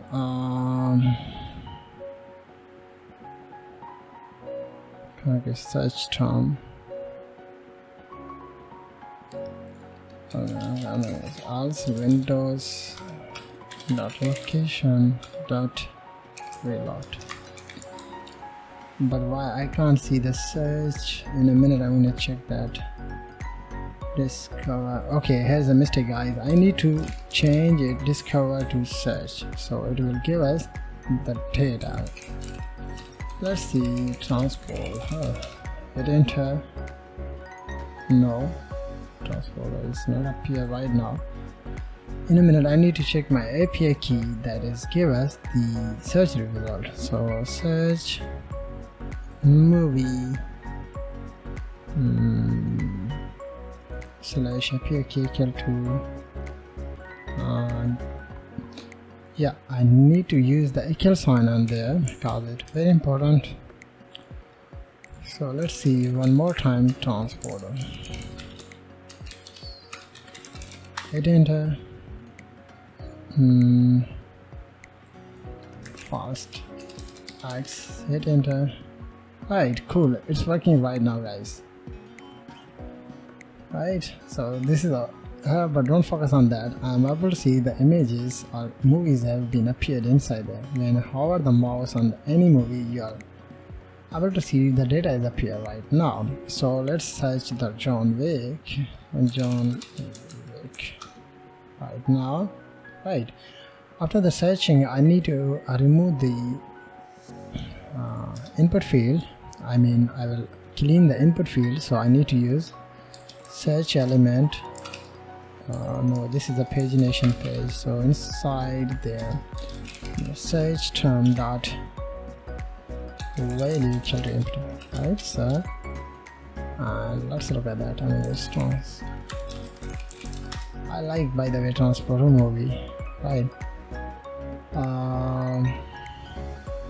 Okay, don't focus on this one, just focus on it. But why I can't see the value search term?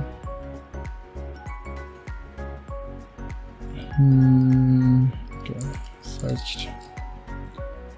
Let's see one more time transporter.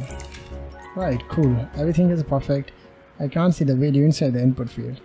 So our movies app has been successfully completed, but the thing is we need to work on the next one section, right? Show movies, right? So but inside this one section I have everything is perfect. So let's click on the movies, so I'm able to see movies. This is the top page. Click on the movies tab, right? So let's do the TV. Let's go show.html. You can write any names you want, right? So inside that I'm going to copy all of the content and paste on the TV shows.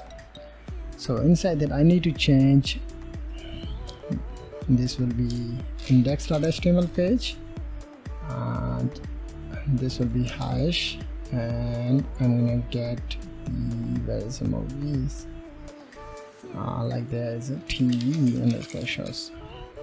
Copy, and we need to where it is TV underscore shows.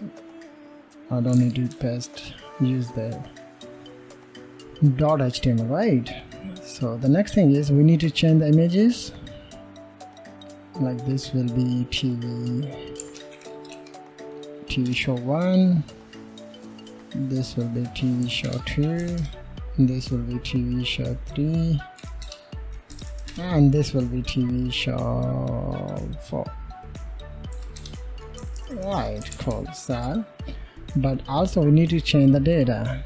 So this is a breaking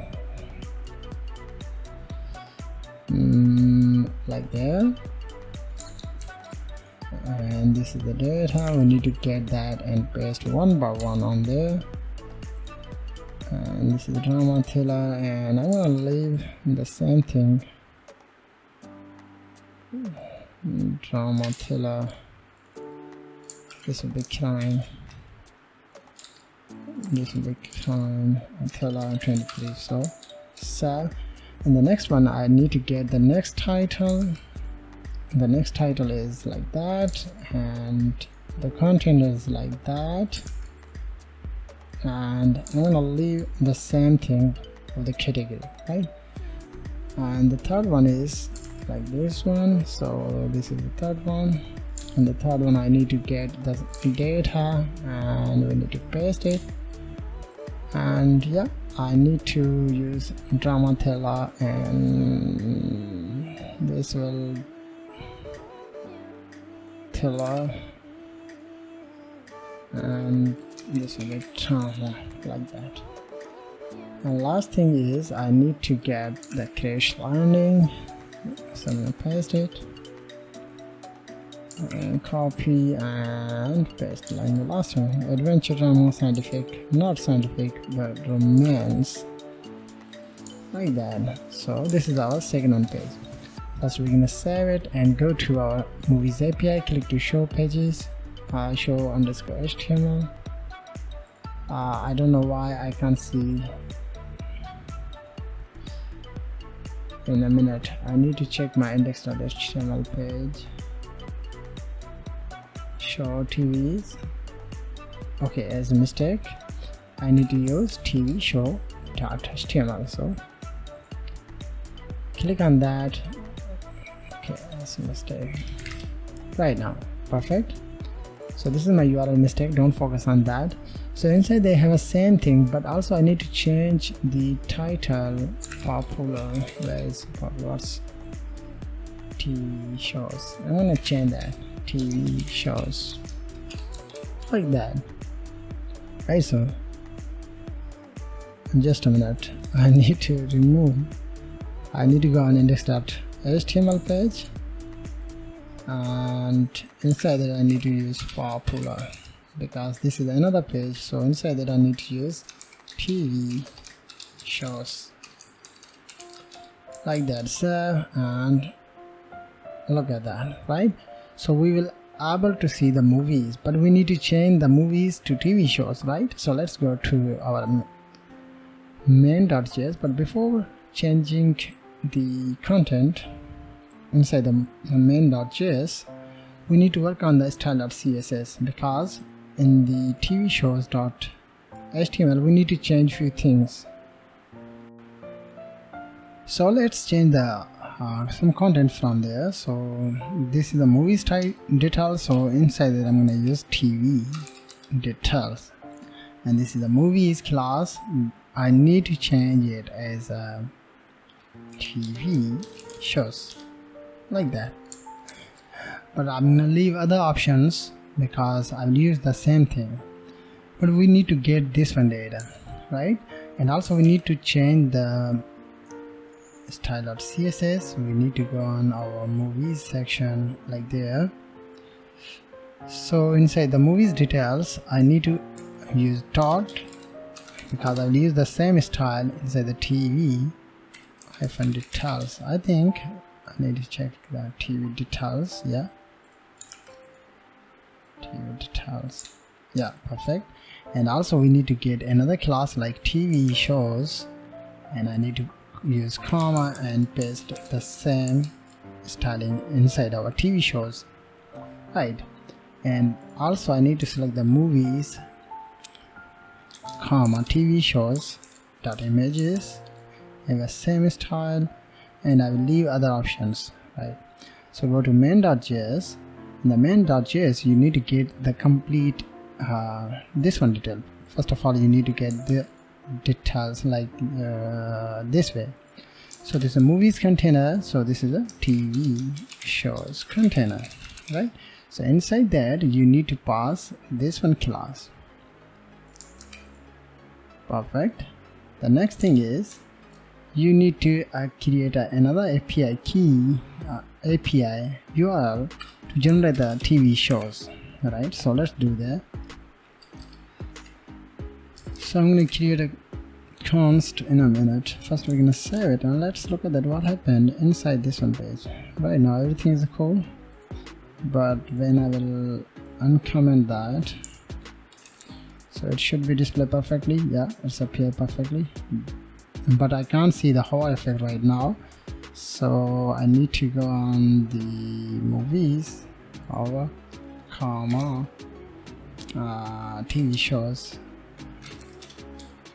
colon hover, like this one. So I think it should be this. Yeah, it's perfect.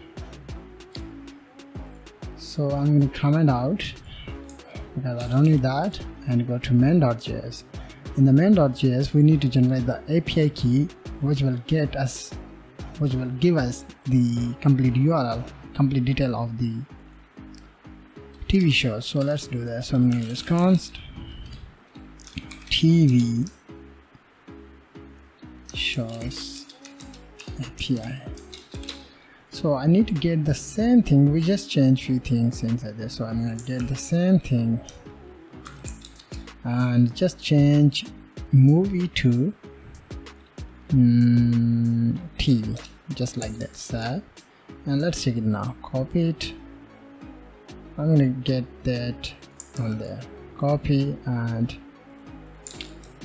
right now everything is perfect on there. Cool. So those are basically TV shows. So we're gonna display those content inside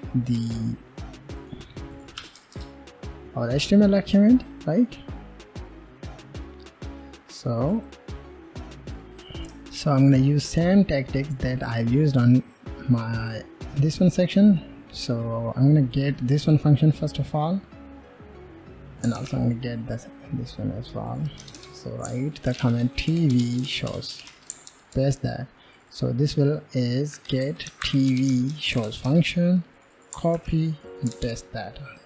So inside this one parameter, I need to pass my another parameter like this one variable that will help us to display the TV's shows, right? And everything is cool, but inside this one, this is by the way function. This will give us the movies, but we need to change that to show TV shows, right?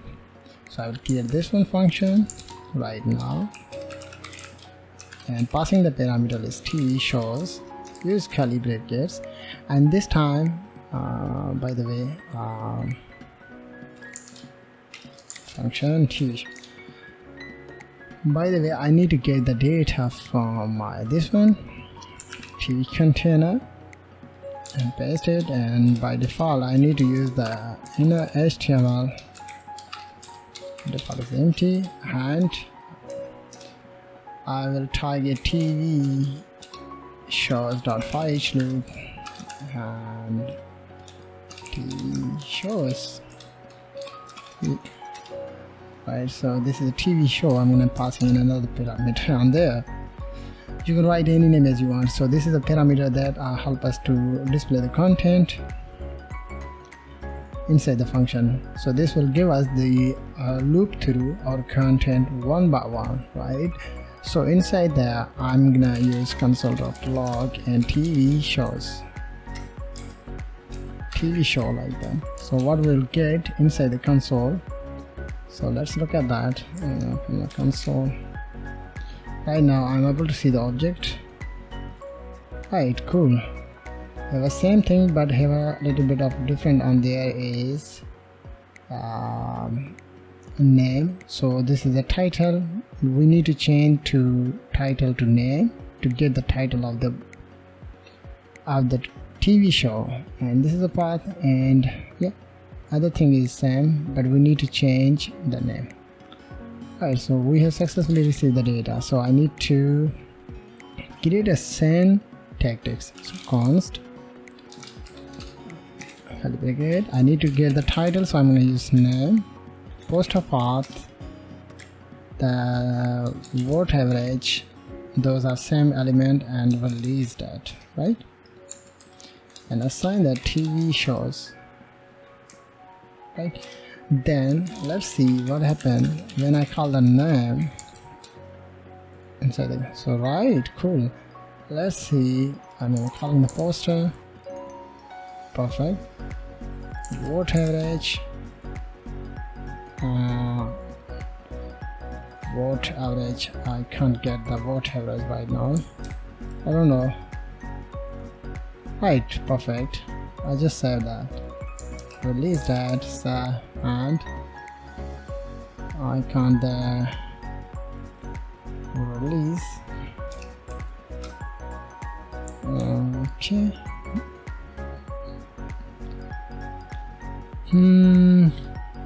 Release underscore date. So yeah, undefined 25. So I need to get the, okay, here is the date, first date. So I need to get that and paste on there.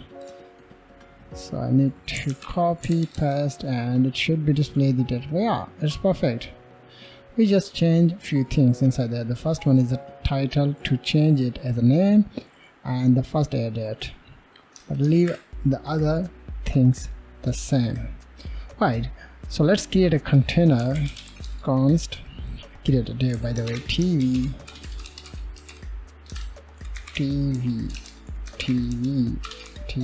shows display, and document dot create element, and I'm going to use two, and I'm going to select the y const. Then I'm going to select the TV shows display.classlist.add, and I'm going to passing the parameter is TV shows, like this one class, right?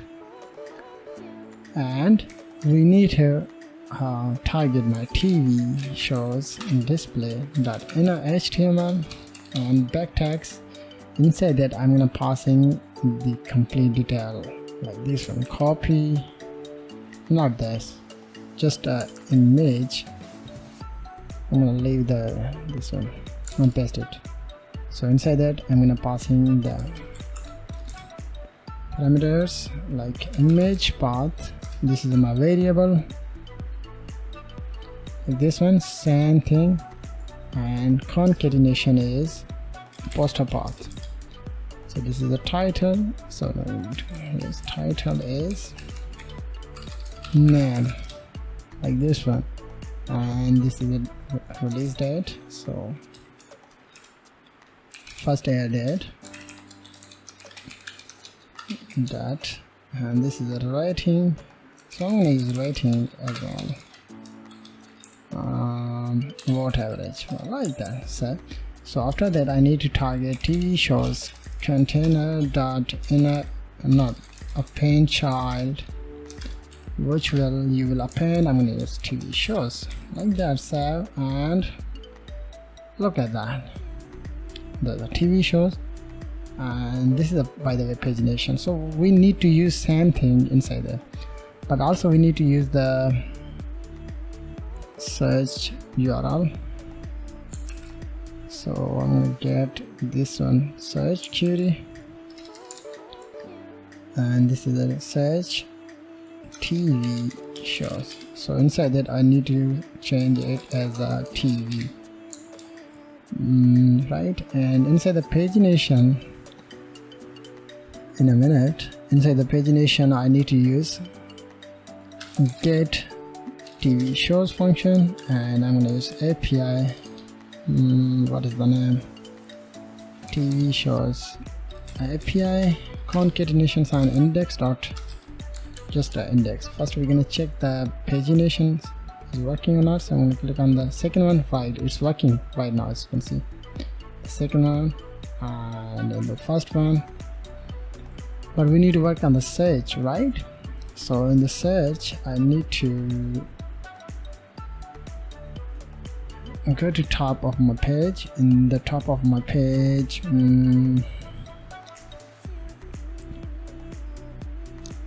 get movies, I'm going to get TV shows function, and the same search. Just a minute, I need to use another search TV show URL on there, and concatenation is search term, right? So that's it. So let's search the family,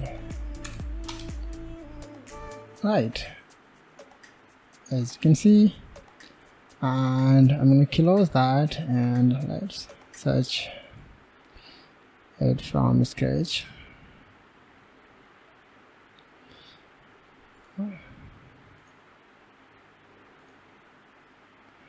Right, cool.